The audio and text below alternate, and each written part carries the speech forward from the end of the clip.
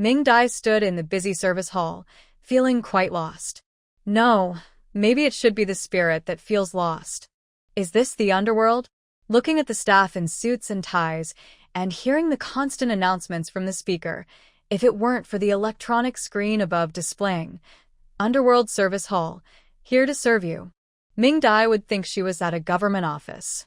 Sighing, she decided to accept her situation, thinking that since she was dead, she might as well make the best of it. She glanced at the ticket in her hand and found a place to sit.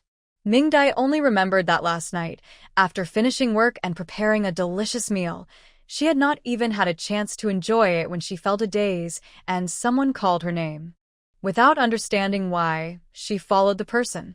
As a seasoned single woman, she was very cautious and would never just leave with someone who called her name. Moreover, the one who called her was a young man with shifty eyes, dressed in a suit, looking somewhat respectable, but holding a stick in his hand while calling her name. Her body moved on its own, and she found herself following him. By the time she realized what was happening, she was already in the car with the young man, speeding away. The next thing she remembered was standing at the service hall entrance, where the young man handed her a piece of paper with her number on it. Seeing the words Underworld Service Hall and Rebirth Office on the windows made it clear, this was not a movie, she was really dead. Ming Dai came from a family of doctors. Her grandfather was a royal physician, a true medical family. Her father was among the first group of medical students to study abroad and was a well-known hospital director before retirement. Her parents were both research enthusiasts, so she spent her childhood being raised by her grandparents, hardly seeing her parents throughout the year, making them familiar strangers. Both sets of grandparents showered her with love, putting all their hopes on her. She began studying traditional Chinese medicine at a young age and switched to Western medicine in high school, spending her childhood immersed in learning and exams. Even in college, she was pushed to earn 2 degrees, which was quite stressful. However, her grandparents truly cared for her, providing everything she needed without any material lack.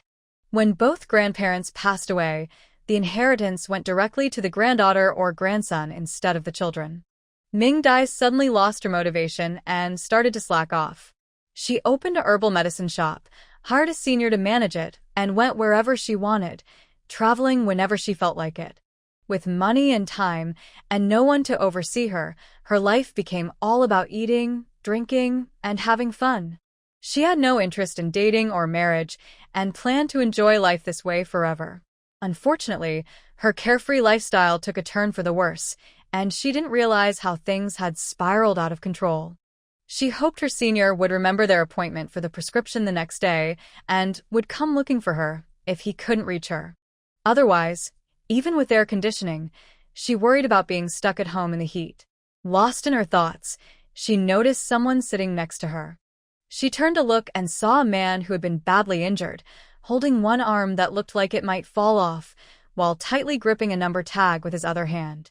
He was trying to see with one eye, peering at his phone like an elderly person on the subway. Unfortunately, his vision was obscured by blood, and he couldn't see clearly. Ming Dai glanced at her number, 438, and grimaced. What a coincidence. Looking at the man, she softly told him, "Sir, your number is 439. The side of the man's head near Ming Dai was badly injured, and he had lost an ear, so she had to move to the other side and said loudly, "Sir, your number is 439. This time he heard her and cheerfully thanked her. "Thank you, girl. Good thing it's 439. I almost got 438. I wonder who got that unlucky number." With only one functioning ear, he spoke loudly, drawing the attention of everyone in the hall, making them check their own numbers. Moments later, the announcement came. Please have ghost number 438 proceed to window 14 for processing. Please have ghost number 438 proceed to window 14 for processing. Ming Dai thought, no wonder you met such a tragic fate. Feeling the intense stares on her back, she walked to window 14. Behind the counter was a staff member with dark circles under their eyes, looking like they had worked themselves to exhaustion. Ming Dai sat down and placed her number tag on the counter. "Hello, Respected ghost number 438. I am clerk number 38 from the underworld office, here to serve you sincerely. Ming-Dai looked at her stiff smile and trembling voice, feeling as if she might faint again. Hello. Clerk number 38 scanned the ID card, and a person's information appeared on the screen. Hello, let me confirm your basic information again. Ming-Dai, female, age 35, passed away from overwork-induced heart failure on March 30th, 2333, at 8 p.m. in room 1308 of the Rose apartment in Jing City. As Ming-Dai listened to her mechanical recitation and saw the unfamiliar face on the screen, she felt a bad premonition. Excuse me? The clerk's pale smile stiffened. Hello, do you have any questions? Ming-Dai weakly replied, this doesn't seem right. I am Dai from the name Fin Dai, not from the dynasty Ming-Dai. The forced smile on the clerk's face vanished instantly. Her previously squinted eyes widened, nearly bulging with bloodshot veins. She suddenly lunged at the computer screen, half her body disappearing into it as she waved her hands, frantically searching inside. Ming-Dai could see the documents flying around as she rummaged through them. After confirming several times that the name was indeed correct, it meant a mistake had been made. With a resigned expression, she pulled her head out of the screen with a pop, then stretched her neck, which elongated and reached through the glass to face Ming-Dai. Ming-Dai then noticed that clerk number 38 had quite large eyes, double-lidded, but heavily bloodshot. After a sharp scream, a group of people rushed over to surround them, and both Ming-Dai and clerk number 38, along with the computer, were taken to a conference room. Ming-Dai sat alone in the empty conference room, while a cheerful ghost girl brought her a large assortment of food and drinks. She sipped on avocado almond yogurt, looking through the glass at the outside. Clerk number 38 was the computer on a male ghost's head, angrily shouting at the young man who had brought her to the underworld. TSK, see? A work accident. Ming-Dai was sipping her milk tea while eavesdropping and had almost guessed what was happening. She had been taken by the newly appointed Grim Reaper. As she sipped her almond drink and cried, she never expected to face the hardest moment of her life. She was gone, and her money was still untouched. Thinking about the long list of zeros in her account, she had to find a way to get back. Just then, she heard a girl outside speaking without a single curse word, and another ghost was coming. This time, it was a tall, cool guy with a serious demeanor. Frowning, he listened for a moment, then glanced into the meeting room, where he saw Ming-Dai munching on a chicken leg and sipping cola, which made him even more frustrated. Finally, 3 ghosts entered, and Ming-Dai had finished eating.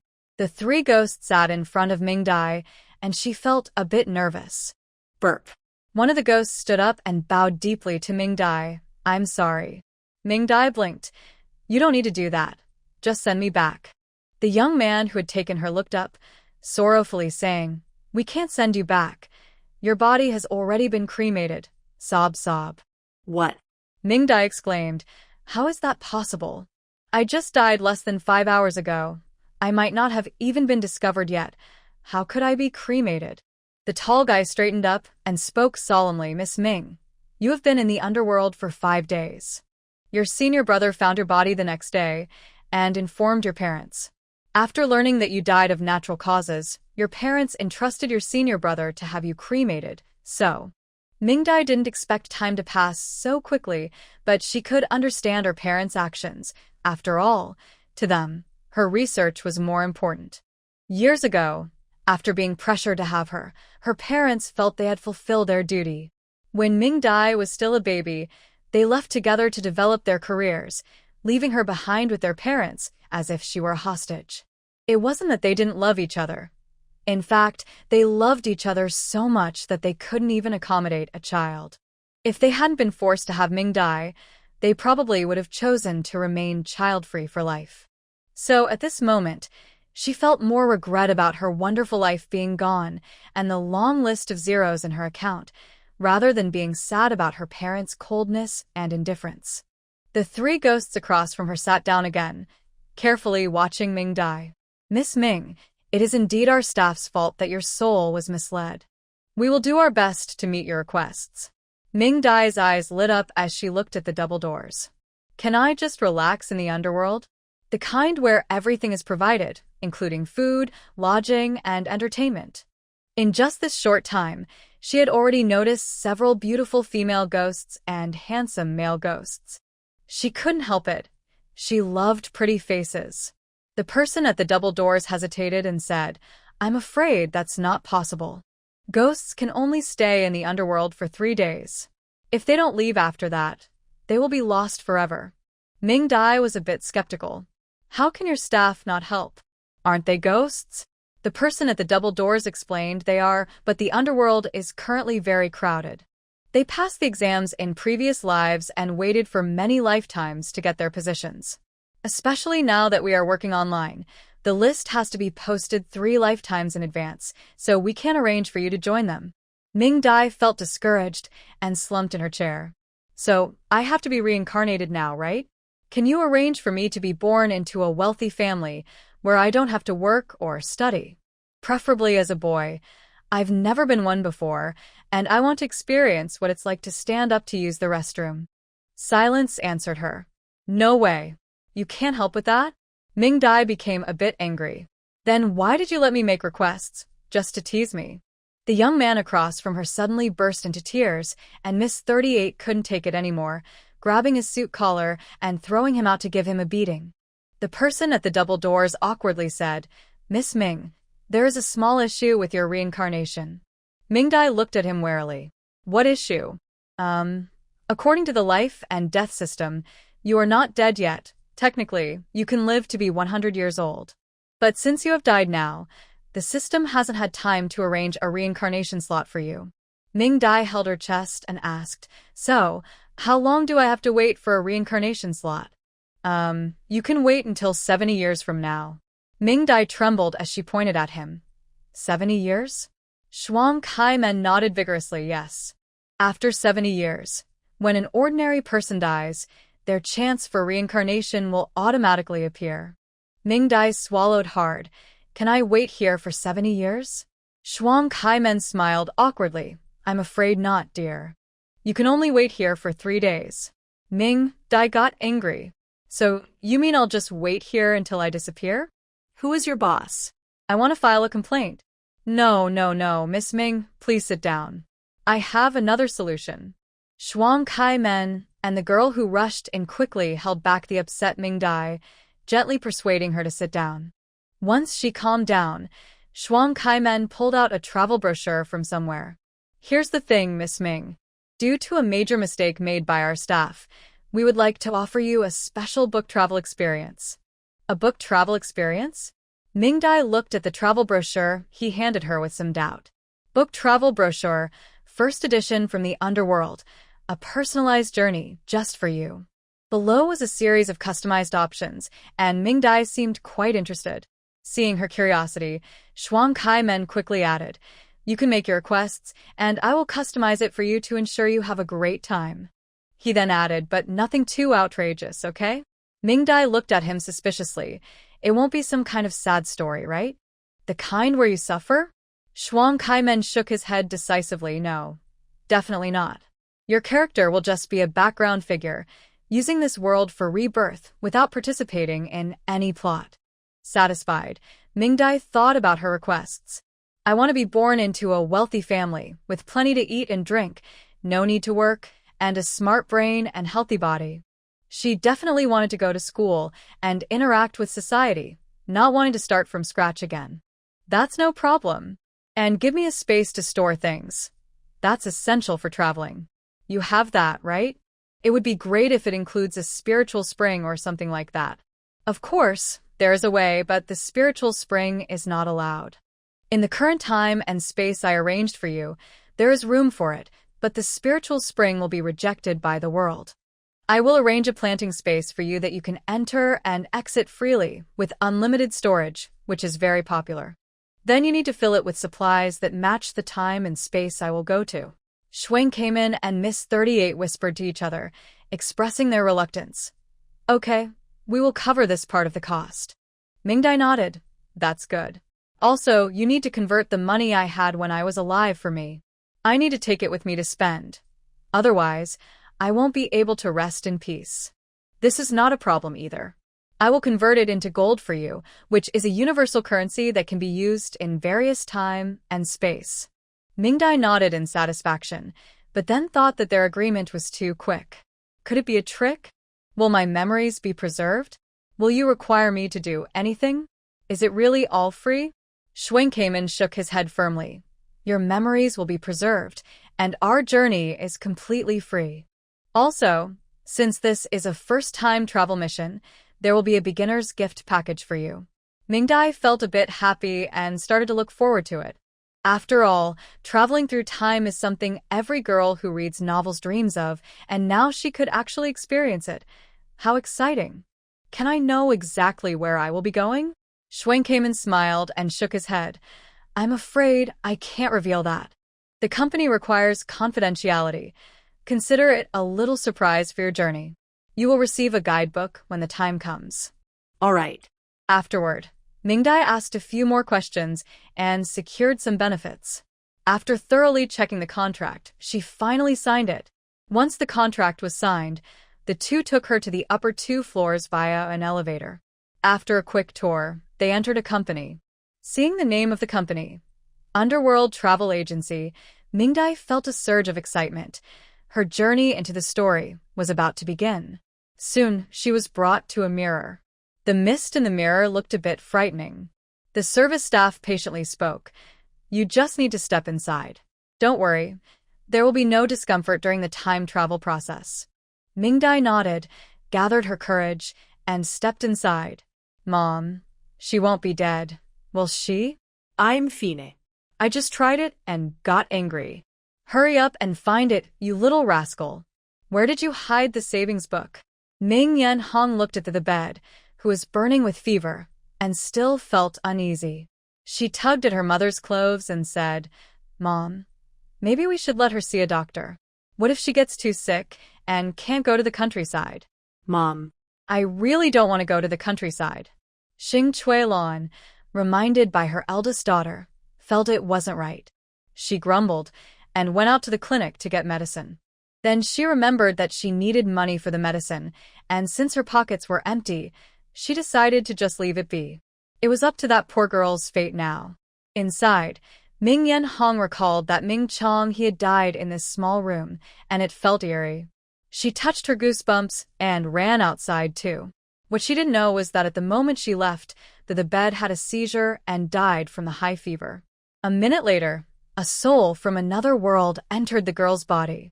After a weak groan, the girl opened her eyes and looked at the dull mosquito net. Mingdai widened her eyes. I was tricked. In that moment of clarity, a flood of memories rushed into her mind. Mingdai realized her current situation.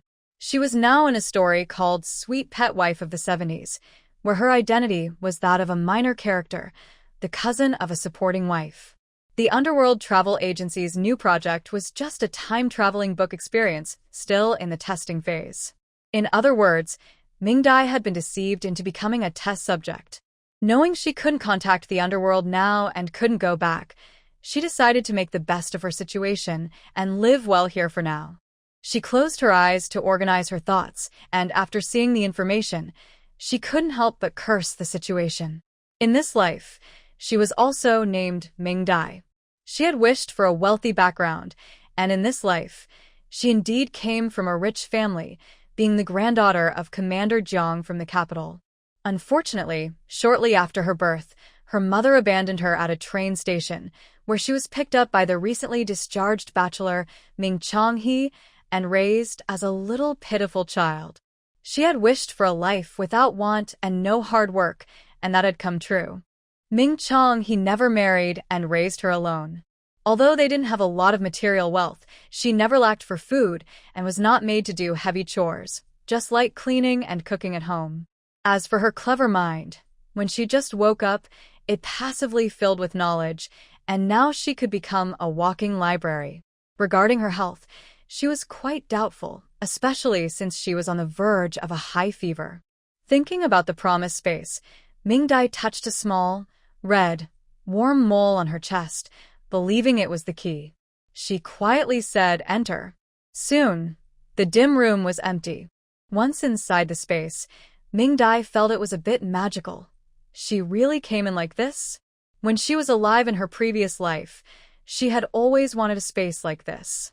This way, she wouldn't have to carry heavy bags when traveling, which exhausted her every time she went out. Excited, she looked around her own space. It looked just like the outside. A modern small villa stood before her, with a large patch of black soil in front and a pond behind. The villa was fully equipped, and many decorations were similar to those in her previous life, giving her an immediate sense of home. Following her memory, she opened the storage room on the first floor and was stunned as soon as she entered. This was not a storage room, it was a large warehouse. Looking at the sign in front, it listed the types, names, and locations of the items. Vintage military coats, ceramic bowls, kettles, and double happiness bed sheets filled the shelves. Boxes of malted milk, white rabbit candies, and canned fruits, piles of flour and fine rice. Even bicycles, sewing machines, and radios were neatly arranged on the shelves. Now, at least she didn't have to worry about starving in the 1970s. These must have been prepared by the door to the space, and they were quite complete.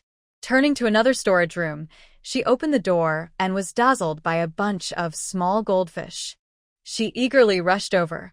These were all earned from her previous life. After admiring them, she opened another small box, which contained $10,000 from this world and a box of universal tickets of various types. This must be the beginner's gift pack that the door mentioned, and it was very useful. After exploring for a while, she felt tired and rushed straight into the bathroom without examining the other items. After having a high fever for 2 days and going through some trouble, she felt like she was almost unclean. After taking a shower, she looked at herself in the mirror and clicked her tongue. Her body was just like before, but she seemed a bit shorter and thinner than when she was 14 in her previous life. She blinked at the mirror, and the girl with fair skin and yellow hair in the reflection blinked back, looking pitiful, making her want to sit down heavily. It turned out she could also be so innocent and sweet. Reflecting on this girl's life, she realized she was a premature baby. Although Ming Changha took great care of her, in such a resource-scarce era, she was still quite sickly. If it weren't for Ming Changha working in the hospital's herbal medicine room, she might not have survived. Just the cost of medicine exceeded what an average family could afford. She checked her pulse and found nothing wrong. It seemed her promise to herself was fulfilled. However, this sickly appearance was quite unusual, completely different from her previous confident self. Having opened the door to a new world, she couldn't help but make various expressions and poses in front of the mirror, pretending to be different characters, enjoying herself immensely. Unfortunately, her body couldn't keep up, and soon her stomach protested. Growl. A clear sound from her stomach interrupted her playful actions. She quickly put on her robe, stuffed her changed clothes into the washing machine, and headed to the kitchen. She took out some ingredients and made herself a rich bowl of instant noodles. Slurping the noodles, it tasted so good. After eating and feeling satisfied, she had a wonderful sleep, and when she woke up, it was already the next day. Stretching as she got out of bed, she felt all the soreness in her body had disappeared. She bounced around a bit, feeling more energetic than ever. She ran outside and circled the villa a few times, checking the time at the end. Great, she had broken her previous record. With her health improving, she felt more secure in her happy life. Now the only issue left was to deal with the troublesome relatives that came with this body. While having breakfast, Ming Dai came up with an idea. Going to the countryside is necessary. It is now 1972, and there are 5 years until the first university admissions. By going to the countryside now, I can avoid a drastic change in my personality that might raise suspicion among those around me. This is not like my previous life, where I lived upstairs and downstairs without knowing anyone for years. Here, if I eat something today, everyone in the courtyard will know by tomorrow, especially since Xiao Ming Dai grew up right under their noses. With everyone on high alert for spies, I can't risk being suspected. I don't want to take any risks. By going to the countryside, even if I return after 5 years, I can explain my changed personality by saying I gained experience living there. Besides, I have some troublesome relatives who often come around, and I can't let them take advantage of me. As for changing jobs and moving, I have thought about it, but it's complicated. The organization can track my records, and my troublesome uncle's family would still find me eventually. Moreover, with the resources I have and my medical skills, I won't have trouble surviving in the countryside. And I can't let my uncle's family benefit from this situation. Before I leave, I need to give them a big surprise. Ming Changha started as a soldier and later learned medicine by chance, becoming a military doctor. After retiring, he worked in a hospital pharmacy. When he passed away, his adopted daughter, Ming Dai, though only 14, was capable of taking over his job. The young girl, having been sick for a long time, had learned some medical knowledge and was doing quite well. Before he fell ill, Ming Changha had arranged for someone to look after her, so there was no doubt she could manage on her own. Unfortunately, he underestimated the shameful behavior of his brother's family. When he died, Ming Changjiang didn't come to help at all. Only after the burial did he show up, pretending to care, but really just wanting Ming Changha's savings and job. Ming Changha had a significant amount of retirement benefits and a salary from the hospital, which was much better than Ming Changjiang's job at the soy sauce factory. With only one adopted daughter, he had saved quite a bit. Sadly, the family searched everywhere in the house but found nothing, and in their anger, they started to hit and scold Ming Dai. The young girl was too scared to fight back, but insisted she didn't have anything. The neighbors, seeing the scene, called the police, which scared them away. However, Ming Changjiang could not give up. Afraid of being labeled as harsh towards the families of soldiers, he and his son stayed away, allowing his wife and daughter to come under the pretense of taking care of their niece and cousin. They used various insults to pressure Xiaoming Dai into handing over her savings book. The young girl was so scared that she didn't dare go home and worked night shifts for half a month. Ming Changjiang was very frustrated. Just then, it was time for the educated youth to go to the countryside, and someone from Ming Changjiang's family had to go. Ming Yaozu was not an option. He was the only child in their family, so it had to be Ming Yanhong. But Ming Yanhong had already developed feelings for the son of the meat factory director, and she didn't want to give up such a good match. However, Ming Yanhong knew her parents would sacrifice themselves to protect her brother, so she came up with the idea of having Ming Dai go in her place. This could be done secretly as long as no one found out. Ming Changjiang naturally agreed. Xing Xuelan thought about a letter from home, where a wealthy family son was looking for a wife and had asked her to help. This was a perfect opportunity to send Ming Dai to their commune. Once there, they could trick her into marrying the simple-minded son, and the girl, being naive, would be easily scared into submission. If she married into the countryside, wouldn't the house under Ming Changha's name become theirs? Such cruelty. Ming Dai's nird.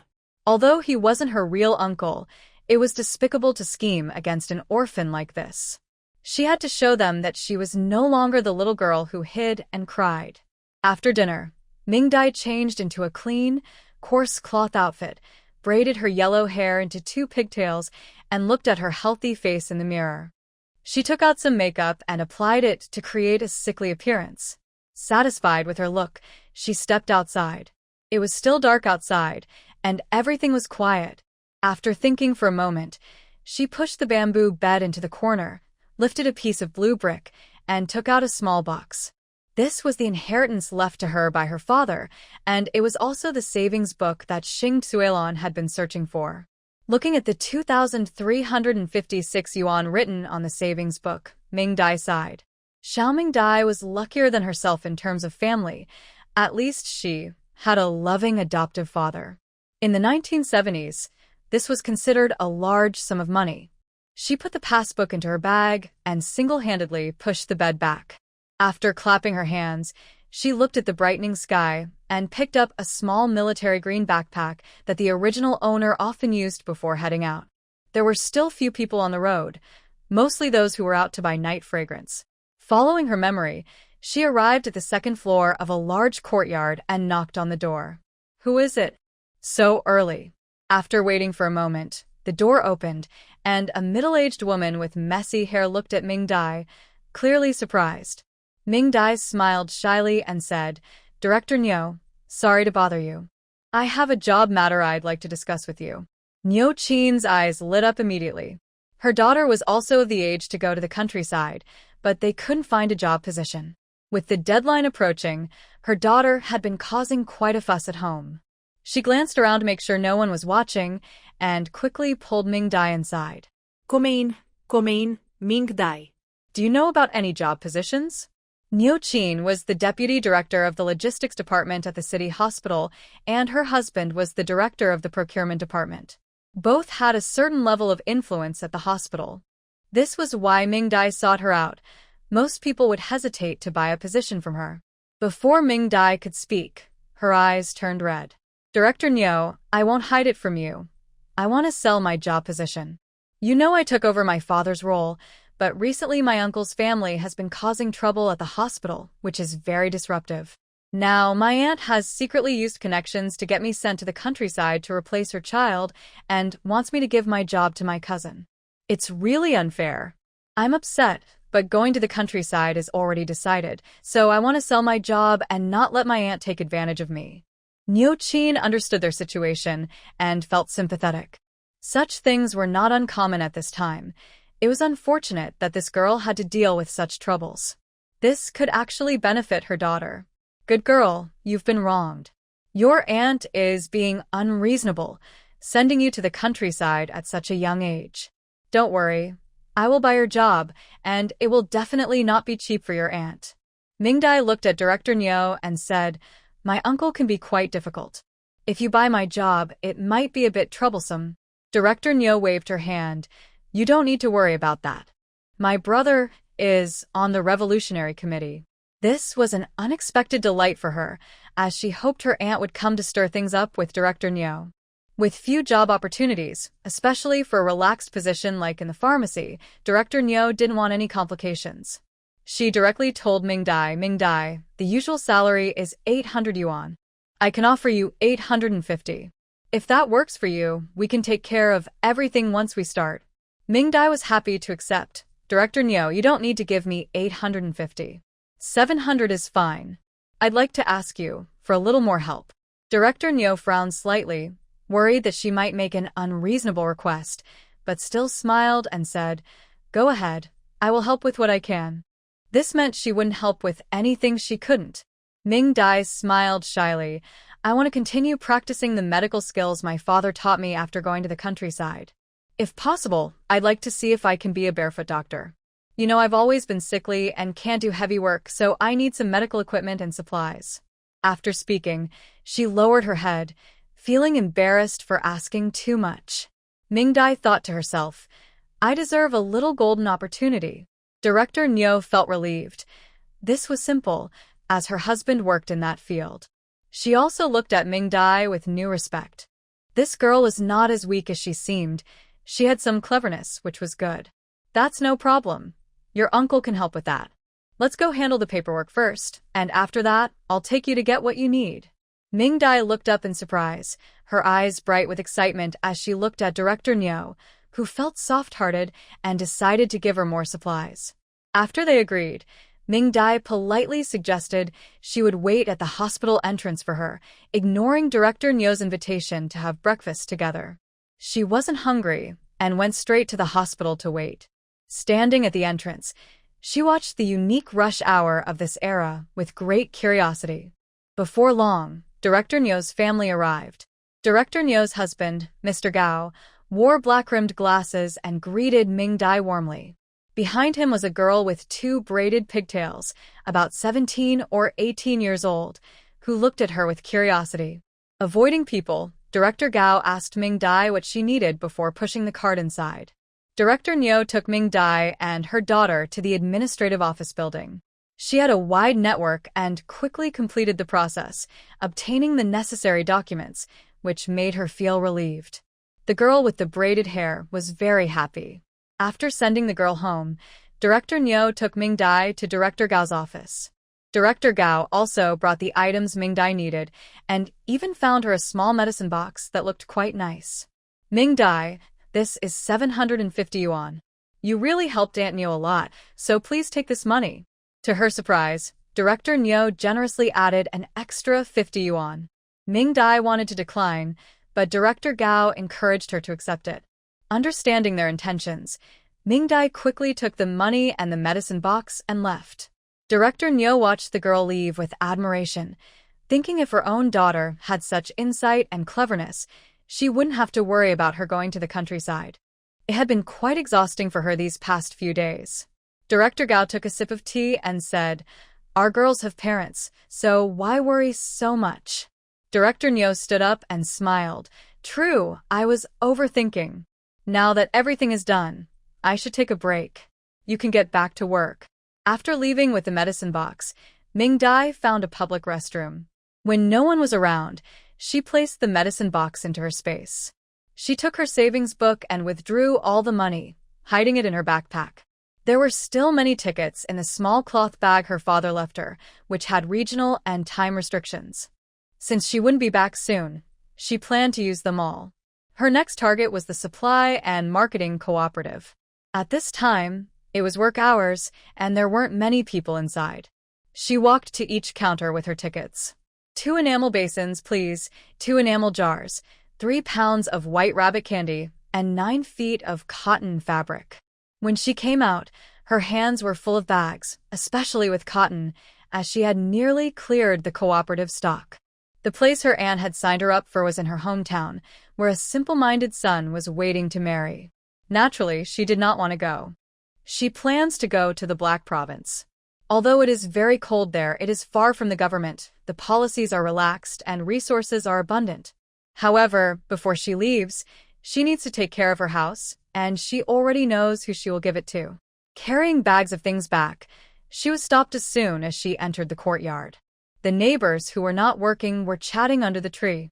When they saw her return, they quickly gathered around to see what she had bought. "Ming Dai, why did you buy so much cotton?" Ming Dai pretended to be sad and looked down. "I'm going to the Black Province, and I'm afraid of freezing, so I bought extra cotton." Black Province? That's so far away. Your aunt is really harsh. Exactly. The Ming family is so shameless. It's like they want to cut off your support. Ming Dai, how much money did your dad leave you? Can you still afford all this? Ming Dai shook her head. Not much left. After buying these things, I'll be nearly out. The neighbors chattered away, and an old woman even tried to reach for her things. Ming Dai quickly picked up her bags and pretended to be sad as she rushed back to her room. These people saw that her father had died, and as a young girl without protection, they took advantage of her. Whether it was one neighbor taking her broom or another dumping used coal at her door, they all eyed her, knowing she had no one to rely on. Ignoring the gossip outside, Ming Dai looked around her room. This was the largest room in the courtyard, which had originally been divided by a curtain, but now the curtain was gone. The previous owner had fled overseas due to some issues, and the house was taken by the government. The government then reclaimed it, tore it down, and resold it. When Ming's father returned from military service, he found there was no room for him anymore.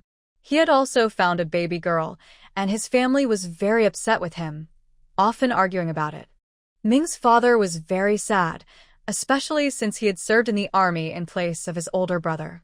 In the end, he took little Ming Dai and used his military benefits to buy the largest room here, and he never returned home again. Because their room is the largest in the yard, and they only have 2 people living there, many families with more members want to swap with them.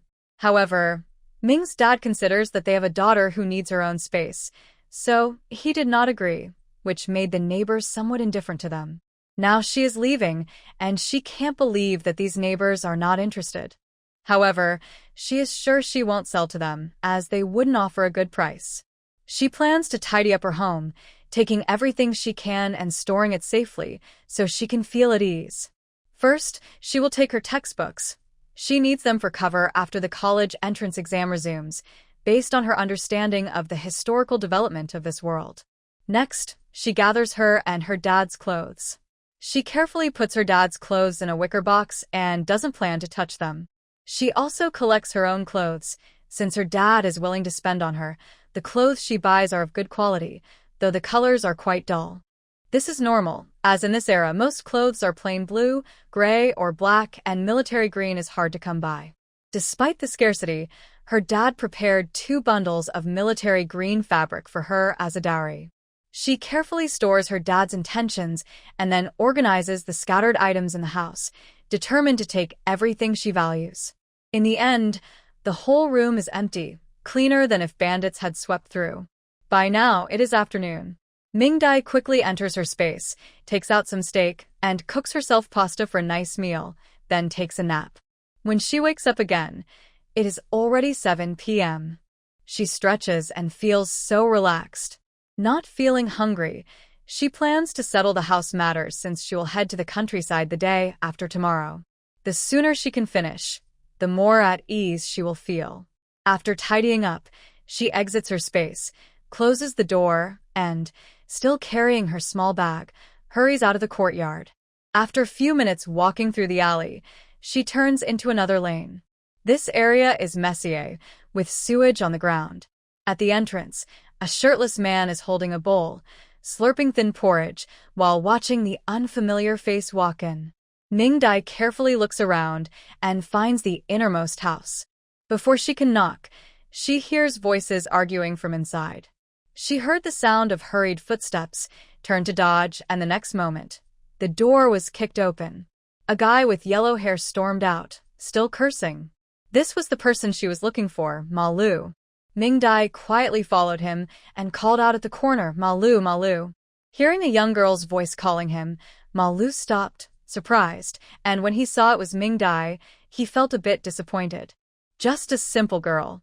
Ma Lu crossed his arms, still angry, and snapped, "Who are you? Why are you calling me?" Ming-Dai lowered her head and stepped forward. "I'm from the neighboring courtyard." "Ma Lu, are you looking to buy a house?" When Ma Lu heard about the house, he paused his intention to leave. He looked skeptically at the small girl. "Do you have a house?" Ming-Dai briefly explained her situation as an orphan being mistreated by her uncle's family and that she was about to be sent to the countryside, with her house being taken away. Although Ma Lu was a troublemaker, he was loyal. At 26, he wasn't married because there were too many kids in his family, 7 boys, and he was the 6th. They simply didn't have a house for him to get married. Buying a house was expensive, and there weren't many available. Everyone wanted to move to the city, and he couldn't compete with others for a house. Hearing the girl's story, it seemed perfect for him. If he had a house, Fong would definitely be willing to marry him. "Your uncle is really something. How do you plan to sell this house?" A good house now starts at least at 300, and Ming-Dai's house could sell for 500. "My uncle definitely won't give up easily, and will cause trouble for you. I just wanted to warn you in advance." Ma Lu waved his hand dismissively and sneered, "Let him come. I'm not afraid." Ming-Dai was very pleased. "I'll sell the house to you for 400. I won't ask for more. Just help me deal with them." Ma Lu's eyes lit up. 400. What a great deal. "All right, sister, don't worry. I'll make sure to handle your uncle's family clearly." Ming-Dai smiled and nodded. "I'm leaving early the day after tomorrow, so it's best if we go to the housing authority tomorrow." Ma Lu also wanted to finalize things quickly. Who understands the struggles of an old bachelor? Ming-Dai was pleased. A bad person deserves to be dealt with.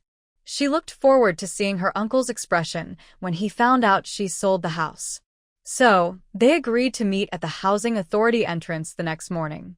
After parting ways, Ming-Dai strolled along the riverbank, feeling both strange and familiar in this city. It all felt very new to her. "Hey, young lady, come down. Don't think too much." Just as Ming-Dai was reflecting, an elderly woman with a red armband pulled her down from the riverbank. "Hey, you young people. What do you have to worry about at such a young age? Always thinking about giving up. I'm still enjoying life." Ming-Dai then realized she had been mistaken for someone about to jump into the river. With a helpless expression, she listened as the elderly woman insisted on escorting her home. When they entered, the people in the courtyard gathered around. The elderly woman recounted how she bravely saved a girl from the riverbank. The neighbors expressed their sympathy and shared Ming-Dai's situation. The elderly woman joined in the sympathy. Amidst the murmurs, Ming Dai quietly returned home. She had a good night's sleep. The next day, early in the morning, Ming Dai left the house. Arriving at the housing authority, no one was there yet, and the doors were still closed. She found a sheltered spot and quietly took out a coconut bread to nibble on. After finishing, she hid a bottle of milk in her sleeve and drank it. Once she was done, Ma Lu arrived. Seeing him looking around outside, Ming Dai called out to him. Ma Lu approached, shivering. The morning air was still chilly, and Ma Lu's coat was a bit thin. He shook his legs and said, "You came early, sister." Ming Dai smiled, relieved she wore warm underwear and a down jacket inside. Otherwise, she would be freezing too. Ma Lu sniffled. "The doors will open soon. Have you had breakfast, sister? If not, I'll treat you." Ming Dai smiled and shook her head. "Brother Ma Lu, I already ate on the way." Ma Lu was not polite. He lifted the hem of his cotton coat and took out a sewn cloth pouch from his waistband. When he opened it, there was a bundle of cash inside. Ming Dai thought, thank goodness he didn't put it in his underwear. "Here, sister, count it 400 exactly." Ming Dai took it, turned her back to the wind, and began to count carefully. Ma Lu chuckled and didn't rush her. It was 400 exactly, not a cent less. Ming Dai carefully tucked it into her bag, then secretly transferred it to her hidden space and took out a key from her bag. "This is the key to my house, but I suggest you change the lock. I'm not sure if my uncle has a key to my house." Ma Lu grinned as he took it. "Don't worry, sister." Seeing that he understood, Ming Dai said no more. They waited a while until the housing authority opened. Half an hour later, they came out with smiles on their faces. "Brother Ma Lu, I'm leaving early tomorrow morning. You can just go collect the house. I've packed everything." Ma Lu nodded in satisfaction. He had quietly checked and confirmed that what the girl said was true, so he wasn't worried about being deceived. After they parted ways, Ming Dai planned to do one last thing. Using her memory, she arrived at the youth office. The train to the countryside was leaving tomorrow, but they still needed one more person to fill the quota. Director Chi, in charge of the countryside work, was so anxious he was nearly bubbling over. If they couldn't find someone, he would have to go to the people's homes to find someone. "Hello, comrade." A soft female voice came from behind. Director Chi looked up to see a timid girl with yellow hair looking at him. He felt a rush of excitement. "Are you here to sign up for the countryside?" Ming Dai smiled. "I've already signed up, but I wanted to ask if I could change the location." Director Chi was disappointed and replied coldly, "It's already set. It can't be changed." Ming Dai remained calm and continued, "My family signed me up for a commune near the capital, but I don't like it. I want to go to Heilongjiang to make a difference." "Can it be changed?" "Near the capital." "Huh?" Director Chi's eyes shifted as he thought. There was someone from Heilongjiang who wanted to switch to a closer location.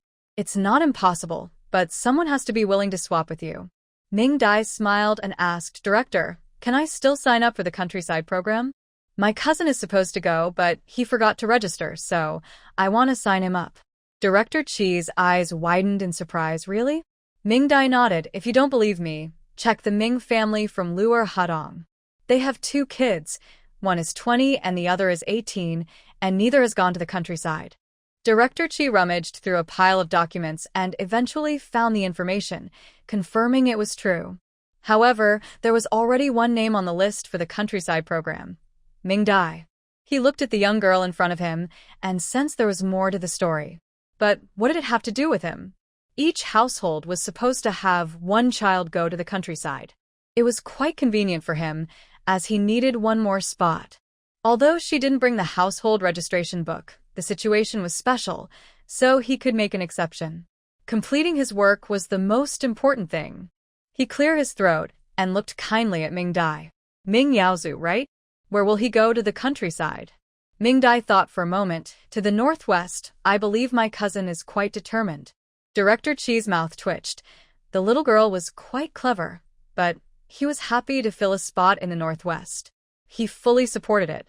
"All right, I'll change Ming Dai's registration to the Hongqi commune in He province. There's someone who wants to switch back." Ming Dai smiled in satisfaction. Before leaving, she instructed, Director, if anyone asks who signed up Ming Yaozu, please say it was Ming Yanhong. Director Chi decided to agree, grateful for her help in solving his problem. He also planned not to notify anyone today. He intended to handle it tomorrow to avoid complications. With her worries settled, Ming Dai felt great. As she passed by the state-run restaurant, she thought she would try the food there before leaving. It was just noon, and there weren't many people yet. Inside, the staff stood at the counter, ignoring the customers. Ming Dai looked at the menu on the small blackboard and said, "Hello, I would like a portion of braised pork, for happiness meatballs, crispy fish, and sweet and sour ribs, along with a serving of rice." The waitress squinted at the simple-looking girl outside and said, "Do you even know where you are?" Ming Dai looked innocent and thought, "What's wrong with me?" A nearby customer joined in. "What kind of person orders 4 meat dishes?" The waitress mocked, "For dishes, huh? Can you pay for them? Ming Dai reached into her bag and asked, "How much is it?" $6, 6 grain tickets, and 2 meat tickets. "Do you have that?" Ming Dai didn't respond but rummaged through her bag. Soon, she placed a stack of cash and tickets on the counter. Seeing the girl's bright smile, the waitress scowled and went to the kitchen to place the order. Quickly, the food arrived, filling the table with delicious meat dishes, making those in line envious. Ming Dai ate without any stress. Wow. The braised pork smells amazing. Wow. The meatballs smell great. Wow. The crispy fish smells delicious. Wow. The sweet and sour ribs smell wonderful. After trying several dishes, her mouth craved more, but her stomach was full. The portions were just too big, and she had ordered 4, which was really too much to finish. As everyone wondered what she would do, Ming Dai rummaged in her bag and pulled out a lunchbox. She packed the leftover food, wiped her mouth with a napkin, and left with her bag. From then on, there was a legend in the state-run restaurant about a girl who ordered 4 meat dishes. After a satisfying meal, Ming Dai took a stroll back home. Once she got home, she enjoyed a nice afternoon nap. Just as she woke up, she heard loud on the door. Annoyed, she changed back into her clothes and stepped outside. Xing Suyin was outside and shouting, "Ming Dai, you little brat, open the door. You're avoiding me on purpose, aren't you? Open up." She had heard from the neighbor, Wang Dahua, that this girl had spent all the money left by Ming Chonghua to buy things for her trip to the countryside. How could that be allowed? That money was meant for her son to marry. Ming Dai, still groggy, opened the door just as Xing Suilon kicked it. She lost her balance and ended up in a split. TSK, Auntie is getting old, but her skills are still impressive. Ah! A wailing cry like that of a pig being slaughtered came from Ming Dai's house, startling the neighbors who were eavesdropping and causing them to retreat quickly. Who knew Ming Dai could be so fierce? Ming Yanhong saw her mother in pain and rushed to help her, but Ming Dai secretly stuck out her foot and tripped her. Ming Yanhong stumbled and fell onto her mother again. Ah! An even more pitiful scream rang out, making the neighbors jump. Who was making such a racket at home? Lida Can, a bachelor who had just come home from his night shift, was woken up and grumbled as he walked over. Ming Dai's eyes lit up, and she quickly called out to him, "Uncle Li, come help. My aunt can't get up after falling." Lida Can took a closer look and indeed saw that it was true. Although Xing Chui Lan was not a stunning beauty, in the eyes of Lida Can, she was as attractive as a famous beauty. In this era, just looking at a pretty woman could get someone reported for being inappropriate, and this bachelor hadn't been close to a woman in years. Seeing an opportunity like this, he couldn't pass it up. So he quickly transformed into helpful Uncle Li and rushed in. "Oh no, that's quite a fall. Don't worry, I'll take your aunt to the hospital." He bent down and lifted her up from the ground, using her legs to support her. He really did lift her up. Auntie was not light, yet he managed to hold her securely, though his hands were not very respectful, and he was not holding her properly, his body rubbing against hers. So, amidst Auntie's cries and Ming Yanhong's stunned expression, Lida Can carried her out of the yard, attracting teasing and chatter from the neighbors. Ming Dai watched their retreating figures and reminded Ming Yanhong on the ground, "Anne is going to the hospital. Aren't you going to check on her? Only then did she realize, glaring at Ming Dai, and without scolding her, she hurried after Xing Chuilan. If her mother was really carried away like that, she and her brother wouldn't need to get married, and their mother wouldn't need to be a mother anymore. The person left, and the people in the courtyard were pointing and laughing at the door. It didn't matter to Li Dakeng. He felt he had gained something by being close to a woman. Even though she was older, she was still appealing to a lonely man. As the conversation continued, it shifted to Ming Dai. Wang Dahua's eyes darted around, and when she saw Ming Dai about to close the door, she quickly squeezed in. Ming Dai, you're going to the countryside soon, and your things will be left for a long time. Why not lend them to Aunt Wang? You know her family is struggling and needs everything. After saying this, she tried to push past Ming Dai and force her way inside. The others in the courtyard were watching, waiting for Wang Dahua to push Ming Dai aside so they could rush in and take everything. After all, she was just an orphan, and her only uncle's family didn't care for her, so it wouldn't matter if they took her things.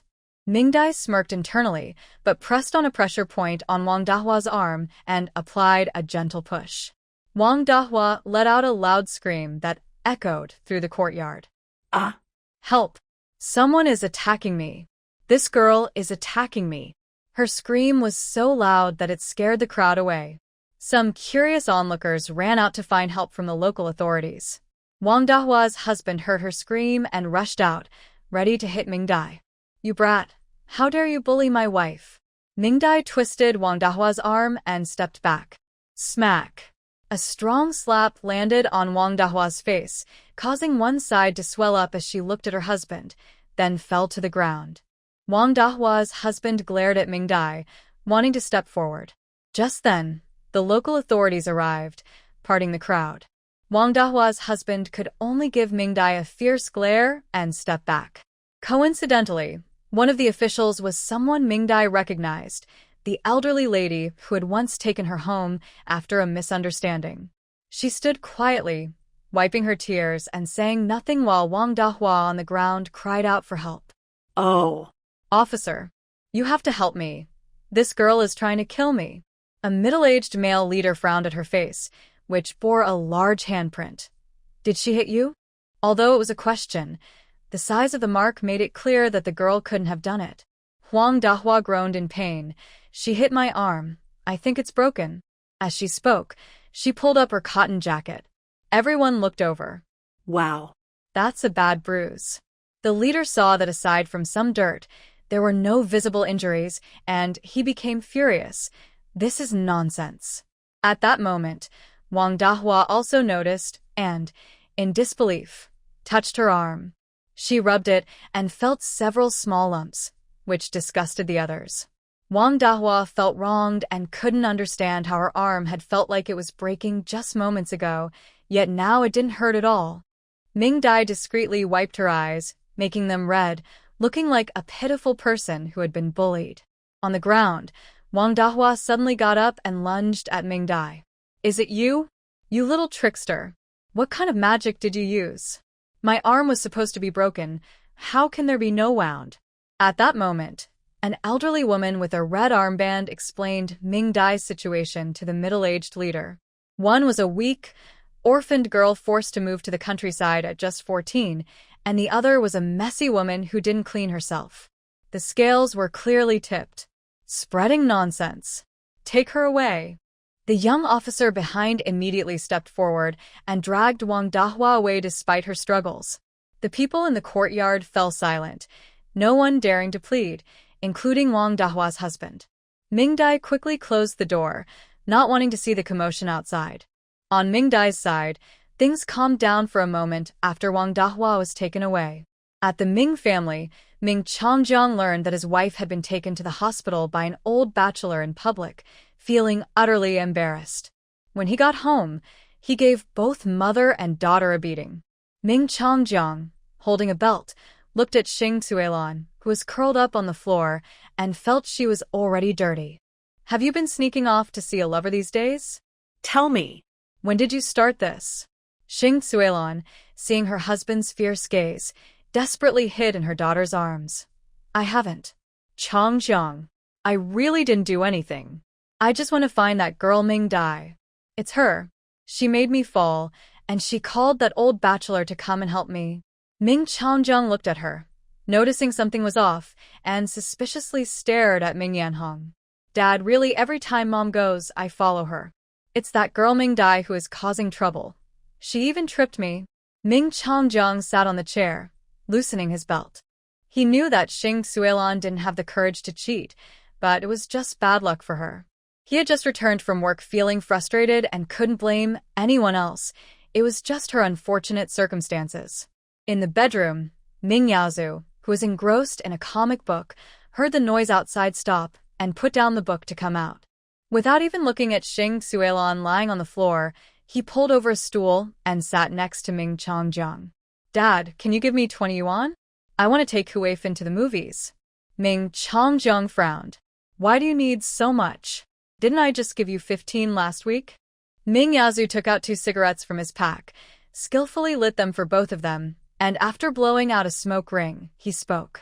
After the movie, we have to go eat, right? You know Huifin won't go to just any place. She only goes to good restaurants. If I seem stingy, she won't want to go out with me. Ming Changjung frowned again. His son had already taken nearly 100 yuan from him to pursue his girlfriend. How is it going between you two? Don't worry, I know what I'm doing. It won't be long, just depends on how supportive you are, Dad. Thinking about how Ma Huifin was the daughter of the soy sauce factory director, if they could really become family, it would help him secure the promotion to head of security. All right, just wait. After saying that, he got up to go to the bedroom for the money. As he passed by the 2 women on the floor, he kicked Xing Suilan hard. Get up. Don't you know how to cook? I come home, and there's no hot meal waiting for me. What good are you to me? Xing Suilan quickly got up, stumbling, while Ming Yanhong carefully supported her. The 2 of them nervously made their way to the kitchen. Meanwhile, Ming Yaozu sat down on the sofa, lost in thoughts about Ma Huifin's proud demeanor, imagining how, once he won her over, she would be as gentle as a cat, lying down beside him. The more he thought about it, the more pleased he felt. Ming Changjung came out, handed money to his son, and advised, spend less and quickly take care of things. Ming Yaozu flicked the cash and said, just watch, Dad. I'll bring my future wife back tomorrow. I'm staying out tonight because I'm playing cards with some friends. After saying that, he pocketed the money and left. Ming Changjung didn't stop him. He believed boys should go out and make more friends, unlike girls who should stay home. Soon, dinner was ready and served. To please him, Xing Suilan warmed up some yellow wine. As he drank, Ming Changjung felt much better and popped a peanut into his mouth. When will Ming Dai hand over her work to Yanhong? Xing Suilan stiffened. She had gone to take care of that today, but unfortunately, nothing was accomplished due to an unexpected issue. Seeing the mother and daughter too scared to speak, Ming Changjung scoffed. Useless. I'll go myself tomorrow morning, finish it, and then she can catch the train. There's still time. Ming Yanhong felt relieved. With her dad taking charge, the work situation should be fine. That night, Ming Changjung sent Xing Suilan to sleep with her daughter. The 2 of them applied medicine to each other and lay in bed, grumbling about Ming Dai. Tomorrow, I'll make sure Dad teaches that girl a lesson. If it weren't for her, you wouldn't be so embarrassed, Mom. At this, Xing Suilan got angry and pinched Ming Yanhong's arm hard. You silly girl. Why didn't you stop her? Just watched it happen? Ming Yanhong teared up from the pinch, but, knowing her dad was nearby, didn't dare to shout, only softly pleaded, Mom. I didn't mean to. I just didn't react in time. Xing Suilan pinched her several more times until she cried and begged for mercy. Humph, that girl thinks she can act so tough. Once the work is handed over tomorrow, I'll send her off on a train to the countryside. The fool has been asking for a new daughter-in-law. Ming Yanhong added, Mom, didn't Wang Dahua say she bought a lot of cotton? We should ask for it tomorrow. Right. That was all bought with your uncle's money. He has no sons, and it should go to Yaozu, not some illegitimate child. Ming Yanhong pouted, feeling frustrated that her parents only cared about her younger brother's wedding and didn't believe she was a grown woman who would soon get married too. But she hadn't even seen a dowry yet. Then she thought about her fiancé, the youngest son of the meat factory manager. If she married him, she would never have to worry about food again. Beside her, Xing Suelon was already asleep, snoring loudly. Ming Yanhong, annoyed, pulled out 2 cotton from the torn blanket to block her ears and dreamed of her bright future, eventually drifting off to sleep. The next morning, Ming Changjiang woke up early and kicked open his daughter's bedroom door. "Why are you still sleeping?" The mother and daughter quickly jumped out of bed, dressed, and appeared at the door in under a minute. Today, Ming Changjiang had deliberately chosen a very painful belt and took the 2 women towards Ming Dai's house. It was still dark outside, and the path was dim. Ming Yanhong and Xing Suelon kept their heads down, following Ming Changjiang, listening to the clinking sound of the belt buckle, feeling both nervous and excited. Finally, that little brat would get a taste of the belt. When they reached the courtyard, as soon as the door opened, the 3 rushed straight to Ming Dai's house. Xing Suelon took out the key she had hidden and unlocked the door. Ming Changjiang was ready, having already taken off his belt and holding it in his hand. Ming Yanhong leaned forward excitedly, her whole body trembling. Xing Suelon pulled out the key and pushed the door open. With a loud, the door hit the wall, echoing in the empty room. The 2 stared in shock at the bare room, completely stunned. Seeing her father not move, Ming Yanhong hurried forward, only to be equally shocked by the emptiness. "Where is that little brat?" Xing Suelon anxiously paced the room, fuming. Ming Changjiang quickly reacted and slapped her. "Be quiet." Ming Changjiang stood in the empty room with a dark expression. It seemed that Ming Dai had heard something and run away. Xing Suelon covered her face, looking at the man in fear. "What should we do?" Fool. Ming Changjiang cursed and turned to run towards the train station. That girl wouldn't dare to be a drifter. She would definitely go to the countryside, and he was sure he could catch her at the train station. He was right. After the chaos yesterday, Ming Dai packed up everything in the house and quietly went to the train station at night when no one was around. She sneaked in through a broken fence at the train station and found a hidden spot to enter her space. At that moment, she was still fast asleep in her space. So, Ming Changjiang searched the entire train station but found no one. Ming Yanhong ran around, feeling extremely thirsty, but dared not stop. This was about her marriage. Without a formal job, the meat factory manager would never allow her to marry in. Soon, more and more people gathered at the train station, but Ming Changjiang and the others found nothing. Just when Ming Changjiang thought Ming Dai had really become bold and decided to be a drifter instead of going to the countryside, a voice made him shiver. Dad. Dad. It was his son. Ming Changjiang turned to look and saw a few people dragging his disheveled son towards the train. Yaozu! Yaozu! Ming Changjiang's heart sank as he hurriedly pushed through the crowd to chase after them. Ming Yaozu was being pulled along like a chick, with injuries on his face and body. After finally catching up, a staff member blocked him. Ming Changjiang recognized Director Qi, whom he had met when he arranged for Ming Dai to replace Ming Yanhong in going to the countryside. Director, what's going on? Why is my son being taken?" Ming Changjiang felt uneasy, but still tried to flatter Director Qi. Director Qi didn't accept the cigarette he offered. "Your 2 children must have one go to the countryside, as per the rules. Ming Yaozu signed up and I'm taking him. Is there a problem?" Ming Changjiang was anxious. "But we already have Ming Dai going to the countryside." Ming Dai. Director Qi paused to think. "Oh, there is such a person, but that doesn't prevent your Ming Yaozu from going to the countryside. He signed up." Ming Changjiang was stunned. "Who signed him up?" "Ming Yanhong said it was from your family." After saying that, without looking at the shocked Ming Changjiang, he signaled his men to push Ming Yaozu onto the car. Ming Yaozu was gagged and forcefully taken onto the train. Before leaving, Director Qi wrote down Ming Yaozu's rural assignment on a note and handed it to the completely stunned Ming Changjiang. "Your son left in a hurry. He probably didn't take anything. Please send him something to this address." Ming Changjiang looked at his son being taken away and then at the note in his hand. When he saw the address was in the far northwest, He completely lost his composure. This was his only child, his precious one. On the train, Ming Yaozu struggled desperately, unwilling to give in.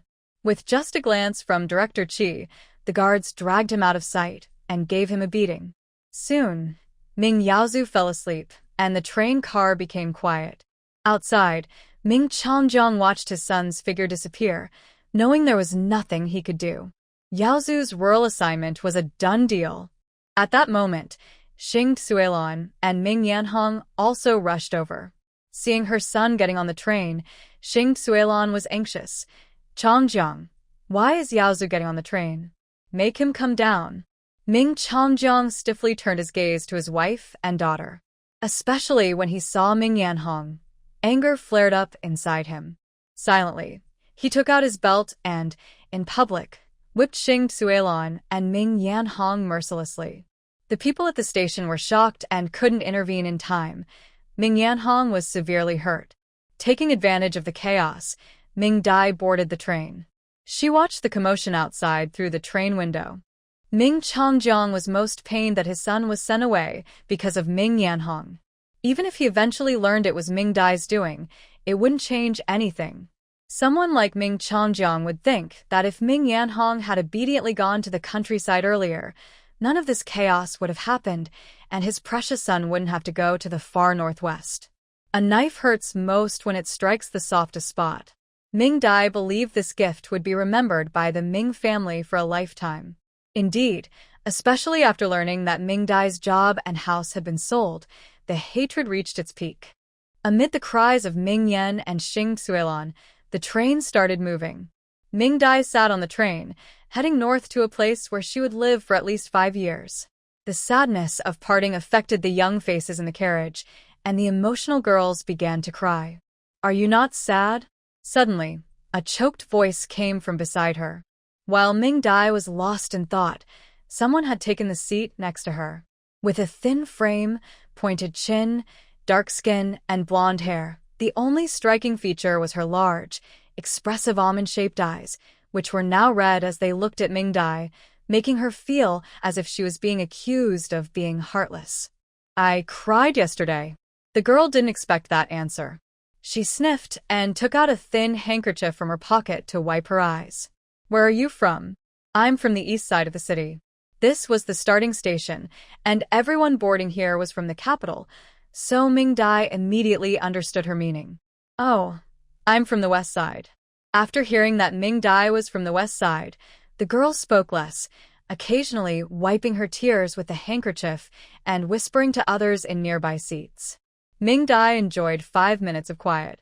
After 5 minutes, 2 people approached. A man and a woman, both dressed quite well.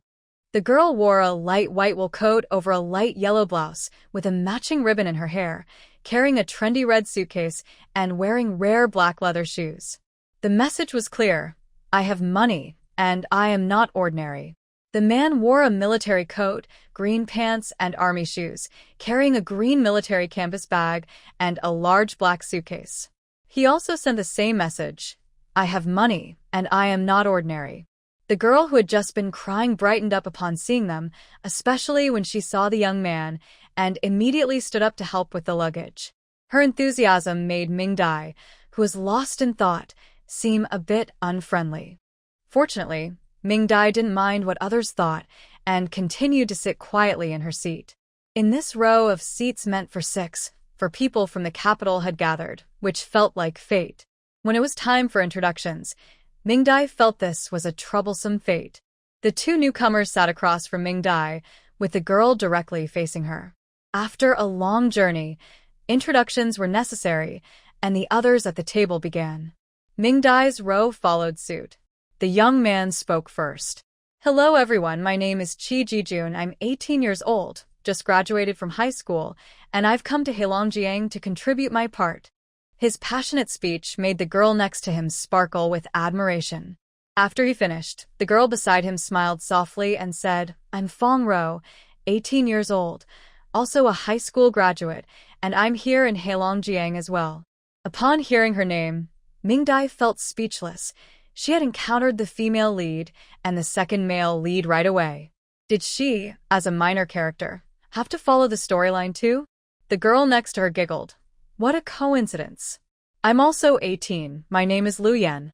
I graduated from high school, and I'm also here in Heilongjiang. You all aren't from the Hongqi commune, are you? When she mentioned her name, she glanced at Qi Jijun, but unfortunately, he was focused on Fong Row and didn't notice her interest. Fong Row, however, gave Lu Yan a meaningful look upon hearing her name. Xiao Rou and I are from the Hongqi commune too. What a coincidence. Qi Jijun, always cheerful, quickly struck up a conversation with Lu Yan. After they finished chatting, Qi Jijun remembered that the girl by the window had not introduced herself yet. Hello, could you introduce yourself? Qi Jijun smiled kindly at Ming Dai, a normal greeting, but to Lu Yan, it seemed like Ming Dai was intentionally staying silent to draw his attention. Ming Dai was unaware of her thoughts. Otherwise, she would have rolled her eyes. Weren't you the one who just took over the conversation with a question? I'm Ming Dai, 14 years old, graduated from high school, and I'm here in Heilongjiang with the Hongqi commune. To avoid any trouble, she made her introduction clear. 14 years old? Graduated from high school? That can't be true. Qi Jijun questioned her age, while Lu Yan doubted her education. Noticing her voice was too sharp, Lu Yan smiled and explained, Little sister, I'm not doubting you. It's just that at 14, you can't have finished high school. Qi Jijun looked at her thin frame and short stature, believing she was indeed 14. He wondered how her parents could let her go to the countryside at such a young age. The only one who remained silent was Fong Row. She looked at the girl across from her, searching her memory but finding nothing relevant. Thinking that not having any memories meant she wasn't an important person, she quickly shifted her gaze outside, lost in thought. Ming Dai secretly rolled her eyes and said seriously, I really am 14. I started school early and skipped 2 grades. Seeing Qi Jijun's growing interest in Ming Dai, Lu Yan quickly changed the subject to keep him engaged. Ming Dai continued to stare blankly at the table. Her mind was racing with thoughts about novels. Fong Row watched the scenes flashing before her and fell into deep contemplation. The Fong family was also a military and political family, but unlike other prominent families, the next generation of the Fong family had no one to take over. Now, they relied on the retired Mr. Fong's connections to maintain their status. In her past life, she didn't see the situation clearly and grew up in the capital, eventually marrying Qi Jijun from the same courtyard. Unfortunately, both the Qi and Fong families faced similar troubles, with no successors among the younger generations. In her previous life, she was sent to the countryside, but it was 2 years later, when the Fong family was already declining. Mr. Fong had passed away, and the family was about to leave the courtyard. At that time, everyone in the courtyard was laughing at the Fong family, including the Qi family, who had just become engaged to her. Her future mother-in-law even considered calling off the engagement and having Qi Jijun marry someone else. However, she underestimated Qi Jijun's devotion to her. He would rather leave the Qi family than not marry her. Soon, the Qi family also fell from grace, leaving the courtyard in disgrace, just like the Fong family.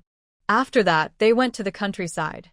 One day, she accidentally fell into the water, and a veteran named Luo Chung from the local team saved her. Soaked and carried back to the village, Luo Chung wanted to marry her and take responsibility. But at that time, she looked down on country folks and refused to agree. Qi Jijun agreed to fulfill their marriage contract, so they quickly got married in the countryside. After the wedding, she realized that he was not a good partner. Qi Jijun loved to play and was spoiled at home, earning very little and often going to the city to have fun instead of working. He had family support, but the Fong family could not help her because her father had fallen from grace. She had to work hard in the countryside to earn points. Both of them were raised with care, so she struggled with the heavy work. At first, Qi Jijun helped her, but later he was scared off by the hard labor. He only earned the basic points and never helped her with her tasks, expecting her to come home to wash vegetables, cook, and clean. During that time, Fong Row didn't know how she managed to get through. Fortunately, she discovered that someone was secretly helping her. Upon closer observation, it was Luo Chung. He was very considerate, coming and going quietly, without causing any gossip. Unfortunately, he later got married to a woman from the neighboring village who was said to be very virtuous, but not as pretty as her. Then the college entrance examination resumed, and she and Chi Ji-jun prepared for it together. Who would have thought that she became pregnant just before the exam? The pregnancy symptoms affected her performance. She didn't pass, but Chi Ji-jun did. So, he went back to the city while she stayed in the countryside to raise their child and prepare for the exam again. Even though Chi Ji-jun started sending her money, it wasn't much, just enough for basic living, and she couldn't afford any nutritional supplements. In the end, she gave birth to a daughter who looked like a little kitten. After leaving her daughter with a neighbor to take care of, she studied hard and finally passed the exam on her second try. However, because she had neglected her daughter, the child developed a high fever and suffered lasting effects.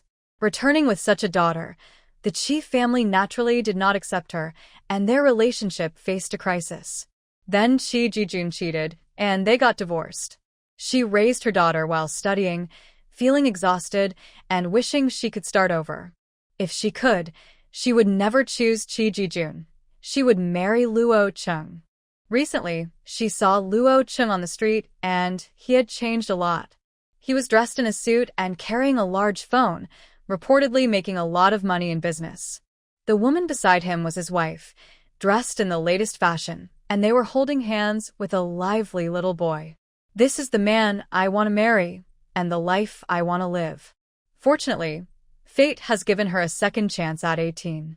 This time, she took the initiative to go to the countryside and gathered a lot of resources before the Fong family fell apart. Since her gambling father would lose everything anyway, she decided to take what she could and leave some for Luo Chung to start a business. Thinking of this made her eager to see Luo Chung even more. Ming Dai was watching a version of the story where the main character was reborn, which is this life. Sweet and loving wife of the 70s tells the story of Fong Row, who is reborn and realizes her mistakes, deciding to marry Luo Chung and move to the countryside. Later, he makes money in the black market while she studies at home. In the end, one becomes successful in business, and the other gets into a prestigious university, and they even have a pair of twins together. The story is very sweet, but it has nothing to do with Ming Dai. Today, she also met two other interesting people. With Fong Row's encouragement, Liu Yan actually married Chi Ji-jun. However, Chi's mother looked down on Liu Yan, who had neither a good family background nor good looks. This led to conflicts between the mother-in-law and daughter-in-law, and Chi Ji-jun ended up cheating. Unlike Fong Row, Liu Yan didn't have the courage to divorce. She stayed with her daughter in the Chi family, enduring daily arguments without separating. They lived a noisy life together, but Chi Ji-jun achieved nothing due to family and personal issues, and the Chi family eventually fell apart. After watching, Ming Dai expressed, "The main character is back to get married. It has nothing to do with me." The second male lead is pursuing the main character and meets his future wife. It has nothing to do with me. The female supporting character is trying to catch a wealthy man. I don't talk to wealthy men, so it has nothing to do with me. In summary, it has nothing to do with me. Perfect. After reaching this conclusion, Ming Dai sighed with relief. Seeing that it was almost time, she slowly took out her lunch from her bag. Fong Row and Chi Ji-jun followed suit, but Liu Yan did not move. Ming Dai wouldn't hold back. She took out a rolled flatbread filled with spicy stir-fried fish, paired with crispy snacks. It didn't need heating and tasted great. Fong Row and Chi Ji-jun ate together, with slices of bread and ham, which looked very Western, making Liu Yan envious. Unfortunately, no one planned to invite her to join them. There was no way out. She could only take a black steamed bun from her backpack and start eating. She didn't have much food, and the journey ahead was long, so she could only eat one bun for a meal. At that moment, she looked at the food of the three people, feeling mixed emotions inside. She understood why Fong Row and Chi Ji-jun could eat well, but why could Ming Dai? Thinking of this, she casually said, "Next time we visit home, we can plan to hang out together in the city." We should all be from the east side, right? Ming Dai raised an eyebrow, sensing trouble. Chi Jijun nodded. Both Xiao Rou and I are from the military compound. Lu Yan's eyes immediately lit up. Then she remembered something and covered her mouth shyly. Sorry, I forgot. Ming Dai's family isn't from the east side. They're from the west side.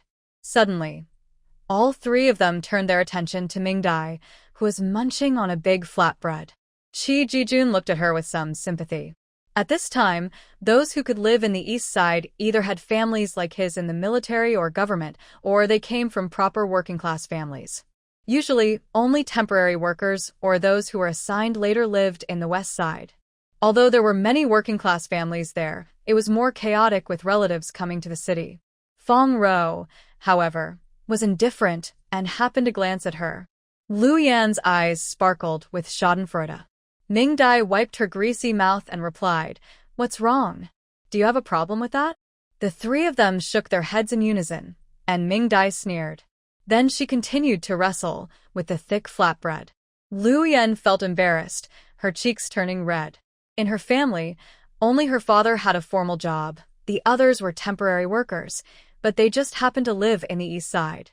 Chi Jijun thought Ming Dai had a rather blunt personality, unlike other girls who were more charming. Fong Row thought, people who don't leave an impression aren't important. After the regional discrimination, Ming Dai was unilaterally kicked out of the group chat. She leaned against the window, staring blankly at the fleeting scenery outside. The other three were chatting enthusiastically. Ming Dai listened for a while and found it quite amusing. Fong Row seemed to want to get rid of Chi Jijun, her childhood friend, without losing a devoted admirer. In their conversation, one side highlighted Chi Jijun's background as a child of a military and political family to catch Lu Yan's attention, while also hinting at their childhood friendship as close siblings. The main idea was that she wouldn't marry him, but he still needed to keep flattering her. It was truly a challenge, like climbing a high mountain. After talking for a while, the three of them became thirsty. Chi Jijun offered to get hot water for the two, and noticing Ming Dai lost in thought, he asked, "Do you need me to bring you hot water, Ming Dai?" Ming Dai snapped back to reality and shook her head. "I'm not thirsty. I haven't talked much." Chi Jijun's expression stiffened, and he awkwardly nodded before leaving. What does that mean? Does she think I'm talking too much? He thought she was young and pretty and wanted to take care of her, but she seemed so unappreciative. Well, not every girl is as lovely as Xiao Rou. He remembered he had sneaked out today, and his family must have realized he was with Xiao Rou in the countryside. He wondered how his mother was reacting at home. He really didn't understand why his parents, who usually followed policies closely, were so against him going to the countryside. Even a delicate girl like Xiao Rou applied to go, so why couldn't he? A strong young man? In their eyes, he must not be as promising as his older brothers. Once he achieved something in the countryside, they would see who their best son really was. Because Ming Dai seemed quite dull and didn't speak well, they didn't talk to her again for the next 5 days and 4 nights. During that time, 2 more young people joined them, but they got off at a different stop. In the end, it was still the 4 of them who arrived at the train station in Song City, Heilongjiang Province. 5 days and 4 nights in hard seats had completely dampened everyone's enthusiasm for the countryside mission. Fong Row looked out at the desolate scenery, feeling very excited, with tears of joy in her eyes. Shenyi. I'm here. Now that the train had stopped, everyone felt much better, standing up to stretch and grabbing their luggage from the overhead racks, heading outside with their bags. Ming Dai wasn't in a hurry. She planned to wait until there were fewer people before getting off, and Fong Row had the same idea, remaining seated. Chi Jijun always followed Fong Row and did not get up. Lu Yan kindly helped Chi Jijun and Fong Row take down their boxes, along with her own, and was quite exhausted. Only then did Fong Row get up, casually said thank you and walked out. In the next moment, Chi Xiaogo followed with 2 boxes, completely ignoring Lu Yan's large bag behind her. Lu Yan gritted her teeth and hurriedly chased after them with her heavy bag. Ming Dai then slowly stepped down from the seat, dragging her large bundle down and carrying it outside as well. As soon as they got off the train, the cold wind of He province hit them hard. Mingdai shivered under her burden, but thankfully she was dressed warmly. Otherwise, she would be as cold as the others. A group of people waited at the train station, with someone calling out names from various communes. Mingdai listened carefully for a while and found the people from Hongqi commune. When she approached, Fong Row and the others were already there, talking to the commune members. The representatives from Hongqi commune included the deputy director and a tractor driver, with the tractor they would ride back parked behind them. The deputy director, dressed in a uniform, spoke with a shivering voice as he read the names from the list. Soon, Mingdai heard her name and stepped forward with her bundle. Then she noticed the clear disdain in the eyes of the deputy director and the tractor driver. It was understandable. She looked like a young girl who hadn't matured yet, clearly not suited for hard work. People from the countryside often referred to such girls as those who came to enjoy a free ride, so they naturally looked down on her. She didn't mind, staying quiet and hiding beside the tractor driver to shield herself from the wind, not missing the hint of sarcasm in the original female lead's eyes. You think you're so special. Don't shiver now. Finally, all 23 young people from Hongqi commune were accounted for and quickly loaded onto the tractor. They needed to hurry back before dawn. Mingdai quickly got on the vehicle, hiding in a corner behind the driver's seat. She stuffed her bundle under her, pulled out a thick blanket, wrapped herself tightly, and curled up, remaining still. She moved quickly, and the others coming up were busy finding their spots, so they didn't notice her actions. Like her, Fong Row was also prepared. She didn't need to fight for a spot. Qi Xiaogo had already saved one for her and warmly invited her to come up. The others who had their spots taken were unhappy, but seeing how the two were dressed, they didn't dare to say anything. Fong Row went over and directed Qi Xiaogo to help her take out a cloak from the box and put it on neatly.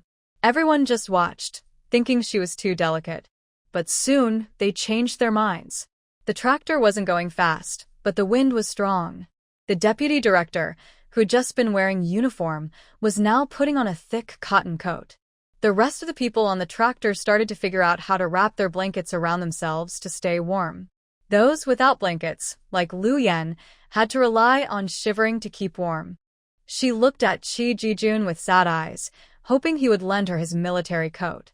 Unfortunately, Qi Xiaogo was only focused on Fong Row and didn't even glance at her.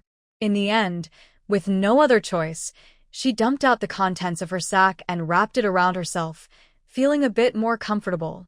Finally, they arrived at the commune before dark. It was too late, so the commune let them stay at the guest house for the night, and tomorrow morning, each team would come to pick them up.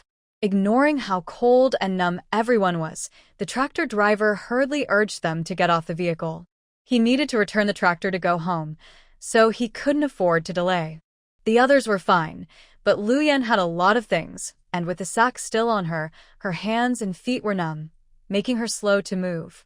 The tractor driver grumbled and urged her on, which made Lu Yan's eyes water. In the end, it was a few of the other girls who helped her repack her things. Meanwhile, Qi Jijun had already followed Fong Row off the tractor, without even looking at her. Mingdai had gotten off early and was standing quietly with the crowd. For someone like Lu Yan, if you help her, she might think you look down on her. Sure enough, with red eyes, she got off the tractor without saying a single thank you to the two girls who helped her. The deputy director, shivering from the cold, took them to the guest house, quickly assigned them rooms, and then left, leaving a confused group behind. The plump lady at the guest house was impatiently handing out keys, urging them to hurry into their rooms and not block the doorway. Fortunately, at this time, no other leaders were checking into the guest house, so each person got their own bed. There were separate teams for boys and girls, with 4 people sharing a room, waiting in line for keys. Mingdai was at the front and quickly entered the first room with the other 3 girls. Since there were many of them, hot water was limited, and only 1 thermos was provided for each room.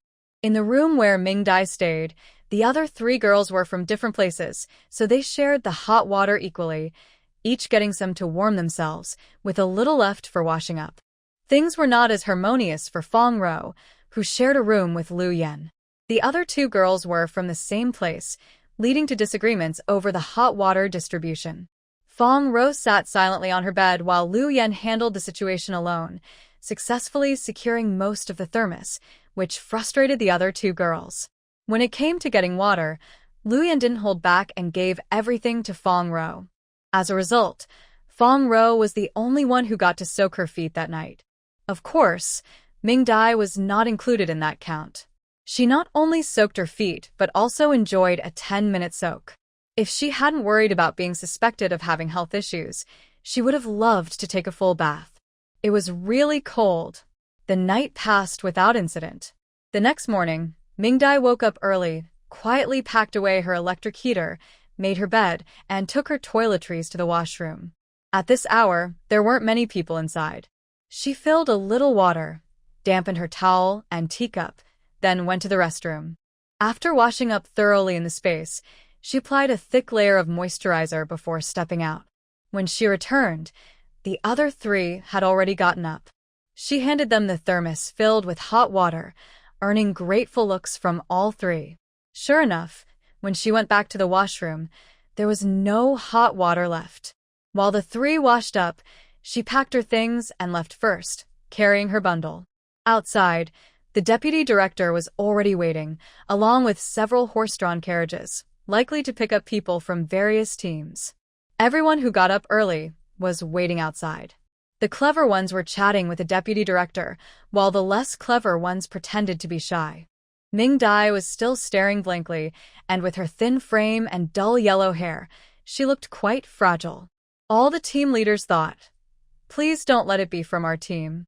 As time passed and the deputy director lost patience, all the young workers finally came out with their luggage. The deputy director made up for the important speech he missed last night because it was too cold. He spoke for a long time, emphasizing the main point: work hard and don't cause trouble. Then he started calling out names for each team to pick up their members. Shangha Village Team: Ma Hu, Xiao Xiaojun, Feng Xiaowan. Xiaohe Village Team: Go Wei, Hao Jian Lu Changqi. Lijiawan Team: Zhang Xiaojun, Qin Fongfong, Kai Mingcheng, Lu Dai Ming Dai, Fong Row, Qi Jijun Lu Yen. When their names were called, they followed like little chicks looking for their mother. Soon, the team leader of Lijiawan, Lu Dezhu, was surrounded by a group of young workers. The one he liked the least, the fragile girl, was assigned to his team. All right. Let's head back. The deputy director finished his task, put his hands behind his back, and hummed a tune as he left. Each team took their members and departed. On the Lijiawan side, Lu Dezhu looked at the 4 boys and 4 girls beside him, feeling a bit troubled, especially seeing Fong Row and Ming Dai. One looked like a rich girl, and the other seemed sickly. Neither seemed fit for hard work. Team leader? Lu Laosan, who was in charge of the cart, asked, "Are we leaving or not?" "It's freezing." The team leader sighed. "All right, put your things on the cart. Let's go back." His disdain was obvious. The young workers' expressions darkened. They sensed they were about to face some tough treatment. But the weather was too cold, and since they had just arrived, no one wanted to cause a scene. They all thought it was better to head back first. Lu Yen, having learned from experience, quickly tossed her large bag onto the cart and sat down at the back. Just as the others were about to grab a spot, Lu Laosan scolded them. "What are you doing? What are you doing? Who told you to sit down?" After saying this, he pushed Lu Yen off. Lu Yen couldn't take it anymore. The old man smelled strongly of manure, and his hands seemed like they hadn't been washed in days. "Why can't we sit down?" Lu Laosan was a toothless old man, known as Lu Sanyi, and held a high status in Lu Jiawan. Otherwise, he wouldn't have this easy job. "Sit down? You all have big backsides. You'll tire the horse out. Only luggage is allowed, no people." Lu Yen, being a girl, felt embarrassed and angry when he commented on her size. Unfortunately, the others weren't in the mood to comfort her. In silence, they placed their luggage on the cart and watched as the captain and Lu Laosan took their seats beside the cart and set off. They followed behind, feeling the cold wind, but it wasn't too cold. Their feet quickly lost feeling. Ming Dai walked behind, her large scarf and thick hat covering her face, silently keeping pace, neither fast nor slow. Fong Row listened to Lu Yan's quiet sobs, her expression blank. In her previous life, she had also caused a scene and was teased about her size, but she had more spirit than Lu Yan. She had a confrontation with Lu Lao-san, which led to the deputy director getting involved and scolding her. But she still managed to get on the cart. This cart was used by the team to take people to the commune. There was no way they couldn't fit. This was just a trick the captain used to intimidate the new young workers. Unfortunately, she didn't understand this in her previous life and ended up being targeted when she arrived at the team. Eventually, she realized that the captain was a local tyrant who shouldn't be crossed. In this life, she was determined not to stand out, let others cause trouble. She was here to find her life partner.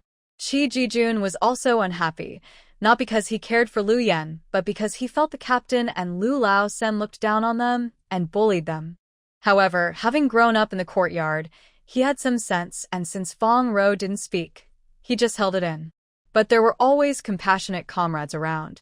After more than an hour of walking, Fong Row's face looked bad, and Lu Yan, forgetting her grievances, reached her physical limit. Qin Fong was in better shape. Having worked at home, her complexion was rosy, with only a hint of fatigue. Ming Dai looked on. Well, Ming Dai couldn't see anything.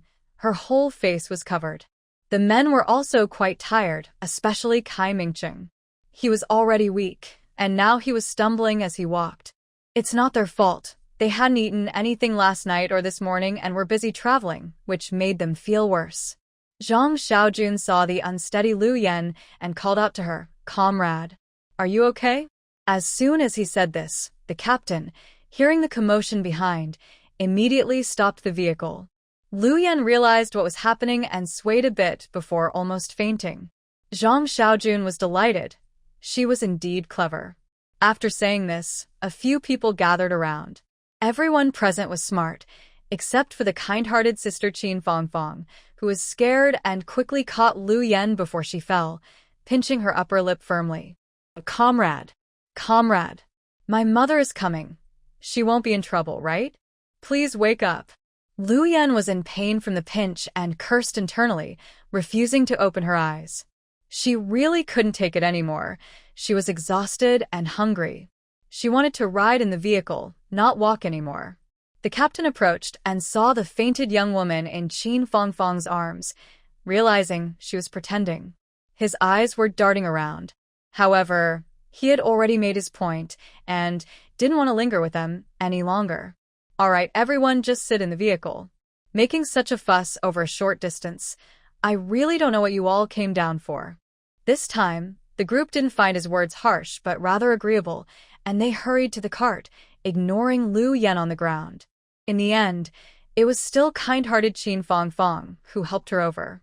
On the cart, leaning against the luggage, Lu Yan secretly touched her upper lip, thinking it was too painful. She wanted to cry, sob. The others sighed in relief. They were exhausted. Finally, the vehicle picked up speed, and after more than an hour of bumpy travel, they finally saw signs of the village. Ming Dai sighed. It took 3 hours to reach the commune even with a cart. If they had walked, it would have taken at least 5 hours. Heilongjiang province is vast and rich, truly not deceiving me. The village was quiet as there was no farming to do, and everyone was busy preparing for winter, so there weren't many people around. When they arrived at the village entrance, the cart stopped, and Lu Lao-san impatiently urged the youth to get off with their luggage. Ming Dai looked at the village where she would live for the next 5 years, carrying her bundle. The village was large, mostly made up of mud brick houses, with buildings spaced out and big fenced yards. Smoke was already rising from some chimneys. It was mealtime. The team leader was pleased with the group of youth, who seemed much more obedient now. It was clear that some discipline had worked. He took a couple of puffs from his pipe and tapped his shoes. "Let's go. I'll take you to the youth center first." The youth center was not in the village but outside, near the main road, with mountains behind it. This location was not ideal, as few people chose to build houses here. Later, when the youth came, they decided to set up the center in this spot. Now, smoke was rising from the youth center, indicating that they had started cooking. The youth center was also a mud brick building, larger than typical homes, with a spacious yard. When the door was knocked on, someone inside responded and opened it. Upon seeing the team leader and the unfamiliar faces behind him, they quickly realized that new youth had arrived. However, she didn't seem happy. After a quick glance, she frowned at the sight of 4 female youth. But since the team leader was present, she quickly composed herself and welcomed him inside. "Are Song, Fong Mingyang, and Chen Er home here?" Song Lanlan nodded eagerly. "Yes, they are in the kitchen warming up. I'll call them out." She hurried across the yard and ran into the smoky house.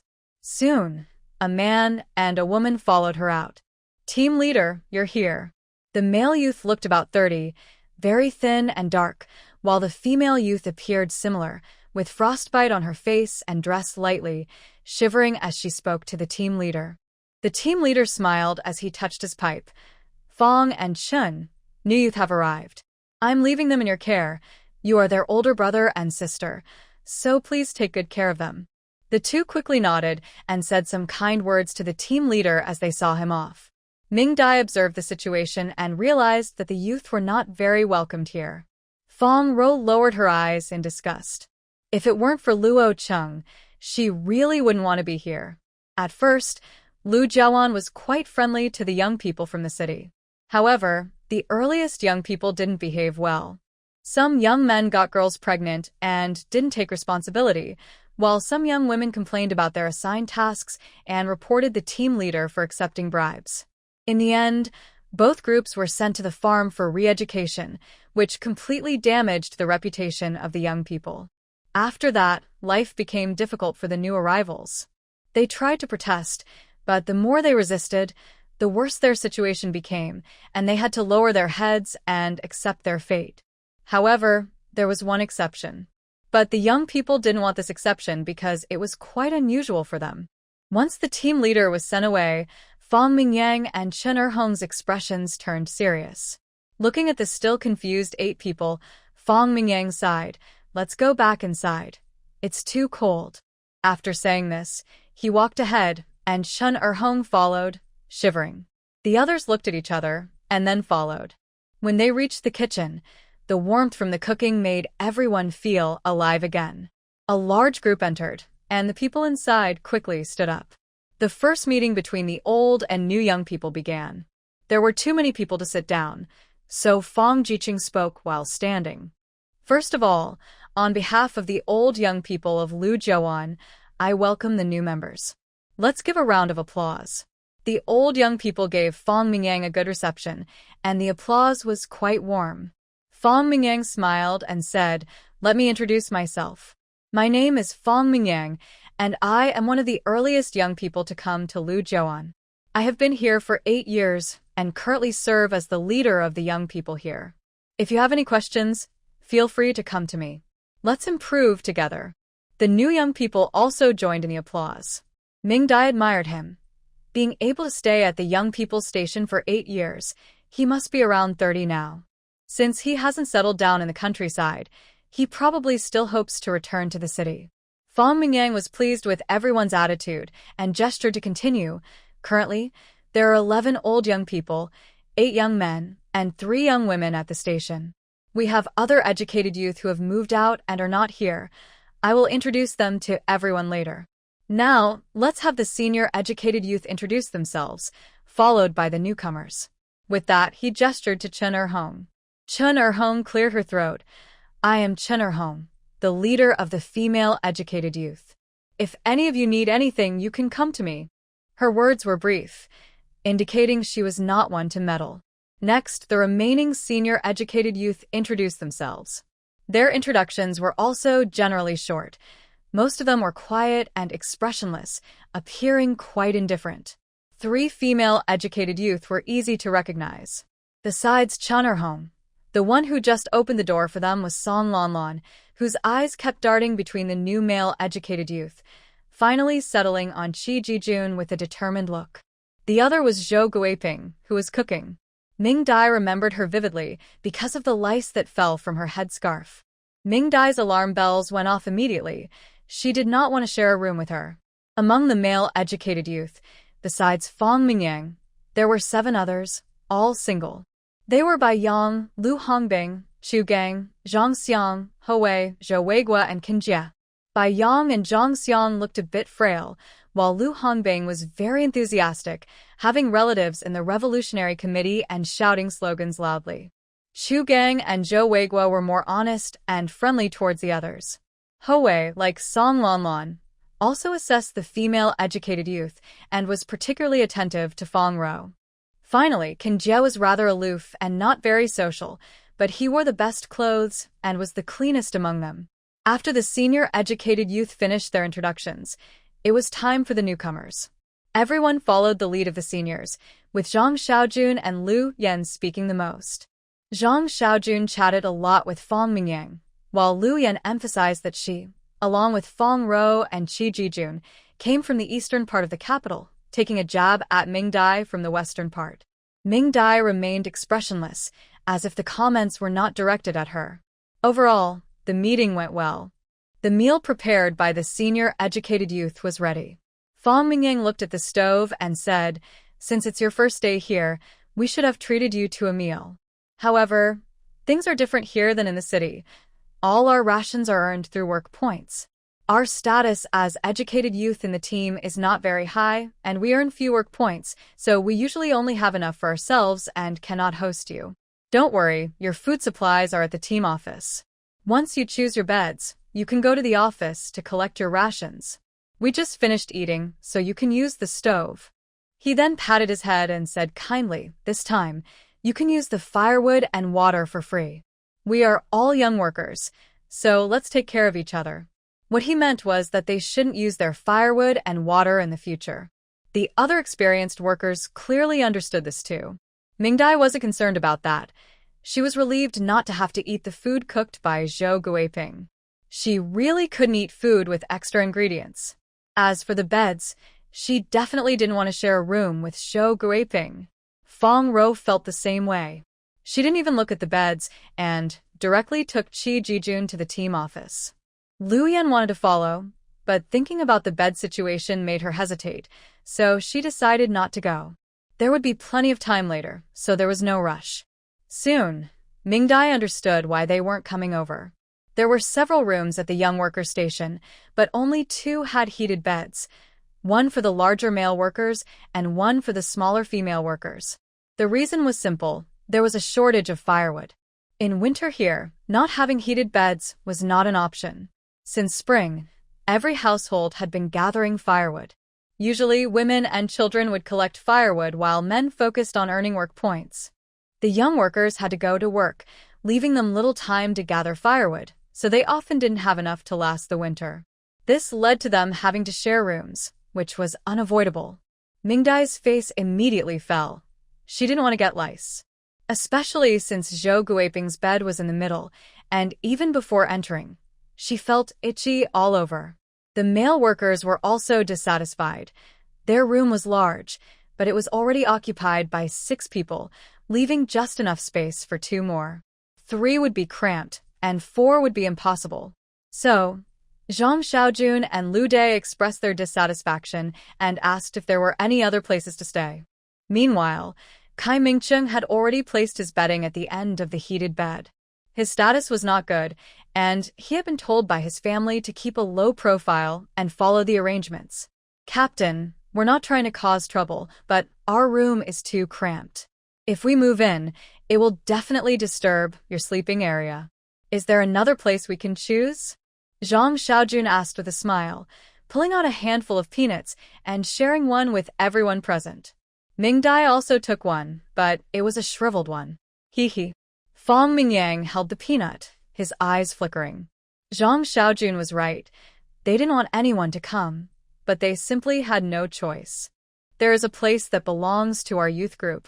Zhang Xiaojun and Lu Dai were delighted, and Ming Dai perked up her ears. Never mind. That place is a bit special."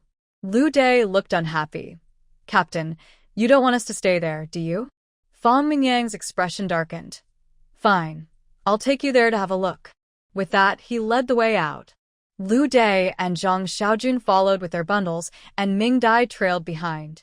Lu Yan thought for a moment and picked up her sack to join them, while Qin Fong watched their backs, open her mouth, but in the end said nothing, choosing to stay behind like Kai Mingcheng. Song Lan, eating peanuts and watching the group head to the backyard, scoffed, "You made the right choice. Just wait. Tomorrow they'll come back crying and have to live with us." Qin Fong didn't understand and looked confused. Unfortunately, no one answered her as the older youth went into the kitchen to eat. After putting away her things, Qin Fong came out and saw Kai Mingcheng. The two headed to the team office to collect their rations. They had to go. They were too hungry. Fong Mingyang also brought the four to the backyard. The backyard was spacious, with a shadow wall made of bricks, which looked quite out of place compared to the mud houses in the front yard. As they rounded the shadow wall, a small door appeared, and it wasn't locked. Fong Mingyang cautiously peeked inside, and after seeing it was quiet, he dared to push the door open. Ming Dai thought, "There's something off." Once inside, everyone realized this was a rare sight, a large house with blue bricks and big tiles. The two rooms directly facing the courtyard door were connected, with the outermost being the main room. There was also a large kitchen and a bathroom outside, and in the corner, a storage room filled with clutter. The house looked quite old, with many large holes in various places. Zhang Xiaojun asked excitedly, "Is this also a place for young intellectuals?" Fong Mingyang nodded vaguely, "I guess so. Anyway, the people living here are young intellectuals too, but he has some issues and often causes trouble, so he was left to live here alone." Issues? Causes trouble? Ming Dai recalled the story and quickly realized who Fong Mingyang was talking about. It was a minor character, Zhou Sinian. She looked at Fong Mingyang, who seemed so righteous, and thought, he's not a good person either. The book didn't describe Zhou Sinian much. He had come from the battlefield, seemed to be only 20 years old, and had gone mad due to trauma. For some reason, he was sent to the Hongqi commune for re-education. Before arriving at Lijiawan, he had stayed in various villages within the commune, but only for a short time in each. The reason was that Zhou Sinian had a mental illness. He was violent and had nearly killed people several times. He was also very strong and suspicious, so despite several attempts to subdue him, the commune and the teams couldn't manage it. Since they couldn't overpower him and wanted to send him away, higher authorities prevented him from returning to the city, so each team took turns watching over him. Fortunately, although he had mental issues, he was willing to work and was stronger than most people as long as no one bothered him. Bothering him meant not taking his food. Previously, young intellectuals and members of the commune were beaten for taking or stealing his food. Even though he was kept from returning to the city, he still received regular packages, so his food supply was decent. In spring, he was brought to the commune by Lu Dazhu, who was very serious about it, and he was assigned to the young intellectual's point. On his first night, he beat everyone at the point, regardless of gender, because one of his packages was missing a bag of candy. The main culprit was Song Lan, who took his candy and shared it with others, thinking that the law wouldn't punish everyone. The others knew where the candy came from and thought, he's just a madman, so it's fine to eat it. As a result, the young intellectual's point took a day off because they simply couldn't get up. Later, Zhou Sinian discovered the large brick house behind him, removed the lock, and moved in. Fong Mingyang and the others were tempted to move in as well, but they ended up getting beaten. The villagers were unhappy because this house was left by the landlord, and it had been used since there was only one house that couldn't be divided. Now that the educated youth moved in, they were not pleased and sent their single men to confront them. In the end, the young people in the team collectively asked for leave, which prompted the team leader to intervene urgently. There was no choice but to let Zhou Sinian stay. In the book, Zhou Sinian's main role was before Fong Row's rebirth. After the new educated youth moved in, Zhang Xiaojun used Zhou Sinian's rice to make porridge, which led to them getting beaten and thrown out. Later, Zhou Sinian mysteriously died in the mountains, and the book did not elaborate further. At the same time, Ming Dai remembered what Fong Row was up to. After her rebirth, she learned about the situation at the educated youth site and, not wanting to get beaten in the brick house, went directly to negotiate with the team leader to arrange for them to stay in other rooms. However, it would take time to set up those rooms, so the female lead and the second male lead stayed with villagers. Fong Row seemed to have used her connections to move into Luo Cheng's widowed mother's house.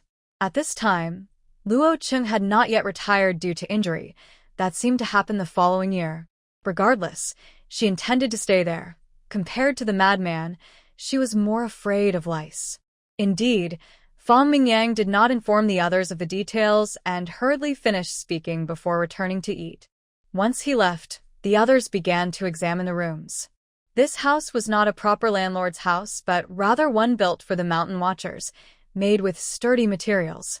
Zhang Xiaojun, being friendly, looked around the rooms and noticed one of them had bedding on the Kong, realizing it was the madman's room. He and Lu Dai wanted to occupy another room and not share with the madman. However, since they had just arrived and there were women present, it was not appropriate to ask. So he said, Ming Ji and Lu Ji, you two can stay in this room, and we will take the male youth's room. Ming Dai nodded and went directly to the empty room with her bundle. Lu Yan expressed her gratitude, saying, Zhang Jiqing, Lu Jiqing, thank you so much. Otherwise, I wouldn't know how Ming Jiqing and I would sleep tonight. After speaking, she hesitated and glanced at Ming Dai's room. Ming Jiqing is still young, so please don't mind her. Ming Dai rolled her eyes inside the room, thinking Lu Yan was really trying to bring her down. Lu Dai and Zhang Xiaojun were also unhappy, feeling that Ming Dai was taking advantage of them. Soon, Ming Dai came out and handed each of them a large white rabbit candy. They thought this little comrade is quite nice. Feeling embarrassed and not getting any candy, Lu Yan angrily went back inside. Seeing Ming Dai's things neatly placed on the bed, she felt a surge of annoyance and wanted to throw them on the floor. Before she could reach out, she felt a chill behind her and turned to see Ming Dai looking at her expressionlessly. Although Ming Dai was shorter and not heavier than her, she felt a sense of fear. In the end, she reluctantly withdrew her hand and placed her luggage in the middle of the bed. Ming Dai guessed that the three of them might cause trouble that night, so to avoid any issues, she didn't unpack her things and went straight out to the team office to collect food. On her way, she ran into Kai Mingcheng and Qin Fongfong, who were returning with their supplies. Kai Mingcheng silently carried his food back to the youth station, while Qin Fongfong seemed to want to say something, but didn't speak. Ming Dai nodded and continued toward the team office. When she arrived, she gently knocked on the door. Come in. Only then did Ming Dai push the door open, and warm, humid air mixed with a strong smell of smoke hit her, making her sneeze. Inside were three people: the team leader, Lu Dizhu, who was smoking a pipe, the secretary, Lu Qingmin, holding a teacup, and the younger accountant, Lu Guoqiang. The unity in Lu Jiuan came from their leadership being made up of prominent Lu family members. You're here. Seeing Ming Dai sneeze, Lu Dezhu extinguished his pipe. Ming Dai nodded and stepped forward, saying, Hello, team leader, I'm Ming Dai, here to collect my food. Lu's secretary smiled and said, You're so young to be out in the countryside. Are you 15 yet? Ming Dai shyly smiled at him and said, I'm 14, almost 15. You're so young. How can your family let you go? The young girl bit her lip and looked down, saying, My dad passed away this year, and I became an orphan. I was supposed to take over his job at the hospital, but my uncle asked me to go to the countryside to help my cousin, who is getting married. I had no choice but to come here. Her soft voice trembled, sounding as if she might cry. The secretary, who had a daughter, felt a pang of sympathy. This girl has had a tough time. Ming Dai's display of vulnerability had a purpose. The reason why Lu family Bay rejected young people from the city was partly due to past experiences where some caused trouble, and also because these young people were always thinking about returning to the city, with their families trying to help them go back. In short, if their hearts were not in it, they were of no use.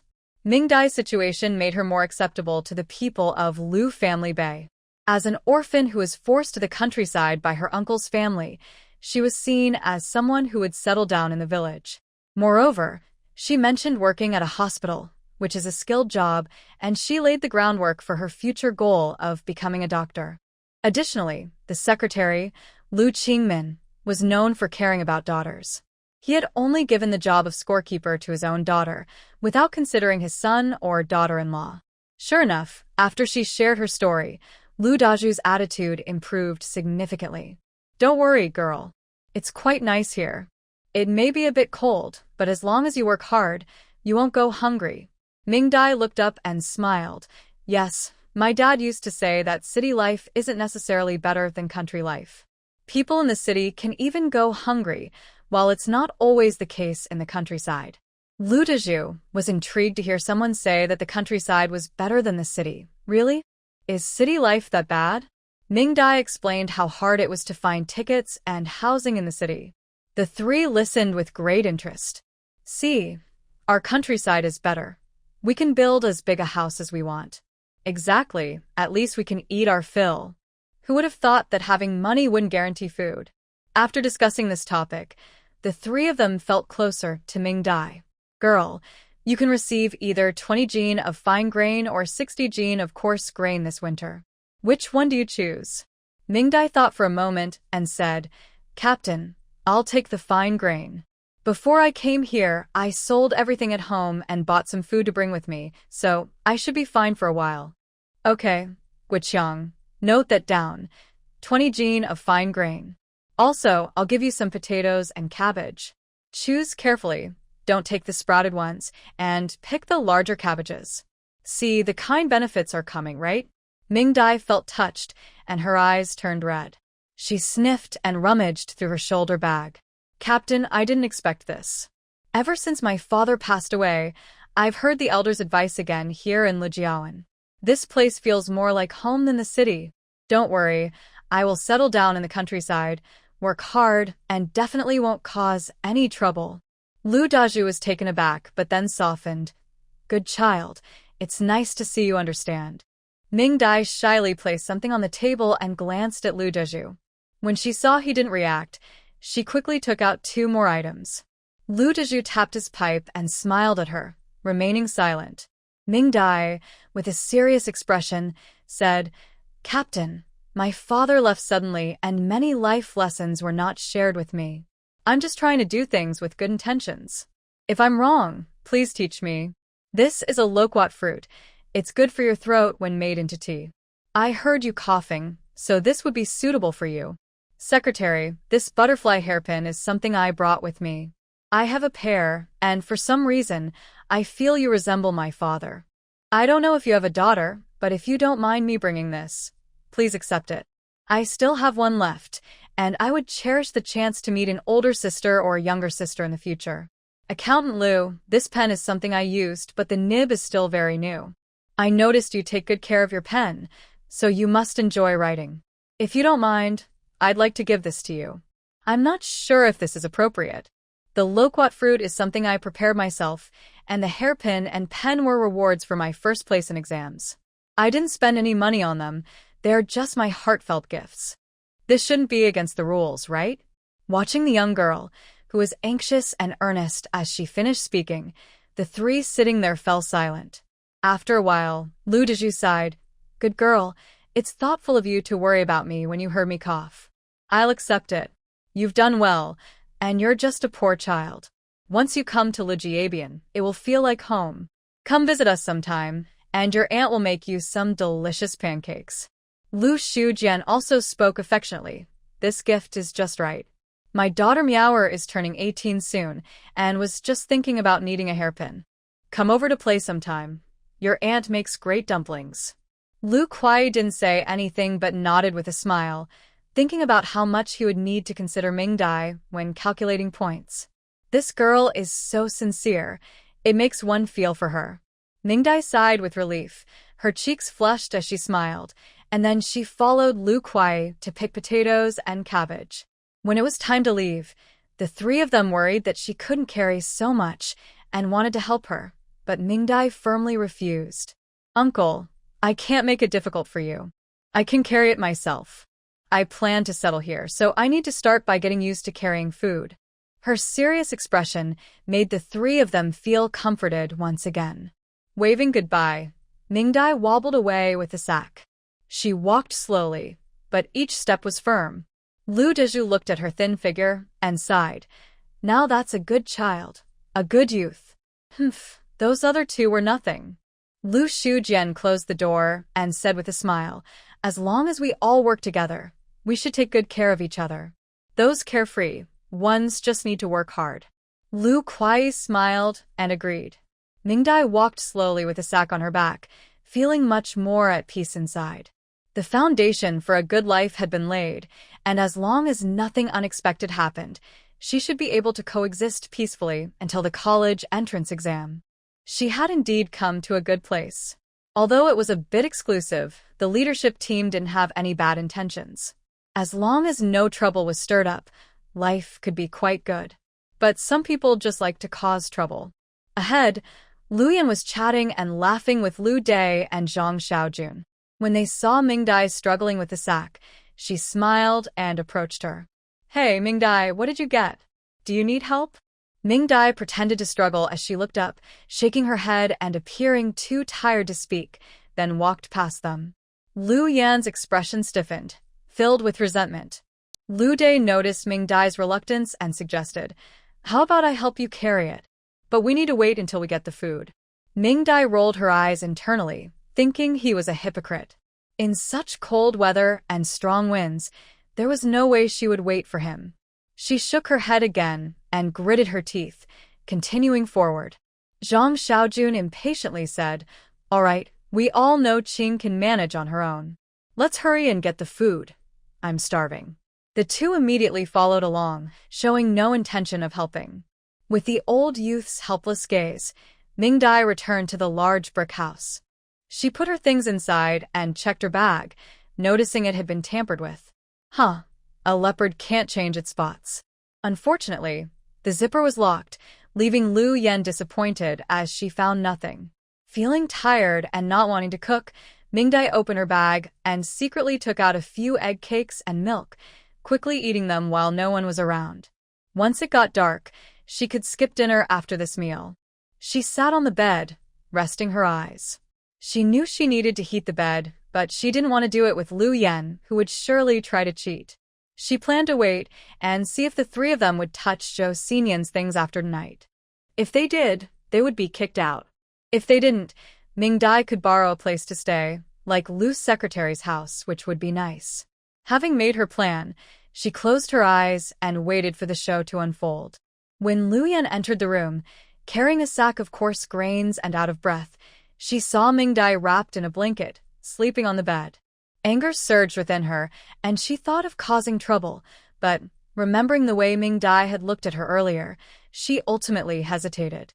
After placing her things down and checking her sack, satisfied that Mingdai hadn't touched her belongings, she left with a cold huff. Mingdai didn't even open her eyes, thinking there was too much drama. Soon, Lu Yan met up with Lu Dai and Zhang Xiaojun in the kitchen. They naturally used the firewood next to the stove. Lu Dai, holding a cloth bag, looked happy inside but worried on the outside when Lu Jiqing and Zhang Jiqing approached.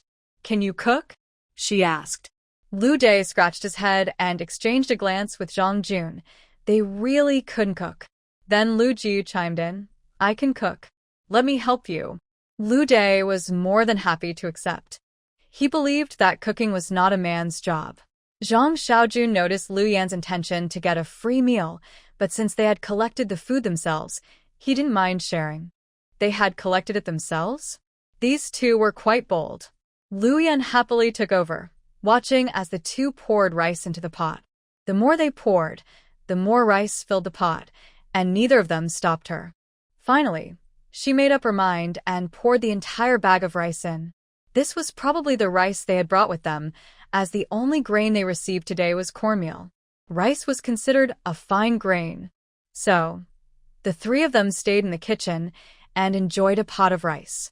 In the East Room, Mingdai smelled the rich aroma of rice and thought there would be a good show to watch that evening. As night fell, with no oil lamps or extra activities, everyone chose to sleep early. Lu Yan quietly entered, noticing that Mingdai's luggage was in a dark corner, meaning she had already gone to bed. She pouted, touched the cold bed, shivered, but forced herself to climb up. Enduring the cold, she crawled onto the bed, shook out the blanket, and slipped in without taking off her clothes. Let's just get through today. Tomorrow I'll think of a way to trick the silly one next to me into collecting more firewood. She wanted to sleep warmly and didn't want to shiver herself to sleep. After several days of train travel and walking, Luyan couldn't hold on any longer and soon fell asleep. Meanwhile, Mingdai stayed awake, waiting for Zhou Sinian to return. Just as she was about to give in to sleep, she finally heard a noise. A wail broke the silence of the night, followed by another. They had arrived. Mingdai sat up, wrapped herself tightly in her blanket, and hid behind her luggage, watching the door. The cries continued outside, waking Lu Yen as well. She mumbled, "What's going on?" "It's late at night."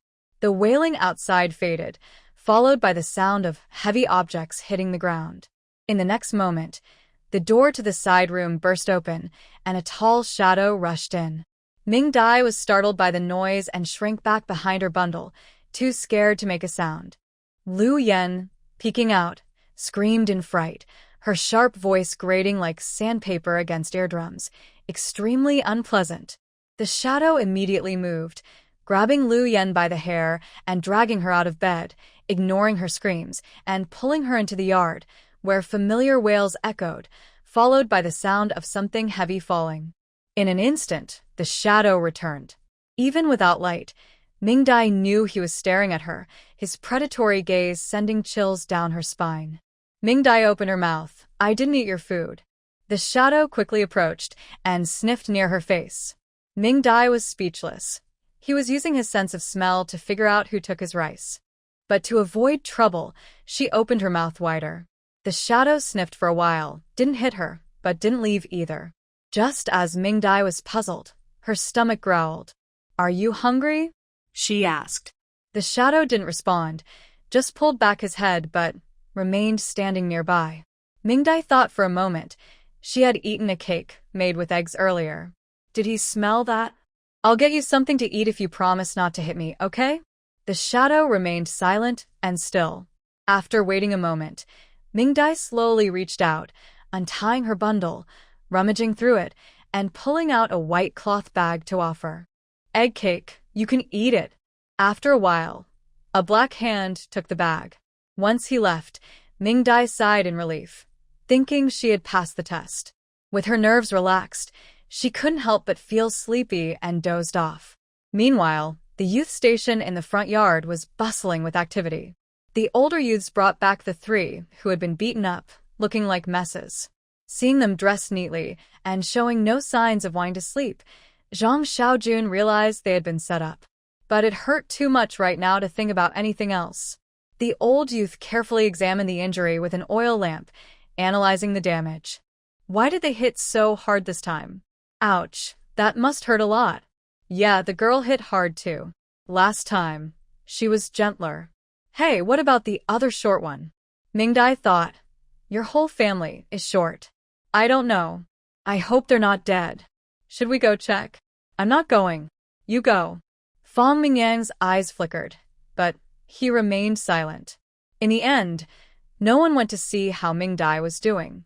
Fong Mingyang lay in the mud brick house, thinking about the big tile-roofed house in the backyard. If Zhou Sinian really killed someone, he would probably be taken away, right?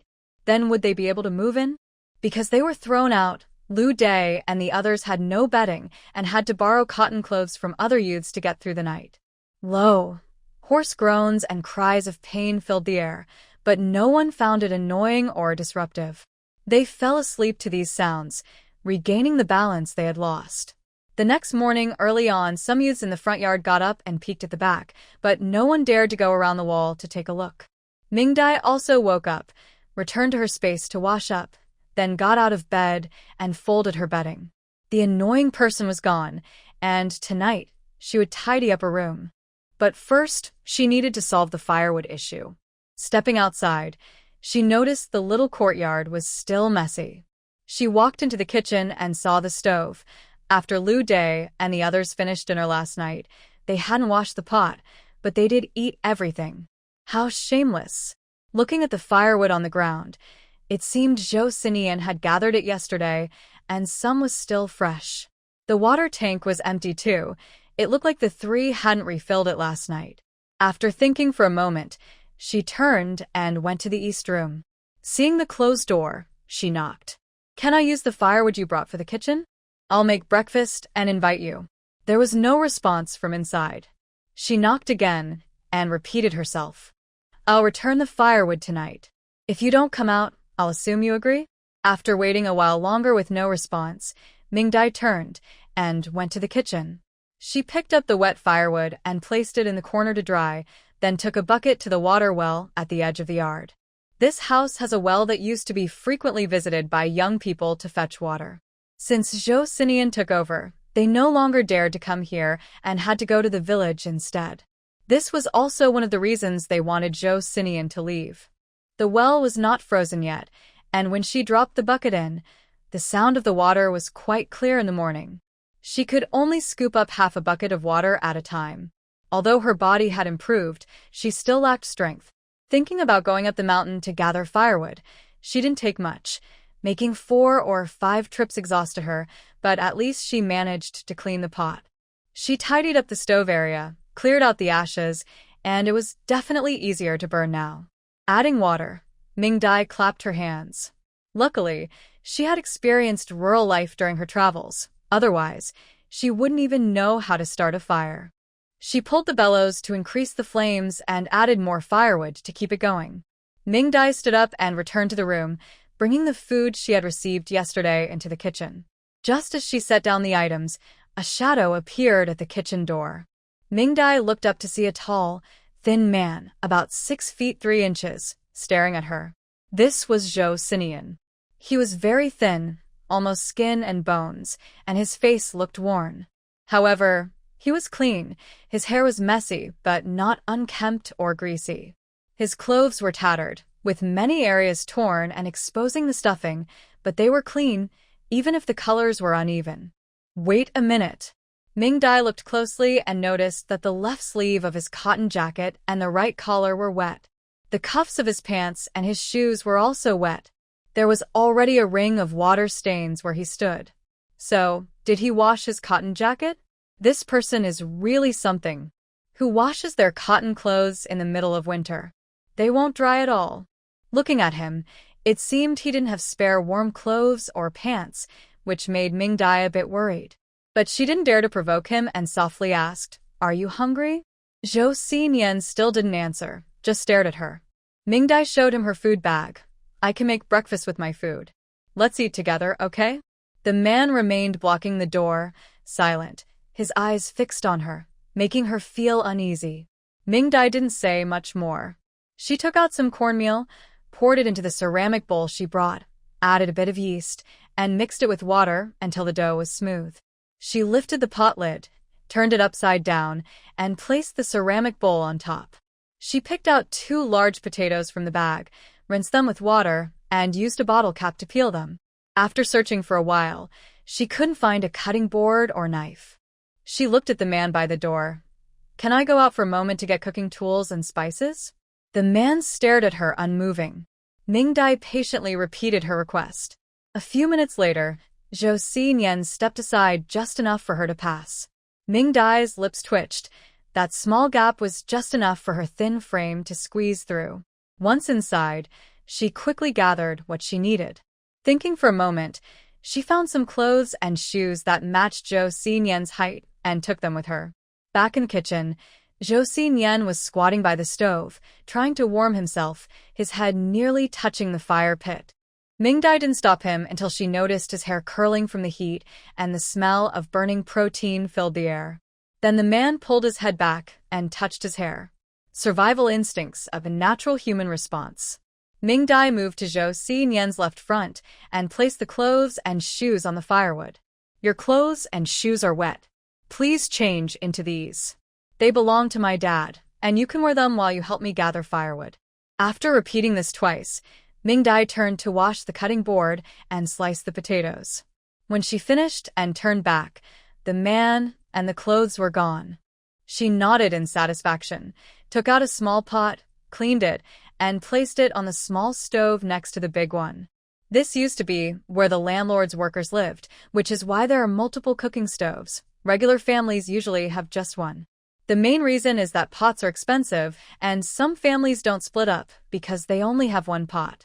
This house has a stove with 3 pots, 1 large and 2 small. Since there are many people eating, unlike other families who cook by the Kong in the main room, they built a large kitchen for cooking and eating. Mingdai soaked the shredded potatoes in cold water and prepared dried chili peppers and garlic slices. She took down the hot ceramic bowl and placed it on the cutting board. The pot had too much water, so she added some firewood to bring it to a boil. While waiting, Mingdai kneaded the fermented cornmeal dough and pressed it against the side of the large pot. After going all the way around, she had perfectly placed 16 pieces. As the water continued to heat, she lit the other stove. Once the pot was hot, she poured in oil and added garlic slices and dried chili peppers. Sizzle! The pleasant sound filled the kitchen, and a delicious aroma spread out. Soon, a shadow darted over, staring intently at the small pot Mingdai was stirring, almost trying to peek inside. It was Sinian, now dressed in a new outfit.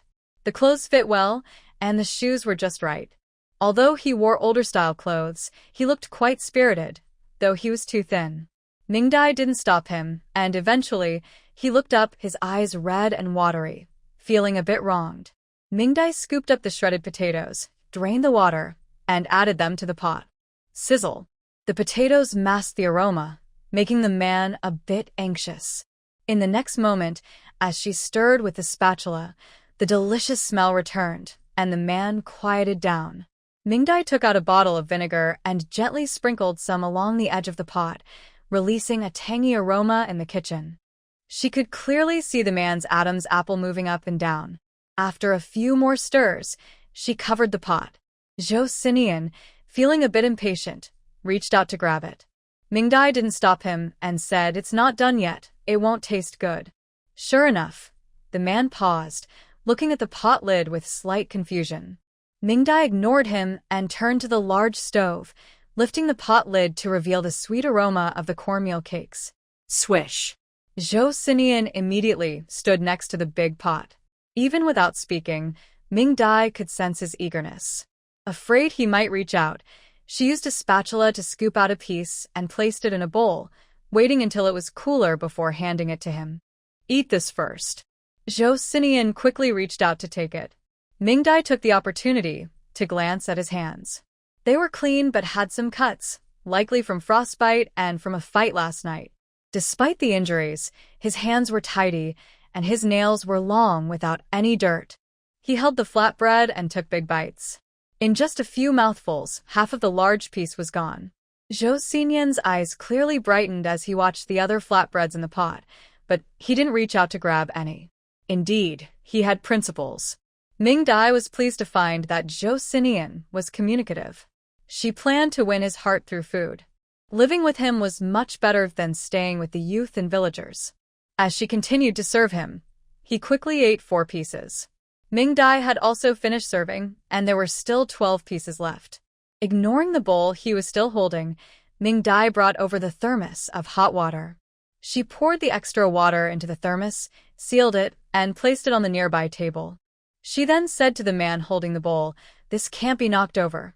It could burn you and hurt a lot, but you can pour water to drink. It's hot."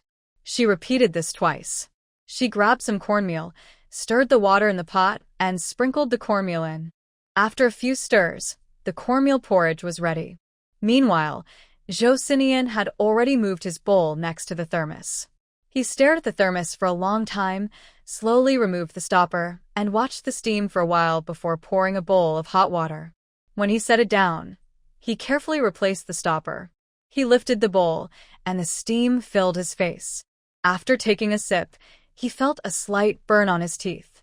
Then he tested the temperature with his lips, and when it was cool enough, he continued to drink. The more he drank, the happier he became, and soon he wanted to pour a second bowl. Mingdai quietly watched and called out to him, "If you don't want to drink plain water, bring a bowl." Sinian hesitated for a moment, but eventually went to get a bowl. Mingdai filled a bowl with thick cornmeal porridge. Zhou Xinyan held the bowl and looked at it for a long time, sniffed it, and tested it with his lips. It was too hot. He sniffed again and tested it with his lips. Yes, still too hot. After trying a few times, it finally cooled down. He opened his mouth and took a sip. The rich sweetness filled his mouth, and before he could savor it, it slipped down into his stomach. Zhou Xinyan was anxious and started to gulp it down, getting some all over his face the first time. Looking at the empty bowl, he felt a bit unhappy. Mingdai filled another bowl for him, and Zhou Xinyan began to repeat his earlier actions. Taking advantage of the moment, Mingdai served the stir-fried potato strips. Zhou Xinyan arrived right on time. He stared at the potato strips, feeling a bit confused and anxious. Wait, let's eat together. After clearing the cutting board and placing the potato strips and cornmeal pancakes, Mingdai served herself a bowl of porridge. She handed Zhou Xinyan a pair of chopsticks. He hesitated to take them, and Mingdai demonstrated how to use them, easily picking up a piece of pancake. Zhou Xinyan's eyes lit up, and he tried it too, but failed. He tried again, and failed once more. Finally, he succeeded. Let's eat. Mingdai placed the bowl on the cutting board, picked up a pancake, and grabbed some potato strips, taking a bite of pancake followed by a bite of potato strips. The sweet cornmeal porridge, the sour and spicy potato strips, along with the special green pepper she added, created an amazing flavor. Mingdai could only say that her first meal cooked in the 70s was extremely satisfying. Zhou Xinyan shakily imitated Mingdai, managing to get a potato into his mouth before it fell. Boom. Zhou Xinyan's taste buds felt revived, eagerly wanting more. So he began to frantically grab food, ignoring the porridge and pancakes. However, he could only pick up one at a time, while Mingdai could grab as much in one go as he did in many tries. Looking at the dwindling food, Zhou Sinian felt unhappy. Mingdai noticed his feelings and slowly drew a line in the middle of the plate. Then she only ate from her side of the food. After watching for a while, Zhou Sinian understood and reached out with his chopsticks to pull back the slightly crooked line. He chuckled. She really wasn't giving in at all. Mingdai only ate one pancake, a bowl of porridge, and half a plate of shredded potatoes. After finishing her meal, she went to wash the pots and dishes. At that moment, she had no idea that the people in the front yard thought she was dead and were hesitating about whether to inform the captain. Then a strong, delicious smell distracted them from their thoughts. Who was so inconsiderate? The breakfast smelled so good. How would they eat lunch later? Meanwhile, Mingdai was busy stopping Zhou Sinian from eating his 8th pancake. He had already finished the remaining porridge and vegetables and had eaten 7 pancakes, so she really couldn't let him eat more. Mingdai wrapped up the pancakes. I'll save these for you to eat on the mountain. Zhou Sinian thought for a moment, then took out a cloth bag from his jacket pocket, the one he had used to pack the egg cake last night. Mingdai checked it, and since it was clean, she put the remaining pancakes inside. Zhou Sinian quickly took it and tried to tuck it back into his pocket. Unfortunately, the pancakes were too big to fit. He then stuffed the pancakes into his embrace and pressed down on them. It was clear he was very satisfied. Mingdai took out 2 large white rabbit candies to coax him outside. While the pot still had some warmth, she cleaned the pot and utensils and wiped down the kitchen. As she cleaned, she thought about what else the kitchen needed. After finishing up, she buried the ashes from the pot to prevent a fire, closed the kitchen door, and saw Zhou Sinian sitting on the stone mill. Even though he was very thin now, she had to admit he was handsome. His looks were different from current beauty standards. For people today, his features were too pronounced, similar to those of Westerners, and he was very tall. In this era of general malnutrition, a height of 1.75 meters was considered tall for a boy, but he was 1.90 meters. Moreover, due to his military background, he had a good posture, standing straight. Even when sitting, he looks tall like a bamboo pole. Plus, he is so thin now that he appears a bit frightening. Mingdai observed his actions and began to form a plan in her mind. After recalling who Zhou Xinyan was, a plan gradually took shape in Mingdai's mind. Based on her interactions last night and this morning, She concluded that this plan was feasible. While others may not understand Zhou Xinian's situation, Ming Dai, coming from a medical family, was well aware. Through her observations, she confirmed that he indeed had a mental illness, possibly mania. 30% of his condition stemmed from post-war trauma, which lacked timely psychological support. However, the larger issue was the influence of medication. This meant someone was drugging him, causing his mental confusion. Additionally, as mentioned in the book, someone did not want him to return to the city, indicating that his presence was obstructing certain individuals. Zhou Xinian's condition was very poor. The medication had already harmed his brain. He was experiencing memory confusion regarding common knowledge and was barely managing to live based on habit. If not treated, he could completely lose consciousness and be at risk of losing control at any moment. This might also explain why he unexpectedly died in the mountains in his previous life. At this moment, watching Zhou Xinian in the sunlight, licking a candy wrapper, Ming Dai felt a twinge of compassion. She had a soft spot for soldiers. Even when she was lazy, she would go if there was a military doctor available. She believed that such admirable people deserved respect. Although she didn't know what kind of soldier Zhou Xinian had been, being called a soldier king and a human weapon meant he was exceptional and even more deserving of respect. Moreover, she saw potential in Zhou Xinian's identity and needed someone like him to provide her with cover. As a person who had caused trouble for the entire Hongqi commune, he had proven to be formidable among several teams. To others, he was a burden, but to Ming Dai, he was her personal bodyguard. She could identify Zhou Xinian's limits and coexist peacefully with him. If Zhou Xinian listened to her, it was like she had a firm grip on the reins of his life. So in the team, and even in the commune, no one dared to mess with her.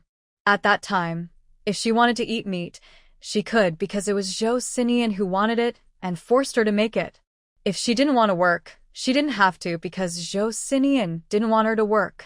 If she wanted to go to the commune, she could because Zhou Sinian wanted to go.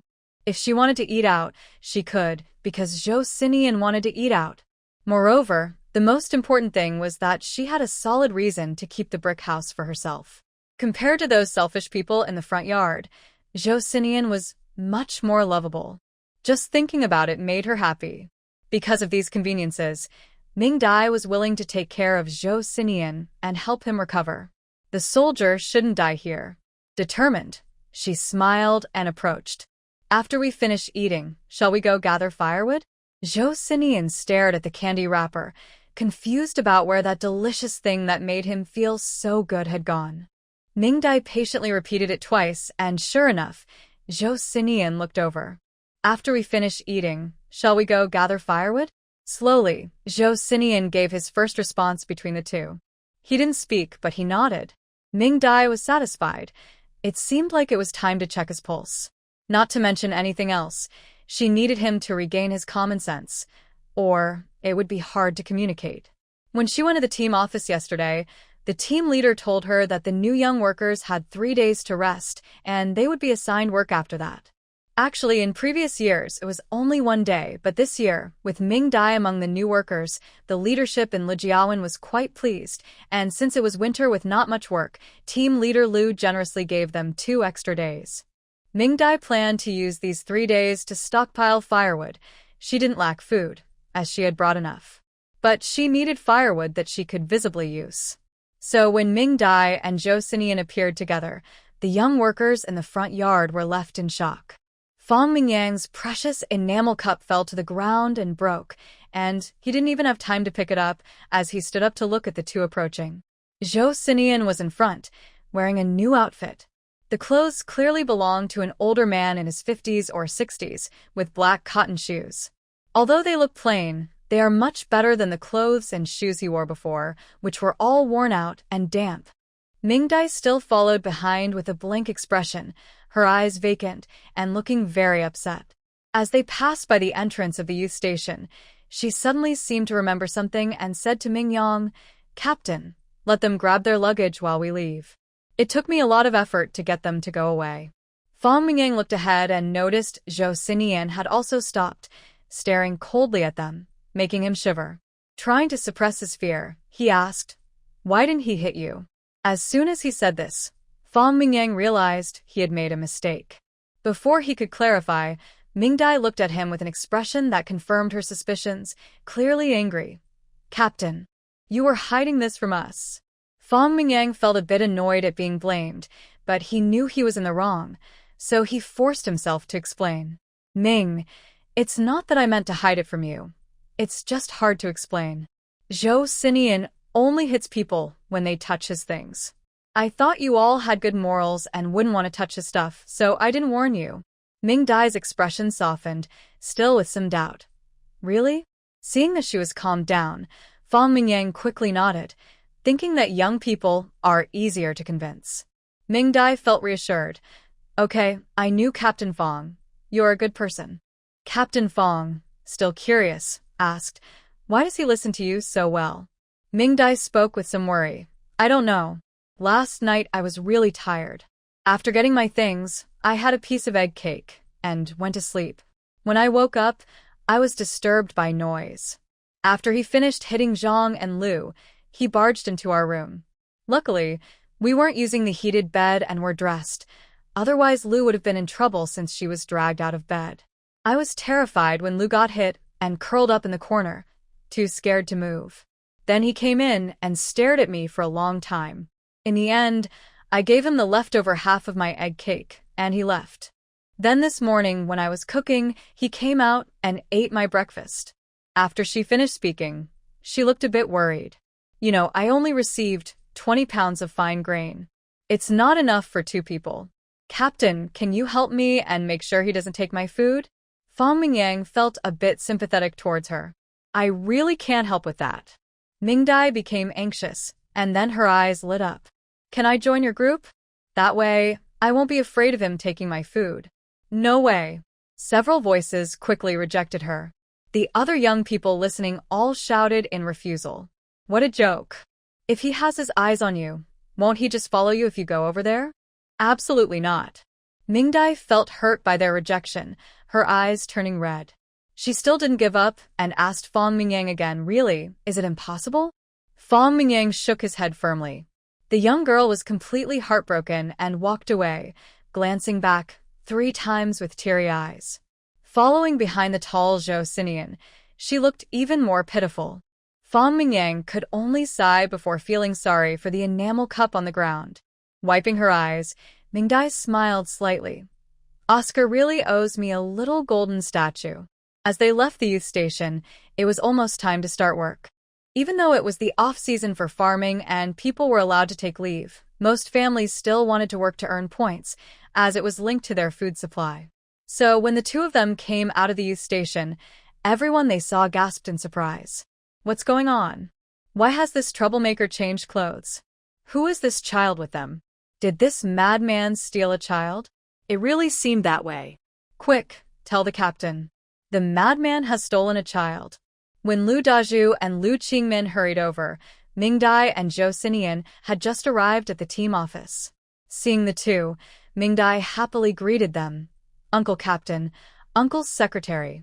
Lu Dazhu looked at the unusual pair in surprise, wiping the corner of his eye. "Am I dreaming? How do I see Mingdai standing with the troublemaker?" Lu Qingmin's mouth was also wide open in shock. "I might be dreaming too. I see it too." The two exchanged glances and then turned to greet Mingdai, who was excitedly waving at them. How did she get involved with this troublemaker? Lu Dazhu looked at Zhou Sinian with concern and didn't dare approach him. He waved for Mingdai to come over. Mingdai briefly explained to Zhou Sinian and then ran over. "Uncle." Lu Dazhu gazed dreamily at Zhou Sinian, who was waiting there. Even though he looked unhappy, he really didn't move. "Girl, tell me, how did you get him to listen to you so well?"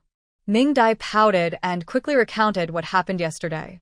Once Lu Dazhu heard it, he immediately understood Fong Mingyang's intentions. When it comes to being ruthless, we country folks really can't compare to city people. Just for a house, they would risk for lives? If it weren't for Mingdai being a good girl, wouldn't she have been beaten by this troublemaker too? With her slender arms and legs, how could she survive? Lu Dazhu noted this down. He still couldn't trust the youth group. Ming Dai continued to persuade Lu Dezhu quietly. Uncle, I don't know why he doesn't hit me and listens to me. Maybe it's because of the food I gave him? But he doesn't always listen. This morning, he even tried to take my food. Lu Dezhu looked at Zhou Sinian and then at Ming Dai, feeling a bit troubled. Girl, this is a bit tricky for me. You don't know, this troublemaker, he hits anyone. Oh, he had been hit before. He was the one who brought Zhou Sinian from the river village. All the way, Zhou Sinian was unwilling, and he had to hold on to his bag to prevent him from running away, only to be beaten back. Thinking about it, he was already 53, and his father had never hit him like that. He was finally beaten by a madman. How unfair. Ming Dai quickly shook her head. Uncle, what are you saying? How could I trouble you more? You've already helped me so much. I told you because I just arrived and didn't know if being with him was okay, or if it would affect our Lu family. After all, he doesn't always listen to me, and I'm worried he might bring trouble to us. Oh, what a good girl. Lu Dezhu and Lu Qingmin quickly shook their heads. Dear daughter, he causes trouble and the whole community is used to it. They won't blame us as long as he stays in our team. We don't need to worry about anything else. I'll think of a way to help with your food situation. If he wants to eat, let him eat. Otherwise, I'm afraid he might hurt you. Exactly. Ming Dai, if you can't get enough to eat, your uncle will find a way. If it doesn't work, you can eat at your team leader's house and come back to ours. Lu Qingmin glanced at the already impatient Zhou Sinian and added, but you can't take him with you. Ming Dai, with teary eyes, looked at the two of them with admiration. I'm not afraid. I have my uncle with me. She leaned closer to them. Uncle, don't worry. Before I came to the countryside, my dad's boss felt sorry for me and promised that as long as I paid, he would send me food. He works at a hospital and knows people who can help. I brought my dad's veteran benefits with me, so I have money to buy food. Please don't save food for me. Right now, it's more important for my aunt and the others to eat well. That's your responsibility. I can take care of myself. Lu Dezhu and Lu Qingmin felt even sadder. What a good daughter she is. How did she get involved with such a troublemaker? When they learned that the two were going to the mountain to collect firewood, Lu Dezhu immediately sent someone home to bring their cart and firewood tools. People around looked on with envy. A cart that the team leader usually kept a close eye on, only allowing its use during harvest time, was now being lent to a newcomer. How strange. As for the troublemaker beside them, they pretended not to see. In the end, amidst the discussions of the crowd, Ming Dai pushed the cart and followed Zhou Sinian up the mountain, looking like someone being pressured by a madman. Oh. This girl is so unfortunate. Caught up with a troublemaker. Zhou Sinian thought to himself, you wouldn't believe it. This is the first time I've been taken advantage of since I went crazy, and it actually worked. Once they left the village, without any buildings to block the wind, the cold northern wind slapped their faces. Ming Dai tightly closed her mouth to avoid the cold air and took out a red scarf from her bag to wear. All the young women in the village have one, so it didn't look out of place. She held onto the cart and continued walking. It felt much warmer. After walking a few steps, Zhou Sinian suddenly stopped, staring intently at the red scarf on Ming Dai's head. Ming Dai was blocked by him and stopped the cart. She observed for a moment and pointed at the scarf, saying, You want one too? His eyes lit up. He was sure he wanted it.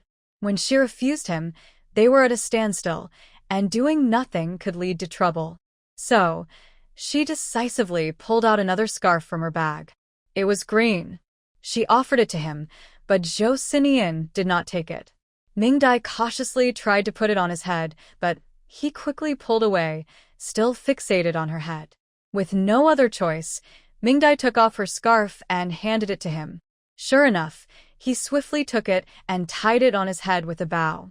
Wow, he can tie a bow. She put on the green scarf, but accidentally tied it into a tight knot. Tying a bow is quite impressive. With the red scarf on, Zhou Sinian walked confidently ahead. Ming Dai hurriedly followed with the cart. On the mountain path, many villagers collecting firewood looked on in confusion. Where did this crazy person get a red scarf? Who is this child behind him? Wow, poor thing. Looks like a crazy person forced them to work. Zhou Sinian paid no attention to the stairs and continued walking. Mingdai ran to catch up with him, too busy to notice anyone else. As a result, news spread throughout Legiabian today. There was a new youth who seemed to be targeted by a crazy person. The poor Mingdai followed the crazy person down to the foot of the mountain. Looking at the nearly vertical cliff across from her, Mingdai felt overwhelmed by the cold wind.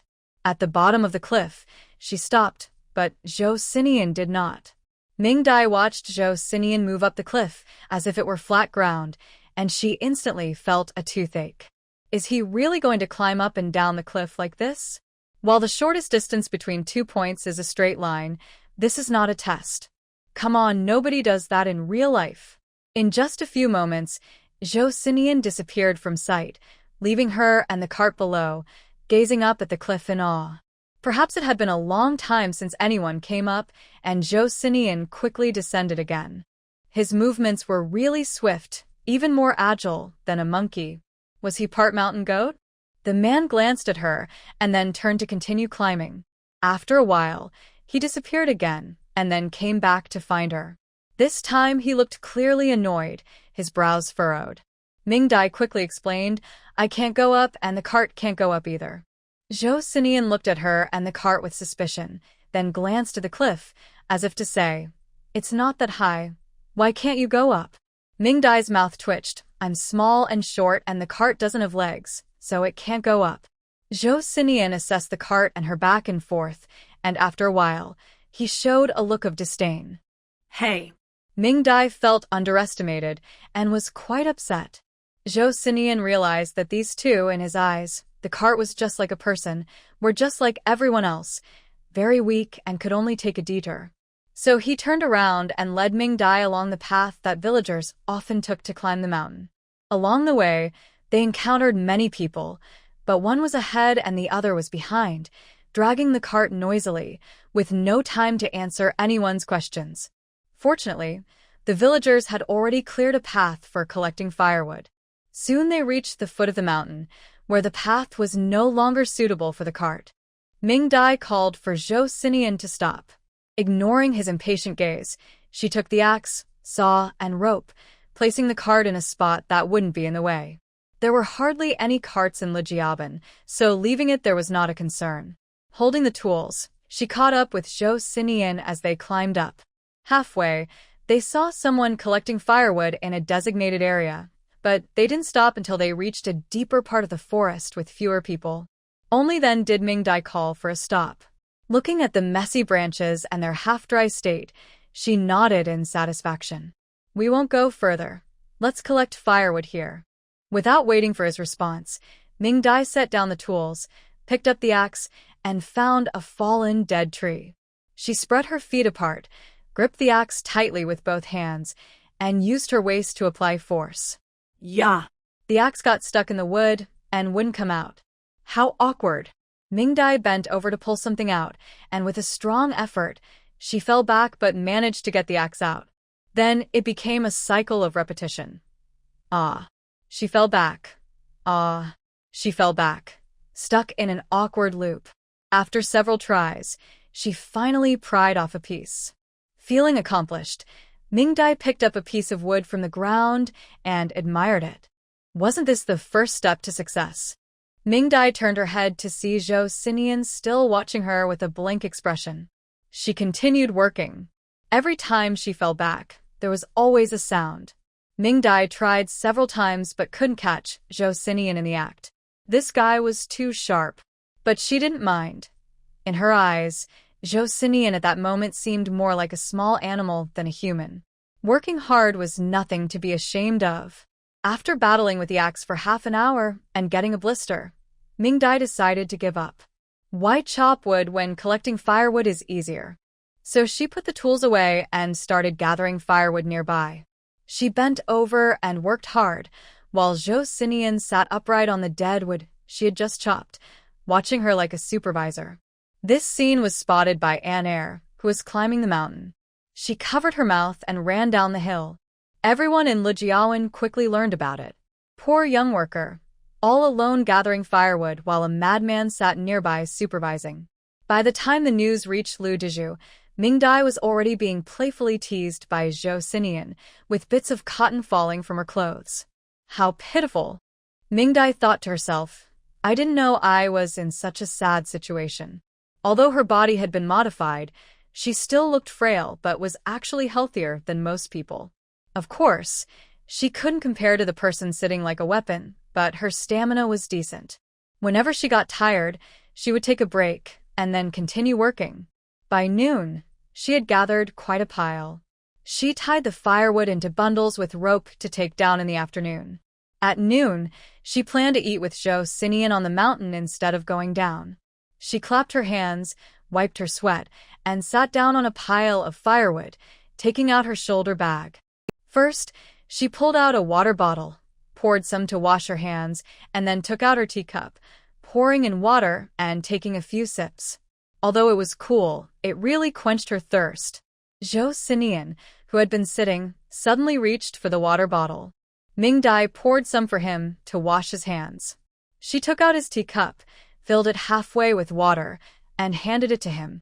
This was also given to him by Mingdai. Before, he had been using a cooking spoon while watching the pot. Seeing him gulp down the water, it was clear he was thirsty, but had held back before. We're having lunch. Take out the cornmeal pancakes we had this morning.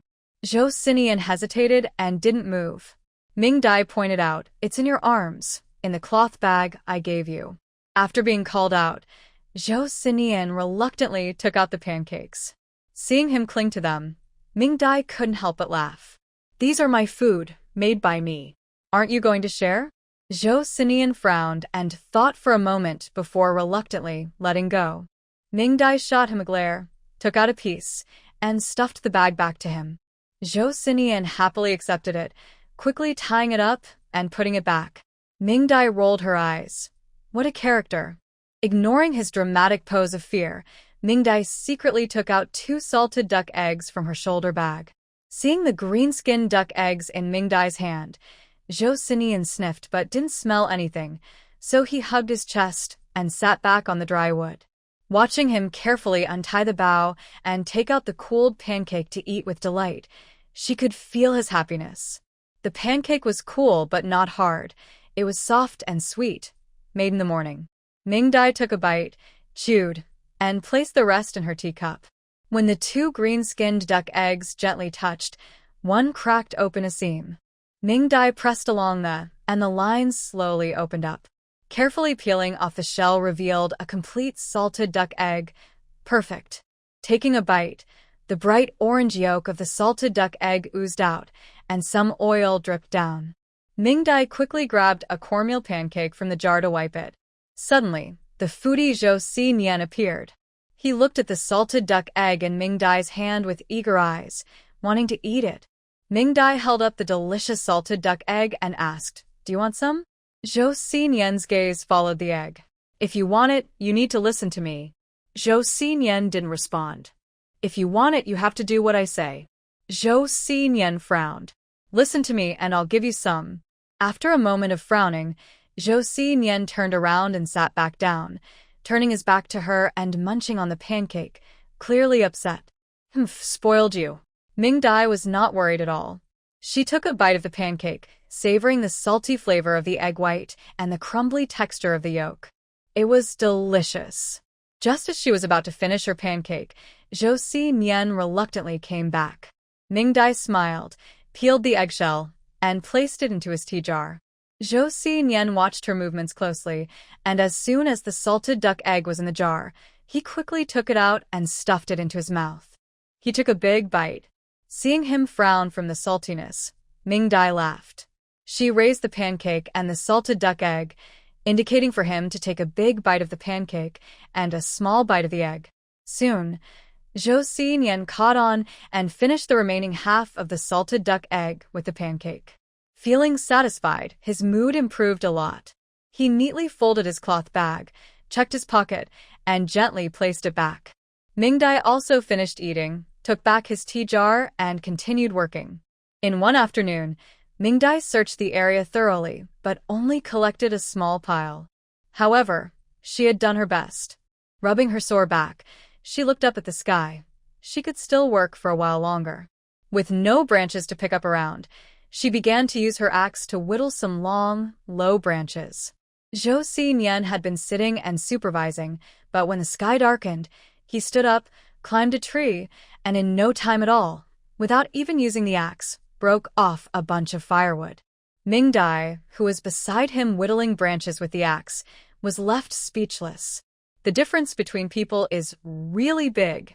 Zhou Xian hugged the firewood without using a rope and started to go down. Seeing Ming Dai still jumping to reach the branches, he frowned, seemingly annoyed that she hadn't come home yet. Ming Dai adjusted her headscarf and said, "I need to fill the cart. If I don't, when it's time to work, I won't have firewood to burn, and I could freeze to death. Then you won't have good food to eat." What? Zhou Xian immediately got worried, dropped the branches, and circled around Ming Dai, assessing how she could die. Ming Dai felt she had given all her frustration to Zhou Xian today.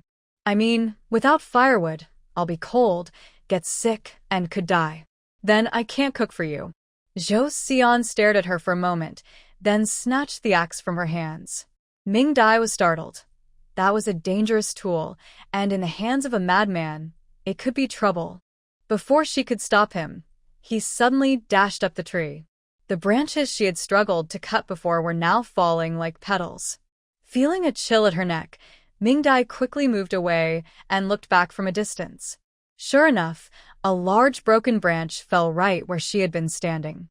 Just as she caught her breath, she saw Zhou Xian had reached the top of the tree, swaying dangerously with the highest branches. Zhou Xian, come down. Hurry. Zhou Xian ignored her and insisted on cutting off the top branch before coming down. In just a few minutes, the once lush tree had become bare, swaying in the cold wind. Ming Dai gasped. Zhou Xian must have been holding back when he hit people. With that kind of strength, he could easily knock someone out. Under Ming Dai's watch, he placed the tree down and, with a few grunts, cut the thick trunk without even using a saw. It seemed Zhou Xian had a bit of a perfectionist streak, as he divided the tree into 5 equal parts. Satisfied with his work, he took the axe and neatly arranged the cut branches. Looking at the piles of evenly sized branches, Ming Dai finally realized. Why did he cut down the tree? This is a mistake, right? Forget it. Forget it. The crazy person did it. The captain should understand, right? She quickly took out the rope, but Zhou Sinian snatched it away and tied it up in no time. It felt warm and quite thoughtful. By the time they finished, it was getting dark. Zhou Sinian was clearly under a lot of pressure and had reached his limit. Ming Dai took out a piece of candy, unwrapped it, and put it in his mouth. "Let's go home soon, bring the firewood down the mountain, load it up, and then we can go back." The sweet milk candy calmed his restless mood. He took the candy wrapper from Ming Dai's hand, examined it carefully, and solemnly placed it in his jacket pocket. Then he carried the cut wood down the mountain first. Ming Dai dragged a bundle of branches and followed behind with the tools. Halfway down, Zhou Sinian had already turned back. So while Ming Dai was dragging 1 load of firewood, he managed to carry 3. Moreover, Ming Dai discovered another strength of Zhou Sinian. He was very skilled. He loaded the firewood onto the cart perfectly, without it falling apart or being unbalanced. Once all the firewood was down, Zhou Sinian even carried the piece of deadwood that Ming Dai had only cut partially. She really couldn't understand how someone so slender could have such strength. This must be why the team tolerates his antics. After all, he is very capable. Ming Dai, feeling uneasy, tied a few more knots with the rope. After placing the tools properly, she looked at the raised cart handle, hesitated for a moment, and then jumped on. Oh. Hanging in midair was awkward. I push with all my might. After struggling for a while, the cart handle didn't budge. In the end, it was Zhou Sinian who pressed down with one hand, and the handle finally came down. Ming Dai turned around, got ready, and pulled the cart forward. Moving forward? I overestimated myself. Zhou Sinian, could you help me push the cart? When we get home, I'll make you something delicious. Ming Dai also wanted Zhou Sinian to pull the cart, but he was unpredictable. What if he suddenly wanted to go down the cliff again? It seemed that Sinian understood and ran to the back. Mingdai got ready, thinking that with his help, they would soon be able to get down the mountain. And indeed, it was quick. On the mountain path, Mingdai's feet were hanging in the air, gripping the handlebars as she screamed while rushing down. The cart, loaded with firewood, was speeding at 72 miles per hour, startling the villagers carrying firewood down the mountain. The young volunteer's screams acted like a horn, causing everyone nearby to quickly move aside. In a flash, the cart disappeared. All that could be seen was the back of a person pushing the cart down, looking quite wild. Oh no! The young volunteer is in trouble. Yeah, the poor kid is scared out of their wits. What a pity. People on the mountain path sighed and talked about the cart that was no longer in sight. Mingdai felt overwhelmed, watching the rushing scenery, the howling wind, and the villagers dodging out of the way. Suddenly, a thought flashed in her mind. The young lady has arrived. Everyone clear the way. She shook her head, trying not to think too much, focusing on steering and praying they wouldn't tip over. Fortunately, they reached the main road safely. The speed slowed down, unsure if Sinian was tired or thought they had arrived at the village. Mingdai's green scarf had been blown off and was now hanging around her neck. At this moment, she was glad she had tied it tightly. Otherwise, after this roller coaster ride, she might have lost it somewhere. Once things calmed down, she hung her small face on the handlebars, being pushed into the village like this. People looked at her, seeing her disheveled appearance, feeling quite sympathetic, but no one dared to help, fearing the wild person would target them. Thus, the cart arrived outside the volunteer station. Just as Mingdai was worried about how to move the load of firewood inside, Sinian didn't stop and continued pushing forward. Before she could stop him, the cart automatically turned and entered a small path. So, he was in control of the direction, and she didn't need to do anything. What was she hanging on the handlebars for? To be a good luck charm? Soon, the cart stopped, and Mingdai realized this was the outer wall of their courtyard. It turned out there was a back door here. Sinian came from behind the car and looked at Mingdai hanging in the air. He paused for a moment and helped lower the handle of the cart. Mingdai let go as a result. Other than feeling a bit weak in her legs, she was fine. Can you move the firewood inside? I'll cook, okay? Sinian didn't answer and went straight to move the firewood. Mingdai quickly opened the door. The door was heavy and wooden, and it opened easily with a push. Once inside, she realized this was the outer wall near the kitchen. Mingdai pointed to the spots. Put the dry firewood here and the wet firewood over there. Sinian focused on his work, placing the firewood down and leaving. Mingdai looked and saw it was the dry branches she had picked up, placed in her designated spot. Clearly, he was listening. Mingdai moved the bundle of branches to the kitchen and went to get a flashlight from the room. She took out 2 pieces of sausage from storage and diced them, washed a large cabbage, keeping the core and chopping the rest. After thinking for a moment, she scooped out 2 bowls of rice, washed them, and set them aside. She poured oil into the pan, first frying the sausage to release its fat, then added the cabbage, stir-frying for a bit before adding enough water to cover the ingredients. She sprinkled her homemade seasoning mix, salt and ground pepper, stirring everything well. The oil shimmered in the pan, and a delicious aroma filled the air. Sinian arrived as expected. Sinian might be late, but foodie Sinian is never late. She poured the washed rice over the ingredients, used a spoon to make a hole in the middle, and covered it to trap the aroma. Get to work first, and when you're done, we can eat. Sinian sniffed the air, reluctantly leaving. Given his good performance today, when the pot was cooking, Mingdai added 2 eggs to it. The smell of food grew stronger, making Sinian, who was unloading firewood outside, more anxious. But his serious nature remained, so he could only work faster. Finally, the entire cart of firewood was neatly stacked in the corner, with dry and wet piles. The wet pile was larger, all cut by Sinian, while the smaller dry pile was made up of branches Mingdai had picked up, along with some dead wood Sinian had carried. Everything was neat and tidy, and Ming Dai was very satisfied. The eggs were well cooked. At this moment, someone had already flown to the stove. Ming Dai opened it for him to see. The rice isn't ready yet. Just wait a little longer. Zhou Sinian quickly took a breath, feeling content, and squatted in front of the stove watching the fire. Seeing his serious expression, Ming Dai picked up a bucket to fetch water. In the evening, she wanted to soak her feet. When she brought half a bucket of water to the kitchen and poured it into the tub, Zhou Sinian followed her out. Noticing how hard she was working, he took the bucket from her and went outside. Was he trying to help her? Ming Dai felt very happy. Now she had someone to help with chopping wood and fetching water. What more could she ask for? Soon, after a few trips back and forth, the water tub was full. Ming Dai took out a large pot, settled it on another small stove, and added water.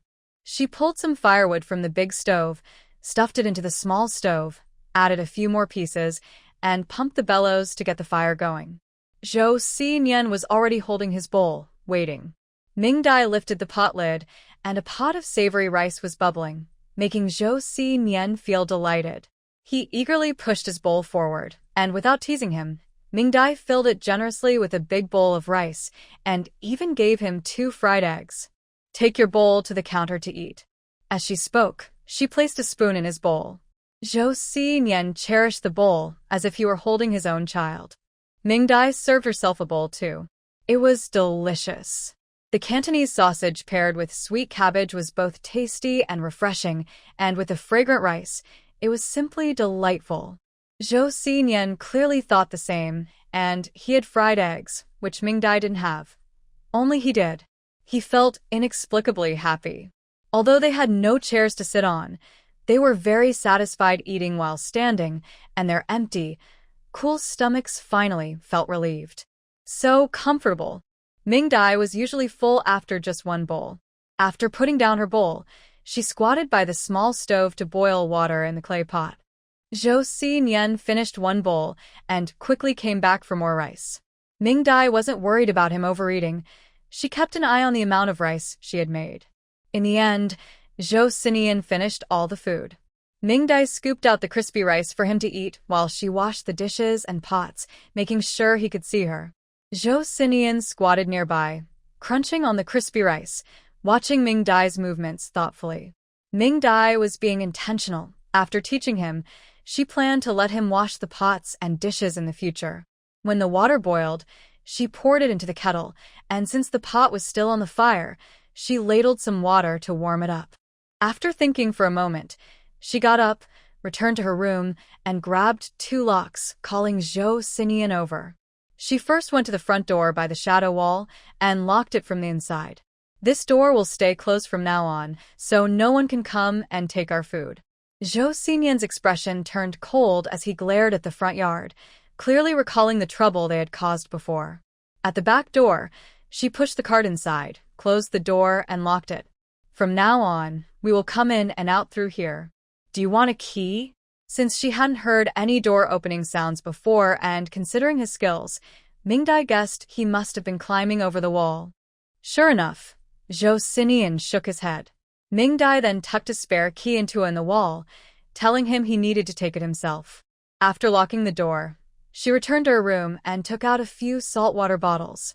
Her father had worked in a hospital, and the captain knew about it, so it wasn't unusual for her to have them. After filling the bottles, she carefully checked the seals to ensure there were no leaks. She handed Zhou Sinian 2 bottles, saying, "Put these in your bed to keep warm. Don't break them, they might burn you." Zhou Sinian took them, surprised by the hot feeling. He looked back and forth for a while, wanting to bump them together, but Ming Dai scolded him, and he reluctantly took the bottles back to his room. Zhou Sinian's room felt very empty. It was his 3rd year in the countryside, and he had brought a lot of things at first. However, his mental state had worsened, and he had forgotten many items or had them stolen by others. By the time he arrived at Lijiawan, he was left with just 1 military blanket, a cotton coat, and a pair of military boots, with no change of clothes. Even the pots and pans were completely gone. He couldn't remember where he had gotten the cooking pot and spoon. All he knew was that he was very poor. He shook out the damp blanket, stuffed the hot bottle inside, patted it reluctantly, and then got up. In the kitchen, Mingdai had already prepared 2 bowls of hot water. Come wash your face. From now on, the red things are yours, and the green ones are mine. Remember? Zhou Xinyan looked at the steaming bowls with curiosity. Mingdai demonstrated for him.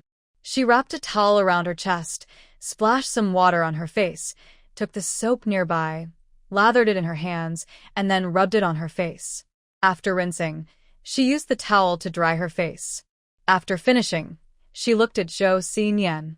He understood and tried to copy her. Except for splashing water everywhere, he did fine.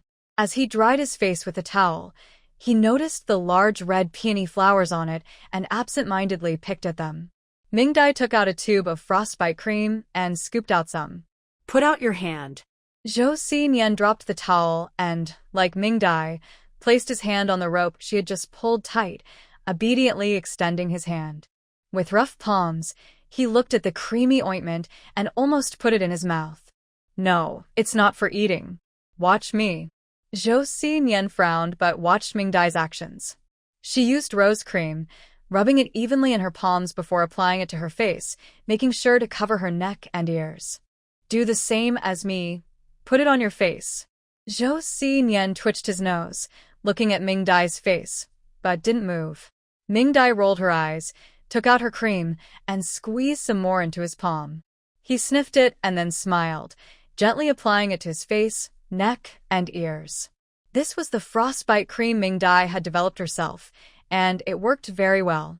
Thinking of Zhou Xinyan's stubbornness, she planned to add a few drops of rose essential oil to the cream later, so he wouldn't keep thinking about her expensive cream. After pouring out the wash water, she replaced it with a larger bowl and filled it with warm water from the jug. Zhou Xinyan copied her actions, filling the big basin she had given him. After taking off her shoes to soak her feet, Mingdai sighed in relief. It felt like all her fatigue from the day had vanished. Zhou Sinian followed along, taking his big feet out of the black cotton shoes and putting them in warm water. Mingdai watched him until he also exclaimed, "Ah," before she looked away. While soaking his feet, he thought about the sound he just heard. He really was a mute. Zhou Sinian was curiously splashing the water. Seeing that his shoes were about to get wet, Mingdai warned, "If you get your shoes and clothes wet, I won't give you any food." Zhou Sinian immediately became obedient, quietly soaking his feet without moving. 15 minutes later, Mingdai handed him a red double happiness towel, which was previously used by Xiao Mingdai for drying her face. Use this to dry your feet and the peony one for your face. Don't mix them up. Zhou Sinian didn't say anything, took the towel, and poked at the red double happiness design. Mingdai didn't say more. She had warned him, and if he used it wrong, it was not her fault. She took out a new green striped towel to dry his feet, then put on her cotton slippers and stood up. These slippers also belonged to Xiao Mingdai. She had worn them first. Zhou Sinian followed her example, dried his feet, and started looking for slippers. Not finding any, his brows furrowed again. Mingdai found it funny and said, "You don't have slippers. You wear black cotton shoes." Zhou Sinian looked at the black shoes, then at Mingdai's floral slippers, feeling unhappy. Finally, when Mingdai was really tired, she promised to make him a pair of slippers in the future, and he reluctantly wore the shoes to carry out the foot-soaking water. He poured out the water, rinsed the basin, and set it aside. Mingdai then handed him a cup and a toothbrush, squeezed some toothpaste onto it, and started brushing. Soon Zhou Sinian learned how to do it too. Brush in the morning and at night.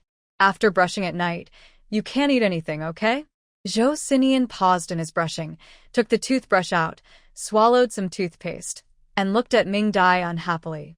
Mingdai felt much better and ignored him, putting away the dental items and happily going back to her room to sleep. Zhou Sinian stood in the yard for a long time before putting the toothbrush back in his mouth. At night, lying in the damp blanket, Zhou Sinian felt a warmth he hadn't felt in a long time. Just 2 saltwater bottles made him feel much more comfortable. A low, deep sigh slowly faded into the night. They were sleeping soundly, while the young people in the courtyard were restless, their stomachs growling all night, unable to sleep. In those times, a large family struggled to have enough to eat, let alone the young people who held a lower status in the village. So, when it wasn't busy farming season, they only had 2 meals a day. In winter, it got dark early, and to save on lamp oil, they had dinner around 3 or 4 in the afternoon. When the salty rice was finally ready, it made them even hungrier, and they felt like crying from the hunger. Luyan curled up at the cold edge of the bed, and the blanket she had was not enough to keep her warm. She had no choice but to cover herself with a sack, but it was still cold. Plus, she had just arrived and was too hurt to get out of bed, relying on the older youth to bring her food. Feeling waves of pain, and having only a bowl of thin porridge to fill her stomach, she couldn't help but start crying again. What's with the wailing at midnight? Song Lanlan, who was sleeping at the head of the bed, was already hungry and got annoyed by the crying. Unable to hold back, she vented her frustration on Lu Yen. How can you still cry? You shameless person. You ate a whole bag of rice. How can you still complain? Cry again, and I'll throw you out. Lu Yen was scared. It was freezing outside, and without firewood, she would be in real trouble. Her crying stopped, and Song Lanlan rolled her eyes, secretly cursing her for being useless while thinking about that bag of rice, and how nice it would be to have it for herself. The next morning, the body's internal clock woke Ming Dai from her sleep. A delicate white hand reached out from under the covers, searching under the pillow for a long time but finding nothing. With her eyes still closed, Ming Dai finally realized where she was. There was no phone. She had really been in a daze. Looking at the plum blossom watch she had taken out, it was 5:30 in the morning. So early!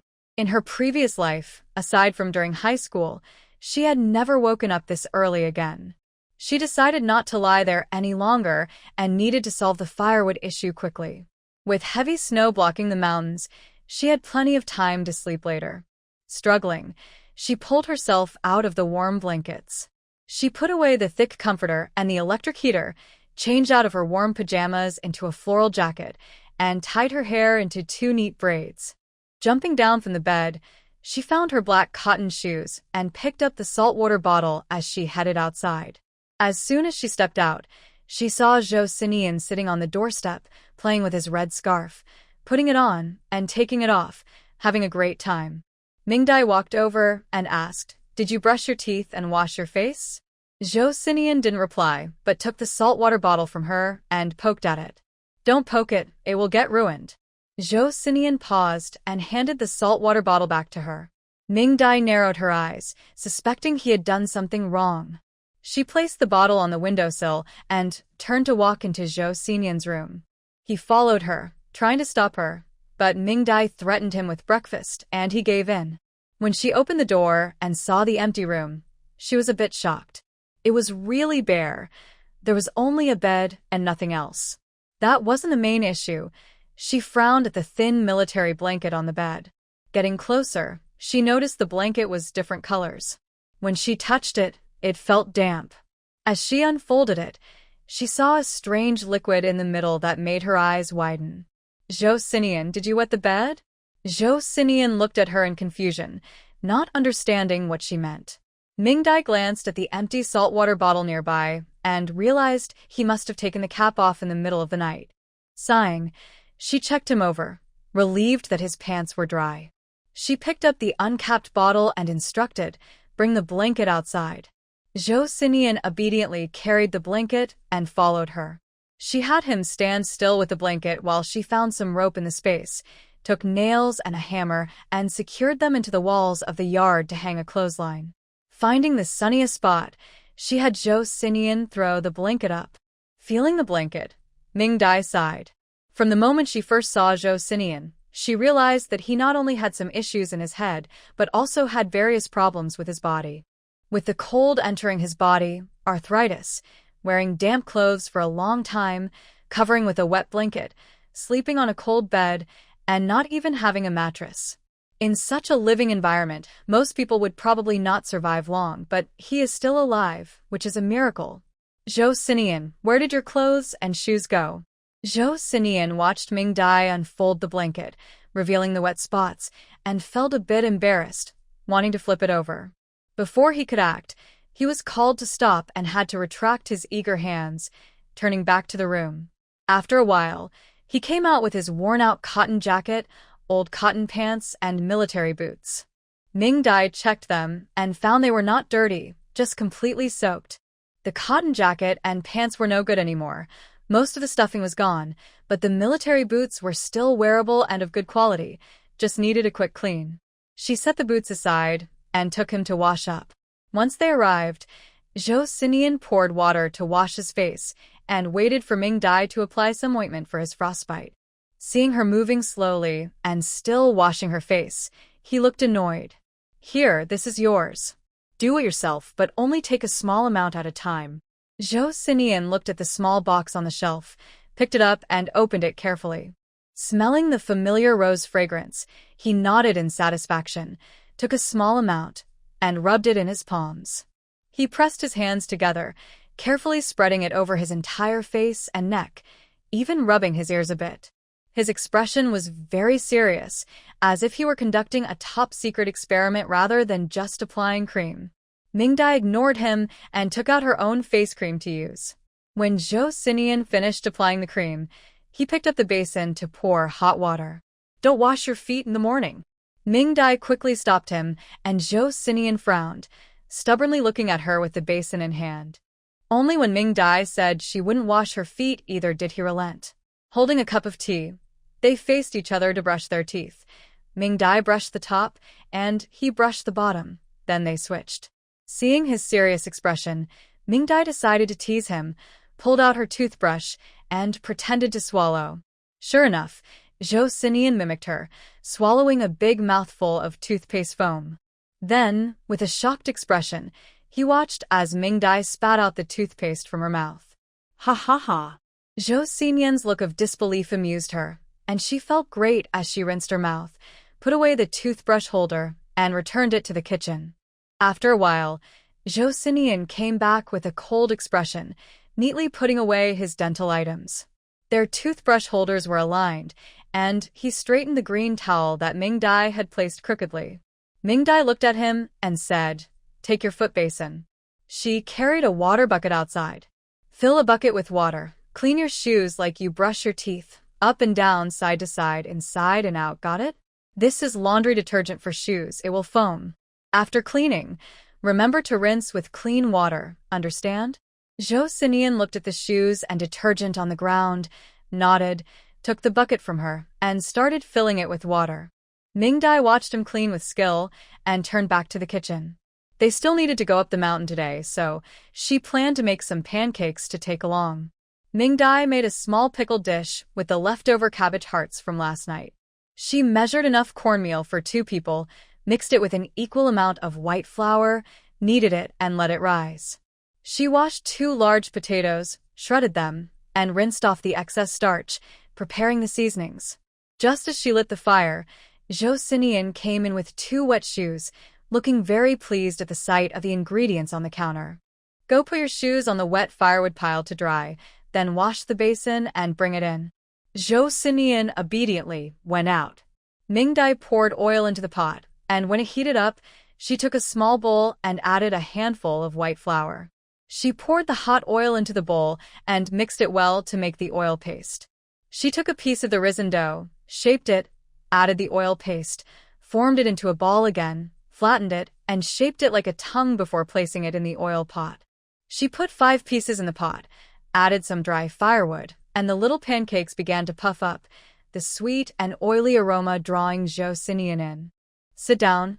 I asked you to add firewood, so add firewood." She kicked a wooden stool for him to sit in front of the pot and watch the fire while she lit the small stove, heated the pot, and added oil. When the oil was hot, she added garlic slices and dried chili peppers, filling the air with a fragrant aroma.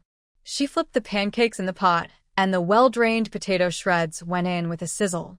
In the front yard, the young people looked at the porridge in their bowls, feeling sad enough to cry.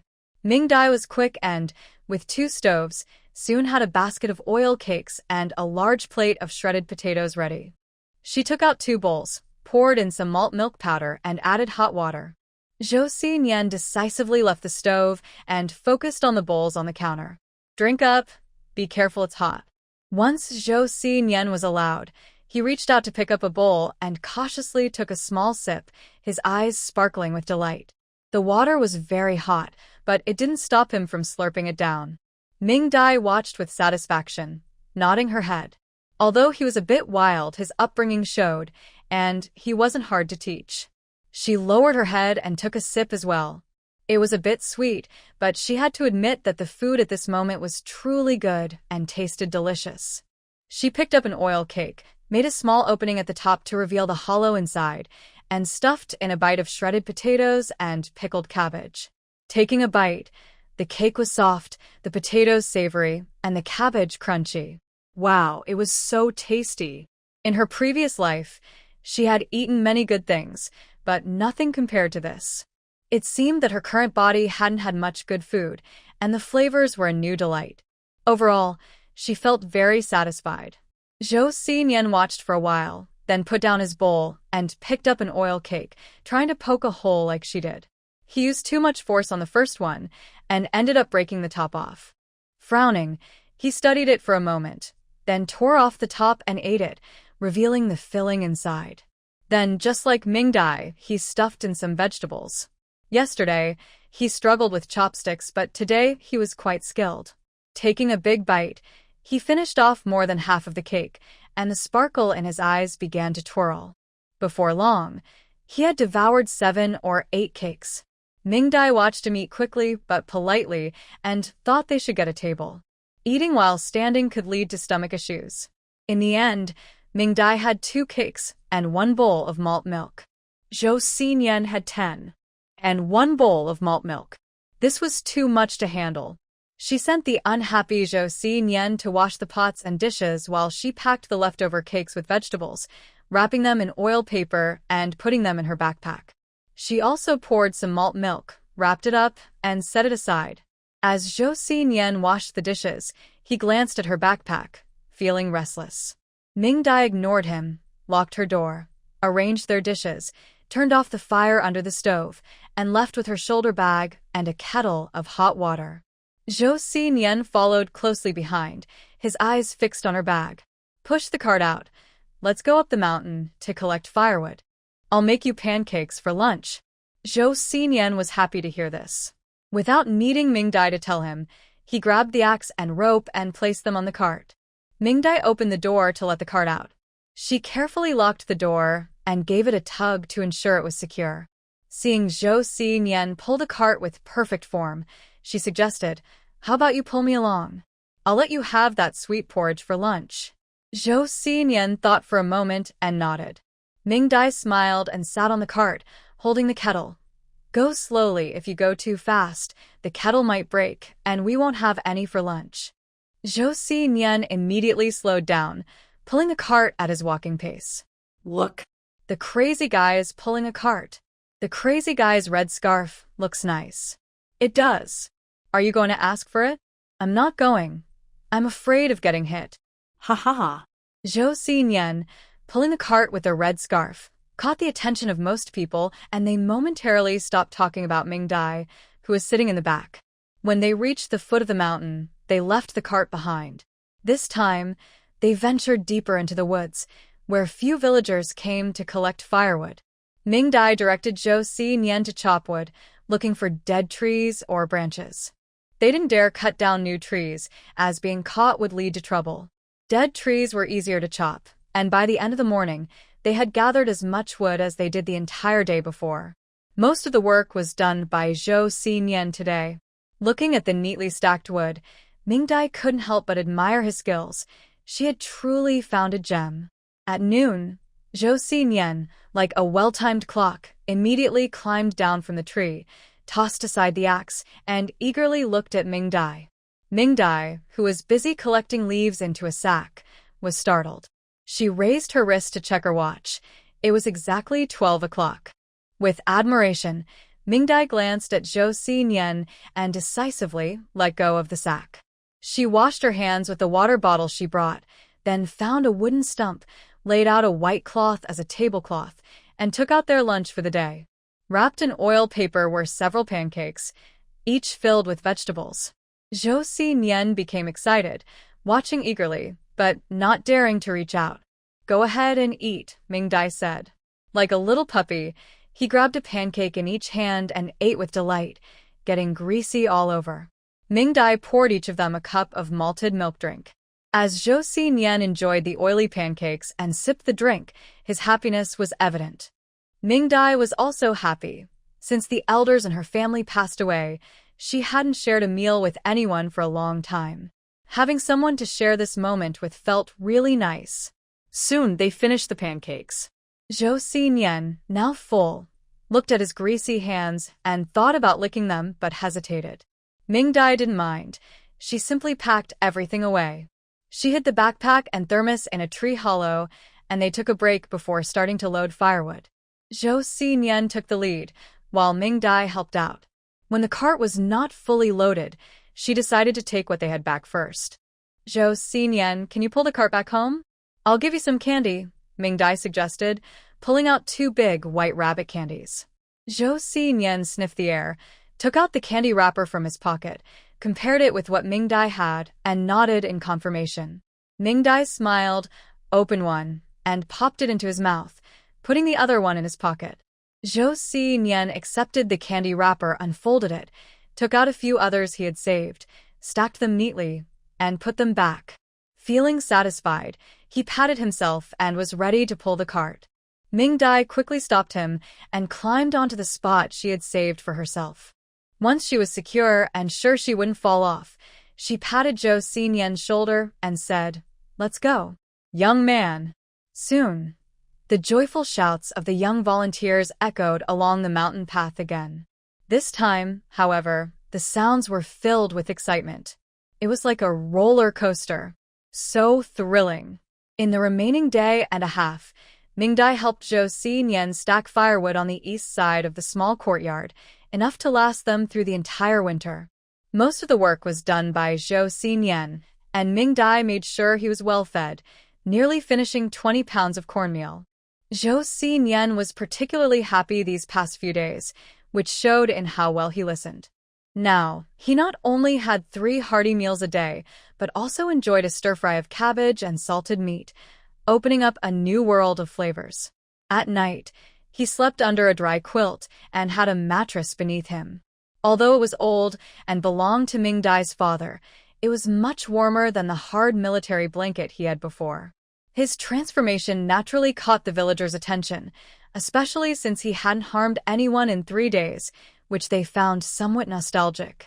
When someone asked Lu Dazhu about it, the village leader explained Ming Dai's situation. The villagers felt sorry for Ming Dai, but they were also relieved that Zhou Xinyan had found a focus, making their own children much safer. It's worth noting that since Zhou Xinyan arrived in Lijiabian less than a year ago, he had hit nearly every child and man in the village, with half of the women having been affected too. In Hongqi Commune, the name Zhou Xinyan could even stop babies from crying at night. When children misbehaved, parents would say, "If you keep crying, Zhou Xinyan will come to get you." The effect was immediate. Compared to Ming Dai, the other new youth had a much tougher time. Fong Row and Qi Jijun spent their first night at the home of Luo Cheng's widow. The Luo family had fled to Lijiabian before the founding of the country and were one of the few outsiders in the village. They had always kept a low profile until Luo Cheng joined the army and became a company commander, gaining influence in the village. The Luo family had 3 brothers and 2 sisters, and he was the 4th child, the middle one.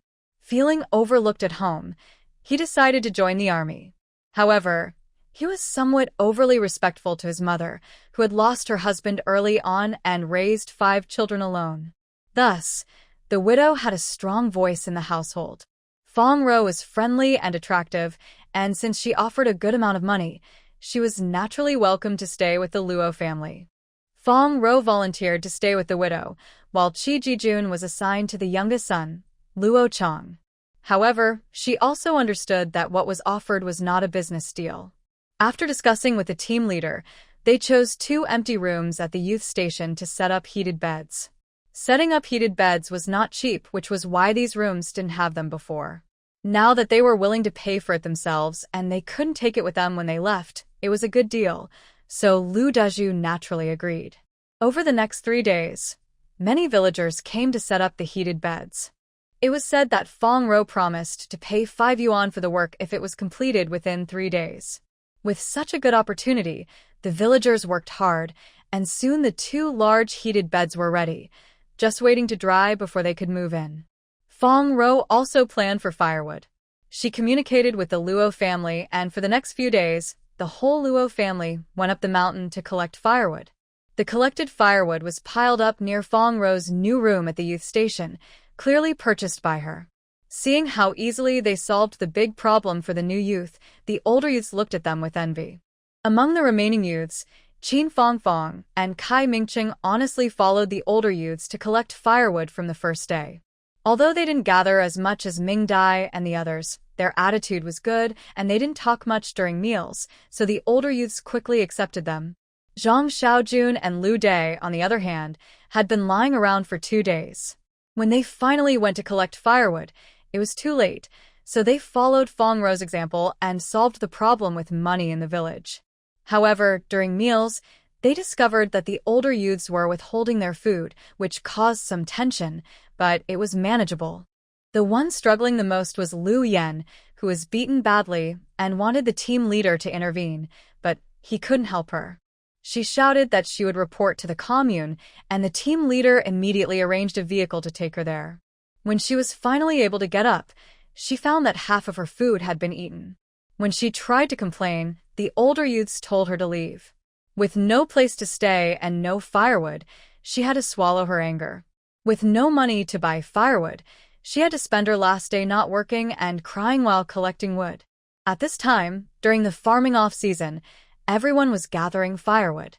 She was exhausted and only managed to collect a small pile, which was met with disdain and mockery from Song Lanlan. She felt like she could cry at the youth station.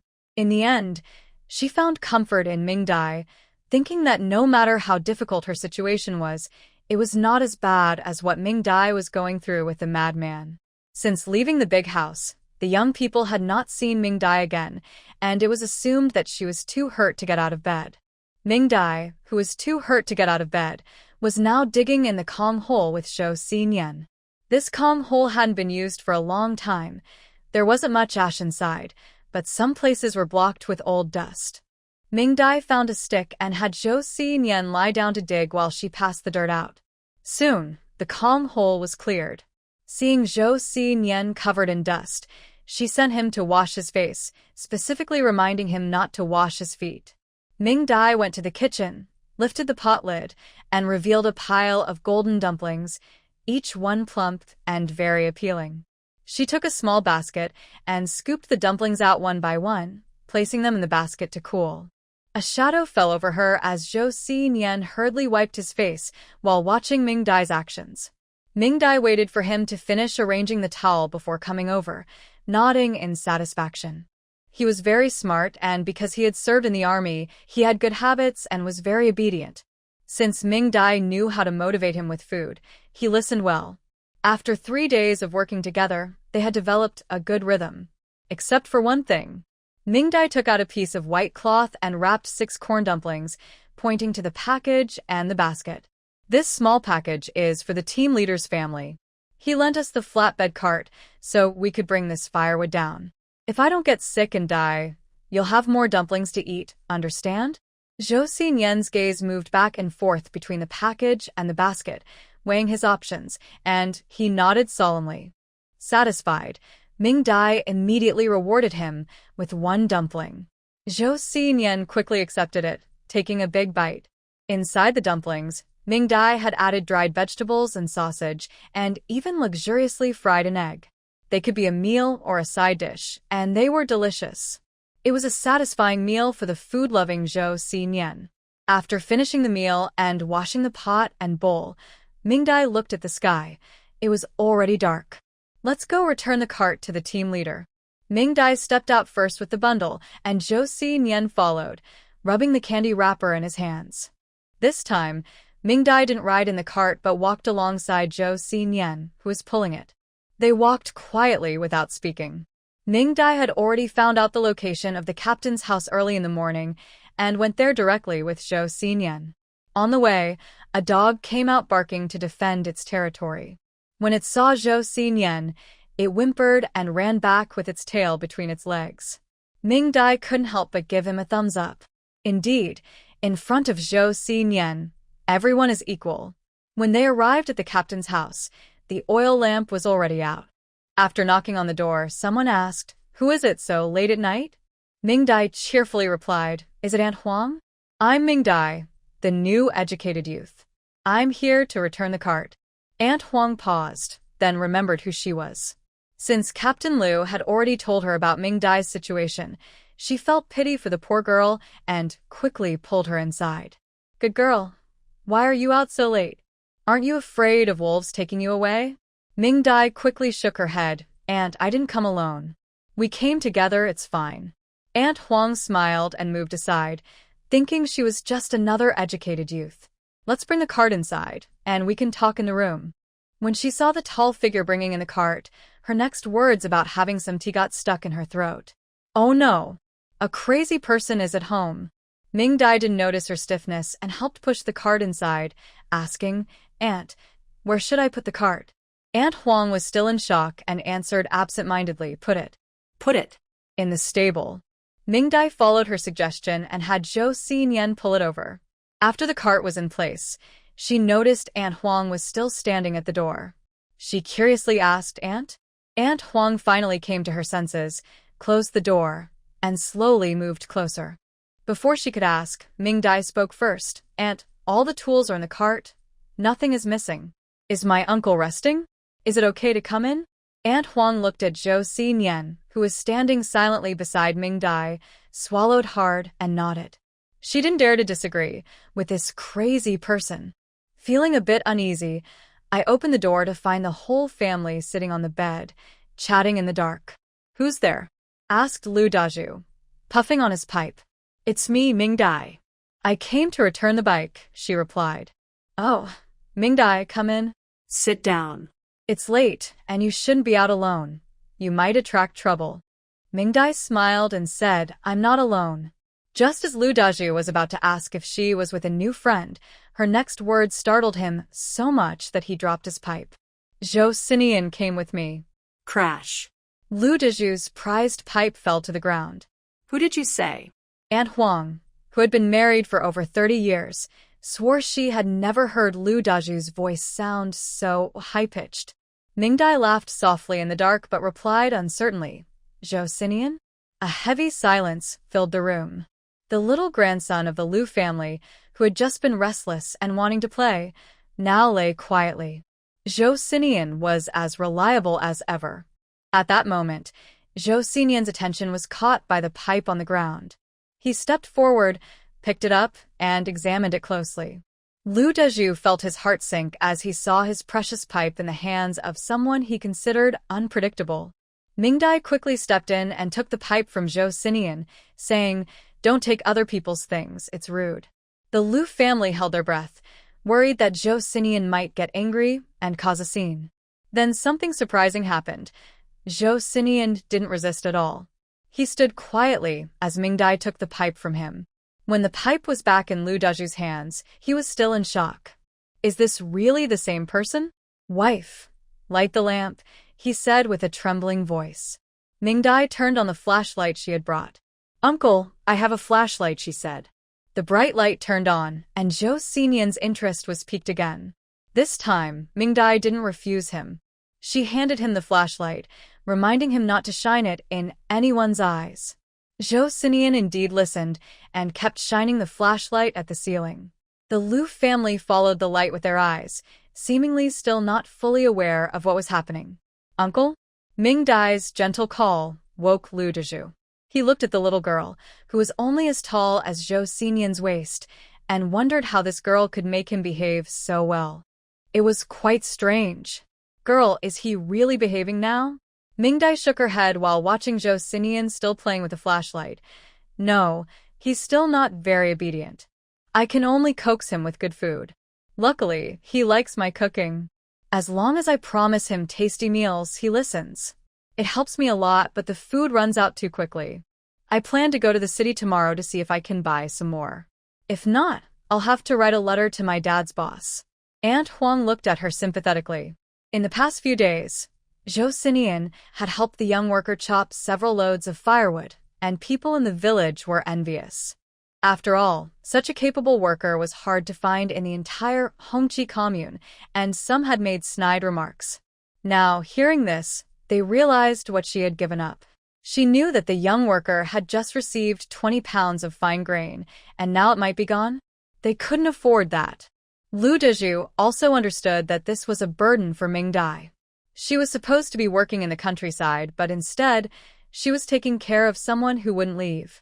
However, he had no choice but to nod. All right, tomorrow when you go to work, I'll prepare the pass, and San Yu will take you.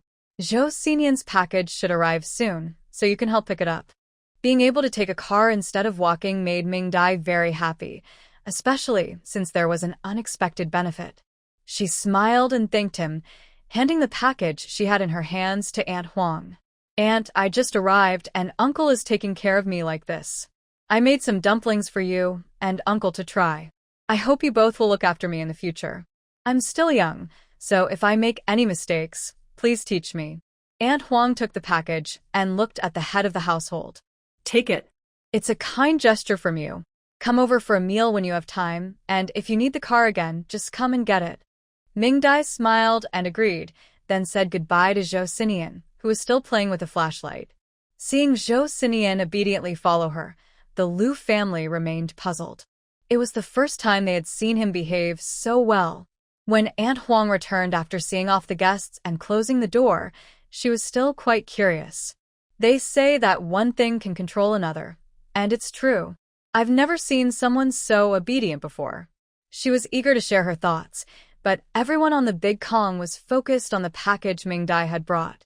Aunt Huang's sister-in-law, Huang Dalian, who lived nearby, was favored and had given birth to 2 grandsons, Taidan and Gugan.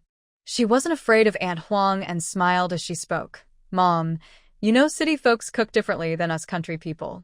Why does it smell so good? Your grandson can't wait to try it. Aunt Huang retorted, I think it's just your greedy side acting up. Taidan and Gugan chimed in, asking their grandmother for dumplings. Huang Lair's family, having only daughters, Huang Xing and Huang Tao, felt a bit embarrassed, and the second daughter-in-law, Zhou Panting, stayed quiet. Finally, Aunt Huang's youngest son, Lu Laifa, also asked for some. Only then did Aunt Huang start to grumble while unwrapping the cloth. She saw 2 rows of 6 dumplings, each about the size of a palm, perfectly round and very appealing. Don't underestimate their size. They are skillfully made. As Aunt Huang praised them, she picked one up, feeling how soft it was. Each of her 2 grandsons got one, her youngest son got one, and her 2 granddaughters shared one. She gave one to her husband and was left with one. Looking at her eldest daughter-in-law's eager expression and then at her second daughter-in-law, who was looking down, she sighed. Her eldest daughter-in-law, who was good at reading the room, said, Mom, you eat it. I can just share a bite with Laifu. Aunt Huang nodded in satisfaction, appreciating her eldest family's thoughtfulness. Before she could decide who would get the last dumpling, her eldest grandson exclaimed excitedly, Meat. There's meat. The youngest grandson shouted, Egg. There's an egg too. Aunt Huang was shocked. She opened the dumpling in her hand and, sure enough, it had filling. She didn't know what kind of meat it was, but it looked shiny and was very noticeable in the moonlight. Oh dear! How can we accept such a gift? Hurry, stop eating and bring it back to me. In the countryside, gifts are usually exchanged, and the returns are expected to be similar. Clearly, the gift brought by the young city worker today was something they couldn't match. Tai Dan and Go Dan, hearing they had to return it, panicked and stuffed it into their mouths, almost choking. Huang Tao held the dumpling in her hand. She and her sister hadn't eaten any, planning to share it with their parents, and now they were reluctant to give it back. The youngest son, Lu Lai Fa, looked at the dumpling, unwilling to hand it over. He had grown up and understood the family's difficulties. Seeing his grandson crying as the dumpling was taken away, Lu Dezhu sighed and squeezed the still warm dumpling. "Go ahead, let the kids eat it. We can repay this slowly." Aunt Huang also felt sorry for her grandson and quietly withdrew her hand. In the end, only Tai Dan, Go Dan, and Huang Tao got to eat the dumpling, while even the youngest son, Lu Lai Fa, chose to keep his. The next morning, Lu Dezhu's family had porridge for the first time with sausage and egg flowers. The dumpling skin was torn into small pieces and evenly placed in everyone's bowls. As they enjoyed their bowls of oily porridge, Lu Dezhu's family felt that today was going to be a great day. The next morning, as usual, Mingdai woke up looking for her phone. After confirming reality, she yawned and got out of bed. Today was the start of work. Stepping outside, she saw Zhou Xinian sweeping the yard and nodded in satisfaction. Entering the kitchen, she was even more pleased to see a large pot already boiling. After washing her face and brushing her teeth with hot water, Mingdai felt refreshed and started cooking. Since they had been eating cornmeal for the past few days, she was a bit tired of it. After thinking, she sneaked 2 eggs and a pack of noodles from her room. "Let's have a simple bowl of noodles for breakfast." She lit the small stove, heated the pan with oil, fried 2 eggs, chopped the last cabbage heart, and added it in, pouring hot water from the big pot. With a sizzle, the aroma filled the air. Soon, the broth turned white and bubbled. Mingdai tossed in half a handful of noodles, spreading them evenly around the pot. Before serving, she sprinkled in salt and pepper, added a drop of sesame oil at the bottom of the bowl, and poured the noodles and broth in together. It smelled amazing. After finishing this delicious bowl of noodles, Zhou Xinian felt much more motivated to work. Carrying her backpack and locking the door, she took Zhou Xinian to work. When they arrived at the entrance of the youth station, Fong Mingyang and the others were also clearly heading to work. Just as she was about to greet them, Zhou Xinian behind her startled her, causing her to turn and leave without anyone stopping. Mingdai was very pleased with this effect. Following at a comfortable distance, they soon reached the grain warehouse in Lijiaoan. Many people were already lined up, waiting to start work. Everyone had just finished their meal and was chatting about gossip, making the scene quite lively. Then someone spotted Zhou Xinian, and after a gasp, the crowd immediately fell silent. People either looked down or straight ahead, not daring to glance at Zhou Xinian behind them. It must be said, the effect was remarkable and immediate. Mingdai knew everyone was scared, so she moved a bit further away from the line with Zhou Xinian. Those who had been in front of Mingdai visibly relaxed. Lu Dezhu, who was in charge of starting work, looked at the quiet crowd and felt pleased. Finally, everyone was disciplined. Before he could praise them, he noticed Zhou Xinian at the back of the line. He immediately forgot his formal speech and simply said, "Start work," leading the way inside. Since it wasn't the busy farming season, the work was simple. Today's task was to husk corn, with each person assigned a pile to complete before leaving. Everyone rushed in, trying to find the smaller pile. Once Mingdai and the others entered, she led Zhou Xinian forward. Inside, everyone found their spots, and the remaining piles were near the youth. Mingdai took them over, choosing 2 without hesitation. Knowing they would be husking corn today, Mingdai had Zhou Xinian chop 2 wooden stumps the night before, which were just right to sit on now. Instead of choosing 1 pile per person, she decided they would work together. While everyone else quietly worked, their eyes were all on Mingdai. Pretending not to notice their awkward attempts to hide their curiosity, Mingdai sat down and took something out of her crossbody bag. A shoehorn. As everyone wondered what she was going to do with it, Mingdai picked up a piece of corn and carefully inserted the shoehorn into the back of the cob. A row of corn kernels fell off. They chose a spot 3 or 4 lines away and pushed down the next column.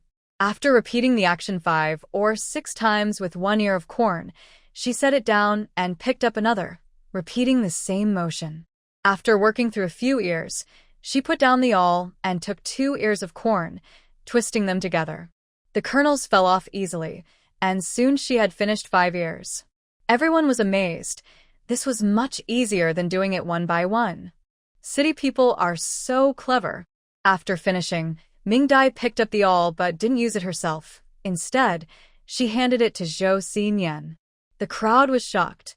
How could she give a tool to a madman? As they hesitated about whether to run away, the madman was already using the awl and working much faster than Ming-Dai. After watching for a while, she saw he was doing well, so she started to work on the corn he had prepared. The villagers who understood quickly called their children home to get their own awls, while some skeptical ones began to compete with Ming-Dai's group. The nearby youth center had the clearest view. Fong Mingyang felt a bit sad watching the corn pile disappear so quickly. Why hadn't he thought of such a smart method as the leader of the youth center? Fong Row looked thoughtful, convinced she had never heard of a youth named Ming-Dai in her past life. Where had she come from? Lu Yan glared at Zhou Xinyan in anger. When he noticed, she quickly looked down, scared. While cursing in her mind, she regretted that Ming-Dai hadn't been punished. Others were astonished that Zhou Xinyan listened to Ming-Dai and helped her work. Soon, Ming-Dai finished her pile of corn. Zhou Xinyan handed the awl back to her and started working, his speed comparable to a machine. In no time, only the cobs were left. Ming-Dai picked up the awl and moved the stump to the next pile to continue working. Seeing their speed, others felt pressured and started working frantically. Before long, Zhou Xinyan finished his corn too and moved over, taking the awl from Ming-Dai's hand. Ming-Dai stood up to collect the kernels she had prepared. The benefit of working on the corn was that whoever prepared the kernels could take them home, giving many people the chance to participate. For example, if you don't clean it well and leave a few grains, they can add up to enough for a meal. As long as it's not excessive, the team leader won't stop you. However, Ming-Dai and Zhou Xinyan cleaned theirs very well, leaving not a single grain behind. In less than a morning, Ming-Dai and Zhou Xinyan finished their 2 piles of corn, while others hadn't even finished half. They packed all the corn kernels and collected 4 sacks of corn husks. Ming-Dai held a corn husker, and Zhou Xinyan carried a wooden stump, walking toward Aunt Huang under the eager gaze of the youth. "Aunt, here's the husker for you." Aunt Huang had met Zhou Xinyan yesterday, so she was less nervous this time. Their family only had 1 corn husker, which was given to her daughter-in-law, so she naturally accepted Ming-Dai's offer. "Thank you, young Ming. Are you two heading to the commune? Hurry up, the tickets are with the old man. You can leave the stump here, and I'll have your brothers bring the corn husks to you later." When she was first called Young Ming, Ming-Dai tried to resist. She had been called Little Ming since she was in school and was quite tired of it. But her resistance was in vain, as the aunties continued to affectionately call her Young Ming. It was better not to make an extra trip, so Ming-Dai happily agreed. As soon as she and Zhou Xinyan left, the scene erupted in chatter. "Oh my, the crazy one has changed, and is working now. He has been working. He helped that young one gather firewood these past few days. I saw it too, several big loads of firewood. That young one won't have to worry about firewood this winter. Why is he only helping her, and not us?" "Exactly. Don't say he's crazy. He does the work well.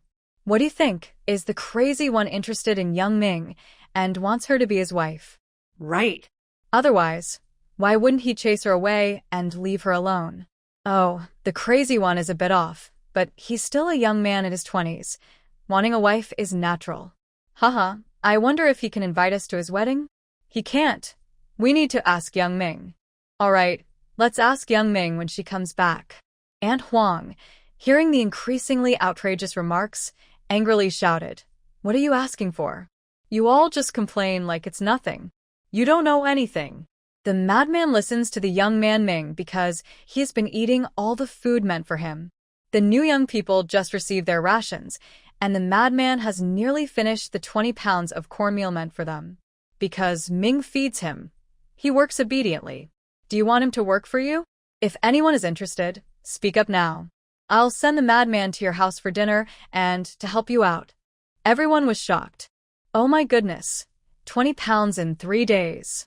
I don't want it, I really don't, my family doesn't have that much food." "Exactly, with that food. Wouldn't it be better to eat it yourself?" Aunt Huang then snorted. I know what you're all thinking. Let me be clear. If anyone can make the madman listen, we won't interfere. You all don't appreciate what you have. The madman isn't easy to handle. We've tried before. As long as he doesn't cause trouble, that's good for us. Besides, Ming didn't choose this. The madman forced himself on her. Ming has given up so much just to keep the madman from hurting her. She's an orphan living off her father's veteran benefits, and now she's in this big mess. She's already pitiful enough. And you dare to spread rumors about her? You all have lost your conscience. If I catch anyone stirring up trouble again, I'll teach them a lesson. Everyone quickly shook their heads, indicating they wouldn't dare. After hearing Aunt Huang's words, everyone realized that having the madman behave was beneficial for them. Knowing how much Ming had sacrificed, they felt a sense of balance and stopped making snide comments, even starting to feel sympathy for the young woman. The young people at the other end also felt much better after hearing about Ming's situation. Only Fong Row frowned. She didn't want any unexpected events to occur. After getting the papers from the team leader, Ming took Zhou Sinian straight to the village entrance, where the cart was already waiting. Seeing them approach, Lu Laosen slowly got up. As soon as he saw who was coming, he stumbled back, nearly falling apart with his old bones. Third master? Mingdai looked at the pained Lu Sanyi and asked with concern, "Are you okay?" Lu Sanyi got up, cautiously eyeing Zhou Xinyan behind her. "I'm fine." He couldn't help it, his missing teeth made it hard to speak. Zhou Xinyan noticed his missing teeth, which looked familiar, as if he had caused it, but he couldn't remember why. Lu Sanyi looked at him with a mix of anger and fear. He had kindly brought back a package for him, but out of curiosity, he opened it and got punched by Zhou Xinyan, losing 2 of his front teeth. It was heartbreaking. Ming Dai was unaware of this. Seeing he was fine, she showed him the ticket and called Zhou Xinyan to get in the car. Once they were seated, Lu Sanyi climbed in, confirming they wouldn't get hit again before he felt safe enough to drive. However, he kept looking back, worried he might get punched again. Upon arriving at the commune, Lu Sanyi visibly relaxed. Zhou Xinyan was familiar with the commune. He had been there many times, either to fight or on his way to fight. Ming Dai was visiting for the second time, but she hadn't seen anything the first time, so she planned to explore this time. After agreeing on a time with Lu Sanyi, she took Zhou Xinyan to the furniture-making place first. As soon as they entered, they saw many finished pieces of furniture lined up. She touched them. They were solid wood and not yet painted, very eco-friendly. After looking around, she decided what she wanted, and a young man approached. "What can I do for you?" The man was covered in wood shavings, likely an apprentice working. "I need 2 bed cabinets, 2 bed tables, 1 large dining table, 2 chairs, 2 stools, and 1 cupboard." The man listened and took notes, pleased to hear it was a big order. Okay. Is there anything else?" Ming Dai thought for a moment. "That's all for now, but do you have any wooden boards?" "I need a cutting board for kneading dough." Yes. "I can customize one for you based on the tables you ordered, and I'll throw in a rolling pin." Feeling pleased with the good service, Ming Dai smiled and agreed, also picking out some smaller furniture and asking for 2 bags of leftover wood shavings. The man agreed and quoted the price, $35.80. After paying, they asked for help with delivery and discussed the timing. Ming Dai took Zhou Xinyan to the post office. After handing over the form, the post office staff quickly found the package. This person's package had been sent for 3 years, with only a few interruptions, and they all remembered it well. Zhou Xinyan held the package as they headed to the local supply and marketing cooperative. At this time, it was the start of work, so there were very few people in the cooperative. Ming Dai asked Zhou Xinyan to wait in the shade of a tree while she went inside with her travel bag. Since it was a public cooperative, it wasn't very big and mostly sold daily necessities like rice, oil, and salt. The black counter was shiny with age, clearly an old piece of furniture. Inside, a woman was knitting and didn't look up when Ming Dai entered. Ming Dai ignored her, walked around the cooperative, and then left with her bag. Once she was gone, the knitting saleswoman rolled her eyes and muttered, "What a poor sight." Just looking around without buying. At the moment Ming Dai stepped outside, Her bag became fuller with items bought from the cooperative. She met up with Zhou Xinyan, and they went to their last stop, the state-run restaurant. On the way, Zhou Xinyan kindly took the bag from Ming Dai, making her appreciate his help even more.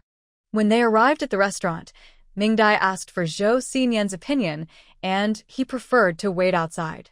So, she went in alone, checked the menu on the small blackboard, and despite the server's cold demeanor, she ordered a box of braised pork, a box of crispy fish, 2 servings of rice, and 10 large meat buns, all packed in aluminum containers. Paying under the server's envious gaze, she left with a bag full of delicious food. Outside, Zhou Xinyan stood quietly, holding the items, not moving at all. The moment he saw her, his eyes were fixed on the bag she carried. Ming Dai patted the bag and said, "Let's eat in the car." Zhou Xinyan happily nodded and walked back with her. This time, his steps were noticeably larger, and Ming Dai jogged to keep up. When they arrived, they found the furniture already loaded onto the truck, and Lu Sanyi was curiously touching it. Ming Dai called out to him, startling him, and he quickly hid behind the horse. Zhou Sinian didn't even glance at him. After putting the items in the car, he focused on the bag in Ming Dai's hand. Ming Dai opened the bag and took out an oil paper bag filled with buns. She took out 4 buns and handed the rest to Zhou Sinian. Zhou Sinian happily accepted them, eating one after another, leaving Lu Laosan in shock. Ming Dai walked around to the back of the horse and handed 2 buns to Lu Sanyi. "Sanyi, sorry to trouble you. We have a lot of things, so please try these buns." Lu Laosan was still amazed that Zhou Sinian was eating buns so quickly, and now he had buns to eat too? "For me?" Ming Dai nodded. "I might need to trouble you often in the future." Lu Laosan smiled widely. "Not a trouble at all. Just let me know whenever you want to come to town." He completely forgot that he also needed to get a pass to enter the town. With a bun in each hand, Lu Laosan was overjoyed. These were big meat buns made with white flour, the kind you can't even get during the New Year. As they ate the buns, the distance between them closed.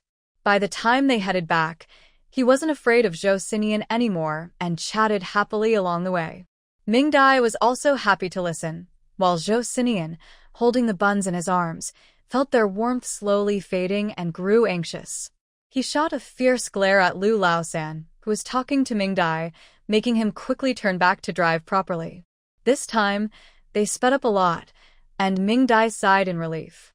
Lu Sanyi was very amusing, but he had a gap in his front teeth, so it was tiring to guess what he was saying while listening. When they arrived in the village, the villagers had already gone to work in the afternoon, so no one saw them return with so many items. Lu Laosan dropped them off at home and helped unload before leaving, being very friendly. He directed Zhou Sinian to arrange the furniture. Although there weren't many items, the room already looked like a home, which made them very happy. They filled a basin with hot water, and Zhou Sinian wiped down all the furniture, while Ming Dai went to the kitchen to heat up the packed meals. On the 4th day in the countryside, they finally sat down to eat a meal at home, and Ming Dai was very happy. Zhou Sinian, who hadn't had meat in a while, was also very pleased, especially with the braised pork.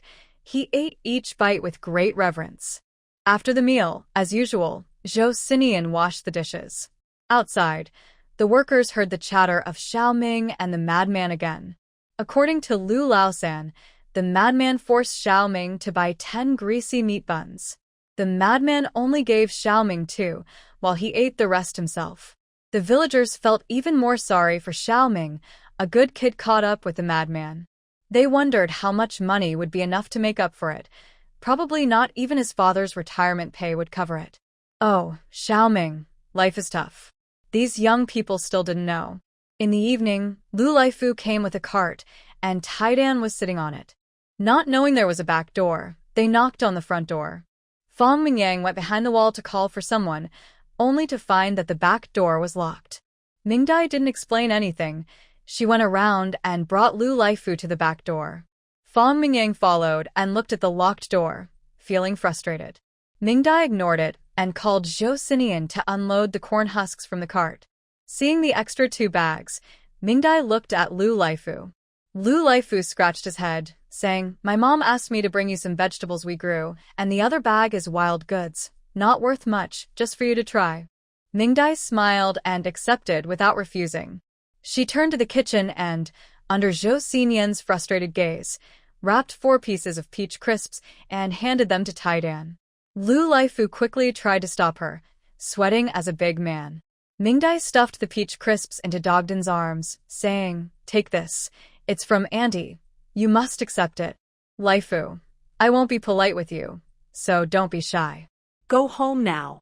She called him Auntie because Mingdai referred to Taidan as her older brother, so she had to keep it respectful.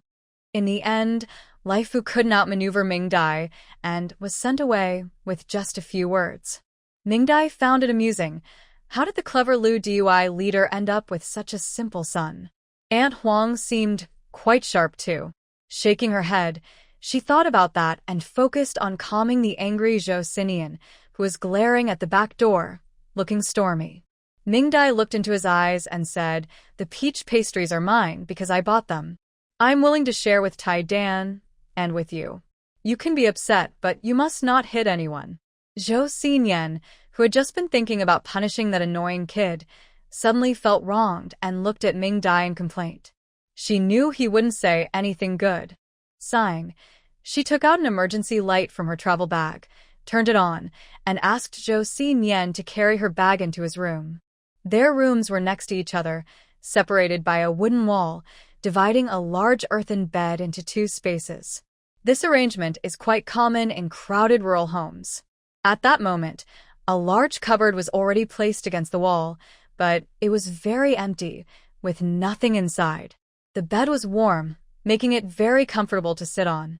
The warmest spot was still drying Zhou Xinian's military blanket, which was almost ready to be laid out. Next to it was the bedding Mingdai prepared for him, which included a mattress and a quilt. It wasn't very thick, but it was much better than his military blanket. There was also a pillow. Previously, Zhou Xinian didn't even have a pillow.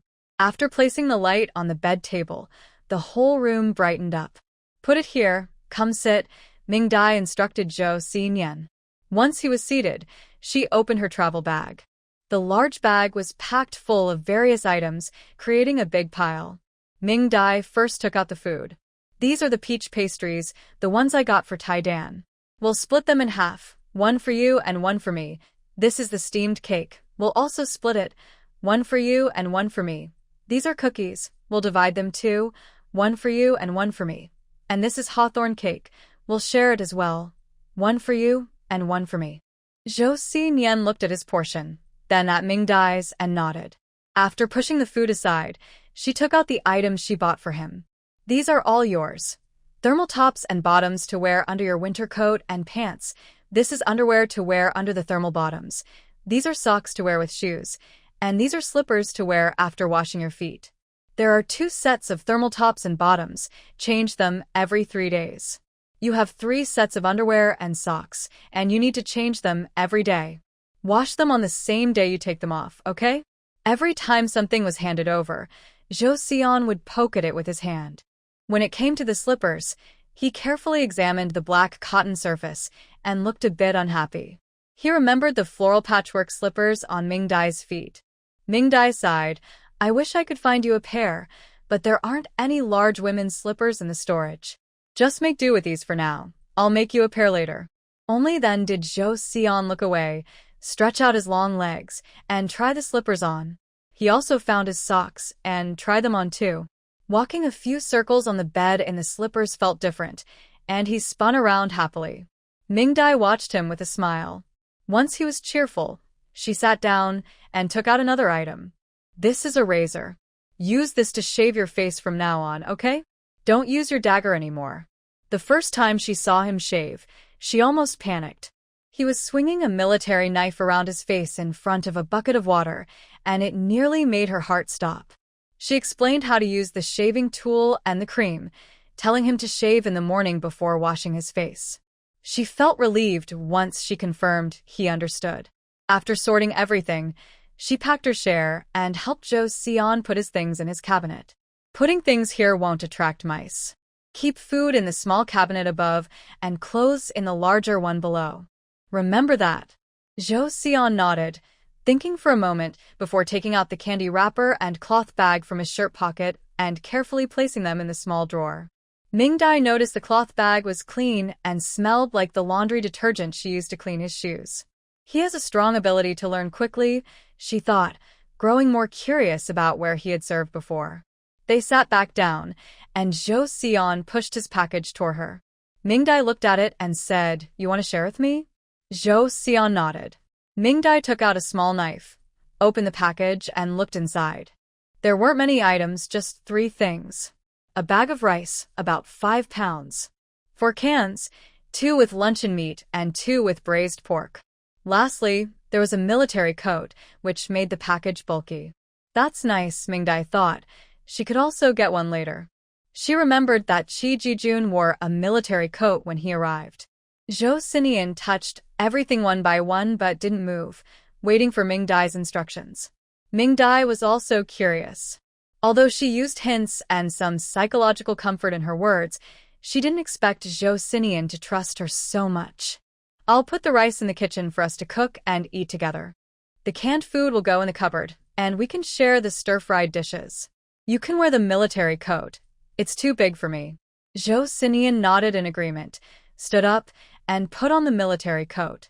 He was very thin, and the coat hung loosely on him, but he seemed very happy today. After he finished washing up and sat down again, Mingdai took out 2 pieces of white rabbit candy for him.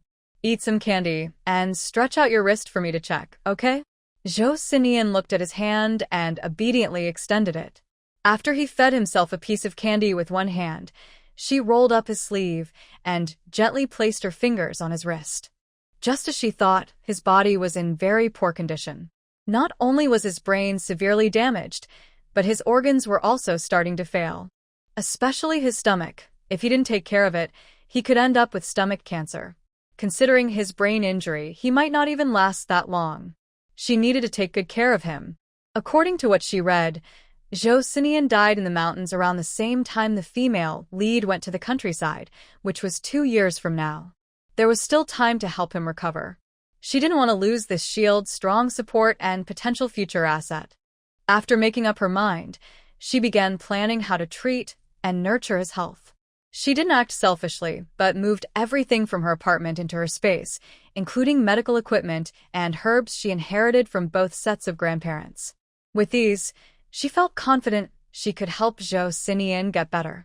After finalizing Zhou Sinian's treatment plan, Mingdai decided to go to bed. Before leaving, she helped Zhou Sinian make his bed. The military blanket was warm from the heated bed, laid on the mattress, with the bottom of the quilt tucked in neatly. She also draped the new military coat over it and reminded him to fill the saline bottle with water later and not to mess with the cap. Seeing that he liked the emergency light, she left it with him, just teaching him how to use it and telling him not to waste the battery before yawning and leaving with her things. After a long day, she was tired. In the evening, after washing up, Zhou Sinian placed 2 saltwater bottles in his bed, one at his feet and one by his pillow. Before getting into bed, he stood up and went to the food cabinet, looking at the new addition and opening the small cupboard. After a moment, he closed it again. He brushed his teeth, remembering he shouldn't eat after brushing at night. Feeling a bit unhappy, he took off all his clothes and put on the underwear and thermal wear that Mingdai had tucked into his bed earlier. He felt comfortable and much more at ease. He wiggled his toes under the blanket, enjoying the relaxed feeling of not having to wear a heavy coat to sleep, feeling warmth from all around.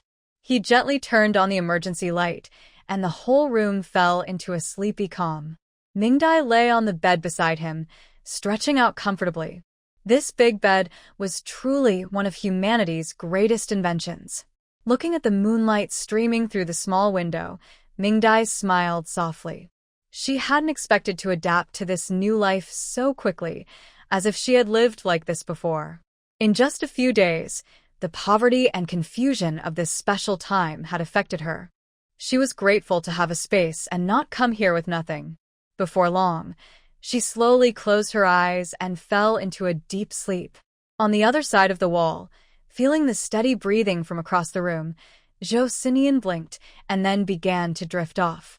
The next morning, Mingdai woke up with her internal clock. She looked for her phone but couldn't find it, so she awkwardly climbed out of bed. Staring at the dark ceiling, she faced reality. Feeling the warm bed, she picked up the clothes she had left at the head of the bed and put them on. The clothes had dried overnight and were still warm, making them very comfortable to wear.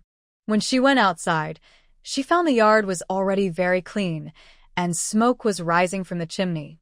Sinian was squatting in the yard, looking at something. Mingdai didn't call him and went to the kitchen instead. It was a wonderful thing to have hot water ready so early in the winter. After washing up, Mingdai rummaged through the 2 bags of items that Lu Laifu had brought the day before. One bag contained vegetables, mainly cabbage and radishes, as there wasn't much else to eat at this time. Interestingly, there is still a small bunch of chives, probably the last harvest before winter. Now that I know what to eat, today we will have chive pockets. I need to store the cabbage and radishes properly, otherwise they will freeze. Sinian, who came in with me, heard my mumbling and thought for a moment before running to the back of the kitchen. This kitchen is quite large, with shelves fixed to the wall behind the stove. They were previously used for storage, but are now cleaned and holding kitchenware. Behind the shelves, there is a large empty space that I hadn't noticed before. When Sinian opened it, we discovered it was a cellar. I stopped Sinian from going down directly and lit a stick to throw inside. Seeing that the flame didn't go out immediately, I climbed down the ladder. Once below, I found it was an empty cellar. It hadn't been used for a long time, so it had a strong smell, but it was very useful, and I wouldn't need to dig a new cellar. I also discovered that the cellar had an ice storage area. It didn't look big, but it could hold quite a bit of ice, which was a nice surprise. I opened the cellar for ventilation and asked Sinian to put another bag of items on the table. Half a bag of various dried vegetables, a pack of red dates, a pack of walnuts, a pack of pine nuts, a pack of peanuts, and a pack of sunflower seeds. The amount wasn't large, but they were thoughtfully wrapped in oil paper, which showed care. After putting everything away, I made a note of the thoughtful gesture. I instructed Sinian to pick the chives while I prepared egg flowers on the small stove. 2 eggs sizzled in the oil, and I tossed the shells into the stove, thinking about how we could raise 2 chickens. That way, we would have an excuse to eat eggs. Although we could buy them, it wouldn't be ideal to do so often, as it didn't fit my poor persona. As for Sinian discovering this, at this point his memory is confused, so he probably wouldn't remember. Even if he did, he might think it was just another illusion. Sinian had already washed and brought out the chives. Looking at the neatly arranged chives, I admired him. This body isn't in great shape, so it's better not to touch cold water in winter. I chopped the chives, placed them in an enamel basin, added the scrambled eggs, 5-spice powder, salt, and sesame oil, and mixed everything together. Take out the dough that was prepared yesterday and place it on the countertop. Sprinkle some flour on top, knead it a little to release the air. Divide it into equal pieces and roll them out with a rolling pin. Scoop a spoonful of filling and place it inside, fold it over, and pinch the edges to make a dumpling. Sinian watched and then tried to make his own. Mingdai observed. The first one looked strange, the second one was somewhat decent, and by the third one, he was ready to go. What a talent! Another day defeated by skill. Mingdai sighed about the unfairness of creation while rolling out all the pieces into wrappers. She let Sinian wrap them while she increased the heat on the stove and placed the dumplings into the oil for frying. They filled the bottom of the pan, waiting for them to puff up. In the meantime, she took out the rice Sinian received, scooped a spoonful, rinsed it clean, and put it in a pot to cook. She flipped the chive pockets on the stove. They looked golden and very tempting. Sinian finished wrapping all the dumplings and admired his work. Mingdai leaned over to take a look. He had improved a lot, and it was hard to tell he was a beginner. The first batch of chive pockets came out, and Mingdai carefully placed them in a small basket, looking plump and adorable. Sinian had already put the remaining ones in the pot, and seeing his eager expression, Mingdai handed him the spatula. She turned to grab a radish, washed off the dirt, and sliced it into thin strips on the countertop. She mixed in some vinegar, sprinkled salt and sesame oil, and stirred it a bit to make a radish pickle. Lifting the lid of the pot on the stove, she saw the rice bubbling and blooming. She ladled out the rice soup and placed the radish strips on the table, while Sinian was finishing the last batch of chive pockets. A few minutes later, they enjoyed the chive pockets, slurping the hot porridge, and paired it with the crunchy radish strips for breakfast.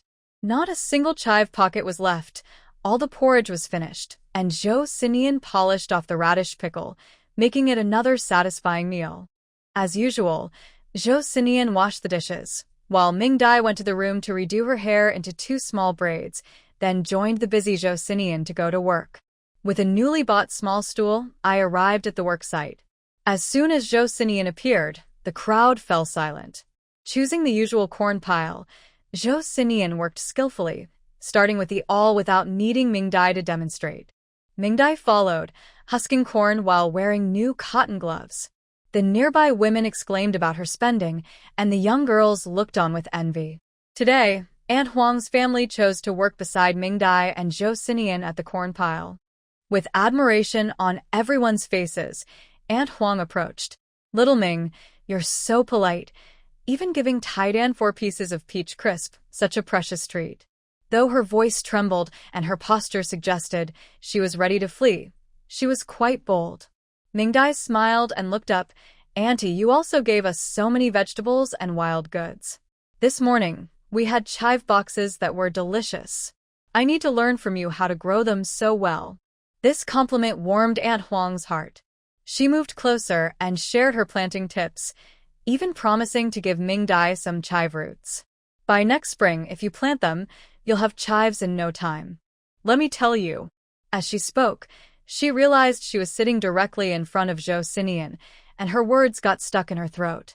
Fortunately, Sinian was busy working and didn't look up, which eased Aunt Huang's mind. Seeing how quickly Mingdai and Sinian were working, Aunt Huang didn't say much more, just reminded her to come by and dig some soybean paste and pickled vegetables when she had time. In winter, you can't do without soybean paste and pickled vegetables. Mingdai smiled and agreed. Aunt Huang returned to her spot, and immediately a group of people gathered around her, occasionally glancing at Mingdai and Sinian. The two ignored them. Mingdai planned to finish her work early, clean out the vegetable cellar, and then buy some vegetables in the village. Otherwise, in the dead of winter, if her work turned into greens, even Sinian would start to wonder. Mingdai quickly finished her pile of corn, mostly thanks to Sinian's efforts, as she hadn't husked even a third of it. The villagers looked on with envy, while the young intellectuals felt jealousy, especially the young women from the city. Among the older group, Song Lanlan was eyeing the brand new cotton gloves in Mingdai's hands, feeling a surge of envy. These cotton gloves are precious. Even city girls would hesitate to use them, often unraveling them to knit scarves. Now they were being used by Mingdai to husk corn, which seemed like a waste. Lu Yan was also frustrated, thinking it was unfair. They both came from the capital, yet somehow, the girl from the west side was doing better than her from the east side. Although she worked at home, it was never such tough work. At most, she did laundry and cooking. Yesterday, after a morning of husking, she ended up with 3 blisters and tearfully asked Chen Er-hong for a day off. Before Chen Er-hong could respond, Song Lanlan interrupted. "Wow, you really act like a spoiled rich girl. Fong Row has blisters too, but isn't asking for special treatment. Why do you think you're so special? Or do you just want to keep being a boss over us poor workers?" That was a harsh comment. If they weren't in the simple Lu family village, Lu Yan would have been taken away for questioning. Lu Yan was stunned, raising her hand, unsure how to respond. Chen Er-hong noticed things were getting out of hand, shot a glare at Song Lanlan, and turned to Lu Yan with a frown. "Everyone goes through this. You can't take a day off. I'll help you pop those blisters later. You'll get used to it." Lu Yan had no choice but to agree, continuing to work with her deflated blisters, and by evening, she had developed 4 more. Meanwhile, Fong Row was also feeling frustrated. Her hands hurt too. She had forgotten to bring her work gloves, so she was now husking corn with bare hands. In her previous life, she had arrived here in the summer 2 years later, right during the busy farming season. Back then, the workload was heavier, And on her first day, she cried from exhaustion in the fields. No one showed her any sympathy. They just told her to get used to it. But how could she get used to this? She didn't belong here. Fortunately, with Luo Cheng's help later on, she managed to escape the heavy labor. This time, she had come early, hoping to lay the groundwork for meeting Luo Cheng, but she forgot that there was work to be done in Lu Family Bay, even in winter. Looking at the shiny blisters on her palms, she thought it was time to bring up the idea of teaching at the commune elementary school. Beside her, Chi Jijun was also struggling with the corn. As a rich young man, his hands were softer than most girls, and he had developed blisters. However, seeing Fong Row working hard without complaining inspired him. He decided he must keep up with her dedication and work diligently, refusing to take shortcuts. Fong Row was unaware that if she knew, she would probably dislike him even more. After all, in his past life, after a brief promise, she still had to do everything herself while he, the useless rich kid, couldn't help her at all. Soon, they finished the pile of corn that Ming Dai and Zhou Sinian had been working on all morning. After checking, a girl with a butterfly hairpin and braided hair approached them and asked for their names. When she heard Ming Dai's name, her eyes lit up and her attitude became much friendlier. This was Lu Shuji's daughter, Lu Miao. Ming Dai noticed her staring and winked at her, making Lu Miao smile. Cough, Ming Dai and, Zhou Sinian, 8 points each. When she said Zhou Sinian's name, Ming Dai felt as if she was saying something inappropriate. After that, she flipped to the last page of her notebook and wrote an 8 next to both their names. Ming Dai looked down and saw another 8 in front of it. Looking at the names above, Lu Yan 4, Qi Jijun 6, Fong Row 6, Lu Dai 6, Zhang Xiaojun 6, Kai Mingcheng 8, Qin Fong 8. Ming Dai stood proudly, satisfied, and smiled at Lu Miao. She held their small stools while Zhou Sinian carried 4 bags of corn husks away. Qing, can I borrow your tool for a moment? Ming Dai turned to see a tired Fong Row, who surprisingly didn't have her usual proud demeanor. Fong Row didn't want to ask for help, but she was struggling. Her hands, used to playing the violin, were now covered in blisters from husking corn. At this rate, she might not even finish half of what she did yesterday. Aunt Luo had always preferred capable daughters-in-law who were hard-working and frugal. She couldn't leave a bad impression. The people around also looked over, especially the older youth, as they generally did not have this tool, and wanted to see if Ming Dai would lend it to the new youth instead of them. Fong Row clearly noticed this situation and cursed quietly. She took some candy from her pocket and handed it to Ming Dai. Ming youth, after you finish using it for half a day, lend it to me, and I'll give you a piece of candy each time. Ming Dai looked at the 6 pieces of candy in her hand and thought the main character was quite generous. She nodded and handed over the tool. Fong Row sighed in relief, smiled at her, and sat back down. The other older youth also returned their gazes, as a piece of candy was not something they could easily offer. Ming Dai took the candy and left with Zhou Sinian. After getting home, Zhou Sinian dumped the corn husks in the kitchen and neatly folded the sack, which he would take to work tomorrow. Do you want some? Ming Dai held up the candy for Zhou Sinian. He shook his head, went back to his room, and took a piece of cake, leaning against the doorframe to eat. Ming Dai smiled. She knew Zhou Sinian wouldn't eat food from others. After a satisfying lunch, Ming Dai took out the pine nuts that Aunt Huang had given her. Considering Zhou Sinian's habit of not eating food from others, she planned to make him some pine nut candy. Mainly because she wanted to eat some too. She called Zhou Sinian to bring a bowl, and they sat in the yard, enjoying the sun while peeling the pine nuts. Looking at the large and plump pine nuts, Ming Dai couldn't help but sigh. If there were more, we could make some for the new year, but sadly, this is just enough for one time. Zhou Sinian suddenly said, there are more in the mountains. What? Ming Dai didn't hear clearly, so Zhou Sinian repeated himself. You mean you've seen them in the mountains? When? Zhou Sinian frowned and thought for a moment. Last time I went. Huh? She knew this guy always had a way of surprising her into speechlessness. I remember that pine nuts ripen from mid-September to mid-October. It's already November, Can there still be any? Sinian was quietly peeling pine nuts. His hands were large but very nimble. While Ming Dai could manage one, he could handle 3. Yes. Hearing his firm answer, Ming Dai suddenly realized. You can talk now? Sinian glanced at her and then lowered his head to continue peeling the nuts. He was clearly annoyed. Ahem, are you willing to speak now? Sinian didn't respond to that question and continued discussing the pine nuts on the mountain. There are many, but not like this. Some have fallen out, and I've stepped on them. Ming Dai understood he was talking about pine cones. All right. No more peeling, let's go find the pine nuts. Is it far?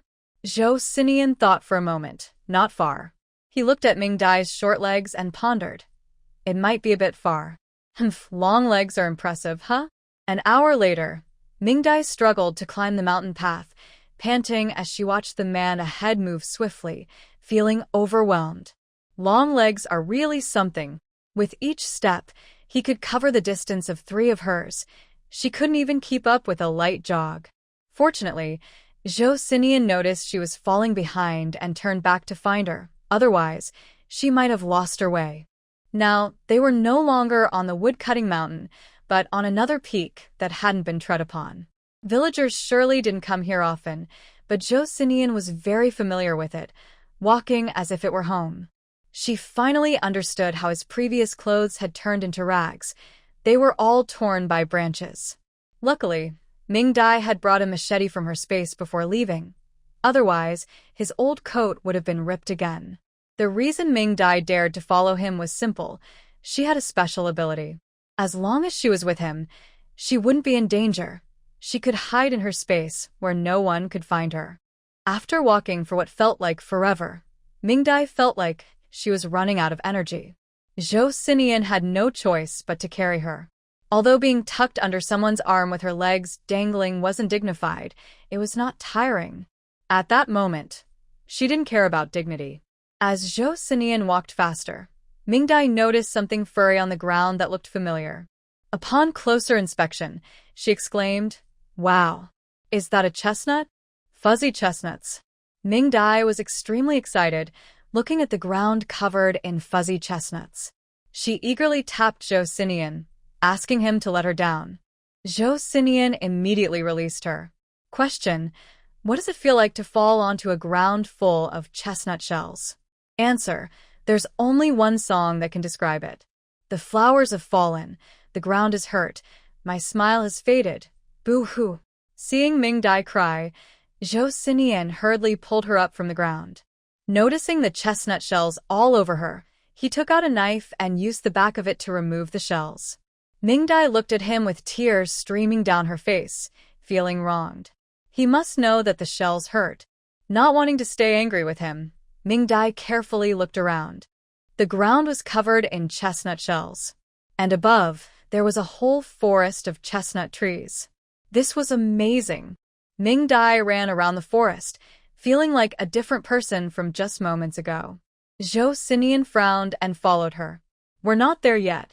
Honestly, if they didn't hurry, it would be hard to get down the mountain before dark. Ming Dai lifted her chin and said, "Why look for pine nuts when we have sweet roasted chestnuts right here?" Sinian didn't understand what sweet roasted chestnuts were, but he knew that anything with sugar in his world was probably delicious. So he relaxed and watched Ming Dai wander in the forest. Ming Dai observed that the chestnut trees were too dense and the branches were messy, indicating they were wild. That made her feel less guilty about taking some. Get the bag out. These fuzzy chestnuts are ripe. Let's use sticks to knock them down. We'll only take the chestnuts, not the shells. After all, it was too far away. If Sinian weren't there, she could have easily stored the chestnuts in her space, but she worried he might remember when he got better, so it was better not to take the risk. Ming Dai had Sinian cut 2 sticks and demonstrated how to use them. He quickly learned. Sinian was cracking the chestnuts, while Ming Dai picked them up from behind. While she was picking them up, she secretly used her spatial ability to collect all the good chestnuts that had fallen, leaving the bad ones behind. Looking at the pile of chestnuts in her space, she couldn't help but gasp in surprise. At this time of year, The chestnuts on the mountain had naturally burst open and fallen, so there were many more on the ground than still in their shells. Her gasp caught Zhou Xinian's attention. He turned to look and saw that Ming Dai seemed fine, so he continued working. Ming Dai felt like a mouse in a grain bin, secretly delighted. She picked up the chestnuts Zhou Xinian had cracked and piled the shells together. She didn't plan to waste the shells. They burned much better than corn husks. Besides, she had other uses for the corn husks and didn't plan to feed them to the stove and bed for now. After 2 hours of work, they finished with the 30-some chestnut trees in the entire forest. This was not only because Zhou Xinian worked hard, but also because the chestnuts were all ripe, and many had burst open, leaving few in their shells. However, this filled all 4 bags they had brought. There were still 3 large piles of chestnuts on the ground, which could probably fill 3 more bags. Additionally, there were over 30 piles of chestnut shells that Ming Dai spread out to dry in the last sunlight of winter, planning to take them away when they had time. Sitting on a dry log, she took out their water bottles to drink and looked at the harvest, starting to worry about how to get it all back. Zhou Xinian, let's take these chestnuts down first, then empty the bags and come back for the rest. Although she was a bit tired, she wouldn't be able to sleep if they didn't take so many chestnuts with them. Zhou Xinian nodded obediently, handed her the water bottle, and walked over to the bags, lifting one in each hand. Seeing the bags in his hands seemed weightless, Ming Dai was very suspicious. These bags could hold 200 pounds. Not believing it, she tried the other 2 bags. They didn't budge at all. Letting go, she hugged one bag, but it still didn't move. She had been careless. She should have only filled them halfway. The current weight was too much for her to handle. Wait for me, I'm coming down. After saying this, Zhou Xinian quickly disappeared into the dense forest, carrying 2 burlap bags. Ming Dai smiled and said, "With such long legs, you're really impressive." Once Zhou Xinian left, Ming Dai used her spatial abilities to collect the spoiled chestnuts. She scattered the bad ones around, hoping they would take root and grow more chestnut trees. The ones with wormholes were placed under a tree for the small animals in the mountains to use during winter. After finishing, she sat on a dead tree, waiting for Zhou Xinian to return. In less than an hour, Zhou Xinian came back. His speed made Ming Dai realize how much she was lagging behind. Not wanting to feel sad, Ming Dai followed him down the mountain. Zhou Xinian walked confidently with the burlap bags, occasionally waiting for Ming Dai, who was jogging to keep up. Ming Dai struggled to keep pace, her short legs feeling like they were about to burst into flames. Finally reaching the bottom of the mountain, Ming Dai gasped for breath, leaning on the burlap bags to catch her breath. In contrast, Zhou Xinian only had a light sweat on his forehead. He hadn't even removed his red scarf, which was neatly in place. Impressive. Considering her physical condition and the darkening sky, Ming Dai said to Zhou Xinian, "Do you remember the captain's house?" Zhou Xinian thought for a moment and nodded. "Go down and borrow 3 burlap bags and a cart from them. Just say you found chestnut shells while gathering firewood and need to borrow them." Ming Dai repeated this a few times to ensure he remembered, then took out the 6 candies Fong Row had given her and handed them to him. "Be polite. Knock on the door first, explain clearly, and give the candies to their children." Zhou Xinian took the candies and put them in his pants pocket. Since they weren't given directly by Ming Dai, they didn't deserve to be in his jacket pocket. Watching him quickly disappear around the bend of the mountain path, Ming Dai collapsed onto the ground. Tonight, she planned to have an essential oil spa. She was exhausted. Zhou Xinian hurried down the mountain. Villagers gathering firewood were startled to see him come out of Wild Boar Ridge. The madman really was a madman, daring to go to Wild Boar Ridge. Before long, he arrived in the village and headed straight for the captain's house. The captain's family was having dinner by the light of the fire, otherwise they would have to light the oil lamp later. Just as they were dividing the food, they heard loud knocking at the door. Aunt Huang frowned and said, "Who is making so much noise? Are they trying to break my door?" She then sent her youngest son, Lu Laifa, to open the door. As soon as Lu Laifa reached the yard, someone pushed the door open, even though he had locked it. The broken door latch on the ground was clear proof. Sinian rushed into the yard like a whirlwind and headed straight for the flatbed cart parked in front of the stable. Lu Laifa finally recognized the visitor and trembled as he shouted, "Mom! Mom. Mom."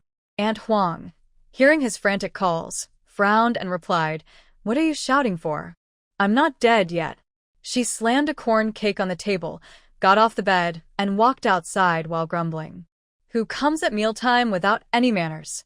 Then she saw Sinian backing up the cart in front of the stable, and her voice suddenly caught in her throat. Sinian parked the cart and, noticing Aunt Huang, remembered her as the one he had spoken to while husking corn.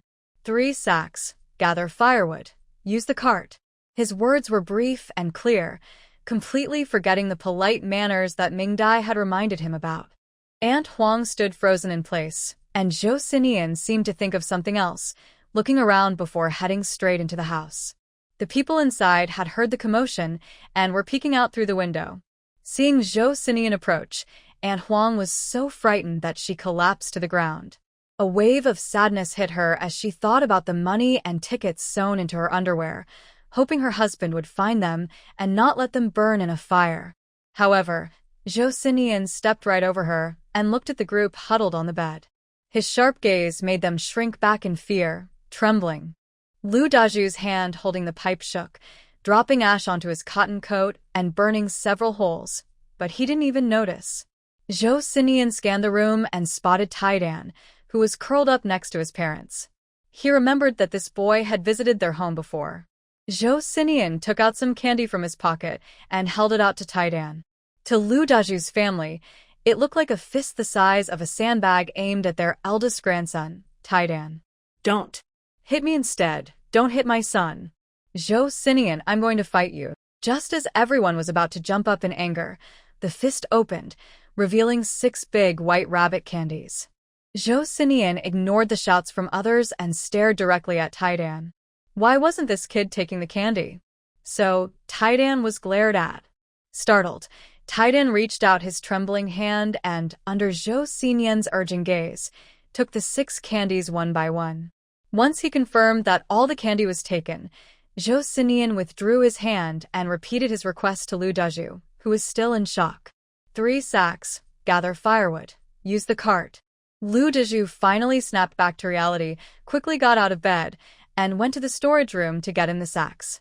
His movements were surprisingly quick for his age. After getting the sacks, Sinian confidently stepped over Aunt Huang and left without even looking at Lu Laifa, who was shivering in the yard. Once Sinian and the cart were out of sight, Lu Daju's family finally reacted. Lu Daju and Lu Laifa helped the still dizzy Aunt Huang up and checked her carefully. She was just scared. The family sat back on the Kong looking at each other, still in shock. Suddenly, Godin touched his pants. "Mom, why are my pants wet?" Aunt Huang felt her younger son's pants, which were warm and smelled bad. "You little rascal. Did you wet the bed?" Godin protested. "I didn't. Wetting the bed in the middle of winter is the most annoying thing." Aunt Huang checked and found only the cuffs were wet, so it wasn't him after all. Everyone's gaze turned to Taidan, who was looking down, clutching the candy. "Brother, did you wet yourself?" Godin's high-pitched voice rang out on the Kong, making Taidan lower his head even more. Smack! A crisp slap landed on Dog Dan's head. Huang Dalian looked at Iron Egg and said, "What do you know? Your brother is not scared.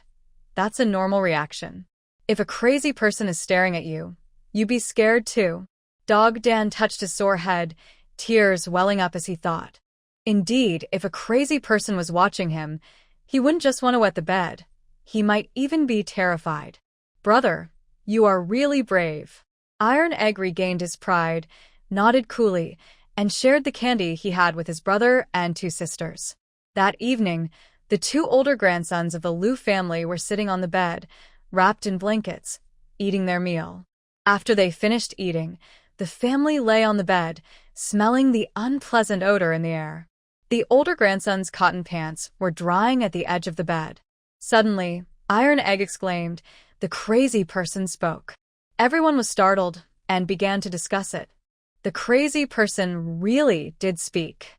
Meanwhile, Sinian had arrived at the foot of the mountain with a cart. He placed the cart down and went up the mountain with a sack, not saying a word to Ming Dai. Ming Dai wasn't upset. She turned the cart around and parked it next to the sack, waiting for Sinian to return and load it. Before long, Sinian came down the mountain, carrying one sack on his shoulder and holding two in his hands. Ming Dai observed closely, wondering if he was some kind of advanced combat machine or had scion genes. He was so impressive. Sinian was busy loading the cart and didn't notice her. By the time Ming Dai realized what was happening, she was lifted and placed safely in the reserved spot on the cart. The flatbed cart sped through the night, the wind on the mountain road hitting their faces. Sinian seemed to have a special ability to see through the darkness, navigating down the mountain without any danger. The village was quiet. Everyone was resting at home.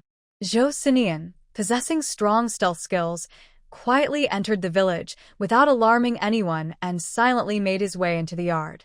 Once home, both of them sighed in relief. Even someone like Sinian, who seemed like a machine, felt a bit tired. Ming Dai noticed how he was staring at the sack, knowing he wanted to eat candied chestnuts. She had to satisfy that craving. Employees need motivation. Without it, how can they reach their full potential? The shrewd boss planned to use the sweet treat of candied chestnuts to entice Sinian tonight. After sending Sinian to wash his face, she took out a basin and picked a small bowl of chestnuts. Once they were clean and drained, she took out a small knife and handed it to Sinian, who had finished washing his face, so he could score the chestnuts. Sinian was skilled with a knife. His fingers moved quickly, and he made neat cuts. Ming Dai then lit the big pot and took out some oil and sugar from the cupboard to prepare. Once Sinian had scored the chestnuts, Ming Dai instructed him to pour them all into the pot. As the pot heated up, the moisture from the chestnuts slowly evaporated. Ming Dai stirred them with a spatula until Sinian took over. When the popping sounds of the shells decreased, Ming Dai told Sinian to take the chestnuts out. After washing the pot, she heated it again, added oil, and poured in most of a bag of sugar, stirring with a spatula until the sugar melted. Pour it in, she said. Sinian followed her instructions and dumped all the chestnuts from the sieve into the pot. The spatula continued to stir until all the chestnuts were coated in the melted sugar, which then filled the shells. The candied chestnuts were finally ready. She picked one up, gently squeezed it, and it cracked open with a pop. Taking out the chestnut meat and removing the outer skin, she handed it to Sinian, who was watching eagerly. Try it. Sinian bit into it right away, startling Ming Dai. Seeing Sinian enjoying the treat, Ming Dai knew this employee incentive was a success. She served him a bowl while he watched the pot. Ming Dai set aside the rest to cool. After cleaning the big pot, she had Sinian boil some water while she cooked noodles in a smaller pot. The two had a simple dinner, then used an emergency light to tidy up the cellar and continue airing it out. Tomorrow, they would spread the chestnuts in the yard to dry for 2 days before storing them in the vegetable cellar, which would keep them good for a year. That night, in Sinian's room, the sieve with chestnuts was on the bed while he stood on the floor, cutting oil paper with a knife. Ming Dai used a spoon to distribute the chestnuts onto the oil paper, trying to make the portions even. Soon, package after package of chestnuts appeared on the table, and Ming Dai counted, 1 package a day, enough for Sinian to last a week. She planned to give away the extra 2 packages. Sinian carefully placed his share of chestnuts into his small cabinet. Ming Dai took the opportunity to look at the food she had given him. He hadn't finished it all at once. It seemed there was no need to worry about him harming his stomach. As usual, she checked his pulse. Although his body was still quite weak, after a few days of good food and drink, he seemed more relaxed and noticeably better. They had just gotten some chestnuts, so Sinian's medicinal meal could be prepared. The next day was another day of searching for her phone. Not finding it didn't make her sad. Ming Dai quickly got up and noticed that frost had settled in the yard. It was getting cold. She stomped her feet, went to the kitchen to wash up, and found Sinian amusing as he roasted chestnuts at the stove. He certainly knew how to enjoy food. It looked like preparing a charcoal stove at home would be a good idea. Roasting chestnuts on winter nights sounded nice. After washing up, she had noodles for breakfast, since they were quick. She asked Sinian to spread the chestnuts on the clean brick floor to dry while she took a bag of chestnuts to the captain's house. By the time she arrived, the captain's family had already finished eating and was getting ready to go to work. However, this time, Tai-Dan couldn't go because his cotton pants were still wet, so he had to stay on the bed. Seeing the door open, Ming-Dai knocked and walked in.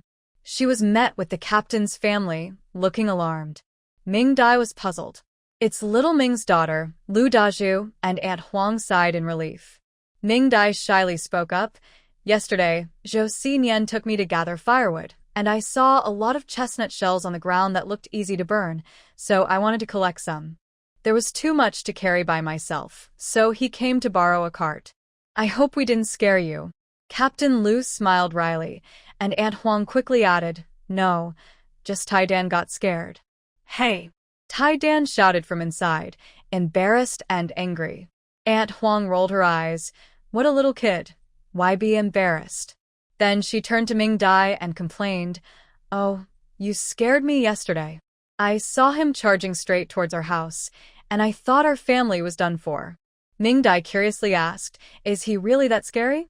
Aunt Huang, now eager to talk, recounted how Sinian had been in Lu Zhuan for over half a year. Ming-Dai's lips twitched. It truly seemed that everyone, young and old, treated him equally. Everyone was scared. Once again, I am grateful that Sinian did not harm himself. Aunt, I'm really sorry. I thought he was treating me well. It wasn't that bad. He was well-fed and listened to me, but I've caused you trouble. Aunt Huang held her hand and said, Silly child, if you give him so many good things to eat, of course he will listen. Our family hasn't lost anything. He even gave Tai-Dan 6 candies. Go-Dan, sitting nearby with his little bottom sticking out, laughed and said, If a crazy person gave me 6 candies, I would also be willing to be scared by him. Go away, go away. Aunt Huang looked at her troublesome little grandson with annoyance, but Ming-Dai felt happy seeing his cleverness. She took out an oil paper bag she had been holding. Yesterday, I found some chestnuts in the chestnut shells. Sinian was making a fuss at night, so I cooked some candied chestnuts for him. We used up the last of the sugar at home, but I saved a little to sweeten my nephew and niece's mouths. Aunt Huang's eyes widened in surprise. What? Candied? Ming-Dai nodded. It's my fault. If I hadn't mentioned that seeing chestnuts made me think of candied chestnuts, he wouldn't have thrown a tantrum for them. I had no choice. I didn't want to get hit. Luckily, I had some sugar with me, so I made them for him. Better to spend money than to face trouble. Aunt Huang looked at the oil paper bag and couldn't help but think that city folks really know how to spoil things, using sugar on chestnuts. We can't take this. It's too precious. Ming-Dai directly stuffed it into Go-Dan's arms by the doorframe. Go-Dan, being clever, ran and hid the oil paper bag under his brother's blanket on the Kong. Oh, you little rascal. Ming-Dai pulled Aunt Huang over and said, Aunt, you know Sinian's situation. If he doesn't see it, he won't want it. If I take it home, I won't get any for myself. He will eat it all. We have enough for him at home, so this can be a treat for my nephew and niece. It's not something we give them all the time. Aunt Huang hesitated a bit, while Sister Huang beside her looked quite tempted as well. Who hasn't tried candied chestnuts? In the end, Ming-Dai said she wanted some soybean paste and pickled vegetables, so Aunt Huang hurried to get them for her.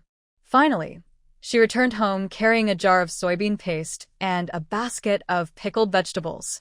As she passed by the front door of the Educated Youth Station, she happened to be seen by Chun Er-hong and Zhou Guiping, who were heading to work early. The two didn't speak, just circled around what she was holding. Ming-Dai nodded as a greeting and then went back. When they got home, the ground was covered with chestnuts. Sinian sat on a pile of firewood with an oil paper bag, watching the chestnuts in the sun. Occasionally, he would one open and eat it, licking the shell clean before tossing it aside, looking very relaxed. Ming-Dai smiled but didn't call out to him. She went into the kitchen and poured some soaked grains from last night into a clay pot. Chestnuts are good for strengthening the kidneys, improving digestion, and preventing constipation. They also help with bleeding issues, providing some relief for conditions like blood in stools, nosebleeds, and vomiting blood. She added pre-soaked red beans, rice, lotus seeds, and lilies, along with some large red dates given by Aunt Huang, and a handful of peeled raw chestnuts. She placed the clay pot on the small stove to boil, then simmered it on low heat. Once it was ready, she took Zhou Xinyan to work. Since they could complete their work in half a day lately, no one minded their late arrival. Fong Row saw them come in and handed over a needle. Mingdai took it and sat back down. Zhou Xinyan looked at the needle and hesitated to take it for a while. Mingdai didn't ask why and started threading it herself. After she had threaded a dozen, Zhou Xinyan finally took the needle, sniffed it, and confirmed the scent before starting his work. After watching, Mingdai understood his meaning. Fong Row used a cream with an orchid scent, while she and Zhou Xinyan used one with a rose scent, so he was being picky. Are you a puppy?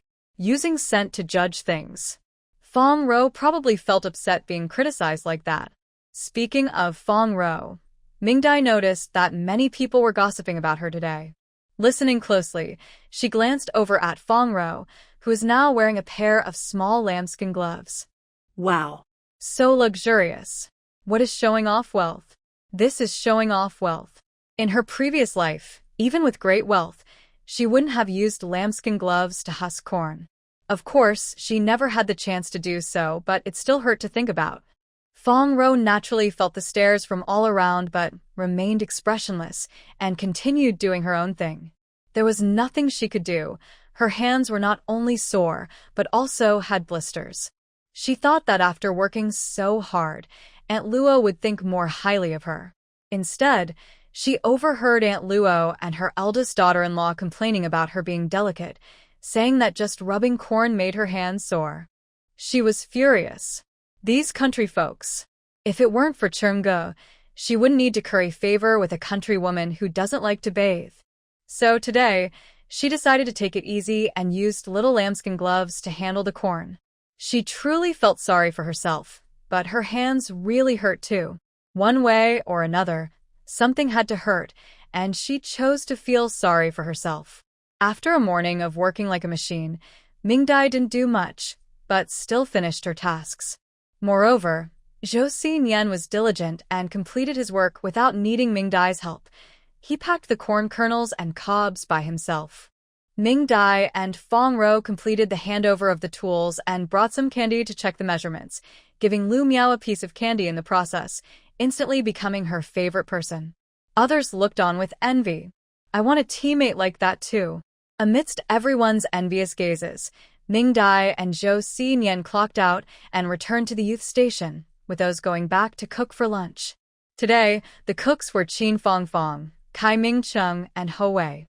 Compared to the quiet and honest Kai Mingcheng, Ho Wei was, as his name suggested, skinny and nimble like a monkey. He quickly noticed that Qin Fongfong and Kai Mingcheng were both honest, so when the new and old youth worked together, he only chose those two. Sure enough, many times, they ended up doing the work of 3 people. Ho Wei claimed it was to give them a chance to train. Qin Fongfong believed him with gratitude. Kai Mingcheng saw through it, but didn't dare to resist. At this moment, Ho Wei stroked his chin, looking at the mismatched pair ahead. Hey, you two came together. What's the deal with this little new youth? Qin Fongfong looked up, watching Mingdai run to catch up with Zhou Xinyan. We don't know. We weren't in the same carriage, but the little new youth is the youngest in our batch and has been bothered by a madman. It's so sad. Ho Wei rolled his eyes, realizing he couldn't expect this silly girl to figure anything out. He turned to Kai Mingcheng. Kai Mingcheng felt a chill on his back from being watched. He adjusted his black-framed glasses and timidly said, "She came from the capital with Fong Jiqing, Qi Jiqing, and Lu Jiqing, but it seems her relationship with them isn't very good." Ho Wei raised an eyebrow. From the capital, huh? Zhou Sinian, feeling the gaze on his back, turned around suddenly, almost knocking over Mingdai, who was hurrying to catch up. Poor Mingdai was so small, barely taller than a sack, and when she bumped into him, it felt like her little hill was about to flatten. In pain, Mingdai's tears started to fall. Zhou Xinian's attention was immediately drawn to her, frowning as he looked at her red eyes and constant crying. To the others cooking nearby, it seemed like a madman had inexplicably lost his temper and hit the poor girl, who was crying terribly. This girl is pitiful. Mingdai didn't realize that her reputation as a victim was becoming more pronounced. She waved her hand, signaling to keep going. Only then did Zhou Xinian look back. Hou-wei was startled by Zhou Xinian's rough action and kept his head down, too scared to look again. Zhou Xinian felt relieved this time and continued walking proudly, but he let Mingdai walk ahead. He frowned at her tiny figure, thinking she was too weak. Mingdai thought, "You're not even as tall as a sack, and neither is your whole family." When they got home, before entering the yard, a rich aroma wafted out. The chestnut porridge was ready. In Zhou Xinian's eager gaze, she opened the door. A figure darted into the kitchen. Food-loving Zhou Xinian was on the move. Mingdai locked the door and looked at the scattered chestnuts, bending down to touch them. They just needed a couple more days to dry. Seeing her still outside, Zhou Xinian poked his head out, frowning at her. Mingdai said slowly, "Go get some water to wash your hands. Wash them well before cooking." Zhou Xinian obediently went to get water. After washing his hands, Mingdai started cooking while Zhou Xinian turned the chestnuts over. Looking at the soybean paste and pickled vegetables given by Aunt Huang, Mingdai thought for a moment and decided to make egg sauce and stew the pickled vegetables with some cured meat. She planned to visit the commune soon to buy some fresh meat. Also, they have gone to the mountains so many times and haven't seen a single wild chicken. That's really strange. While thinking, she kneaded the dough she prepared in the morning, pinched off small pieces, rolled them in two, and placed them in a big pot to rise. Once the buns had doubled in size, she asked Zhou Xinian, who had just finished his work, to boil water for steaming the buns. Mingdai pulled out some firewood and lit another small stove. She added a little oil to a small frying pan, first frying the fatty parts of the cured meat to release the oil, then added the lean parts. After all the cured meat was cooked, she took it out and used the oil to fry eggs. She fried 5 eggs, quickly breaking them up with a spatula and adding them to a bowl of soy sauce, filling the kitchen with a rich aroma that spread everywhere. Hou-wei crouched behind the shadow wall, inhaling deeply, as if he could taste the delicious smell in the air. After filling his lungs with the fresh air, he thought about the madman sitting in the brick house, enjoying meat and porridge, feeling very happy. He wished he could have someone take care of him too. If only Xiaoming, the educated youth, could marry him, he wouldn't have to work anymore. Xiaoming had a big allowance that should be enough to support him. He didn't need to eat meat every day, 3 times a week would be fine. Mingdai, dreaming is easy. What a pity that such a nice educated youth like Xiaoming got involved with a madman. That's a waste. He rubbed his stomach and considered the remaining educated young women. Qin Fong and Lu Yan looked too poor to consider. Fong Row seemed suitable. That little sheepskin glove she had today was not something just anyone could have. But she didn't live at the youth station, which made things a bit complicated.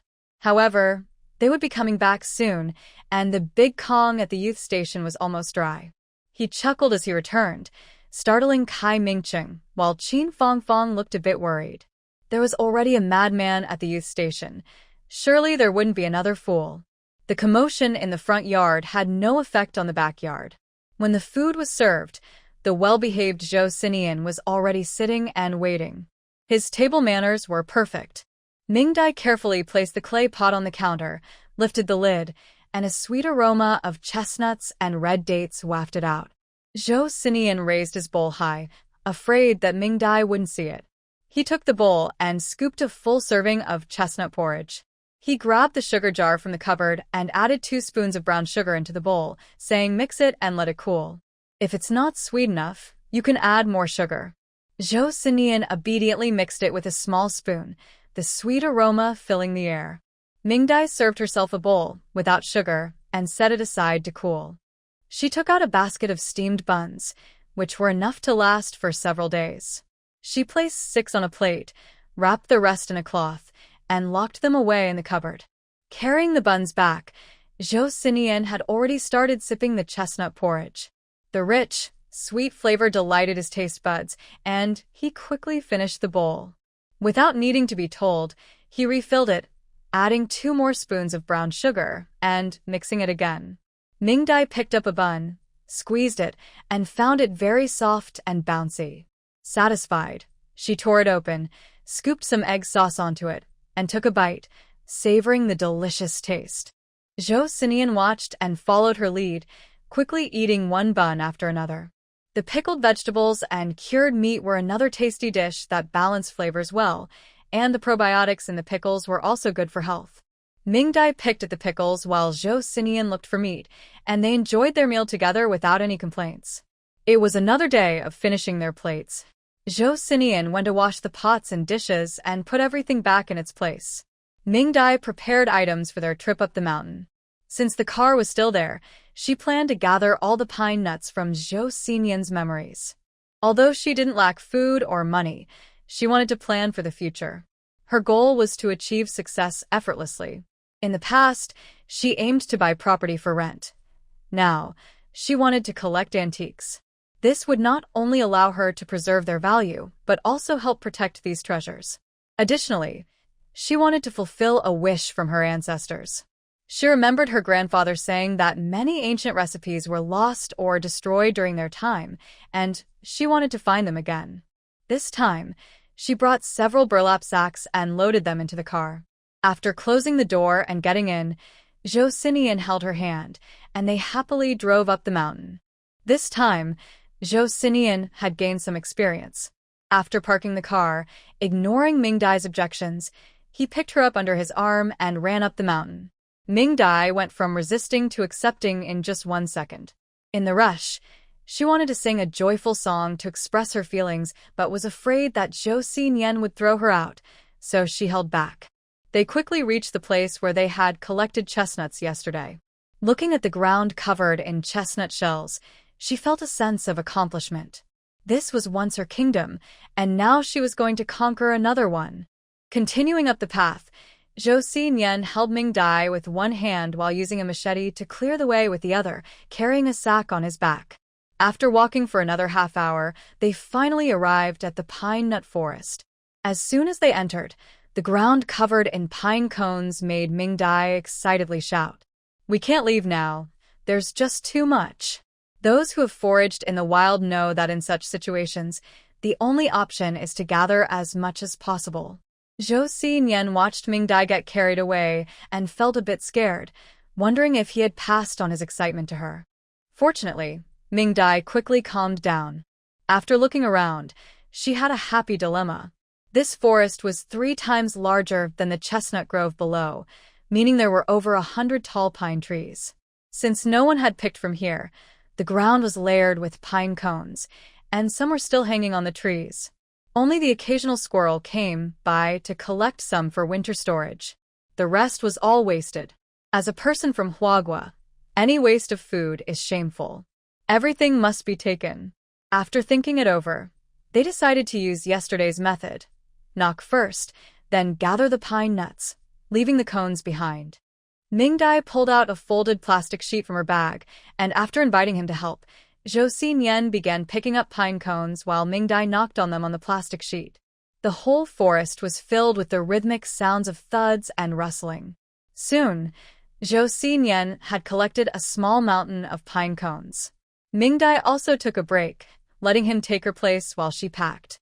As she packed, she used the same method to gather all the fallen pine nuts into their space, carefully sorting out the good from the bad. Sinian seemed to sense something and looked back, but the ground was still covered with pine cones, showing no signs of anything unusual. Mingdai smirked. "If you can catch me, I'll admit defeat. Actually, you can tell him." A strangely familiar voice echoed in Mingdai's mind, and she immediately stood up straight, her teeth clenched tightly. "Double doors?" The voice in her mind was silent for a while before weakly emphasizing, "My name is Liang Sheng. You can call me Lord Liang Sheng, the current head of the Black Wuchang." Mingdai scoffed. "Ah. 2 names? I have 3. No matter how many names you have, you can't hide the fact that you tricked me. Blah blah blah blah blah.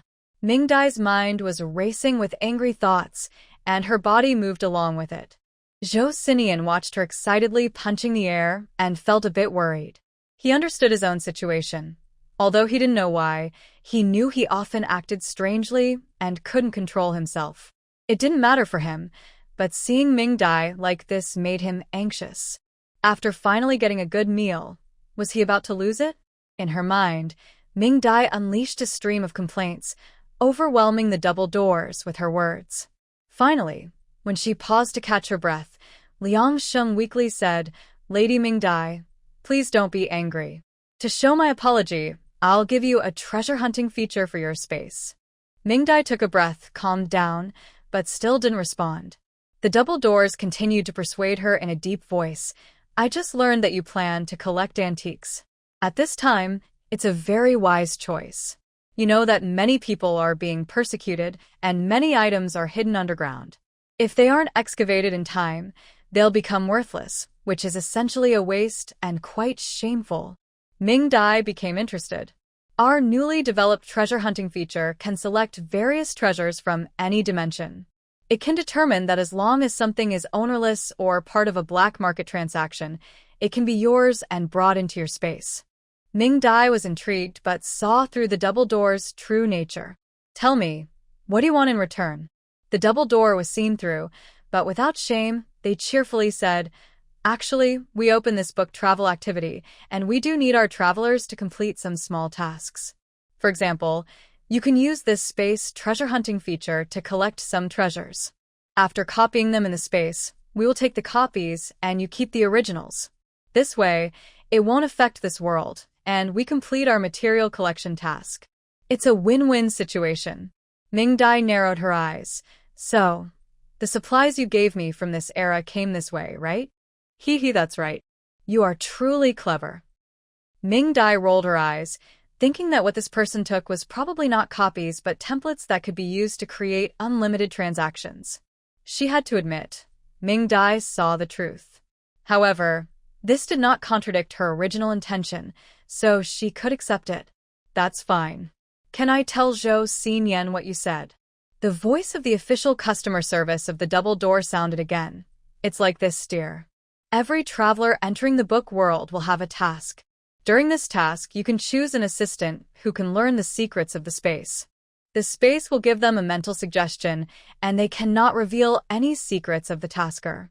In your current situation, choosing Zhou Xinyan as your assistant is the best option." Mingdai nodded, then thought of something else. What if the assistant dies midway? Or, I want to change to someone else. That's simple. If they die, it means they cease to exist, and their soul goes to the underworld, where the staff will handle it. If you want to change, just send your intention, and I will receive an email. I will come to handle it and give you a new assistant. The original assistant's memories will also be erased. Email? You guys are quite advanced. Mingdai felt relieved and then asked, "There won't be other travelers in this world, right?" "Don't worry, only one person is allowed to enter a book world at the same time." Mingdai was completely at ease. "All right, let's leave it at that for now. We'll talk again, if there's anything." "Okay, wish you a pleasant journey." When she opened her eyes again, she saw Zhou Xinyan holding a stick, looking sadly at her.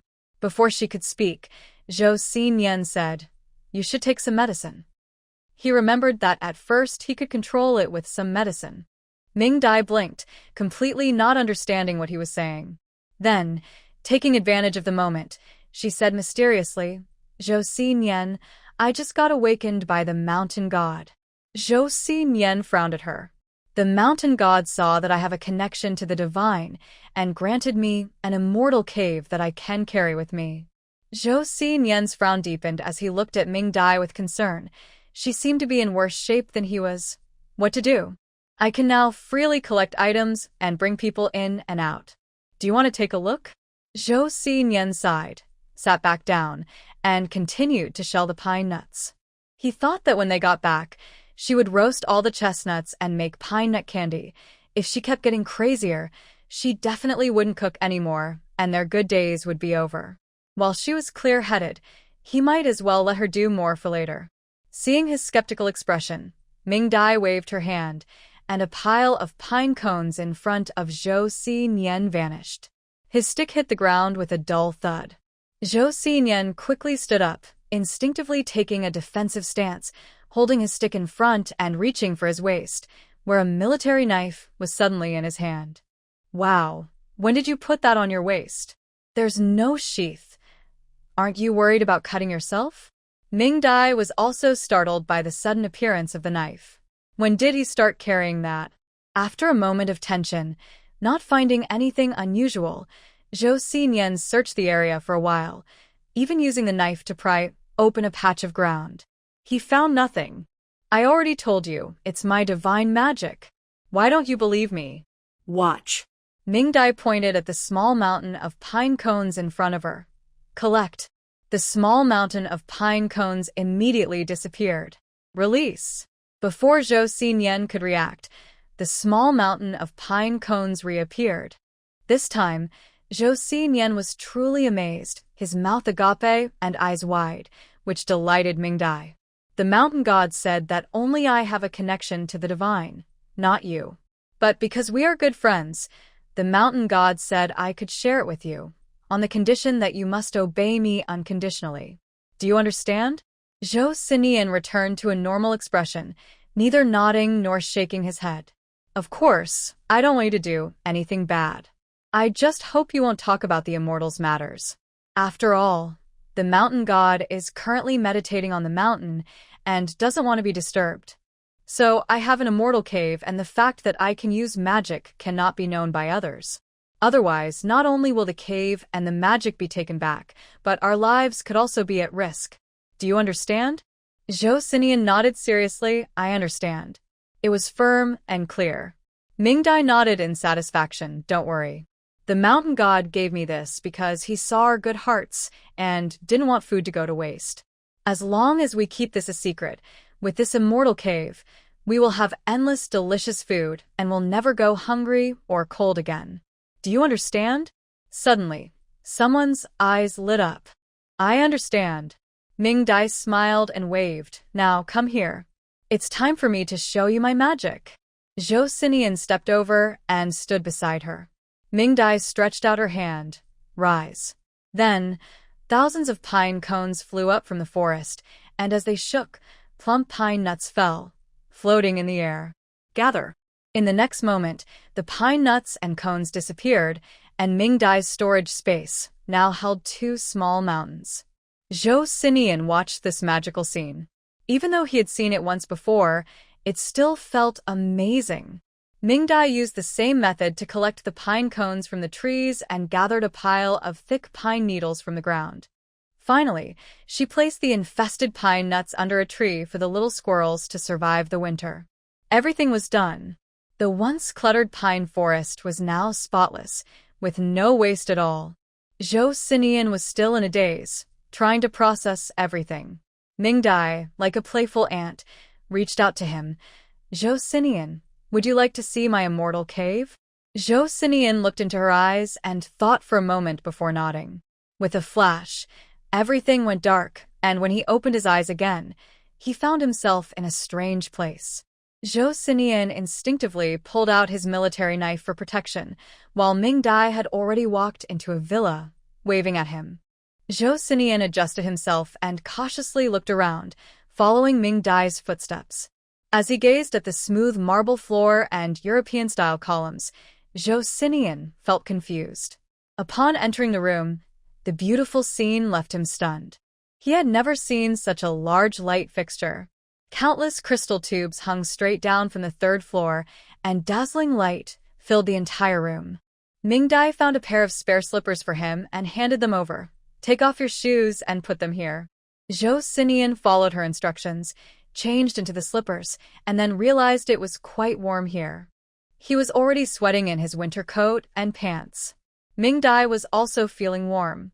Without thinking much, she led him to a guest room on the 1st floor, opened the bathroom, and turned on the bathtub faucet, causing hot water to rush in, startling Zhou Xinyan. Ming Dai pointed out the various bathroom facilities, explaining and demonstrating as she went. Zhou Sinian went from being startled to curious, and within a few minutes, he had grasped everything, showing great adaptability. First, use the shower to wash off, and then you can soak in the bathtub. Do you remember how to use these toiletries? Zhou Sinian nodded. Only then did Ming Dai leave. Let the water run, turn it off when it's full, and adjust the temperature yourself.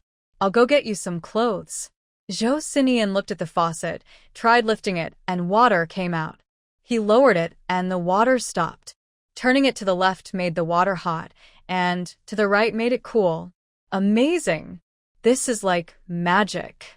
Is this a fairy's dwelling? When Ming Dai returned with the clothes, she saw him happily playing with the faucet and didn't stop him, since they weren't wasting water.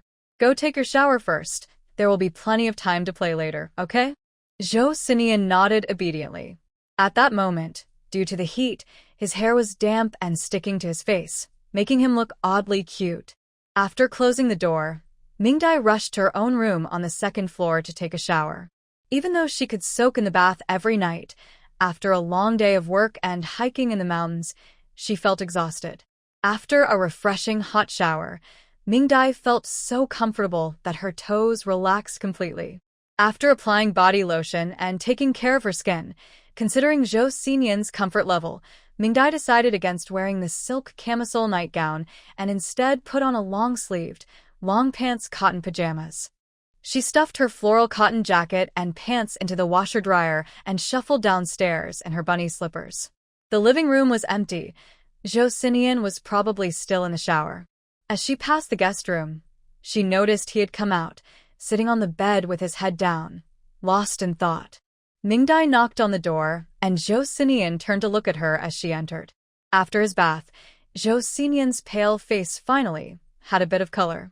Wearing the thin, long-sleeved pajamas made his thin frame more noticeable. Did you feel good after your shower? Zhou Sinian nodded. He hadn't felt this good in a long time. Before Ming Dai arrived, he had also bathed in the river. In the summer, when he saw people bathing in the river, he waited until they left to go in.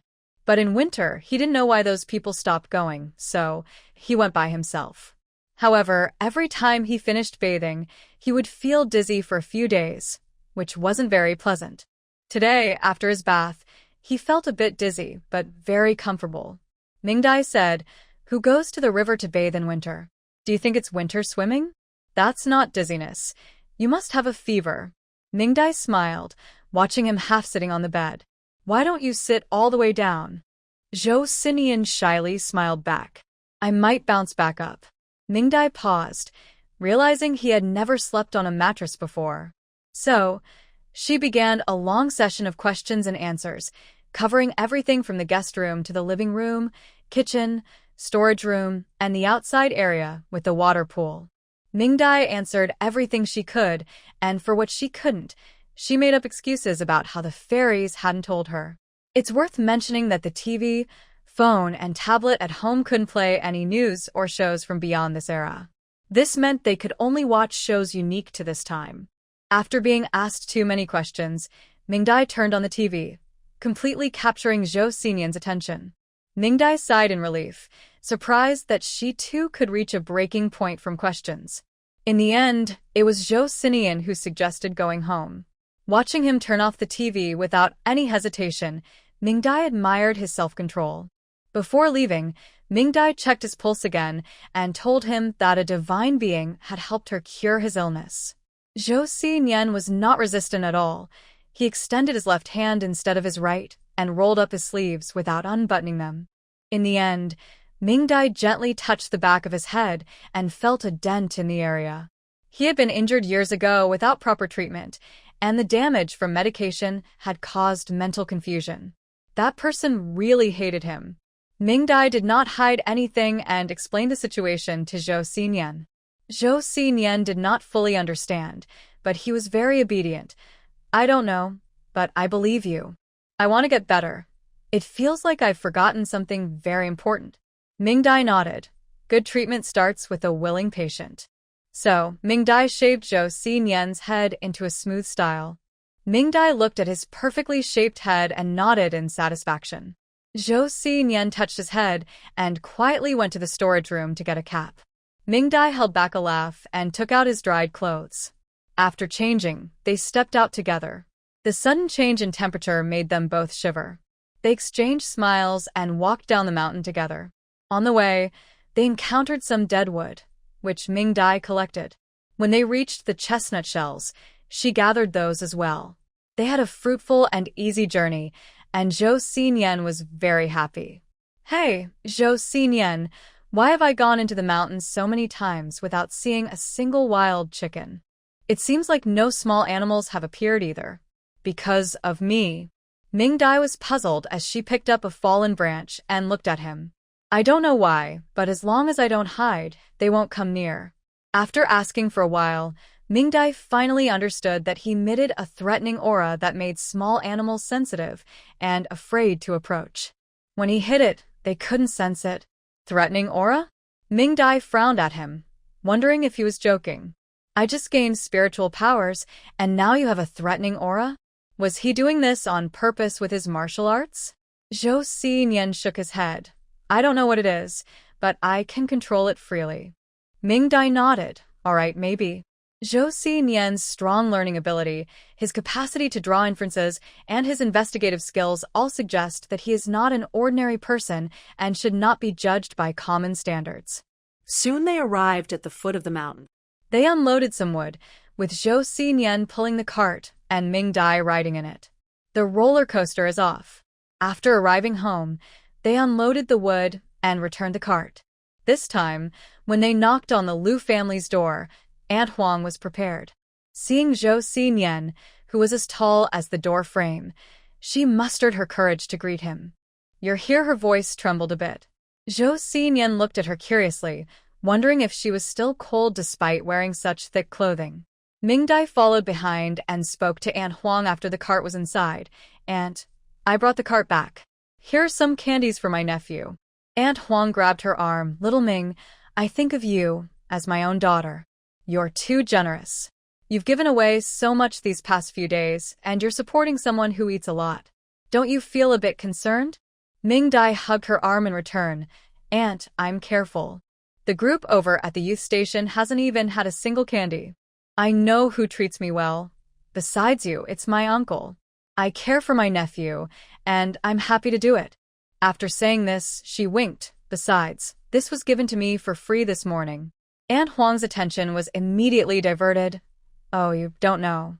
After you all left today, that Song Lanlan said the new youth, Fong, is a capitalist and wastes everything.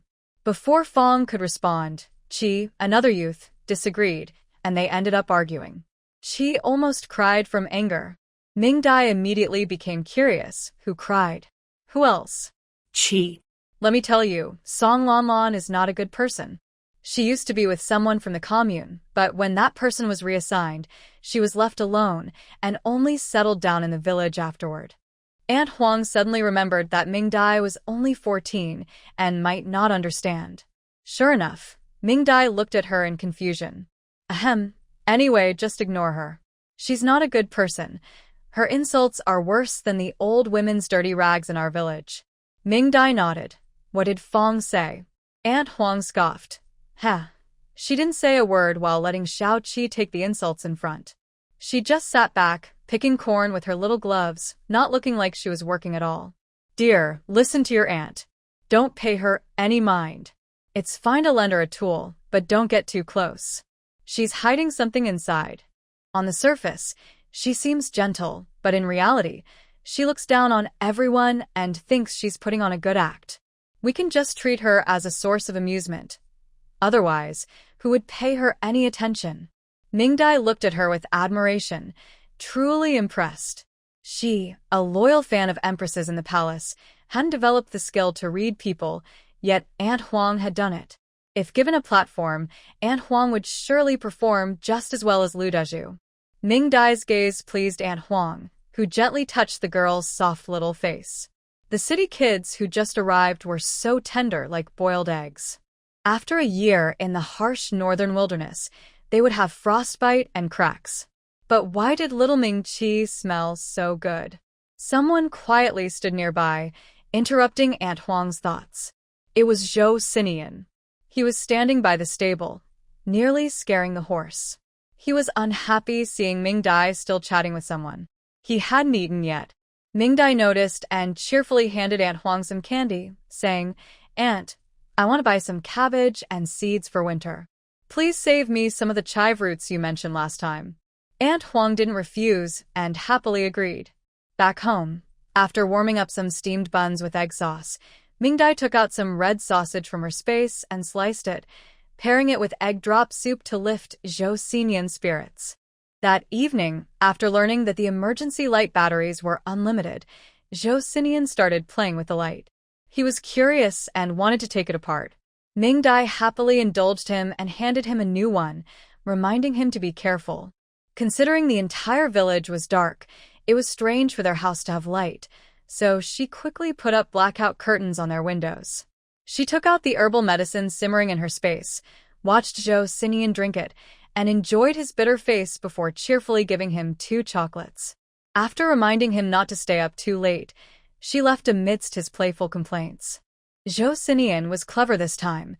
He took out the chocolate Ming Dai gave him, ate 2 pieces, and then brushed his teeth, perfectly solving the problem of not being able to eat after brushing. Early the next morning, after going through the familiar routine of finding his phone, Ming Dai got out of bed. She tied her hair up in front of the mirror and noticed her dry and damaged hair had improved a lot. Although she still looked like a yellow-haired girl, she was no longer a frizzy one. Feeling good, she stepped outside and saw the yard was very clean. Ming Dai gave Zhou Sinian a thumbs up, thinking that the chestnuts they had collected last night could be put away tonight. Even with the magical space they had, Ming Dai still followed her usual routine and didn't rely on it for everything. Zhou Sinian agreed with her. Entering the kitchen, she poured water to wash up and served the herbal medicine to a reluctant Zhou Sinian, then started making breakfast. There were still steamed buns, but they had finished the egg sauce, and Zhou Sinian said he wanted more. Ming Dai gladly agreed. She took 2 crunchy cucumbers, washed them without cutting, and they each ate one. While biting into his cucumber, Zhou Sinian suddenly said, "I've eaten this before." Ming Dai, drinking her milk and focused on growing taller, asked when. When the bugs were chirping. "Oh, that's in summer. Yeah, I ate a lot, and I also had some red fruits." "How many did you eat?" Zhou Sinian thought for a moment, a whole basket. Ming Dai looked at the basket on the table and silently mourned for the family whose cucumbers Zhou Sinian had stolen, guessing they must have run out of cucumbers for the whole summer. What she didn't know was that Zhou Sinian had shared the spoils equally among all the families, so summer was the time he ate the most. After finishing breakfast, Zhou Sinian started cleaning up while Ming Dai waited for him. She looked at the pile of firewood and thought they should build a shelter to cover it. Then she noticed the chestnuts on the ground and realized they shouldn't be left out to dry like that. They needed a rack, and some parts of the yard needed fixing. Lost in thought, she was brought back to reality by Zhou Sinian calling her. Looking at his bald head and bright red scarf, Ming Dai quietly tied on her green scarf. Following the crowd heading to the granary, everyone still feared Zhou Sinian. However, since he hadn't caused trouble for several days, they no longer resisted him and simply kept their distance. Ming Dai noticed that there was a problem at the youth station. Previously, the new and old youths were not very close, but now there was a clear divide, and they no longer walked together. Qin Fong was worried because yesterday, a conflict broke out between the new and old youths at the station. She felt confused and couldn't keep up with the arguments, and before she knew it, they were dividing the food. Thinking about the leftover rations and the uncertain kitchen situation made Qin Fong anxious, unsure of what to do. Kai Mingchen comforted her, saying they should just focus on their work and listen to others. This helped her feel more at ease, though she still looked worried as she went to work. This issue was resolved when Fong Row got involved. "Haven't we already set up our stove? I've also separated a room to use as a kitchen, so let's cook there from now on." The new youths were delighted that the problem was finally solved, and they felt more confident. However, the old youths, due to the involvement of Fong Row and Qi Jijun, completely broke away from the new youths, leading to a situation where they no longer spoke to each other. But this did not affect Ming-Dai. Her life continued as usual. After work that day, Ming-Dai lent her all to Fong Row, who went to find Aunt Huang to ask if there were any weavers in the village. Aunt Huang quickly recommended a family. Following her directions, Ming-Dai knocked on a door at the end of the village. The door isn't locked. Just push it open. Ming-Dai tried, and indeed it opened easily. Once inside, she looked down and saw a man curled up on the muddy ground at the entrance. The man was Lu Dajing, slightly younger than Lu Dazhu, and he had a disability from childhood. His body grew, but his legs did not, leaving him weak. He had polio, also known as spinal poliomyelitis. It typically occurs in children under 5, and he likely did not receive treatment at the time. This condition is not uncommon in rural areas. Almost every village has someone affected.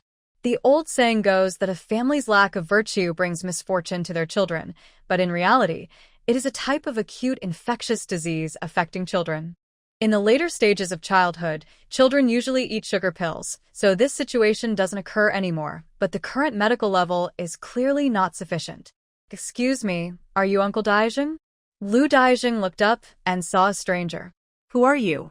Since he rarely goes out and only works at home, he's one of the few in Lijiaban who hasn't been visited by Zhou Sinian, and he doesn't recognize him.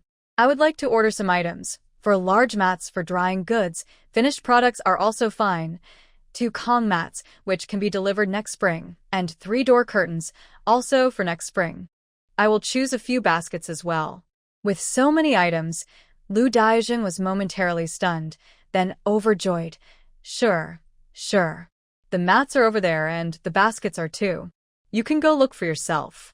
Ming-Dai nodded and took Zhou Sinian over. "Take a look and see what you like. We will buy it." It was Zhou Sinian's first time having a choice in shopping, and he happily touched the baskets. Ming-Dai shyly said, "If you break anything, we will buy it." Lu Daijing shook his head. It was rare for anyone to visit him. The villagers considered him unlucky and were unwilling to let their children come near. Usually, only the team leader came to check on him, bringing some food, and his nephew visited to see if he was alive to inherit his courtyard. Having 2 young people visit made him feel quite happy. In the end, Zhou Sinian chose a backpack. The reason was simple. It was the largest, and it didn't feel like a toy when he carried it. Lu Daijing smiled and said, "This one is a bit oversized. I made it and left it here. I didn't expect to find someone suitable for it. This young man is really tall." Zhou Sinian touched the straps, shook it a bit, and then surprisingly thanked Lu Daijing. Ming-Dai thought that if the villagers saw this scene, they would surely be shocked. Lu Daijing seemed to like Zhou Sinian and discussed changing the straps for him, as they were a bit too thin for him. Zhou Sinian frowned while listening and eventually agreed, but when it came to choosing the color of the straps, they had a disagreement. Lu Daijing's straps were mostly black, white, and gray, taken from the crazy women at the textile factory in the county, with very few patterns. However, Zhou Sinian wanted straps with floral designs. Lu Daijing looked at the young man with the bright red headscarf and understood, but he couldn't find any floral fabric after searching everywhere. Just when they were getting anxious, Ming-Dai pulled out a piece of floral cloth from her bag, which solved their urgent problem. Seeing the tall and short, old and young harmoniously interacting, Ming-Dai felt relieved and went to pick out some items. By the time she was done, Lu Daijing had finished making the straps. Ming-Dai was surprised by his sewing skills. His work was just as good as anything from a sewing machine. Lu Daijing was happy to receive compliments about his craftsmanship. Zhou Sinian found a suitable basket and was also pleased to have a floral strap. Everyone in the courtyard was happy.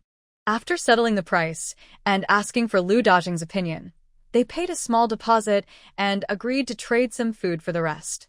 Lu Daijing watched as Zhou Sinian quickly secured the items on his back, while his little daughter followed behind with a sieve, smiling even more kindly. In a rare gesture, Lu Daijing saw them off, cheerful and not worried about them skipping out on the bill.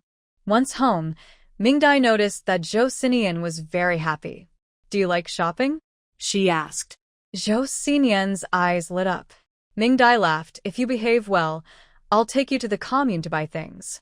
Sinian eagerly put everything back in its place. Mingdai looked at the chestnuts on the ground. Even though the sun wasn't too strong, the wind had dried them out. So, she collected the chestnuts. She asked Sinian to spread out the mat they had just bought in the yard. Once unfolded, the 4 mats were evenly laid out on the ground, enjoying the warm sun. Noticing the nice weather, Mingdai thought about building a firewood shed. She needed to choose some large branches from the mountain first. Before going, Mingdai prepared the dough, planning to steam buns in the afternoon when everyone was at work so they could have buns for breakfast. Mingdai kneaded the dough while Sinian helped by adding water, and together they made a large bowl of dough. They placed it in a big pot with warm water and hurried off to Wild Boar Ridge. Sinian led the way, and they quickly found suitable branches at the foot of the mountain. He cut down 8 branches, trimmed the twigs, and carried them home. On their way back, they ran into people coming back from work, and they noticed that everyone kept their distance from Sinian, who was carrying the wood. After arriving home, Mingdai noticed that the dough had not risen yet. So, she used the microwave to heat the buns, warmed up a can of braised pork, and prepared 2 servings of instant noodles, making Sinian's eyes light up with excitement. After dinner, Mingdai took out a shovel and some wire. They chose a spot where Sinian dug a hole, while Mingdai helped to place the tree stump inside. Once the corners were secured, they connected them with branches and fixed everything with wire, quickly creating a frame that was higher in the front and lower in the back. Sinian climbed up and laid down boards, securing them with wire, then added a thick layer of plastic on top, followed by another layer of boards. With 2 layers of protection, the shelter would hold up against strong winds and snow. They followed the same steps for the second shelter, which took over 2 hours to complete. Looking at the roof, Mingdai planned to visit Aunt Huang's house to get some straw to cover it. Otherwise, passers-by might scold her for wasting money. Once everything was done, the workers returned to their tasks, and she happily began steaming buns. Sinian was eagerly waiting. She had prepared the filling in her space using a meat grinder, with the perfect mix of spices, making the raw filling smell delicious. She set the cutting board on the table and took out the dough. She taught Sinian how to knead the dough and roll it out. Picking up a dumpling skin, she filled it with the delicious filling and started teaching Sinian how to fold the dumplings. He quickly caught on and ended up making 15 pleats, something Mingdai couldn't even do. Impressive, my brother. They placed the finished dumplings in the steamer to rise, stacking them up until there were 5 tiers. Once they had puffed up, they steamed them over high heat. After 25 minutes, they turned off the heat and let them sit for 5 more minutes. Time's up. Sinian eagerly lifted the top lid, and steam rushed out. The plump white buns in the steamer seemed to beckon, saying, "Come on, come eat me." Gulp, gulp. They both swallowed hard, and Mingdai couldn't help but laugh at Sinian's excitement. He quickly took the steamer off and placed it on the newly built rack to cool. Mingdai and Sinian each grabbed a steamer full of buns and took a bite. The filling burst out, and it was so delicious. Mingdai had to admit that this was the best bun she had ever eaten. In the end, she ate 5 large meat buns, while Sinian ate more than half a steamer. After finishing, Mingdai put the buns in a basket and locked them in a cabinet, so even when she wasn't home, Sinian would have something to eat. Sinian felt that life was very happy like this, except for having to take medicine morning and night. The next day, when going to work, Mingdai noticed that Fong Row was missing. The awl was given to her by a sister-in-law from the Luo family. After overhearing some gossip, she learned that the postman said their packages had arrived and they needed to pick them up. Everyone didn't think much of it, but when the 2 returned in the afternoon, they sparked a gossip frenzy in the village. The reason was that they brought back a cart full of packages. According to a passerby who wanted to remain anonymous, the packages add up to over 30 items, and they haven't finished moving them yet. They have to go again tomorrow. And there's a bicycle sent from the capital. The shipping cost alone could buy a bike. I think there's also a sewing machine. I saw something like that at the commune before. Oh wow. Is that real? If it is, we would have the first bicycle and the first sewing machine in our commune. What's that? Our little Chi has a radio. Do you know what a radio is? It's a box that has many people inside, chatting and telling stories every day. Really? Are there people inside it? Don't listen to her nonsense. Such a small box can't fit anyone. How can it hold so many people? Then how does it talk? I don't know. I have to work now, not chat with you all. Ming Dai was unaware of this, as she followed Zhou Xinyan up the mountain to look for wild chickens. She wanted to drink chicken soup, as Zhou Xinyan's medicinal dish required chicken. Although Ming Dai had fresh chicken in her space, she still wanted to eat wild chicken. Once they reached the mountain, Zhou Xinyan suddenly changed his demeanor. If he weren't right beside her, Ming Dai felt she wouldn't even notice his presence. Truly amazing. He must be a martial arts genius. Zhou Sinian didn't realize that she had already linked him to martial arts novels in her mind as she led him to the place where they had found the wild chickens. After walking along the mountain path for a while, Zhou Sinian suddenly pulled her down, lowering her body. He pointed ahead to a basin where a group of wild chickens were scratching the ground. Wow. I see a phoenix, Ming Dai exclaimed excitedly, biting her hand. They looked so beautiful. They must taste delicious. Without waiting for Zhou Sinian to act, Ming Dai quickly gathered the entire flock, including a few young chicks that had just grown their feathers, which could be kept as backup food. After looking around, they found a nest and some eggs on the ground. Ming Dai used her treasure hunting ability to check, and sure enough, she could tell the fertilized eggs from the regular eggs. She left the fertilized eggs in the nest for the chickens in the backyard and collected all the regular eggs for storage. Keep going. Zhou Sinian mentioned that there were plenty of wild chickens in the mountains, so they didn't need to worry about depleting them. They then collected 2 more nests and placed them all in the backyard. After catching the chickens, Ming Dai was very satisfied, and they planned to come back to catch rabbits next time. Compared to wild chickens, the rabbits at Wild Boar Ridge were abundant. Ming Dai suddenly remembered that the place was called Wild Boar Ridge. Did that mean there were wild boars here? Zhou Sinian nodded. Of course. Ming Dai's first reaction was fear, and her second was excitement. I wonder if wild boar meat tastes good. On the way back, Ming Dai started looking for decayed wood in the mountains. Not for firewood, but to find mushrooms. As she walked and searched, she soon found a dozen pieces of decayed wood covered in mushrooms. She placed them on the outer wall of the villa to let them grow freely so they could be harvested for a long time. With the chicks ready and the warehouse stocked with mushrooms, she had to make a delicious chicken and mushroom stew. That evening, Ming Dai luxuriously prepared 4 chickens. 2 were made into chicken and mushroom stew, 1 into chicken soup, and 1 into herbal stew. However, Ming Dai's plan to raise chickens was ruined. The wild chickens were aggressive, and the ones they ate today were from 3 nests that had fought each other. Now, Zhou Sinian was outside preparing the chickens, and she planned to store all of them in the warehouse, taking them out to eat later. Considering the tense atmosphere in the front yard, Ming Dai and the others had their dinner in the space. They also cooked rice in an electric rice cooker. When having chicken stew with mushrooms, rice is a must. Wild chicken is much tougher than farm chicken, but it has plenty of meat close to the bone and is very flavorful, which is great for 2 people with strong teeth. In fact, Ming Dai, who is used to eating farm-raised chicken in her past life, prefers wild chicken. The chicken soup is fragrant and not greasy, making it very refreshing to drink. It contains angelica, red dates, and astragalus, which are good for nourishing energy and blood, perfect for the 2 of them. Eating chicken soup with rice feels like a delightful treat for the soul. In the evening, when taking medicine, Zhou Xinyan was noticeably more cooperative. After a bath, each person had 2 hot water bottles warming their bed. This life is so comfortable that even a deity wouldn't want to change it. To avoid being caught, Ming Dai stopped using an electric warmer and switched to rubber hot water bottles. Zhou Xinyan even asked Ming Dai to make matching straps for his hot water bottle, which turned out very cute.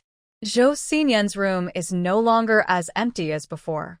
He now has a heated bed, a table, and the windows are fitted with glass and blackout curtains. There's a shoe rack on the floor and a cabinet in the corner, with a mirror on top. The outer layer of his blanket is still old, but the inside has been replaced with new cotton, making it fluffy and soft, like sleeping on a cloud. Ming Dai made his blanket longer, so he no longer has to curl up to sleep.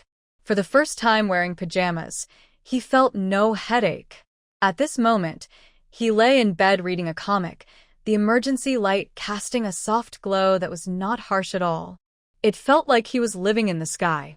In the front yard, Fong Row looked at the newly arranged room with satisfaction. She divided one room into two, making a very small kitchen in the outer room, just enough for cooking. The inner room has the largest heated bed, and Fong Row used a sheer curtain to create a private space above it. The pink curtain looks very youthful and dreamy, though it doesn't match the dark ceiling. Since she lacks experience, and with her cooking every day, the pink curtain will likely change color within a week. But that's a matter for later. For now, she is very pleased. The Kong table and cabinet were set up, and she also placed a dressing table on the floor, filled with various bottles and jars. In the corner stood a large wardrobe, stuffed with the new clothes she had sent. Next to the wardrobe was a sewing machine, looking brand new and shiny. Near the outer room was a table, 2 chairs, and a cupboard filled to the brim. Finally, there was a beaded curtain separating the 2 rooms. The new youth were envious of her room, especially Liu Yan, who secretly wished to move in. Fong Row took out the receipt written by the team leader, stating that she had paid 20 yuan for a year's rent for this room. If anyone wanted to move in, they would have to share all the costs. Liu Yan immediately fell silent. Meanwhile, Qi Jijun was very happy. He didn't expect his mother to treat him so well, sending him not only a bicycle but also a radio. In the capital, he didn't have such privileges. Coming to the countryside was indeed the right choice. Little did he know, at that moment, his mother was regretting her decision to compete with Fong's mother, spending so much money to send the bicycle and radio. Qi Jijun was unaware that this money would be deducted from his future allowances, and he was still happily grinning. Afterward, the new youth became even more united. They cooked in Fong Row's kitchen and ate at Qi Jijun's table. Fong Row's curtain, however, did not last a week before it was taken down, but she had no choice. She really couldn't cook. In her past life, her in-laws had criticized her for it. In this life, she wanted to learn, but the food she made was so bad that even dogs wouldn't eat it. She had no choice but to collaborate with the new youth for meals. However, she had many private cooking skills, and since Qi Jijun had a bicycle, they often went out to eat, which caused quite a stir in the village. Soon, everyone focused their attention on Fong Row and Qi Jijun, gradually paying less attention to Ming Dai and Zhou Sinian. After 2 weeks of husking corn, all the corn in the granary was finally finished. Next, they needed to harvest the radishes and cabbages before the frost came. The team leader gave a day off for the members with vegetable gardens to take care of their own work at home. The new young intellectuals applied to visit the commune since they had nothing to do. After asking Aunt Huang's family if they needed help and receiving a negative response, Mingdai took Zhou Sinian with her to fulfill the idea of buying things at the commune. Zhou Sinian was clearly very happy. Early in the morning, he made rice soup, boiled eggs, warmed up steamed buns and dumplings, and prepared a plate of pickled vegetables that Mingdai had made. After Mingdai got up and washed up, she directly had breakfast, focusing on making things easy and simple. After eating, Mingdai washed the pots and dishes while Zhou Sinian tidied his hair in front of the mirror. Oh, it was a headscarf. Mingdai wore her headscarf, not caring about anyone else, and left with her bamboo basket. Ignoring Zhou Sinian, who was behind her with a large backpack and a bright red headscarf, she blended in with the group of young women from Lijiawan. Qin Fong from the New Young Intellectuals was dressed similarly, while Liu Yan was too poor to afford a headscarf. Fong Row, on the other hand, wore her cloak, a knitted hat, and a wide beige scarf, looking out of place among the people and vehicles. Although she was curious why she didn't ride with Qi Jijun, she didn't ask further. Later, they learned that their bicycle had its valve removed, making it unusable, so they had to go to the commune to buy a new valve. It was easy to guess who did it. Today, not only the young intellectuals were going to the commune, but also several women from the village who were trading eggs for goods. They kept discussing Fong Row's outfit nearby. Fong Row didn't mind at all. She tilted her fair little face up at a 45-degree angle, looking at the dead branches of early winter, just like her, soon to welcome new life in spring. Once everyone gathered, Lu Laosen called everyone to get on the cart. In an instant, everyone rushed to grab their favorite seats. Many people wanted the front seats of the cart, where Lu Laosen was driving, and since there were no leaders today, anyone could sit there. However, Lu Laosen chased away those who wanted to sit in that spot, smiling as he invited the young intellectual Ming Dai to sit down. That spot was indeed good. It blocked the wind and was not crowded. There was no reason to refuse, so she smiled and stepped forward. A voice came, "Why does Ming Dai get to sit there, and not me? Do you look down on me?" Oh, it was Lu Yan asking, looking at Lu Laosen with a tearful expression. Lu Laosen glared with wide eyes, pointing his whip at Lu Yan. "I can't stand you. What's your problem?" Lu Yan didn't expect him to be so direct and instantly burst into tears. Lu Laosen sneered, "I've been around for so long, and no one dares to challenge me. Who do you think you are?" Lu Laosen had managed to stay single for many years, and he had some impressive stories behind him. Seeing him become so tough, the others quieted down. When they noticed Zhou Sinian closely following Ming Dai, the scene fell silent. Even the previously bold Lu Sanyi put away his whip. Oh no, they forgot about this troublemaker. Ming Dai had everything arranged. She sat inside, closer to the front, with short legs that couldn't reach the ground. Zhou Sinian sat on the outside, moving inward, with long legs that also couldn't touch the ground. One was short, and the other was slim. They fit perfectly in one seat. "Sanyi, is it okay for us to sit like this?" Lu Sanyi looked at the obedient Zhou Sinian, who was playing with his straps, and nodded, "Sure." The car was full, and it was quite cramped, but there was still a significant distance between Ming Dai and Zhou Sinian. Even with Zhou Sinian carrying a big basket, there was still extra space. They probably had some psychological barriers. This was the quietest journey Lu Laosen had ever taken. Not a single person spoke. Really, not a single person spoke. Lu Laosen went from being excited at the start to calm, and finally a bit happy. Was it because he couldn't afford a wife or have children after all these years? No.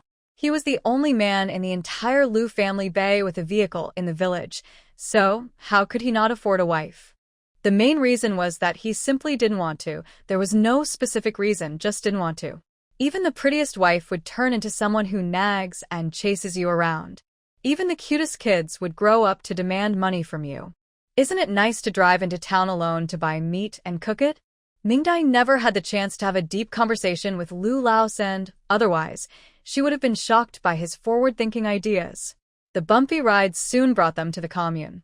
The cart stopped, and Lu Laosen was still puzzled about why the horse was so obedient today. "Horse, try not listening to me, and you might scare me so much I'll lose control." Zhou Sinian, who was known for his interactions with both humans and animals, jumped off the cart and looked at the familiar street, thinking about where to start exploring. As soon as the people in the cart saw Zhou Sinian get out, they quickly scattered. Ming Dai glanced at Fong Row and noticed a large smear of mucus on the back of her cloak, wondering which lady had made that mess. She must be really upset. Zhou Sinian was eager to move, so Ming Dai greeted Lu Sanyi and followed him. Since she said she would take him shopping, Ming Dai walked alongside Zhou Sinian. The two of them excitedly strolled down West Street and then turned to East Street. After walking from one end of East Street to the other, Ming Dai was impressed. Zhou Sinian truly knew how to shop, walking confidently without looking away. Ming Dai couldn't help but laugh. Ahead, she spotted a recycling station and pulled Zhou Sinian over. Zhou Sinian enjoyed the shopping experience and had no particular preference about where to go. Treasure hunting at the recycling station was a must-visit for every story-filled book girl. They greeted the elderly man at the entrance, convincing Zhou Sinian to leave their basket outside while they went in empty-handed. As soon as they entered, Ming Dai used her treasure-seeking ability to scan the area. She discovered 2 chipped bowls buried under a pile of junk. They were valuable, dating back to the late Qing dynasty, so she took them. The rest of the items were unremarkable. Ming Dai planned to embrace the era's style by bringing back some newspapers to decorate the walls. Zhou Sinian, on the other hand, was fascinated by a pile of scrap metal and began rummaging through it by himself. Ming Dai handed him a pair of gloves and reminded him to be careful not to hurt his hands before leaving him to it. After a while, Ming Dai also found several ancient books. Following that direction, she used her treasure-seeking ability again and unexpectedly discovered 2 large boxes of old books. They weren't skill-related books, but rather tales of the supernatural. After glancing through a few, she found them quite interesting. In the end, she collected a large stack of newspapers, a few picture books, and some elementary and middle school textbooks, all in good condition, clearly belonging to a child who didn't study much. Straightening up, he looked at Zhou Sinian, who quickly turned over the entire pile of trash. On the ground were several broken bicycles, a damaged radio, and some metal wires. Ming Dai didn't disturb him. When the grumpy old man came over to scold them, she handed him a bun. Then the 2 of them squatted down, watching Zhou Sinian search through the items. The old man, holding the warm bun to his chest, directed Zhou Sinian and found a bike handlebar. In the end, Zhou Sinian was satisfied, and Ming Dai along with the old man helped put everything back together. After gathering a pile of books and junk, they estimated the price and received 3 yuan, which meant the junk belonged to the 2 of them. They were probably the first to pay the recycling station for junk. If it weren't for Ming Dai having a special gift from the story, she wouldn't dare to play around like this with Zhou Sinian. Ming Dai was worried about how to take away the broken bicycles, while Zhou Sinian squatted down to dismantle them. He didn't use any tools. He simply took apart each part and organized them, which was quite amazing. Ming Dai couldn't help, so she took out some newspaper to wrap the parts. In the end, everything was packed into Zhou Sinian's backpack, making it very convenient. They got some water from the old man to wash their hands and continued shopping. Eventually, they arrived at the supply and marketing cooperative. As soon as they entered, they saw Fong Row standing at the fabric counter, frowning at the fabrics on the wall, clearly dissatisfied. Ming Dai noticed her cloak had been taken off and held it up, realizing she had discovered something. Seeing her wear a beige coat, Ming Dai couldn't help but admire her. Fong Row also spotted them, frowned, pointed at a piece of grayish-blue fabric, and handed over fabric tickets and money. Because she was dressed stylishly, the counter staff was not upset and served her with a smile. The staff on their side was also nice, and thanks to Zhou Sinian, they quickly bought what they wanted. After making their purchases, they went to the meat vendor, bought 5 pounds of meat and 5 pounds of ribs, leaving the people in line stunned. The butcher, surprised by such a big purchase, gave them 2 large bones and a big piece of pork skin. Ming Dai stuffed everything into Zhou Sinian's backpack. Finally, they stopped by a state-run restaurant, and when they came out, Ming Dai had a few more paper-wrapped packages in her basket. They strolled back to the cart, where someone was already waiting. Taking advantage of the distraction, Ming Dai quickly handed a paper package to Lu Lao San. Lu Lao San understood immediately and tucked it into his pocket. He felt it, warm and soft. It was a big meat bun. He thought to himself that Ming Dai was the best girl in the whole commune. Once everyone gathered, the cart started its journey back. Everyone looked curiously at Fong Row, who stubbornly refused to wear her cloak. Fong Row was shivering and her teeth were chattering, but she still wouldn't put it on. In the end, Qi Jijun took off his military coat and gave it to her, and only then did she wear it. Then it was Qi Jijun whose teeth were chattering.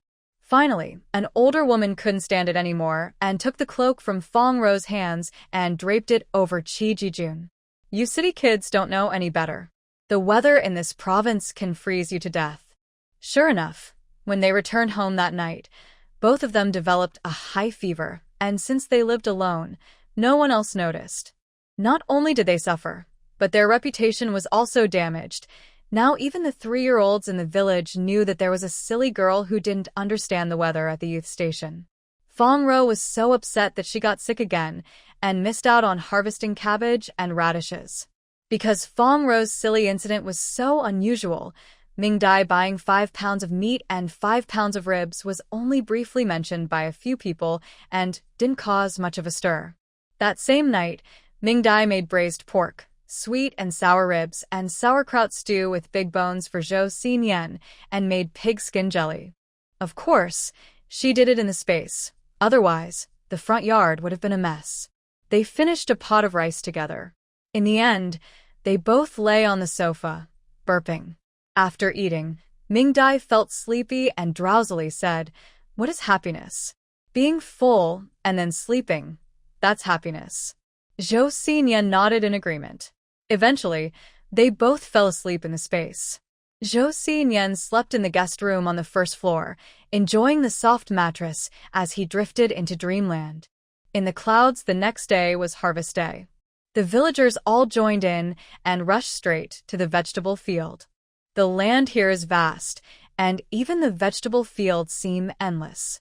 Ming Dai looked at the endless rows of cabbage and sighed, "There must be a lot of pickled cabbage to make." Aunt Huang laughed and said, "Once the cabbage is harvested and piled up for pickling, you'll see." After saying that, she demonstrated how to cut the cabbage. While Ming Dai was still learning, Zhou Xinyan had already snatched the knife and started chopping away. I must say, Zhou Xinyan is an expert with the knife.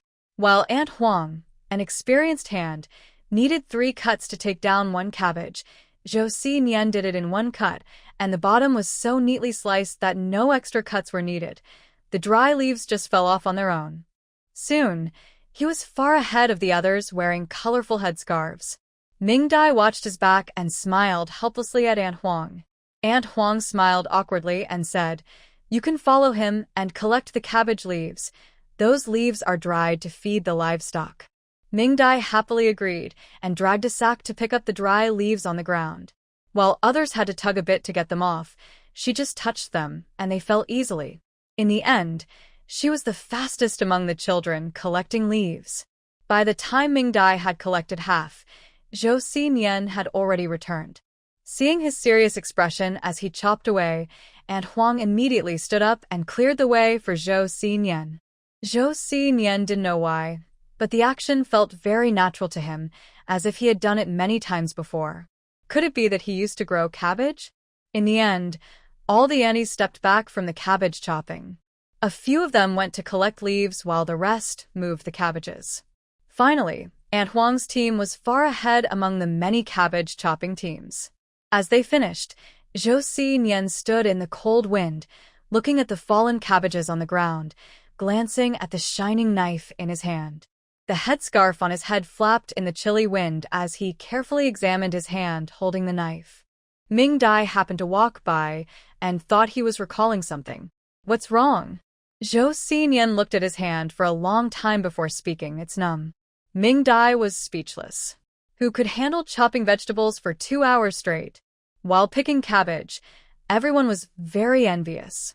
Xiao Ming, the young worker, could only pick 6 cabbages at a time, 3 on each side.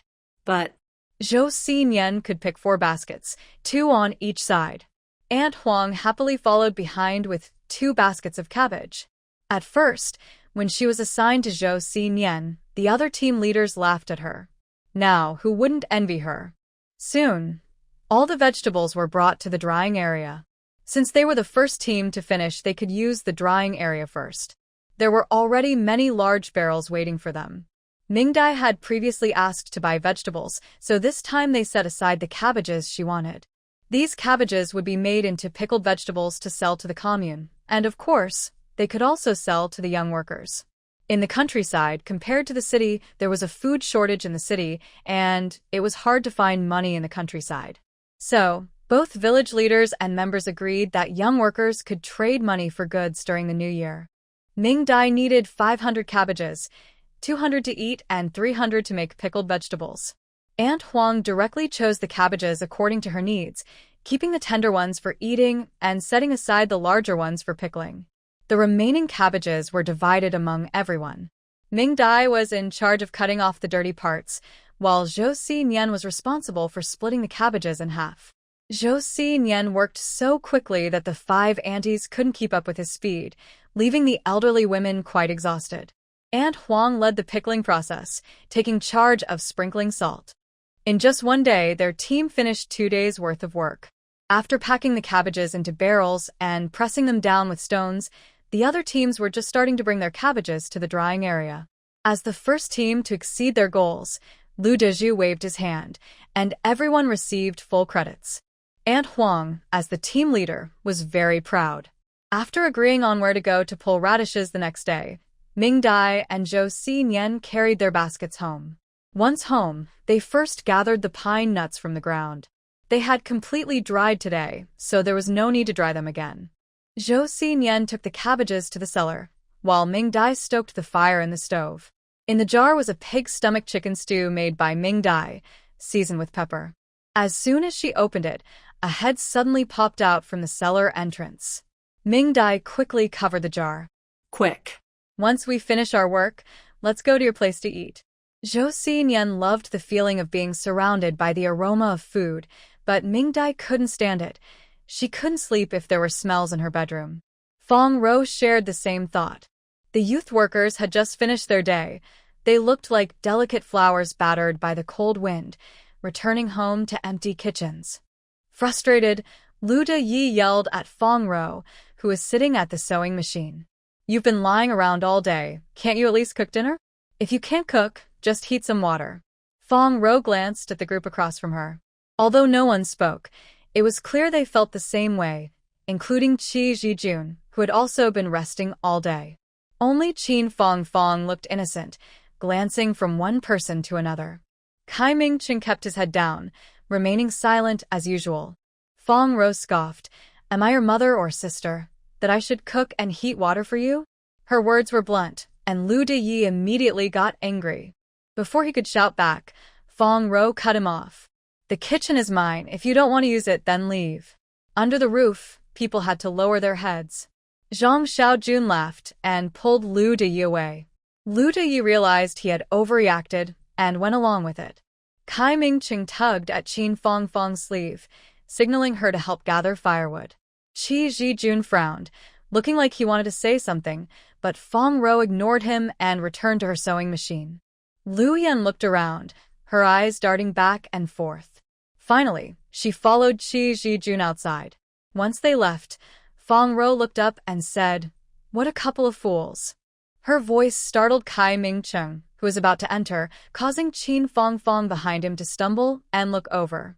Kai Ming-cheng shook his head, signaling to wait a moment. It wasn't until the sound of the sewing machine resumed that Kai Ming-cheng and Qin Fong entered. In the backyard, Zhou Xinyan arranged the cabbage and closed the cellar door before climbing back up with a thud. Ming Dai signaled, and he quickly picked up the pot with heat-resistant gloves and walked toward his room. Ming Dai carried bowls, chopsticks, spoons, and seasonings. "Come in quickly." When it came to food, Zhou Xinyan was more proactive. He closed the doors and windows tightly, and when Ming Dai opened the pot, the aroma of the chicken and pig stomach filled the entire room. Zhou Xinyan quickly set the bowls and chopsticks, picked up a chicken leg, tore it off, and placed it in Ming Dai's bowl. He then scooped some pig stomach, lotus seeds, and red dates from the bottom and added them to her bowl, along with the milky broth sprinkled with pepper. It was so enjoyable. Ming Dai placed the sauce in the middle, dipped the chicken leg in it, and with one bite, the meat fell off the bone. With the oil and vinegar sauce, she felt completely satisfied. After another sip of soup, it felt like all the coldness from the day was blown away. Zhou Xinyan felt the same. He pulled at the chicken leg, sipped the soup, and occasionally picked up a piece of pig stomach to dip in the sauce. Under the warmth of the meal, he seemed to come alive, no longer looking like a skeleton. Even Aunt Huang said that Zhou Xinyan had gained weight and looked better. How could he not gain weight? With 3 meals a day plus late-night snacks and the nourishing herbal soups, it was no surprise he was putting on weight. In fact, Ming Dai had also gained some weight and looked healthier, but they hadn't seen the old Ming Dai before. She drank 2 bowls of the pig stomach chicken soup, along with 1 chicken leg and 1 chicken wing. The rest was all Zhou Xinyan's. He was still hungry and had 2 more buns to feel satisfied. A growing boy can eat his father out of house and home, applicable to men of all ages.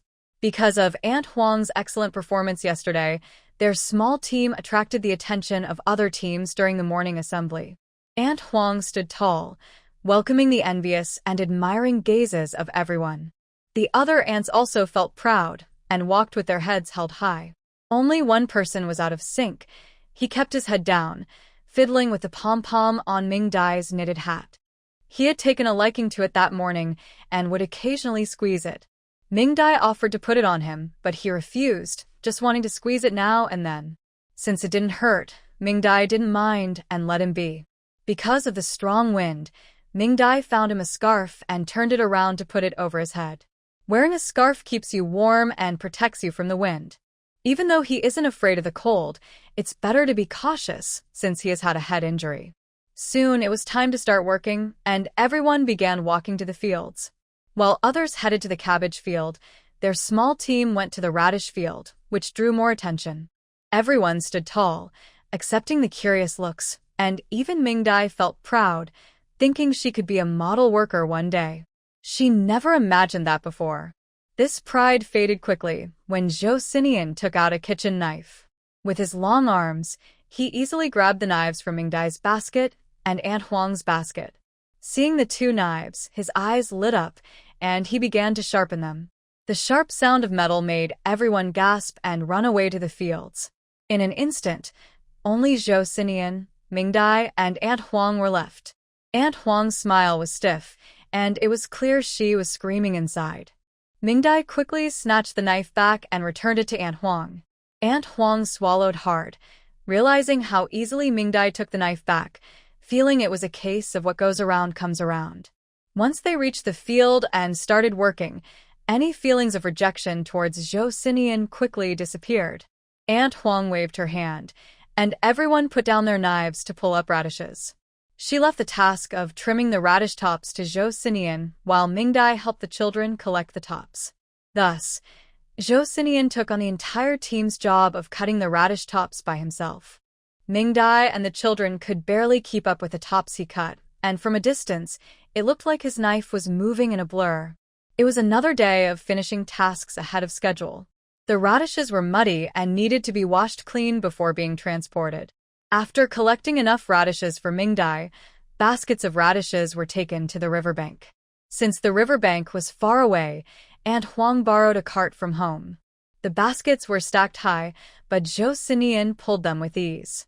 When they reached the riverbank, the ants rolled up their pants and went into the water to wash the radishes, telling the young wives and girls, along with Sinian, not to enter the river.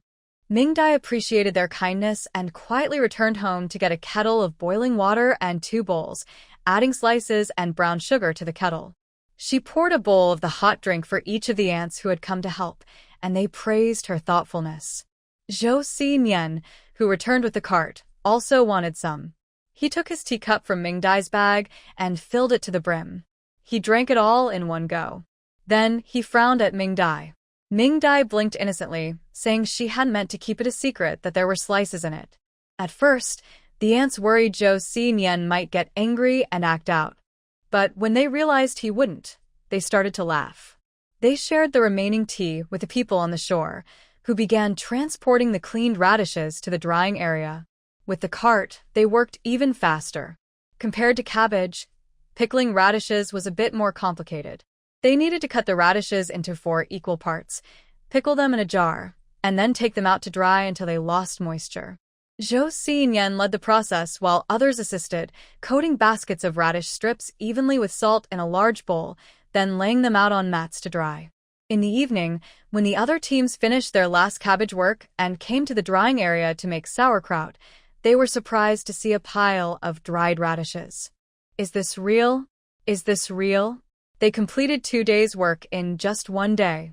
Aunt Huang's team had already disbanded and gone home to cook. After returning the radishes to the cellar, Ming Dai took Sinian directly to the bathroom. They took off their shoes, went to the bathroom, and tossed their clothes into the washing machine. Then they filled the tub, enjoyed a shower, and soaked in the bath. After this refreshing routine, they felt revitalized. Sitting at the dining table, they thought about what to eat, and Sinian suggested instant noodles. He remembered the last time they had them and wanted more. Ming-Dai was eager to fulfill this request and quickly prepared a deluxe version of instant noodles. Adding an egg and sausage was standard, and after confirming Sinian wasn't allergic to seafood, she added king crab and prawns. These were all items she had in her fridge, and they would automatically restock once used. So thoughtful. When the king crab and Australian lobster were first brought out, Sinian looked very reluctant. But after they were steamed and the aroma filled the air, he started to wander around the steamer. By the time Ming-Dai began to open the crab, he was already feeling emotional. Ming-Dai handed him a crab leg, and he bit into it with a satisfying crunch. In the end, a pot of seafood instant noodles became Sinian's idea of a heavenly meal for a long time. At that moment, at the new youth's dining table, Chi Ji-jun felt a bit sad as he noticed Fong Row was missing. He knew there was a problem between them. Fong Row had been giving him the cold shoulder, but he didn't understand why, especially since things had been fine before. He felt a bit angry. Because of Fong Row's stubbornness in the carriage, he had lent her his military coat. If it weren't for the ant pulling her cloak away, would she have frozen? Also, he got sick because of her. She had the energy to use the sewing machine in the room but wouldn't make him a cup of hot tea. In the end, it was Lu Yen who made him hot water. Qin Fong, the nice person, scratched her head, so Lu Zio asked me to boil water for Chi Ji-jun. It was also Lu Yen who rushed back from work without resting to check on him. But Xiao Rou hadn't asked him a single thing. He had already decided to forgive Fong Row, but she chose not to join him for a meal, preferring to eat alone in her room. He didn't understand what was bothering her. He had been very considerate of her. For her sake, he even deceived his mother, followed her to the countryside, and ended up in this cold, desolate place. How could she still be unsatisfied? He had been trying hard for their relationship, even though she wasn't the good girl his mother described, not good at cooking or managing household chores. But she could play the violin. She was pretty, and now it seemed she could even sew. Thinking of this, Chi Ji-jun's heart softened again. Forget it, he would apologize tomorrow. After all, she was the girl he liked, and being a bit temperamental was normal for someone so wonderful. The next day, the two of them woke up late after being fully revived in the space. By the time they came out, the people at the front yard had already gone to work. Not just the two of them, but everyone in Aunt Huang's team happily watched others head to work while they tidied up the garden or prepared for winter storage. In the morning, Ming-Dai made medicine for Sinian in the space and also prepared some sandwiches, which they enjoyed together. After eating, Sinian commented that the sandwiches weren't as tasty as steamed buns with meat, and Ming-Dai agreed. When they stepped out of the space, they felt it was even colder than the day before, making Ming-Dai feel a bit sorry for those who had to go into the water to wash the radishes today. Their task for the day was to handle the radishes and cabbages they had brought back. Ming-Dai planned to keep 200 of the 500 cabbages for eating and store the rest to her space for preservation. Half would be pickled using the method from the Black Province, while the other half would be made into spicy cabbage. After hearing Ming-Dai's description of spicy cabbage, Sinian's eyes lit up. After finishing his medicine, he urged Ming-Dai to get to work, and she sent him off to wash the grinding stone for a moment of peace. Seeing him work diligently made her quite satisfied, so she took out the drying mat and sieve she had bought from Lu Dajing's house. She found a wooden board, cleaned it, and placed it on the drying mat to prepare the cabbage for pickling. In their neighborhood, everyone was pickling cabbage, using methods similar to Aunt Huang's at the drying area. Ming-Dai looked through her mental encyclopedia and chose a different method. While Sinian was washing the grinding stone, she boiled a large pot of water and rinsed the big sand jar she had prepared. After adding more water and placing a piece of wood to start the fire, she began to prepare the cabbage. She had Sinian fetch water while she cleaned the roots of the cabbage, washing off the yellow leaves and dirt before placing them on the drying mat. Sinian stood by with a knife, and she handed him one. He chopped it once, then split the cabbage in half and set it aside to drain. The two worked quickly, and soon 150 cabbages were ready. Carrying the cabbage to the kitchen, each head was briefly blanched in boiling water for a minute, then handed to Sinian to cool in well water. After that, they were placed on a drying mat to drain. This method was a bit more complicated than what Aunt Huang and the others did, but it resulted in cabbage that lasted longer and tasted sweeter. Once all the cabbage was prepared, Mingdai sprinkled a layer of salt at the bottom of the jar and added a layer of cabbage, arranging them in a crisscross pattern, stacking them layer by layer until the jar was full. Finally, she placed a large, clean stone on top to press it down firmly, covered it with a clean cloth, tied it with a string, and set it in a cool place in the kitchen to ferment. Sinian had already pickled such sauerkraut in the drying area and had secretly tasted it, finding it too salty for his liking. He was now more curious about the spicy cabbage Mingdai described. Following the recipe in her mind, Mingdai took a bag of peeled garlic and a dozen pieces of old from the storage, chopped them, and placed them on a grinding stone. She taught Sinian how to grind, while she added the ingredients and he turned the stone, quickly producing garlic paste, and she took a large bowl, added 3 big bags of chili powder and 4 bags of fine salt, and considering Sinian's taste, added 2 bags of sugar, mixing it all well. Sinian watched the vibrant red mixture and, while Mingdai went to cook glutinous rice flour, he sneakily tasted a bit, instantly shocked by the spiciness and doubting if the spicy cabbage Mingdai described was really good. Mingdai ignored him and poured the cooked glutinous rice paste into the large bowl, adding the garlic paste, mixing it well. Finally, she added shredded pear, shredded white radish, chopped chives, and shrimp paste. She also found some fish sauce which she added in, mixing everything together. At this point, the sauce smelled delicious, and Sinian slowly approached, reaching out to grab some, but Mingdai firmly swatted his hand away. Chop the cabbage. Feeling wronged, Sinian glanced at the bowl full of sauce, reluctantly went to chop the cabbage. Mingdai then found another large bowl, filled it halfway with water, and added 2 big bags of coarse salt, stirring until it dissolved. She pressed all the chopped cabbage into the brine to marinate for a while. After finishing these tasks, Mingdai checked the time. It was almost noon. She called out to Sinian, who was munching on cabbage leaves, "Come on, start the fire and cook." Sinian immediately stood up and rushed into the kitchen. Considering that he had been very well behaved and helpful these past few days, Mingdai decided to make him something delicious. She took out the jelly she had prepared and sliced it onto a plate, then took out some pork belly, boiled a few eggs, and stewed a pot of braised meat. The aroma was so tempting that Sinian couldn't help but circle around the stove, unwilling to leave for a moment. At noon, enjoying the cold jelly with braised meat over rice, Mingdai also had a full bowl, feeling so stuffed that she didn't want to move for a long time. Sinian, even more voracious, ate 4 bowls. If Mingdai hadn't stopped him, he could have eaten another. Seeing his noticeably bulging belly, Mingdai was worried he might overeat, so she quickly stored the leftover braised meat away.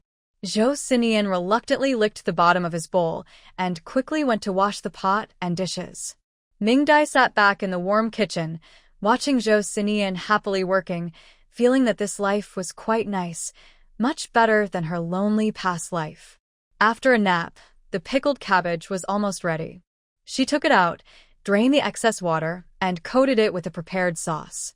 This step was done by Mingdai, while Sinian was reluctant to see her hands covered in sauce as she rubbed it onto the cabbage. He happily ate the tender cabbage hearts that Mingdai had coated for him. Once the cabbage was done, it was placed in a large jar, pressed down with stones, and set in a cool spot in the kitchen, completing the pickling process. After finishing both tasks, Mingdai checked the time and thought about preparing the radishes. She specifically left the unwashed radishes still covered in dirt, as they would stay fresh longer, but they couldn't be left outside, or they would spoil. In a corner near the front yard, she had Sinian dig a pit about 1/2 meter deep, where she placed half of the radishes and covered them with soil. This way, even after a winter, the radishes would remain crisp and not spoil. The remaining half was stored in the space warehouse with the cabbage, ready to be taken out as needed. After finishing their work and noticing they still had time, Mingdai planned to go with Zhou Sinian to the mountain to see if they could find more food. With steaming roasted chestnuts in hand, the two locked the door and headed towards Wild Boar Ridge. To get to Wild Boar Ridge, they had to pass the wheat field at the village entrance. Before they even got close, they heard a woman's soft crying carried by the wind. Mingdai glanced curiously and saw what looked like a quarrel among the youth workers. Song Lanlan was angrily scolding with her hands on her hips, while a woman sitting on the ground, likely Lu Yen, was crying and unable to speak. Many villagers were watching, but no one stepped in to help. Mingdai only took a quick look and then continued walking without paying much attention. Zhou Sinian, holding the new army green crossbody bag that Mingdai gave him, followed closely behind, showing no interest in what was happening at the wheat field. Wild Boar Ridge was home to a group of wild boars, and the villagers usually avoided it. However, Zhou Sinian treated it like his backyard, coming and going freely. They had come this time mainly to find some jujubes. After tasting Mingdai's medicinal dish, Zhou Sinian mentioned that these red fruits could also be found in the mountains.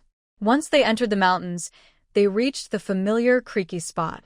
Mingdai adjusted to a comfortable position as Zhou Sinian pulled her along, moving much faster than her short legs could keep up with. After running for a long time and going around a hill, they finally arrived at their destination. Compared to the pine and chestnut forests, there were only 3 jujube trees growing on the edge of a cliff, with half of their bodies hanging over the edge, looking quite dangerous. However, there were many red jujubes on the trees. Since they were wild, they were small and dried out, hanging from the branches. Mingdai thought for a moment and decided it was safer to have Zhou Sinian find 2 long branches. She took out a blanket from her space and made a net to attach to the branches reaching out. She leaned over the cliff, holding the net, while Zhou Sinian jumped around on the jujube tree. The dried jujubes fell down with a clatter, most of them landing in the net. Zhou Sinian came down and lifted the net, pouring the jujubes onto the ground. With this effort, they quickly collected the jujubes from the cliff. For the remaining ones on the tree, Zhou Sinian shook the branches while Mingdai picked them up below. Soon, they had gathered 2 full sacks of jujubes. Mingdai looked at their hard work with satisfaction. Along with the chestnuts and pine nuts in her space, she imagined the delicious dishes they could make together, feeling very happy. Zhou Sinian looked at her with a puzzled smile, wiped the sweat from his forehead, and took out some chestnuts from his bag to eat.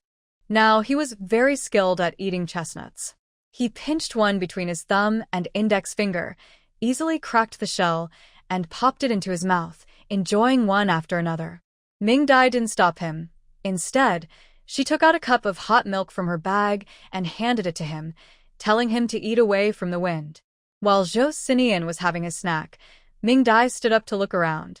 At that moment, the mountains were golden, and the wind howled, swirling many fallen leaves that danced along the cliffs like butterflies, creating a beautiful scene. Suddenly, a few animals on the opposite caught Mingdai's attention.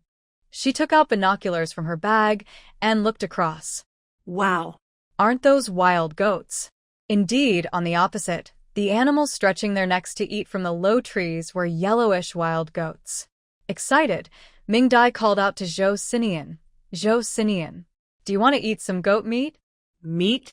Although he didn't know what a goat was, Zhou Sinian already had an idea about meat. He rushed over with the chestnuts, clearly seeing the animals without needing the binoculars. After seeing the goats, he frowned in disgust. Not tasty, smells bad. Mingdai understood he was talking about the goat smell. It's delicious. You just don't know how to cook. If we catch one, I'll make goat soup for you. Better than chicken soup. Zhou Sinian looked at her suspiciously, then glanced back at the goat herd. As the little goats finished eating and started to leave, Mingdai began to worry. He carefully wrapped the chestnuts back up and reluctantly picked up Mingdai. With a running start, he jumped off the cliff amidst her screams. Ah. Mingdai thought he would go around the mountain like before, but she didn't expect him to jump straight down. Just when she thought it was the end, Zhou Sinian landed safely on a crooked tree on the cliff, using it to jump down further. each step landing steadily on the protruding rocks. Before long, he reached the bottom of the cliff. As he stood firm at the bottom, Mingdai felt like her soul was still floating in the air. She looked up at the steep cliff and then at Zhou Sinian, who was frowning and impatient. She swallowed hard. Maybe I should be nicer to him from now on. Zhou Sinian glanced at the nearby hill, where the sheep were starting to move to find new tender leaves. He looked at Mingdai, who was pale, and picked her up by the back of her neck like a kitten. Mingdai felt a moment of panic, and by the time she realized it, she was sitting on an old locust tree at the base of the cliff. With tears in her eyes, she watched Zhou Sinian bend down and move toward the hill, feeling frustrated inside. What the heck? This is a locust tree, with all these sharp branches. Ignoring the pain, she stayed still, watching Zhou Sinian leave. She was determined to get a sheep. If necessary, she could add a bit of bitter herb to the medicine she would make for Zhou Sinian tomorrow. Zhou Sinian crouched behind a rock, feeling a shiver and looking back cautiously. Not seeing anything, he thought it was just his imagination and turned his focus back to hunting. Although he didn't believe such a smelly thing could be eaten, he needed Mingdai to make the pine nut candy he wanted, so he had to listen to her. Taking advantage of the sheep moving, he crawled after them. There was a small group of 7 adult sheep, along with 3 lambs. Zhou Sinian carefully held his breath and followed the flock. When a playful lamb wandered out of its mother's sight, he quickly grabbed its mouth with one hand and its leg with the other, dragging it behind the rock. In the lamb's terrified gaze, he gently pressed on its neck, and its head instantly drooped. After hiding the lamb, he used the same method to catch the other lambs that had fallen behind. The mother sheep finally realized something was wrong. Her 3 lambs were missing. Just as she was about to call out loudly, Zhou Sinian swiftly subdued her, hiding her away with a look of disgust. After using this method to subdue 2 adult sheep, the lead sheep finally sensed something was off. Oh no! My wife and kids are gone. Panicking, it ran back and forth on the hill, calling out, and the remaining 3 followed. But the more they searched, the fewer sheep there were, until only the lead sheep was left. It was nervously spinning in place, bleeding in fear. Zhou Sinian finally appeared. Before it could react, a stone hit it and knocked it out. After counting 1, 2, 3, 4, 5, 6, 7, plus 3 little sheep, he was satisfied and quickly walked toward the bottom of the cliff. Mingdai was amazed by Zhou Sinian's actions. She thought he could only catch 1 sheep by himself, but he managed to catch the whole family. No wonder he is a soldier. He knows how to tackle things one by one. He deserves praise. Zhou Sinian approached with a grim face, carrying several sheep, and now he smelled strongly of sheep. He was not happy at all. Before Mingdai could say anything, he reached up and pulled her down from the tree. Before she could finish saying what the heck, she heard a ripping sound. Once she stood firmly on the ground, she looked back expressionlessly and saw that her pants had several tears, with cotton spilling out. The wind blew, and it was chilly. Zhou Sinian looked down curiously and tugged at the flapping fabric. Rip! Great, now the crotch of her pants was torn too. Mingdai blushed and slapped Zhou Sinian's hand, but he was quick and stepped back 3 paces, putting his hands behind his back, looking at her with caution. Mingdai felt a chill in her heart. Oh no, she forgot this guy was a bit crazy. She forced a smile that looked worse than crying. Don't be afraid, I won't hit you. I'm just really angry that you tore my pants. Look. After saying that, she shamefully pointed at the ripped area. Fortunately, she was wearing thermal pants underneath. Otherwise, it would have been so embarrassing. If I tore your pants, would you be angry? Zhou Sinian looked at her torn pants, then at his own old thermal pants, and seemed to realize his mistake. He pulled his hand back and looked at her with unease. Mingdai sighed with relief, feeling her back was damp with sweat. No, she had to make sure to help him get better this winter. Otherwise, she really worried about what might happen if she upset him. Mingdai took a deep breath and said, All right, let's go gather the sheep. Zhou Sinian nodded obediently and led the way up the small hill, but He kept looking back at Ming Dai with a worried expression about her pants. Even though she knew Zhou Xinyan didn't think much about gender differences, it was still awkward to be watched by such a handsome guy in that way. Fortunately, they soon arrived at the spot where Zhou Xinyan kept the sheep. Ming Dai reached out and gathered all the little sheep into her space, then told Zhou Xinyan to come in too. Once inside, the first thing Ming Dai did was change out of her damaged pants. Luckily, she had plenty of similar pants stored away, so it was easy to find an identical pair. Zhou Xinyan stood among the fallen sheep, still a bit anxious as he watched her come out, sneaking glances at her. Ming Dai felt helpless and reminded herself not to let it bother her. I need to change my clothes first. Hearing her speak, Zhou Xinyan became happy and quickly ran into the small villa. Ming Dai shook her head, noticing he was much more cheerful than when they first met, showing more of his emotions, which was a good sign. To ease the mood, Ming Dai looked at the little sheep scattered around and thought about giving one to the village. It wasn't out of kindness, it was mainly to prepare for her work next year. Even though the working hours in the north were shorter than in the south, and she had Zhou Xinyan's help, she still wanted to continue her medical career. Building good relationships with the village was the first step. Otherwise, even if she became a doctor, jealous people could criticize her for not participating in community tasks, especially those from the youth program. If the men in the village supported her becoming a doctor, that would change everything.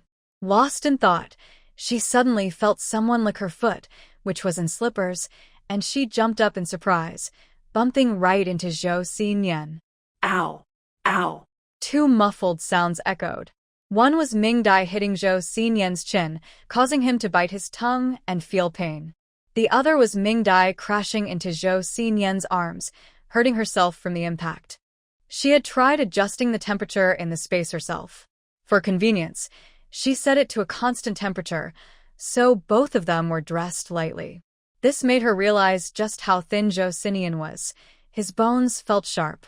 Zhou Sinian put her down, looking at him with teary eyes, and he let out a small sigh, looking quite pitiful. Ming Dai quickly apologized. I'm sorry. I didn't mean to scare you. I was startled by the little sheep. After saying that, she glanced at the flock of sheep on the ground.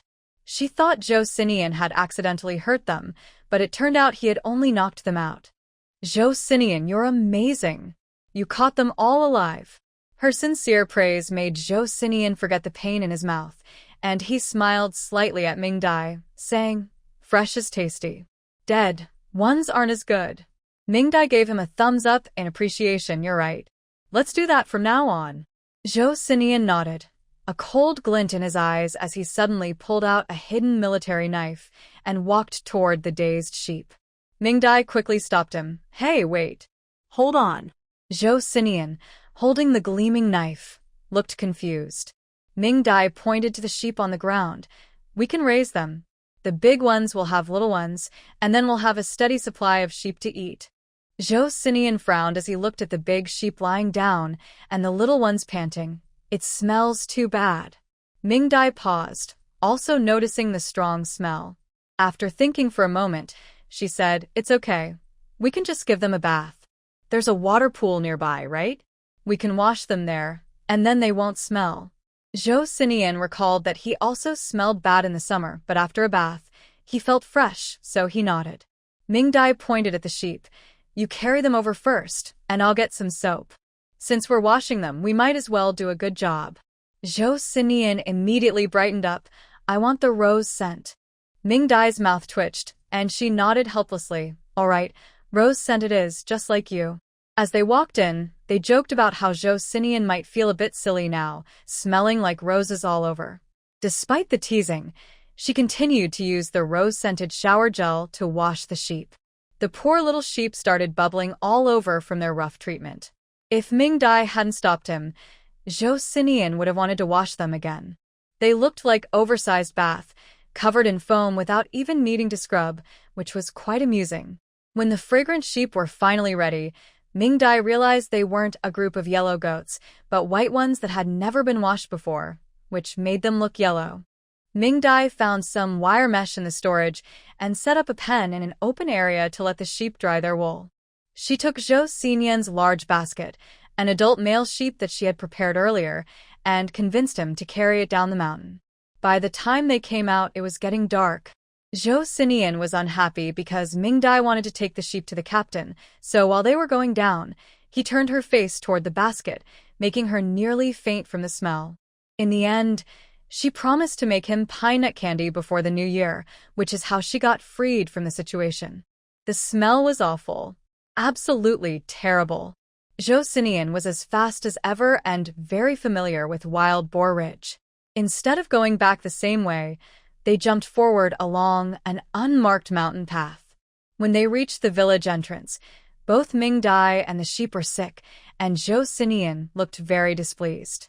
Now Ming Dai had a negative association with the sheep smell.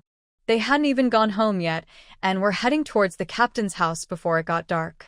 Along the way, despite Zhou Sinian's disgust and Ming Dai's pale face, the sound of the sheep attracted villagers returning home from work. It was important to note that private sheep ownership was not allowed, and their entire team had no sheep at all. However, with the madman around, no one dared to ask questions and just followed the two from a distance. Soon, they arrived at the captain's house. Aunt Huang was very happy because her team finished their task 2 days early, and she was in a good mood while cooking at home.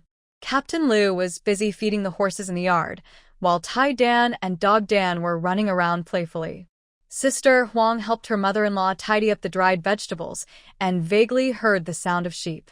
Curious, she asked, "Mom, why do I hear sheep bleating?" Aunt Huang shot her a glare and replied, "Sheep bleating? I heard a donkey too. You just want to eat. I think you're craving lamb soup, aren't you?" Sister Huang wasn't upset by the comment. She chuckled and leaned closer to her mother-in-law, saying, "Yes, Mom, I really want lamb soup. I remember when I was a child, we always had some during the New Year." Aunt Huang felt a bit nostalgic. She and Huang Dalian were from the same village, and although they were poor, they could hunt for meat during the New Year. Now that she was married here, they had enough grain, but meat was rare. In the past 6 months, the only meat they had was from the dumplings that Ming Dai brought. "All right, stop joking. When the New Year comes, I'll get you a couple of pounds of meat to enjoy." Sister Huang happily agreed and showered her mother-in-law with compliments, making Aunt Huang very pleased. In the kitchen, Zhou Panting listened to the laughter outside and felt a bit wronged. It was clear that having a son made a difference. Her mother-in-law seemed to favor them more. Huang Tao pulled little Huang Xing closer to the stove, trying not to attract her mother's attention. Fortunately, Zhou Panting was lost in her thoughts and didn't notice, which relieved Huang Tao. Dog Dan, chasing after his brother, suddenly stopped and pressed his little face against the cold wall, listening intently. Tai Dan noticed his brother had fallen behind and walked over curiously. "Dog Dan, what are you doing?" Dog Dan looked at his brother with bright eyes. "Brother, there are sheep. I heard them bleating." Tai Dan laughed and teased, "Are you going crazy wanting to eat meat? Do you even know what a sheep looks like?" Little Dog Dan was only 5 years old and might not really know what a sheep was. "I know. Grandpa took me to see them." Dog Dan's face turned red with urgency as he felt sad when his brother doubted him. He quickly ran to the door and opened it. Aunt Huang was startled by her grandson's actions. "Dog Dan." As night was approaching, someone warned, "Be careful, or the wolf might take you away." Tai Dan caught up and said, "Hey." Dog Dan said, "There are sheep." Sheep? Aunt Huang and Sister Huang exchanged glances and then heard Dog Dan's excited voice from outside. "Sheep. There are sheep." The two looked at each other and dropped their vegetables to run outside. Lu Dezhu, who was feeding the horses, also heard and, curious, followed them out. Zhou Panting frowned, wanting to go out but had to stay and cook since the pot was boiling. Huang Tao and Huang Xing wanted to go out too, but seeing Zhou Panting's worried expression, they didn't dare to speak up. Inside, the 3 Liu brothers followed their parents outside to see what was happening. When the Liu family came out, they saw their little grandson circling around a madman and a young man, shouting, "Sheep! There really are sheep. Brother, look." Sheep. Tai Dan stood at the door, biting his finger and watching his brother and the young man, wanting to go over but afraid of the madman, hesitating to move.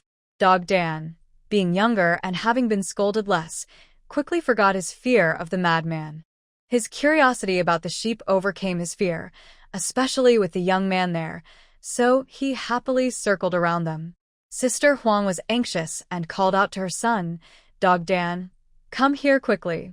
Seeing the young man heading toward their house, Dog Dan followed his mother's voice. Mom, Did you see?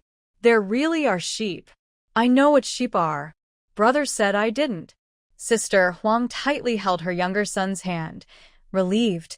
You little rascal. Didn't you see the madman? How dare you get closer? Don't you fear getting hurt? Dog Dan shrank back at the scolding but still wanted to go over. However, Sister Huang held him tightly, so he could only stretch his neck to look. Aunt Huang licked her lips and glanced at the old man, while Lu Dezhu forgot to smoke his pipe, looking at the two with a confused expression. Secretary Lu Qingmin and accountant Lu Guiqiang also arrived, squeezing in beside the Lu family and quietly asked, Old brother, what's going on here? Lu Dezhu honestly shook his head. I don't know either. Lu Guiqiang whispered, Stop talking, they're coming. The whole crowd fell silent in an instant. Zhou Xian, feeling angry with so many people watching him and the foul smell from the sheep in his basket, suddenly pulled the basket down. With a strong grip, he seized the sheep by its neck and lifted the nearly 100-pound ram out with one hand, throwing it in front of the Lu family.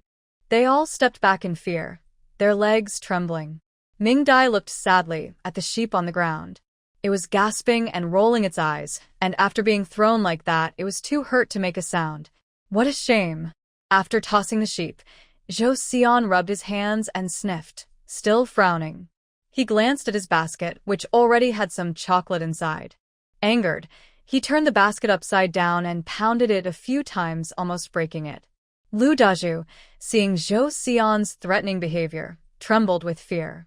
But as the highest authority present, he had to take charge and quietly asked Ming Dai, Little Ming, what happened here?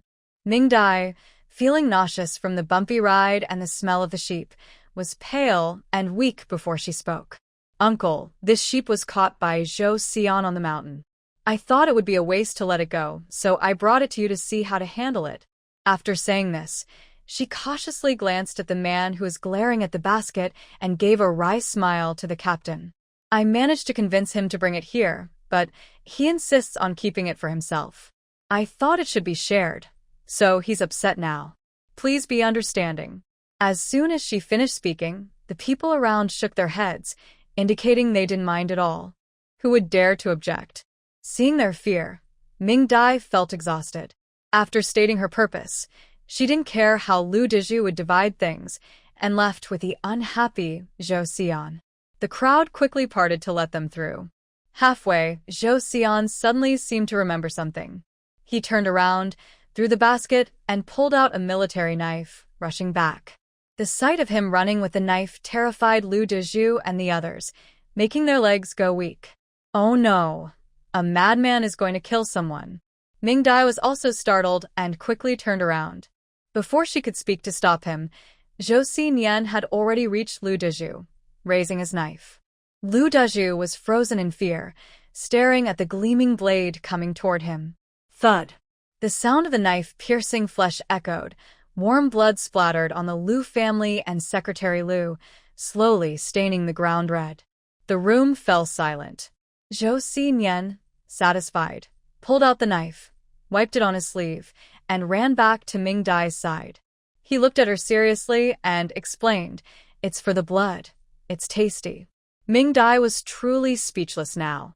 Feeling embarrassed, she glanced at the stunned Lu family and offered an apologetic smile before quickly leaving with Zhou Xinyan.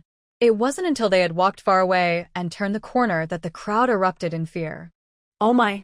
That scared me to death. This guy is really crazy. Yeah. I almost thought the captain was going to get stabbed. Whoa, Mom. I'm scared. The Lu family, who had witnessed the scene, finally reacted. Aunt Huang's legs went weak, almost causing her to kneel, but her daughter-in-law caught her. Mom. Are you okay? Aunt Huang shook her head, quickly looking at Lu Dezhu. Old man, are you all right? She had just seen that the knife had barely missed his head. Lu Dazhu remained silent for a long time, trembling as he brought his pipe to his mouth, struggling to take a puff. Secretary Lu rubbed his chest, and after a deep breath, Lu Dazhu finally responded. I'm fine. Everyone looked at the lifeless goat on the ground, and recalling the madman's fierce stabbing, they all shivered in fear again. Seeing that the old man was okay, Aunt Huang sighed in relief. Then, looking at the goat, she slapped her thigh. Oh no! The blood is wasted. Someone, hurry and get a bowl. Sister Huang quickly dashed back to grab a small bowl, while Lu Laifu and Lu Long lifted the dead goat, and blood flowed from the cut artery, filling the bowl to the brim. Aunt Huang looked at the blood on the ground and felt regretful. If it weren't for the madman, they could have collected a small bowl of it. In this time, even sheep's blood is a rare thing.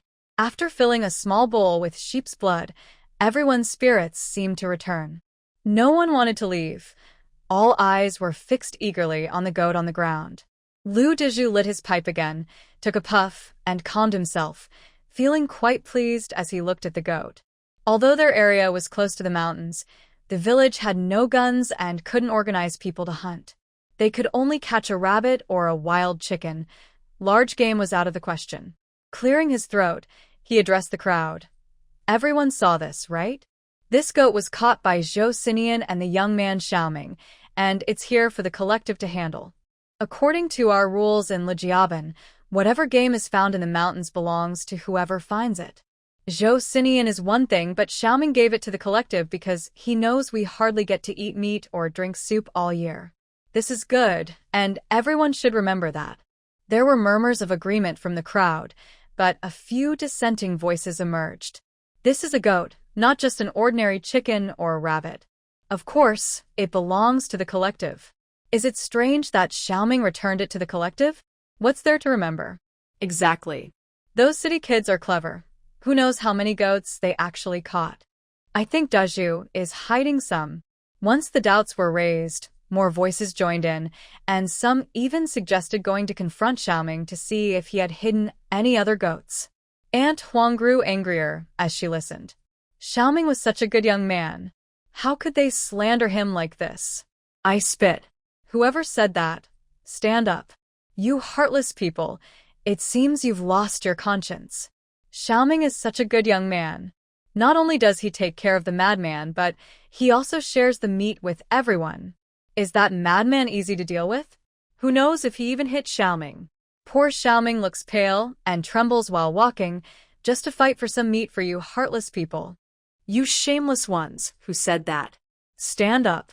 Ming Dai, I didn't realize I was so pitiful, sob. The questioning voices immediately stopped, and everyone awkwardly looked at the furious Aunt Huang, feeling guilty.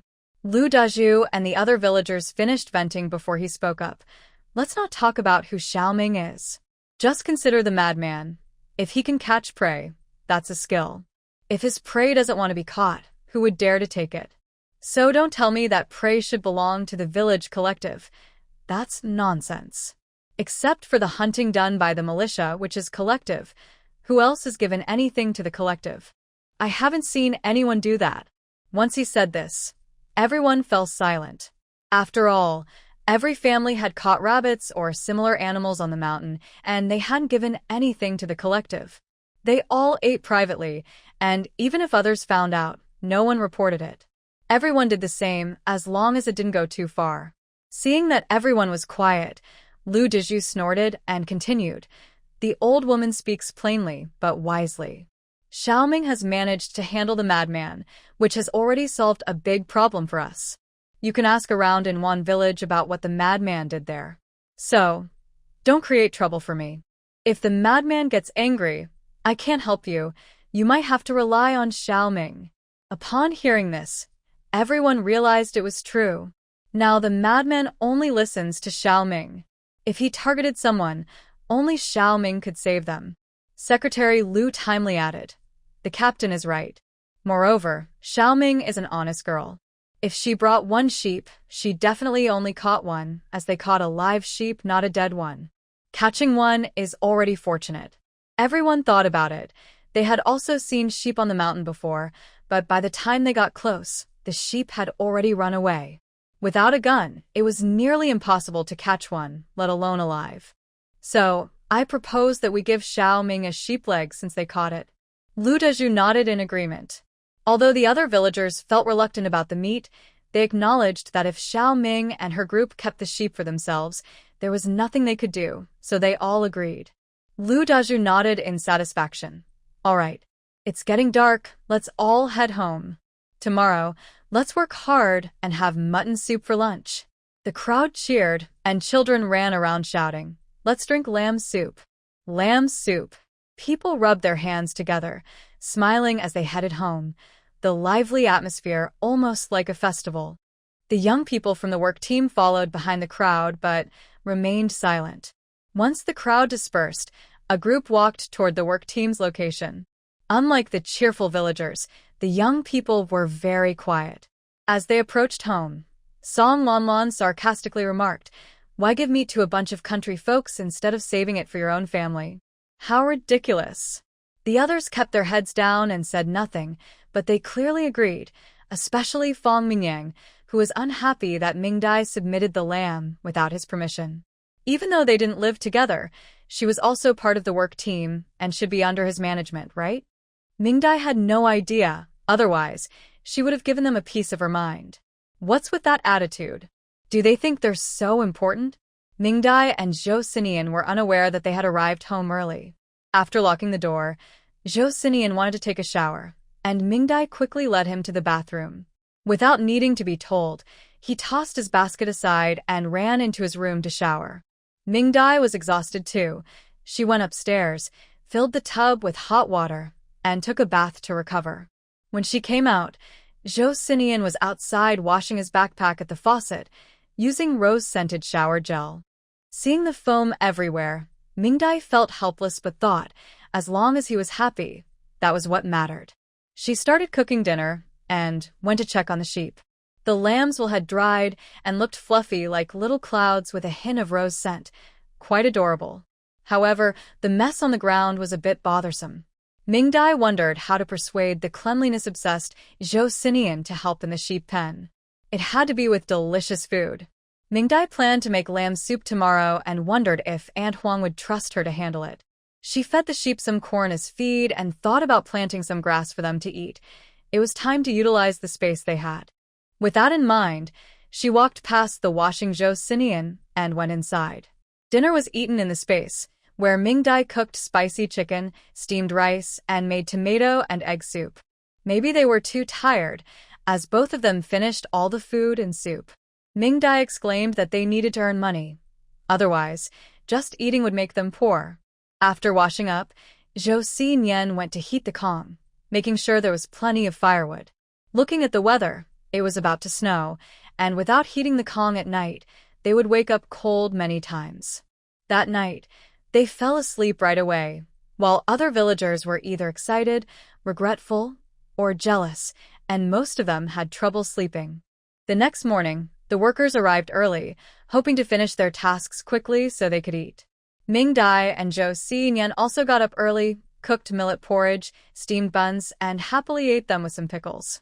After breakfast, Zhou Sinian hurriedly washed the pots and dishes, ready with his small bag at the door waiting for Mingdai. Mingdai took some seasonings and put them in her backpack before heading out. In the morning, Mingdai had already told Zhou Sinian that she would make him delicious lamb soup for lunch, which made him eagerly anticipate it. They slowly made their way to Captain Lu's house, where only Aunt Huang and sister-in-law Huang were home, as the children had already gone out to play.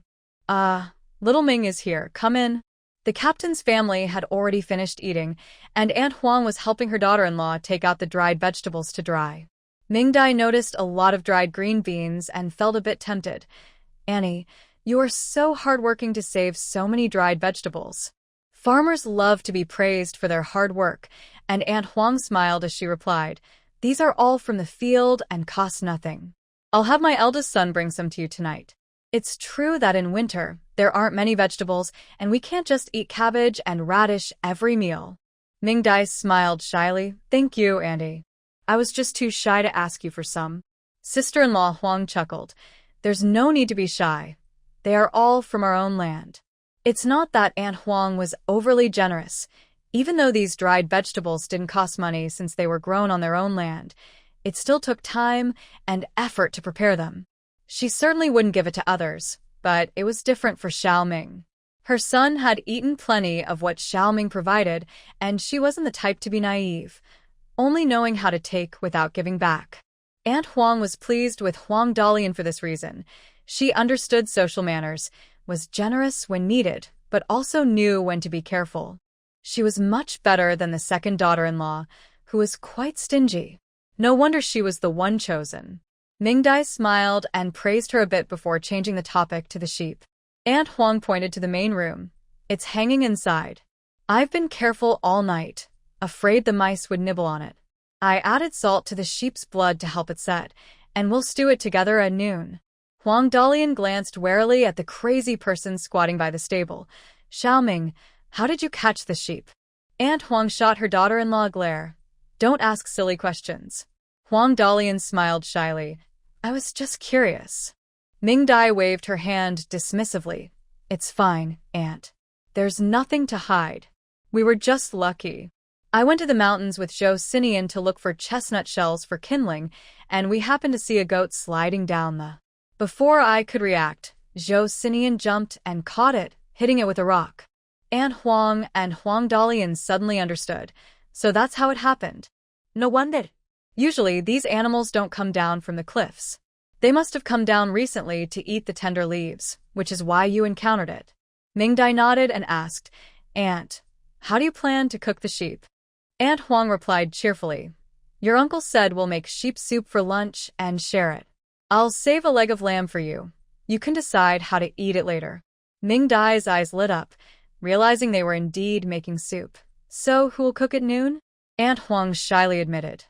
I will, since I'm the only one free. The others are still busy. My cooking isn't great, so don't expect too much. Mingdai's eyes sparkled. Aunt, your cooking is definitely good. Please don't be modest, right? She hesitated, successfully catching the attention of both women. Huang Dalian chimed in. What is it? Xiaoming, go ahead and say it. We're not strangers here. Mingdai shyly touched her green scarf and said, As you know, I come from the capital, where we love to drink lamb soup in winter. I brought a lot of seasonings with me, Annie, to see if you can use them.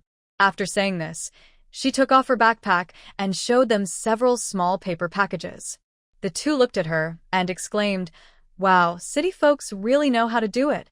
You need so many seasonings just to make lamb soup? We usually just boil it with some water and maybe add a bit of green onion and salt. Mingdai smiled and replied, I also brought some Chinese herbs because my father is a traditional Chinese doctor. I have been weak since I was little, so I often make these kinds of soups, and I learned a bit along the way. Aunt Huang clapped her thigh and said, Oh, how lucky. Xiaoming, you should be the one to cook at noon. Mingdai chuckled internally, but looked surprised on the outside. No, Auntie should do it. I haven't cooked for long. Sister Huang was already attracted by the lamb soup described by Xiaoming and encouraged her. Yes, let us country folks taste what city lamb soup is like. After some persuasion from the two, Xiaoming finally agreed, feeling both nervous and happy, and promised to make a good lamb soup. Aunt Huang smiled and encouraged her, thinking to herself, it's just meat. How bad could it be? It should be fine. Once she had the cooking authority, Mingdai asked what ingredients were available. Aunt Huang shyly replied that they only had plenty of radishes and cabbage, and nothing else.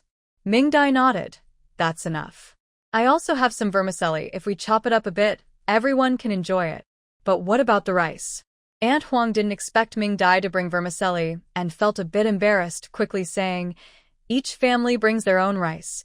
You don't need to worry about that. Then could you and Sister Huang please handle the cabbage and radish? I'll go with Zhou Sinian to prepare the lamb. Aunt Huang secretly glanced at Zhou Sinian and asked, Is he okay? He scared me yesterday. Mingdai felt a bit embarrassed and said, Auntie, I'm sorry. I didn't expect that either. He just wanted to tell you that the lamb needs to have its blood drained to taste good. Aunt Huang, feeling scared, patted her chest and said, You can't blame yourself. If it weren't for you, we wouldn't have been able to enjoy the lamb soup. I'm just worried about dragging you into this.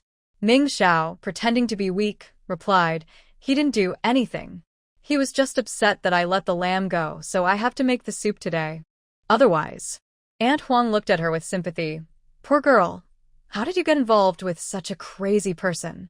Ming Dai, with teary eyes, sniffed and said, Aunt, it's okay. Let's just get to work. What a pure flower of jasmine.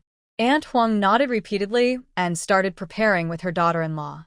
Ming Dai ran to the stable to discuss the lamb with Zhou Xinian, who was so scared he almost knelt down. Zhou Xinian agreed but refused to carry the lamb because he really disliked the smell. In the end, it was Aunt Huang who carried the lamb to the riverbank, and Ming Dai helped hang it on a tree. When they brought the lamb over, the villagers were washing radishes in the cold river, their legs turning red from the icy water. They were suffering and eagerly looking forward to the lamb soup for lunch. When they saw Aunt Huang approaching with the lamb, their eyes couldn't help but wander over. The children instantly got excited, dropping their radishes and running over. The adults didn't mind. It was a rare chance to see a lamb being slaughtered, so they were happy to watch. However, because of the crazy person, the children stayed at a distance and didn't dare to get too close. They saw the lamb hanging upside down from a single leg on the tree, and the crazy person pulled out a terrifying three-edged dagger that made the villagers shudder and walked towards the lamb. The children covered their mouths, watching as the crazy person skinned the lamb. The people from the youth program were also there, feeling a bit jealous of Ming Dai, who had come to help. Song Lanlan, with her swollen hand, huffed a breath and rolled her eyes at Ming Dai on the riverbank, saying, she doesn't even know her own limits. I hope she doesn't ruin a good pot of lamb soup. Chen Erhong looked worriedly at the smiling Ming Dai and then at the frowning Fong Mingyang, but said nothing. Lu Yan was also angry and chimed in. Ming Dai is from the west side of the city. She probably hasn't had lamb soup much, and I wonder if she can even make it? After saying that, she glanced at Fong Row and Qi Jijun, highlighting their closeness. Fong Row didn't pay her any attention. She just stared blankly at the madman raising his arms, feeling that things were drifting further from her memories. Qi Jijun was drawn to the military dagger in the madman's hand. He was familiar with such weapons since he also came from a military family. However, this dagger looked different from ordinary military knives. Could it be that this madman had an impressive background? Seeing that neither of them responded, Song Lanlan sneered at Lu Yan, saying, how self-important. Lu Yan's face quickly turned red, and she tried to cover up her embarrassment by saying, I wonder if the madman can skin a sheep. It's a skill that takes 3 years to learn, according to the owner of the lamb restaurant I often visit. Song Lanlan rolled her eyes, thinking she was just showing off her visits to the lamb restaurant. Next, Zhou Xinian's actions were quite impressive. Watching the madman skillfully cut, the blade smoothly peeled away the sheepskin, following the joints with graceful movements, sometimes turning, sometimes chopping, creating a beautiful display. This was what Ming Dai thought. Others thought, the madman is truly terrifying. How many people has he killed to be this skilled? Oh no! Lu Yan / Song Lanlan. Oh no, he's so scary. Fong Row, is the madman really that amazing? Qi Jijun, what a shame that such a fine dagger is in the hands of a madman. Soon, a perfect piece of sheepskin was removed, and he disdainfully tossed it far away, where Aunt Huang picked it up. She happily showed it to Ming Dai, saying, Little Ming, once I clean and prepare it, you can make a sheepskin coat to wear. Ming Dai didn't refuse and smiled in agreement. Before long, Zhou Sinian began to cut the meat. Wherever the dagger went, bones and flesh separated, and everyone watched quietly, not daring to speak, while Ming Dai held a basket to catch the pieces of meat and bones he tossed down. Soon, the entire sheep was completely processed. Zhou Sinian waved the knife a few times, looking at the basket of meat and the basket of bones with great satisfaction. What a thrill today! Aunt Huang rushed to wash the meat and bones, and a layer of grease spread in the water, making everyone happy. Aunt Huang then took the sheep's intestines and stomach to wash them downstream. After everything was done, they carried a basket to the team office, where there was a large iron pot left from the big cafeteria, perfect for cooking lamb soup. Aunt Huang and the others went to wash the pot, while Ming Dai held the bones and called Zhou Xinyan to find the mortar. The mortar is widely used in the countryside to crush food. Ming Dai took out the large bones, used a pestle to break them into smaller pieces, and chopped the lamb's spine into smaller sections to pound in the mortar. Zhou Xinyan was pounding away, quickly attracting Aunt Huang's attention. She looked on in surprise, saying, "Oh my, I never knew bones could be used like this." Seeing that the lamb's spine had turned into a meat paste, Ming Dai had Zhou Xinyan stop and scoop the paste into a bowl. "Girl, what are you doing?" Aunt Huang quietly moved closer, watching as Ming Dai added 2 eggs, some flour, and a few seasonings to the bowl. Ming Dai stirred and replied, "Auntie, I'm making lamb meatballs. This way, we won't waste anything. With so many of us, it's nice if everyone can have one." Aunt Huang was increasingly pleased with Ming Dai. The city girl was not only unspoiled but also a great cook. Truly, such a wonderful girl was hard to find in the area. She thought to herself that if Ming Dai were a couple of years older, she would consider asking if she would marry her 3rd son. But then she realized that Ming Dai was from the city and might not be interested in a country boy. However, since Ming Dai's background was special, the old man had briefly told her about it, and there was a real chance to keep this golden girl. But for now, Ming Dai was still young, and there was a crazy person holding her back, so they would see what happens later. What if her 3rd son was lucky enough to have this opportunity? Aunt Huang smiled as she watched Ming Dai skillfully shape the meatballs and drop them into the pot, thinking that they could wait a couple more years to discuss her son's future wife. Ming Dai was happily cooking, completely unaware that Aunt Huang was already planning to bring her home as a daughter-in-law. The kitchen at the team office was bustling with activity, filled with laughter and joy. Everyone by the river had moved to the wheat field. After assigning tasks, Fong Row sat on a small stool, cutting radishes. Her hands were red from the cold and already had a few cuts, especially her left index finger. Half of the nail was cut off, causing her to cry from the pain. Despite this, she didn't dare to take a day off. Aunt Luo had complained more than once about how delicate she was, unlike the new youth, Xiao Ming. Xiao Ming, the new youth, had received praise from Aunt Luo multiple times. In fact, not just Aunt Luo, but all the villagers in Lijiaoan had a very good impression of Ming Dai, especially when compared to this batch of new youths, making Xiao Ming seem even more capable. After all, not everyone could provide them with meat right away. Fong Row felt very wronged, enduring the pain in her hand while cutting radishes. If she was slow, she would be hurried by Aunt Luo, who was waiting for the radish strips, which made her even more upset. Aunt Luo rolled her eyes at Fong Row, who was crying while cutting. It was hard to believe that such a simple task could lead to such a mess. Qi Jijun was in charge of the radish baskets and happened to bring radishes over to Fong Row. Seeing his beloved girl in such pain made his heart ache. "Xiao Rou, why don't you take a break?" he suggested. Fong Row shook her head and remained silent. Aunt Luo watched the two with an amused expression. Meanwhile, Lu Yen, who was also cutting radishes, was doing much better. Although she was tired, it was much easier than standing in the river washing radishes. Watching Qi Jijun show concern for Fong Row made her feel sad. She took care of Qi Jijun, but he only had eyes for Fong Row, not considering her at all. Biting her lip, she swallowed her frustration and took out a towel she had brought. "Chica, does your shoulder hurt? Here's a towel. It will feel much better if you put it on your shoulder." Qi Jijun moved his swollen shoulder, which indeed hurt from the burden. After hesitating, he accepted the towel. "Thank you, Lu Jiqing." Lu Yen smiled gently. "You're welcome, Chiga. You just worked hard. Don't push yourself too much. Take it slow." Qi Jijun felt touched by Lu Yan's concern and looked at Fong Row, who hadn't even lifted her head, feeling a bit disappointed. He sighed and continued with his work. Lu Yan watched Qi Jijun leave, not hiding her affection for him. Fong Row, on the other hand, smirked coldly, thinking to herself, "What a pair of fools." but the knife in her hand felt heavier and heavier. Sister Luo looked at this and then that, smiling happily. Indeed, city folks know how to have fun. As noon approached, a strong aroma wafted from the team headquarters, enveloping the entire village. Half the village's dogs gathered outside, drooling. In the wheat field, everyone sniffed the air, moving faster. Some clever ones were already calling their children to go home and grab bowls to line up.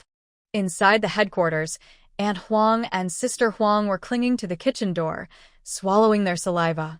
Zhou Sinian paced anxiously by the stove, his eyes fixed on the steaming large pot. If it weren't for Mingdai's strict orders, he wouldn't have been able to resist grabbing some. Oh my. This might just be too delicious for some of the older ladies. Aunt Huang looked at Mingdai, who was just a bit taller than the stove, and thought her son didn't stand a chance. He was simply not good enough. With cooking skills like this, young men from 10 miles around could easily choose. Sister Huang swallowed hard. Mingdai, your cooking is much better than that of the state-run restaurant. Aunt Huang nodded in agreement.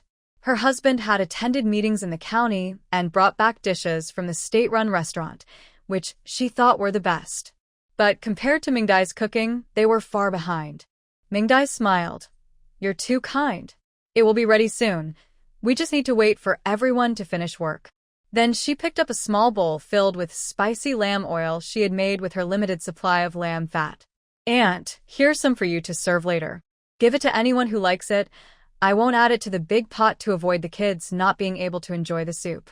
Aunt Huang quickly took it. You're so thoughtful. Leave it to me. I'll handle it well. Mingdai then lifted another large bowl filled with sliced radishes. Sister, please share this with everyone. I made a big batch. It should be enough to balance the flavors. Sister Huang nodded happily. Sure, I'll take care of it. Aunt Huang felt even more pleased. Mingdai letting her and her daughter-in-law share the food was a sign of respect, and she was naturally happy about it. Soon, the workers gathered at the team headquarters, creating a noisy scene filled with voices, children's screams, and barking dogs, making it hard to think. Lu Dazhu and Lu Qingmin entered the kitchen. Xiaoming, your cooking is amazing. I could smell it all the way by the river.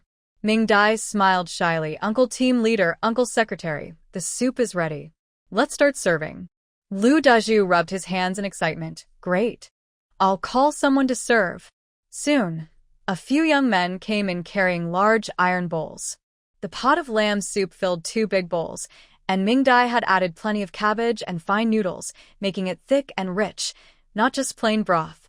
As the bowls were handed out, the delicious aroma wafted through the crowd, instantly captivating everyone. The crowd eagerly started to push forward, with those at the back their bowls and making a ruckus. Lu Dazhu stood behind the table and tapped a gong to get everyone's attention. Ahem. I have something to say. The lamb is from Zhou Sinian and Xiaoming, and the soup is made by Xiaoming. So, the first serving goes to Xiaoming and Zhou Sinian. Is that okay with everyone? Yes. Yes. Hurry up, team leader. Exactly. Don't take too long. Ha ha ha. Laughter erupted from the crowd. Lu Dazhu, not upset, smiled and signaled for Xiaoming to come forward. Before Mingdai could move, Zhou Sinian quickly squeezed in, holding his large cup in front of Lu Dazhu. Lu Dazhu remembered the sharp knife from last night and felt nervous, trying to hide his fear as he scooped a generous portion of the thick lamb soup into Zhou Sinian's cup. However, his hand shook, and by the time he poured it in, only half a scoop remained. Zhou Sinian glared at the fallen pieces of meat and dumplings, ready to get angry, but Mingdai quickly stopped him. Lu Dazhu, eager to please, quickly filled Zhou Sinian's cup to the brim. Satisfied, Zhou Sinian took his cup over to Aunt Huang. He only glanced at her, and she immediately scooped a big spoonful of spicy lamb oil into his cup.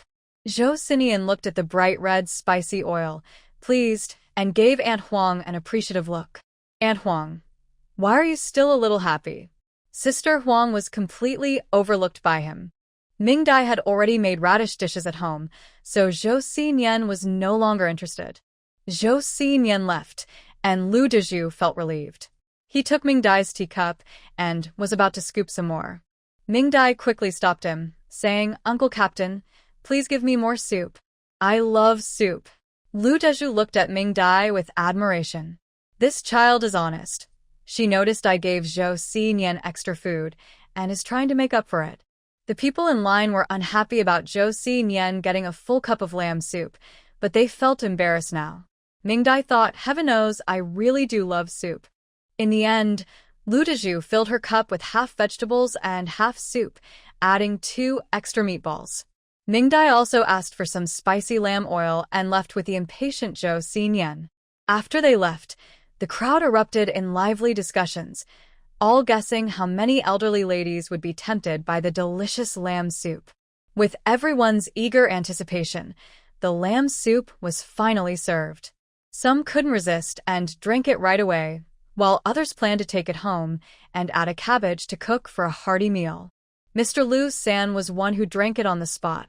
He took a small clay pot, filled it to the brim with vegetables at the bottom and soup on top, then stirred in the bright red spicy lamb oil. The creamy white soup immediately turned red. Using a spoon from home, he took a sip. It was fresh, fragrant, and spicy, with a kick of pepper and chili, yet not overwhelming.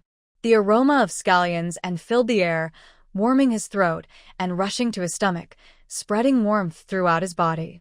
He couldn't help but take one sip after another, finishing off most of the soup, revealing tender cabbage and vermicelli underneath, along with white meat chunks and pink meatballs, all garnished with a few chili peppers, making it very appetizing. He scooped up a piece of lamb and put it in his mouth. With a gentle bite, the lamb was tender and juicy, and its unique flavor burst in his mouth, tempting him to take more. Unfortunately, everyone had a limited amount of meat, and he only managed to eat 3 small pieces before it was gone. He picked up the last 2 meatballs and took a gentle bite. Unlike what I expected, the meatballs were very chewy. The collision between my teeth and tongue created a unique texture, but they still had the same spicy and fragrant flavor. Before I knew it, I had finished 2 meatballs. I regretted eating so quickly. Luckily, there was still cabbage and noodles to enjoy with the hot soup. The cabbage leaves were tender, the stems were sweet, and the noodles were smooth, all paired perfectly with the lamb soup. It was delicious. I couldn't help but feel emotional. Even at my age, I could still enjoy such a bowl of lamb soup. It was worth it. After scraping the last drop of soup, I licked my lips and asked for some pickled radish. I thought it would just satisfy my cravings, but the radish was not bitter at all. It was tangy and spicy, making me want more. Since others didn't seem to want the radish, I asked for extra and hurried home with my bowl. With the radish, I could eat 2 more bowls of rice. After everyone left satisfied, Aunt Huang and Sister Huang exchanged smiles. It was quite amusing.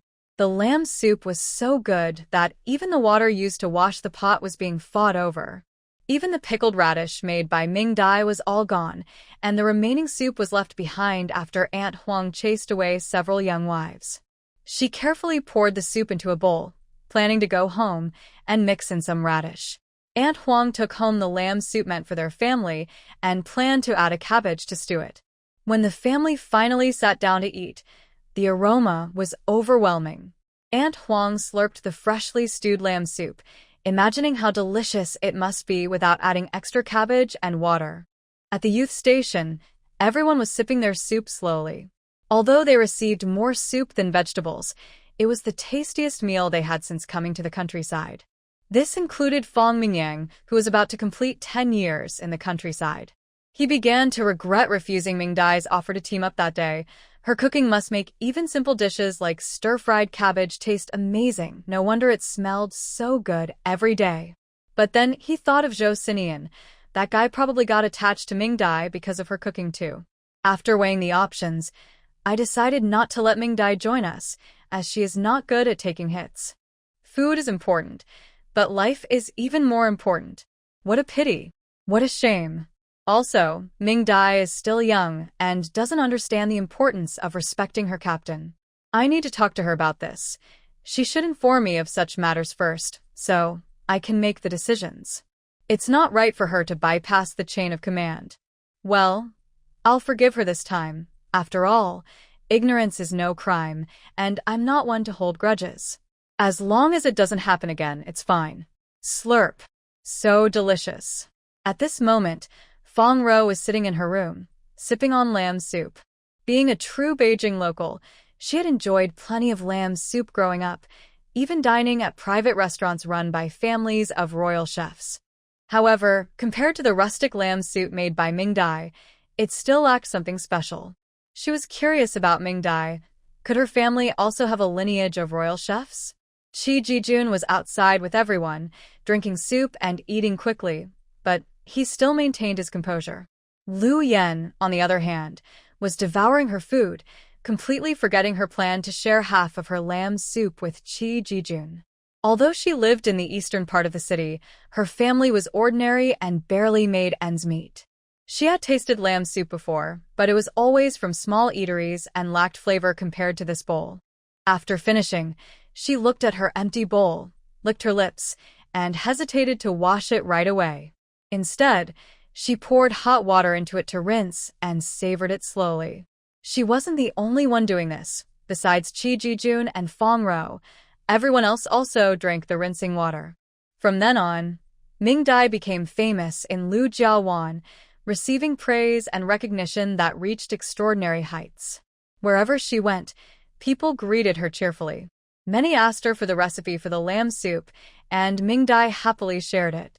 However, some of the spices and herbs she mentioned were unfamiliar to them, leaving them disappointed but even more grateful for her generosity. No wonder they felt warm all over after drinking the soup.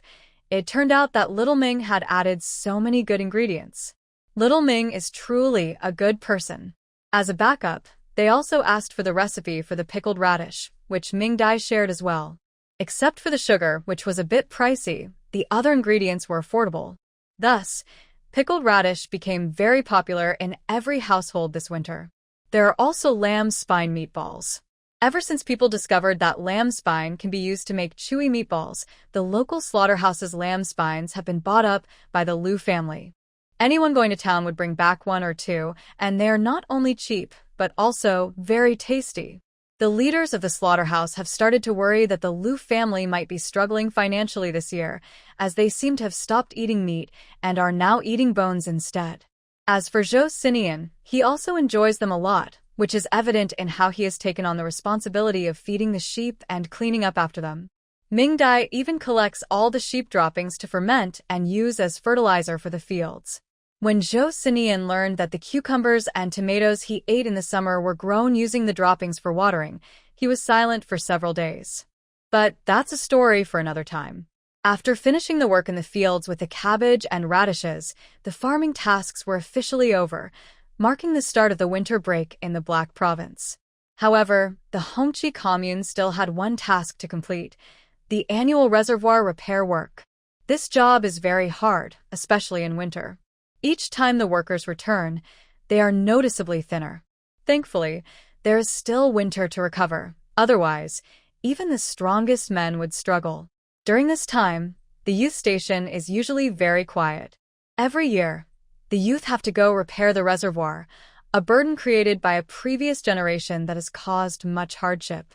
However, there was one exception.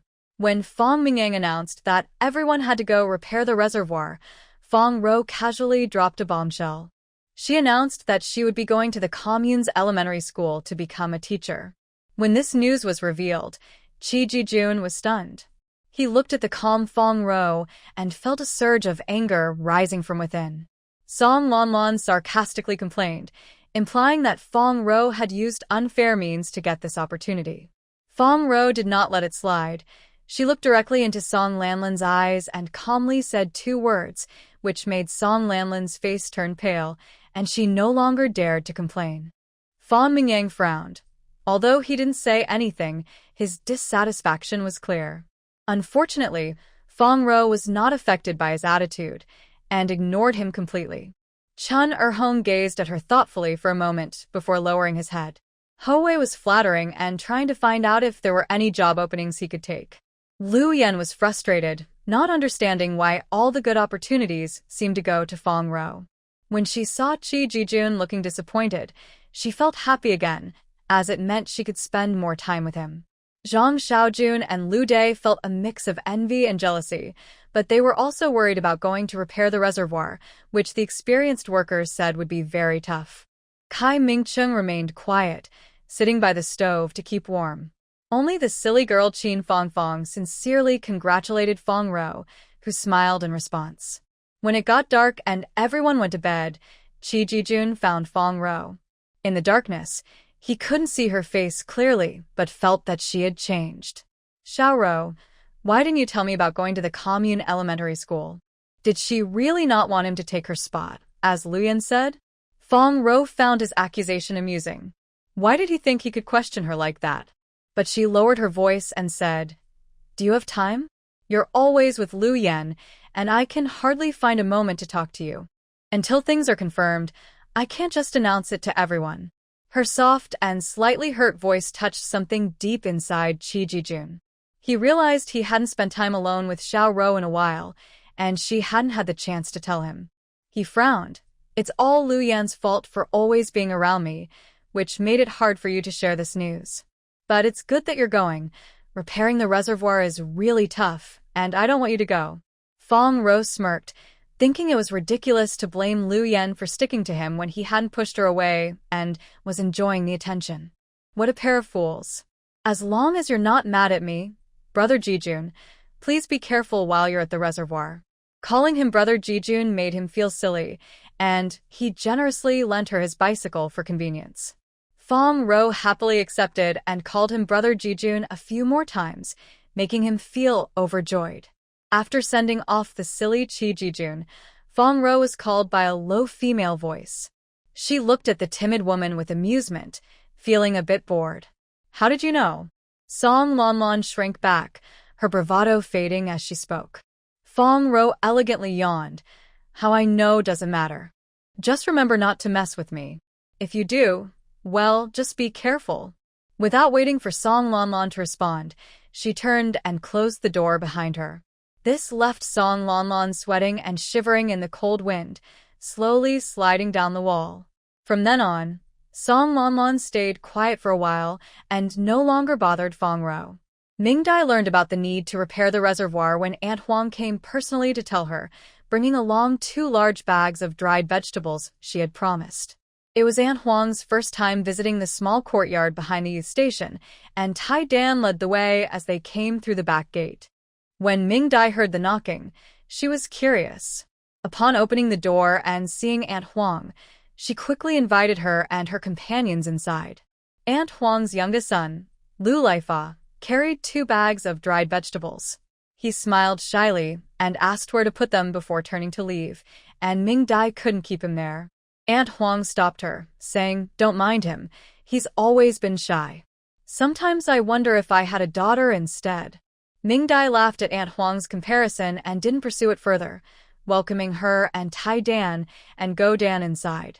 Although the 2 little ones had been there before, they were still a bit shy, tightly holding onto their grandmother's clothes, nearly tripping her. "Get out of the way. You little rascals, if you trip me, you'll all be in trouble." As she spoke, she looked around the small courtyard, which was quite nice. Just the 2 stacks of firewood were more than a whole family could chop. Once inside, they were amazed by how tidy Mingdai's room was, with clean walls. They were used to the smoke and soot from the stoves, so they didn't expect her room to be so clean, making them feel a bit embarrassed to enter. Mingdai picked up a kettle and 3 bowls from the cupboard and saw Aunt Huang and the others still standing there, so she quickly urged, "Auntie, come sit down. Tai Dan, Go Dan, come over. I have some treats for you." Aunt Huang felt embarrassed as she brushed off the dust from her clothes and helped the 2 little boys clean up. When she saw the big snot hanging from Dog Dan's nose, she felt even more shy. She was about to wipe it on the wall but noticed the neat wall covered with newspaper that Xiaoming had worked. It was Mingdai who noticed and handed her some tissue from the table, which helped ease her embarrassment. Mingdai picked up the 5-year-old Dog Dan and placed him on the bed, then called for Tai Dan to join them. The 8-year-old little boy was too heavy for her to lift. After being held by Aunt Ming, Dog Dan thought she smelled wonderful, different from his mom and grandma, and he felt shy, sitting up straight instead of rolling around like he did at home. Tai Dan also sat quietly at the edge of the bed, too shy to climb up.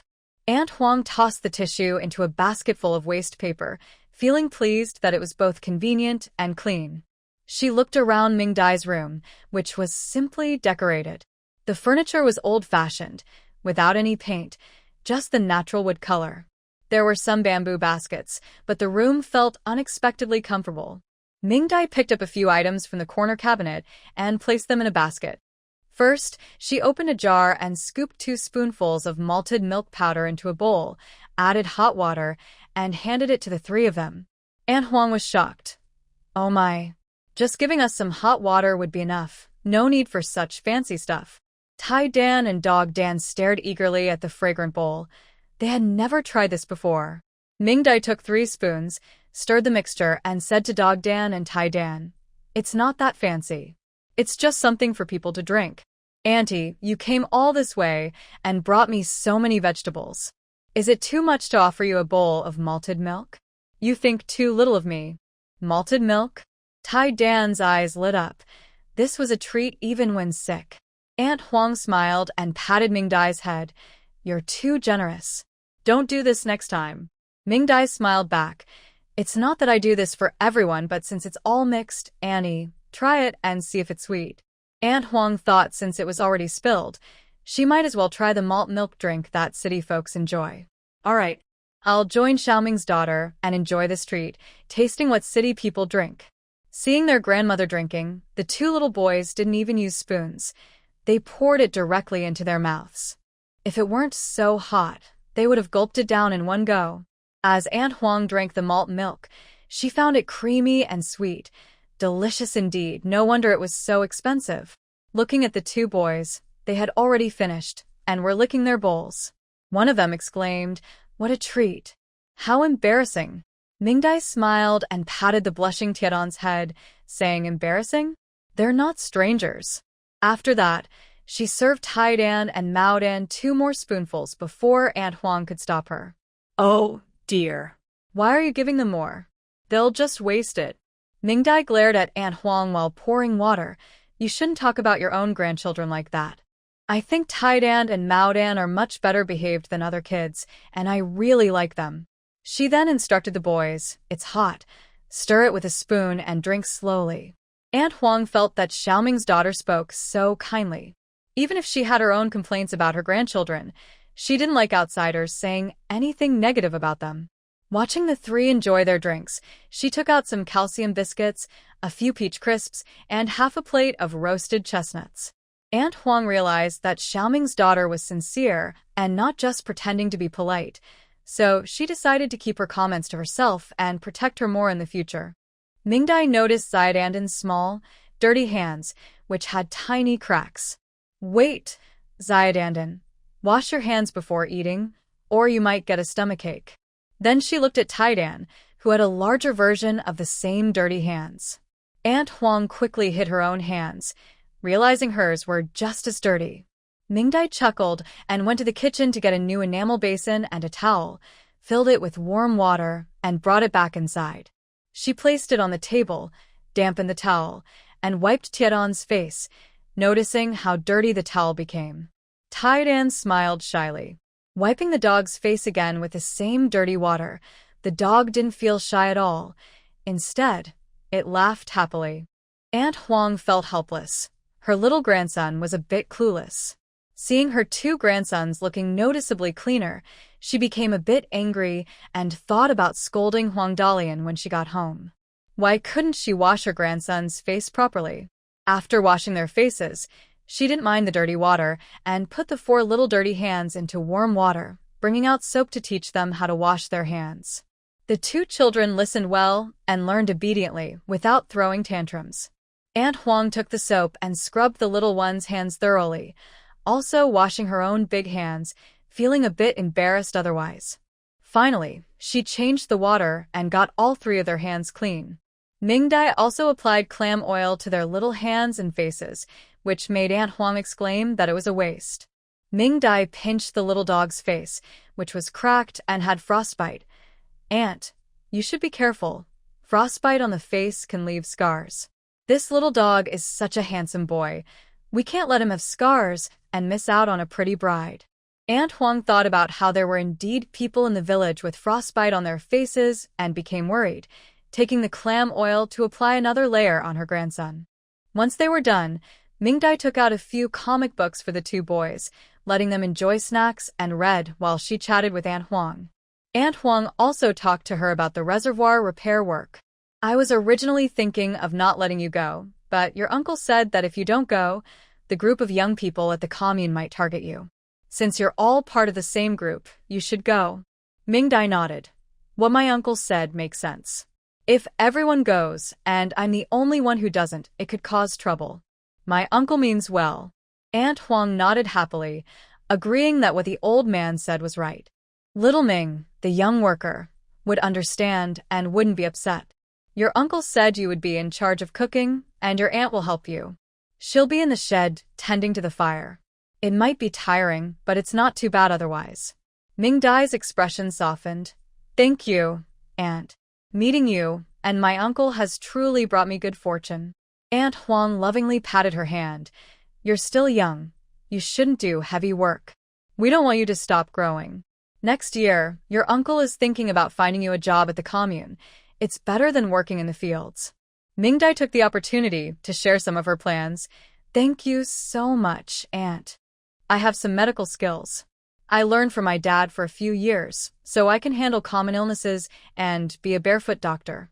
If you ever feel unwell, just come to me. I have medicine and needles here, which is much more convenient than going to the commune." Aunt Huang looked at her in surprise. "How can you be so capable? You know everything." Ming Dai shyly touched her nose. "I've been weak and sickly since I was little, so I've taken a lot of medicine and learned many remedies. Plus, my dad is a doctor, so I've picked up quite a bit from him." Aunt Huang clapped her thigh. "That's great. Our village really needs a doctor. You can be our doctor in Lijiawan, stay in the village, and you'll get full work points. You won't have to worry about being bullied at the commune." Ming Dai looked at her with admiration, melting Aunt Huang's heart. "Aunt, you're so kind." Aunt Huang couldn't help but touch Ming Dai's smooth face, soft as tofu, with her bright cat-like eyes that could charm anyone. She was even more certain that her third son didn't deserve her. It's settled then. "I'll go back and tell your uncle it will definitely be fine. The reservoir team is about to leave, so you should get ready and tidy up at home." After saying that, she glanced next door. "Does he have to go with you?" Ming Dai knew she was talking about Zhou Sinian and nodded. "He definitely has to come, but don't worry, he's been obedient." Aunt Huang nodded with concern, glancing at her fascinated grandson, and called the young volunteer Ming Dai over. Ming Dai approached, and Aunt Huang whispered, "Dear, even though he's a bit crazy, he's still a man. You need to be careful and not let him take advantage of you. You're still young and may not understand, but gossip can be harmful. If anything happens, it will be too late. If you have any problems, come to me. I'll stand by you against him. Understand?" Although her words were strong, Aunt Huang's voice trembled at the thought of fighting. Ming Dai felt touched. "Don't worry, Aunt. I'll be careful, and I'm treating him to see if I can help him." Aunt Huang was very surprised. It seemed that Xiao Ming, the young doctor, had more medical skills than she had said. The situation with Zhou Sinian had been examined by doctors from the city, and they all said there was no way to treat him. Xiao Ming was not someone who made things up. If she said she could treat him, then she had a way. Aunt Huang looked at Xiao Ming with even brighter eyes. She was a real treasure. Unfortunately, she had a difficult situation to deal with. All right. "If you can cure him, the whole community will celebrate and thank you." Ming Dai laughed. "I'll do my best." The two of them shared a laugh, and Aunt Huang began to share village gossip, like how Guzi's wife loved to take advantage of others, and anyone passing her house to pick vegetables would lose a green onion. The woman at the east end of the village was known for being stingy, always shortchanging people by a few cents, and she had no shame. Widow Zhang's chickens liked to wander off and often laid fewer eggs. She insisted that the stuttering neighbor had taken them, and she spent a whole day blocking his door and accusing him of stealing an egg. They also talked about Luo Cheng's mother, Widow Luo. She is very strong-willed, raising 5 children, and one of her sons even became a squad leader, which is quite an achievement for our area. Unfortunately, Widow Luo has a biased heart. She favors her oldest and youngest sons, but neglects her most successful second son. Luo Cheng is foolishly devoted. He sends all his salary home to his mother, which Widow Luo uses to support the oldest and youngest sons, leaving nothing for him. Last year, they built a new house, 1 room for the oldest and 1 for the youngest, but none for the second son. She doesn't even consider how old her second son is. By not helping him find a wife, she just hopes he will continue to support the oldest and youngest for a few more years, which is really holding him back. Ming Dai looked at her in admiration. Aunt Huang was like a modern-day internet commentator, analyzing everything so well. Seeing the admiration in Ming Dai's eyes, Aunt Huang proudly said, "Humph, Widow Luo's actions are the most foolish. In a family with many sons, the biggest fear is not treating them equally. It may seem like she is doing good for the oldest and youngest, but she is actually pushing the 3 brothers further apart. Unless the second son remains single forever, Widow Luo will have a hard time." Ming Dai eagerly poured her another bowl of malt extract, wanting to hear more. Aunt Huang took a sip, smacked her lips in appreciation, and seriously taught Ming Dai, "For someone like Luo Cheng, if you can avoid marrying him, do it. He may seem impressive on the outside, but inside, he's nothing. He listens to his mother for everything, which sounds like he's a good son, but anyone who marries him will know the truth. It's like being trapped in a bitter soup with no way out, and you can't even complain because he might turn around and call you unfilial." Ming Dai nodded vigorously, agreeing completely. Isn't he just a mama's boy? She felt like applauding Aunt Huang. Aunt Huang thoughtfully shared some practical tips on how to identify a good family for marriage. First, avoid families that favor sons over daughters, like her second daughter-in-law's family.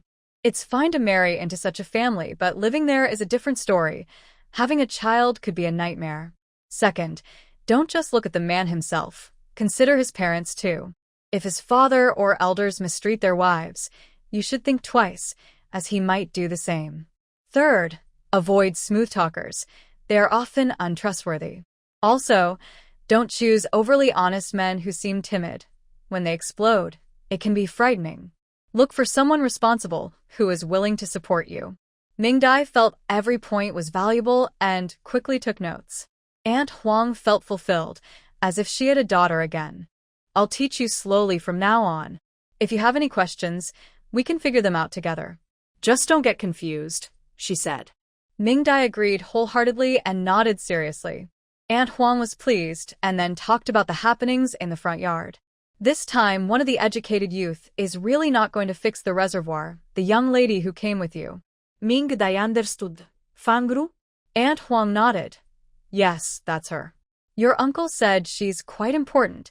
The city gave a direct order for her to teach at the commune's elementary school. It's just someone with too much time on their hands, creating trouble. If she thinks going to the countryside is hard, why volunteer for it? Your uncle got scolded for supposedly mistreating her. Ming Dai thought it was probably because the Fong family hadn't fallen from grace yet, which is why they could arrange something for Fong Row. Anyway, keep your distance from them in the future. It's a toxic environment, and it's best to stay away. Ming Dai nodded obediently. The two chatted for a while longer, both enjoying themselves. Taiwa and Gowa were happy eating and watching. Aunt Huang glanced at the sky and decided it was time to go home to cook, calling her 2 grandsons to return. Go Dan was reluctant to leave his book unfinished, grumbling a bit. Aunt Huang raised her hand to scold him. Ming Dai quickly intervened, grabbing a small basket to pack up the leftover fruit and also putting Go Dan's unfinished book inside, along with the clam oil they had just used. She also handed Aunt Huang the towel they used to wipe the children's faces. Auntie, you can give this towel to the boys. I have plenty at home, all from exchanges in the city. Aunt Huang thought about her messy grandsons and nodded in agreement, feeling a bit tempted by the idea of city exchanges. Is it easy to exchange these things in the city, Xiaoming's girl? Mingdai nodded. Yes, it's easy. The city lacks food, but these items are plentiful. Every holiday, every household gives them out. Towel factories give out towels, glove factories give out gloves, and they are very cheap. Aunt Huang's eyes lit up. If I ask you to help exchange, would that be possible? Mingdai had been waiting for this question. Of course. I need to send something to my dad's boss in the city, so I can help with the exchange then. Aunt Huang was very happy. Oh, that's great. I'll think about it when I get home and ask others if they have anything to exchange. We'll let you know. And just to be clear, you will only help us exchange items. We will cover the costs and postage ourselves. Mingdai smiled and nodded. Of course. Aunt Huang laughed as she got up, calling her grandsons.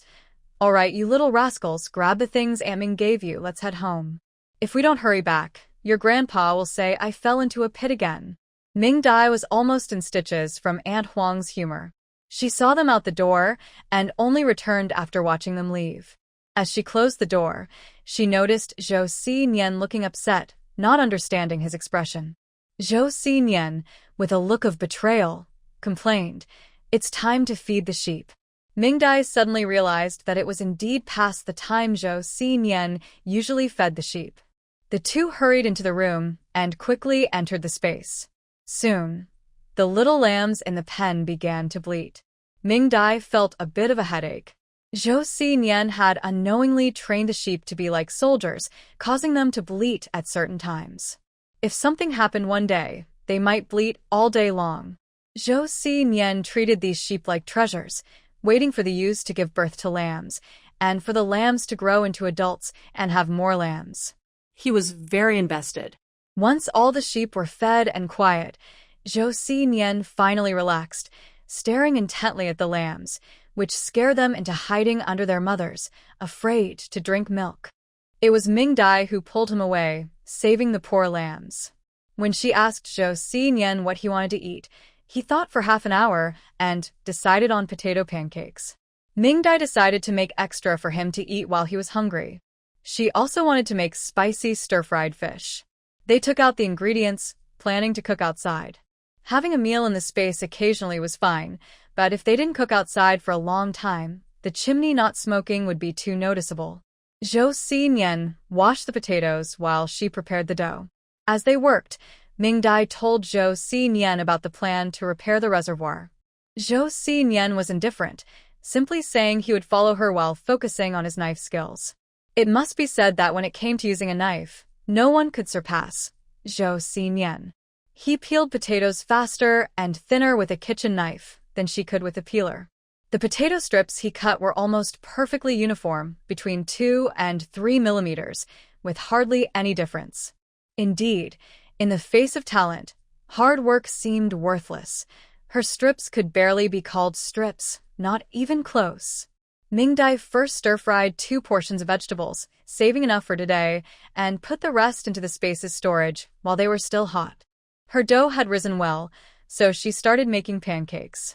At first, she made 1 pancake, and Zhou Xinian ate it right away. Mingdai was both amused and frustrated. She couldn't keep up with Zhou Xinian's eating speed. Fortunately, Zhou Xinian showed some consideration and slowed down, allowing the first pancake to finally make it into the basket. They cooked and ate at the same time, and by the time all the pancakes were done, they had finished eating. Zhou Xinian had eaten at least 20 pancakes. Although they were small and made with risen dough, 20 pancakes were still quite impressive. A money-making plan must be put on the agenda. In 2 days, they will go to repair the reservoir. Since it's hard to cook outside, Mingdai plans to prepare more food to take with her. So, for the past 2 days, they stayed in the kitchen at home. Zhou Xinian was very happy. Not only did Mingdai replenish the candied chestnuts he had eaten, but she also made him pine nut candy. A large jar of pine nut candy was placed in his cabinet, so he could take some whenever he wanted, and he smiled all day long. Pine nut candy became his favorite food, so much so that he even fed a piece to each little lamb. Mingdai thought the food shouldn't be too different from what others had, to avoid causing anger or suspicion, so she tried to make simple dishes at home. In the end, She steamed a pot of red date flour buns, which looked like they were made from coarse black flour but actually contained red dates and black bean flour. She also steamed a lot of brown sugar sponge cake, intentionally making it look messy. It wasn't pretty, but tasted great. At first, Zhou Xinian was hesitant, but after Ming Dai insisted he try a bite of the sponge cake, he was completely won over. He stopped eating the pancakes and instead wrapped the sponge cake around shredded potatoes, enjoying the sweet and salty combination. Next, she made upgraded dumplings with cornmeal, filled with dried green beans that Aunt Huang had brought. The dried green beans were mixed with meat, and she made them small enough to eat in one bite so the filling wouldn't be exposed, and they were very fragrant, easy to eat discreetly. At the same time, the spicy cabbage they made was ready. She packed a jar full of it and also stir-fried a jar of Grandma's vegetables and a jar of pickled radishes.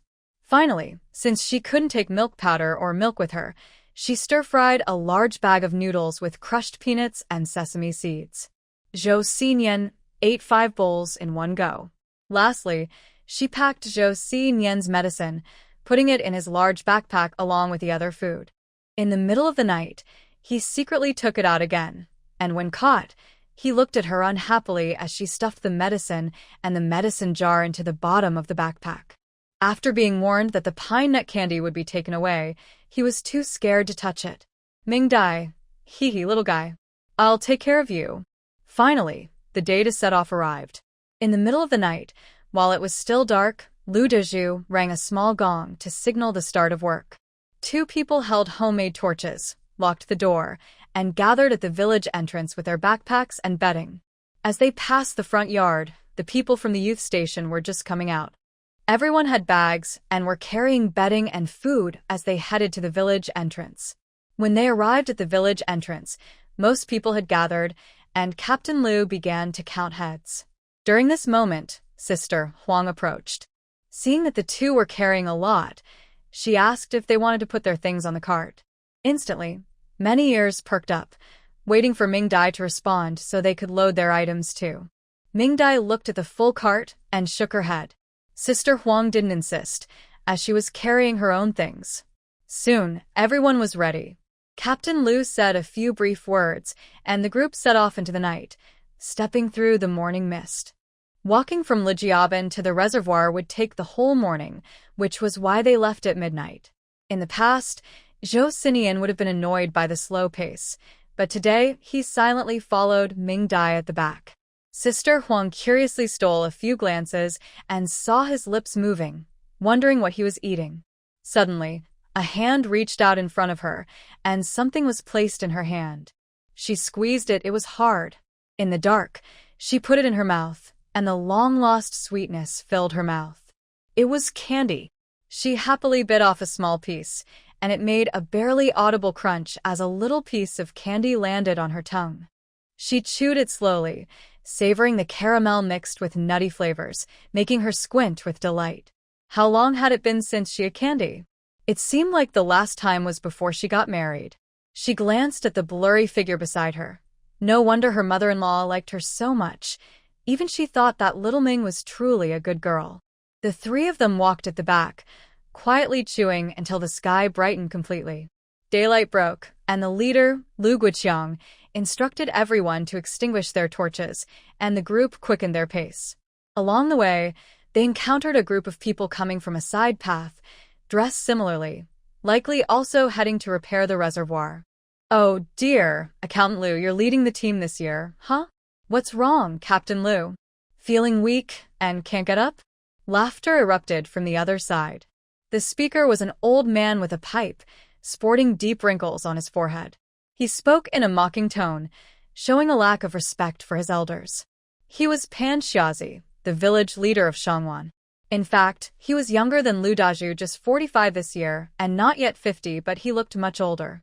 Lu Guiqiang smiled at him. Captain Pan, our leader is doing well. He just wants to give the younger generation a chance to grow, so he let me come out and gain some experience. By the way, who did you bring along this time, Captain Pan? As soon as he said this, Pan Xiaozi's expression darkened. He was quite clever and skilled at maneuvering, getting along better in the commune than Lu Dazhu. However, he was middle-aged and still had no sons, only a series of daughters at home. He did have several nephews, but he wanted to continue the family legacy and, feeling he was still young, often suppressed opportunities for the village's youth, rarely bringing his own nephews along. Because of this, people called him Old Tightwad Pan, saying he only took and never gave. Enough of your chatter, kid. Mind your own business. He then called over a cart from his village and pulled Lu Jiuan's cart to a stop. Kid, respect your elders, got it? Let the older folks pass first. Lu Guoqiang was furious, but Pan Xiazi was notorious for being unreasonable, always stirring up trouble. The people of Shangwan village were just as bad. If they forced Pan Xiazi away, a fight between the two villages would surely break out today. But letting him pass made Lu Jiuan seem weak. The situation became tense, with two carts blocking the road, and no one could get through. Old Lu Sen stood on the cart, angrily shouting at Pan Xiazi. With his seniority, he could scold him, and Pan Xiazi dared not retort. However, Pan Xiazi was shameless, laughing at Lu San's insults, nearly making Lu Jiuan's top troublemaker lose his temper, while he remained unfazed, not even blushing. At the back of the Lu Jiuan crowd, Ming Dai curiously stood on tiptoe to see what was happening, hearing the commotion but not knowing what was going on. Zhou Sinian initially had no reaction, just staring blankly at his empty pockets. However, as time passed, the chatter grew louder, and his expression became increasingly impatient. Meanwhile, Ming Dai was on tiptoe, stretching her neck to look ahead but seeing nothing, which made her more frustrated. So, he reached in and lifted her by the armpits, carrying her and the basket above his head, pushing through the crowd. Ming Dai was startled and could now see a variety of heads in front of her. What a chaotic scene. She anxiously said to Zhou Sinian, big brother. Can you put me down? I don't want to see this anymore. Zhou Sinian ignored her and used her as a tool to clear the way, charging forward through the crowd. Ming, the tool, Dai thought, I have something to say to you. At first, the people he bumped into were angry, but when they turned around and saw a madman carrying a girl, they quickly pulled their heads back and swallowed their curses. With Ming Dai acting as a human bowling ball, Zhou Sinian soon reached the front of the cart. The arguing group didn't notice their strange position, and the crowd quickly parted. On the other side, the people from Shangwan village were curious to see a tall woman in a red scarf carrying a girl in a green scarf. Who is this woman? Why is she so tall? When the woman in the red scarf set down the girl in the green scarf, they realized it was not a woman at all. It was Zhou Sinian, that troublemaker. Suddenly, memories of being beaten flashed in their minds, and everyone quickly moved away from the cart's edge to avoid the center. The horses in Shangwan village sensed danger and began to tremble and back away.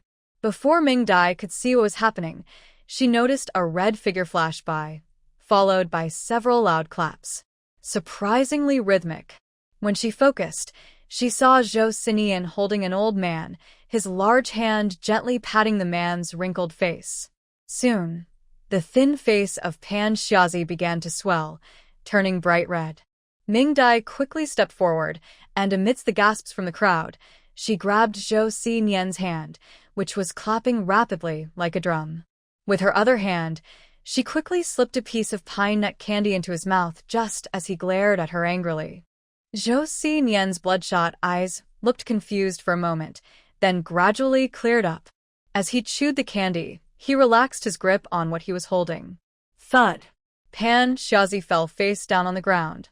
Ming Dai pressed on the acupressure points on Zhou Sinian's left hand, then pretended to pull out a small cloth bag from her pocket and handed it to him. Zhou Sinian leaned down to sniff it, confirming it was the pine nut candy, then reached out to take it.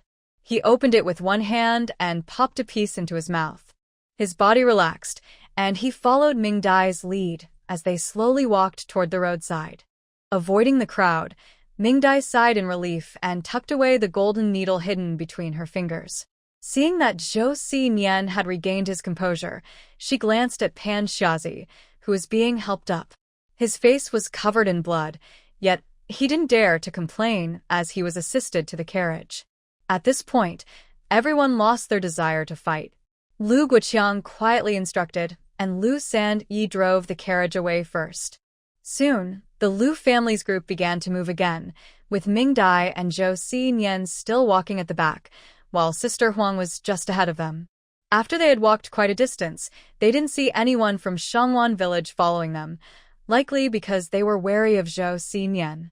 Although they didn't know what had happened, it was clear that whatever it was had caused Zhou Xinyan to lose control, and it must have been serious. Moreover, they seemed quite guilty. Otherwise, given Pan Xiaozi's character, he would have blamed the trouble on the Lu family instead of avoiding Zhou Xinyan. By the time they reached the reservoir, they still hadn't seen anyone from Shangwan village. Shaking her head and not wanting to think about them, Ming Dai closely observed Zhou Xinyan. He was curiously watching the many workers at the reservoir, showing no signs of anger, which made her feel relieved. She waved to Sister Huang, who was lingering not far away. Sister Huang hesitantly approached, carefully walking around Zhou Xinyan, who was about 8 steps away, before getting closer to Ming Dai. Ah!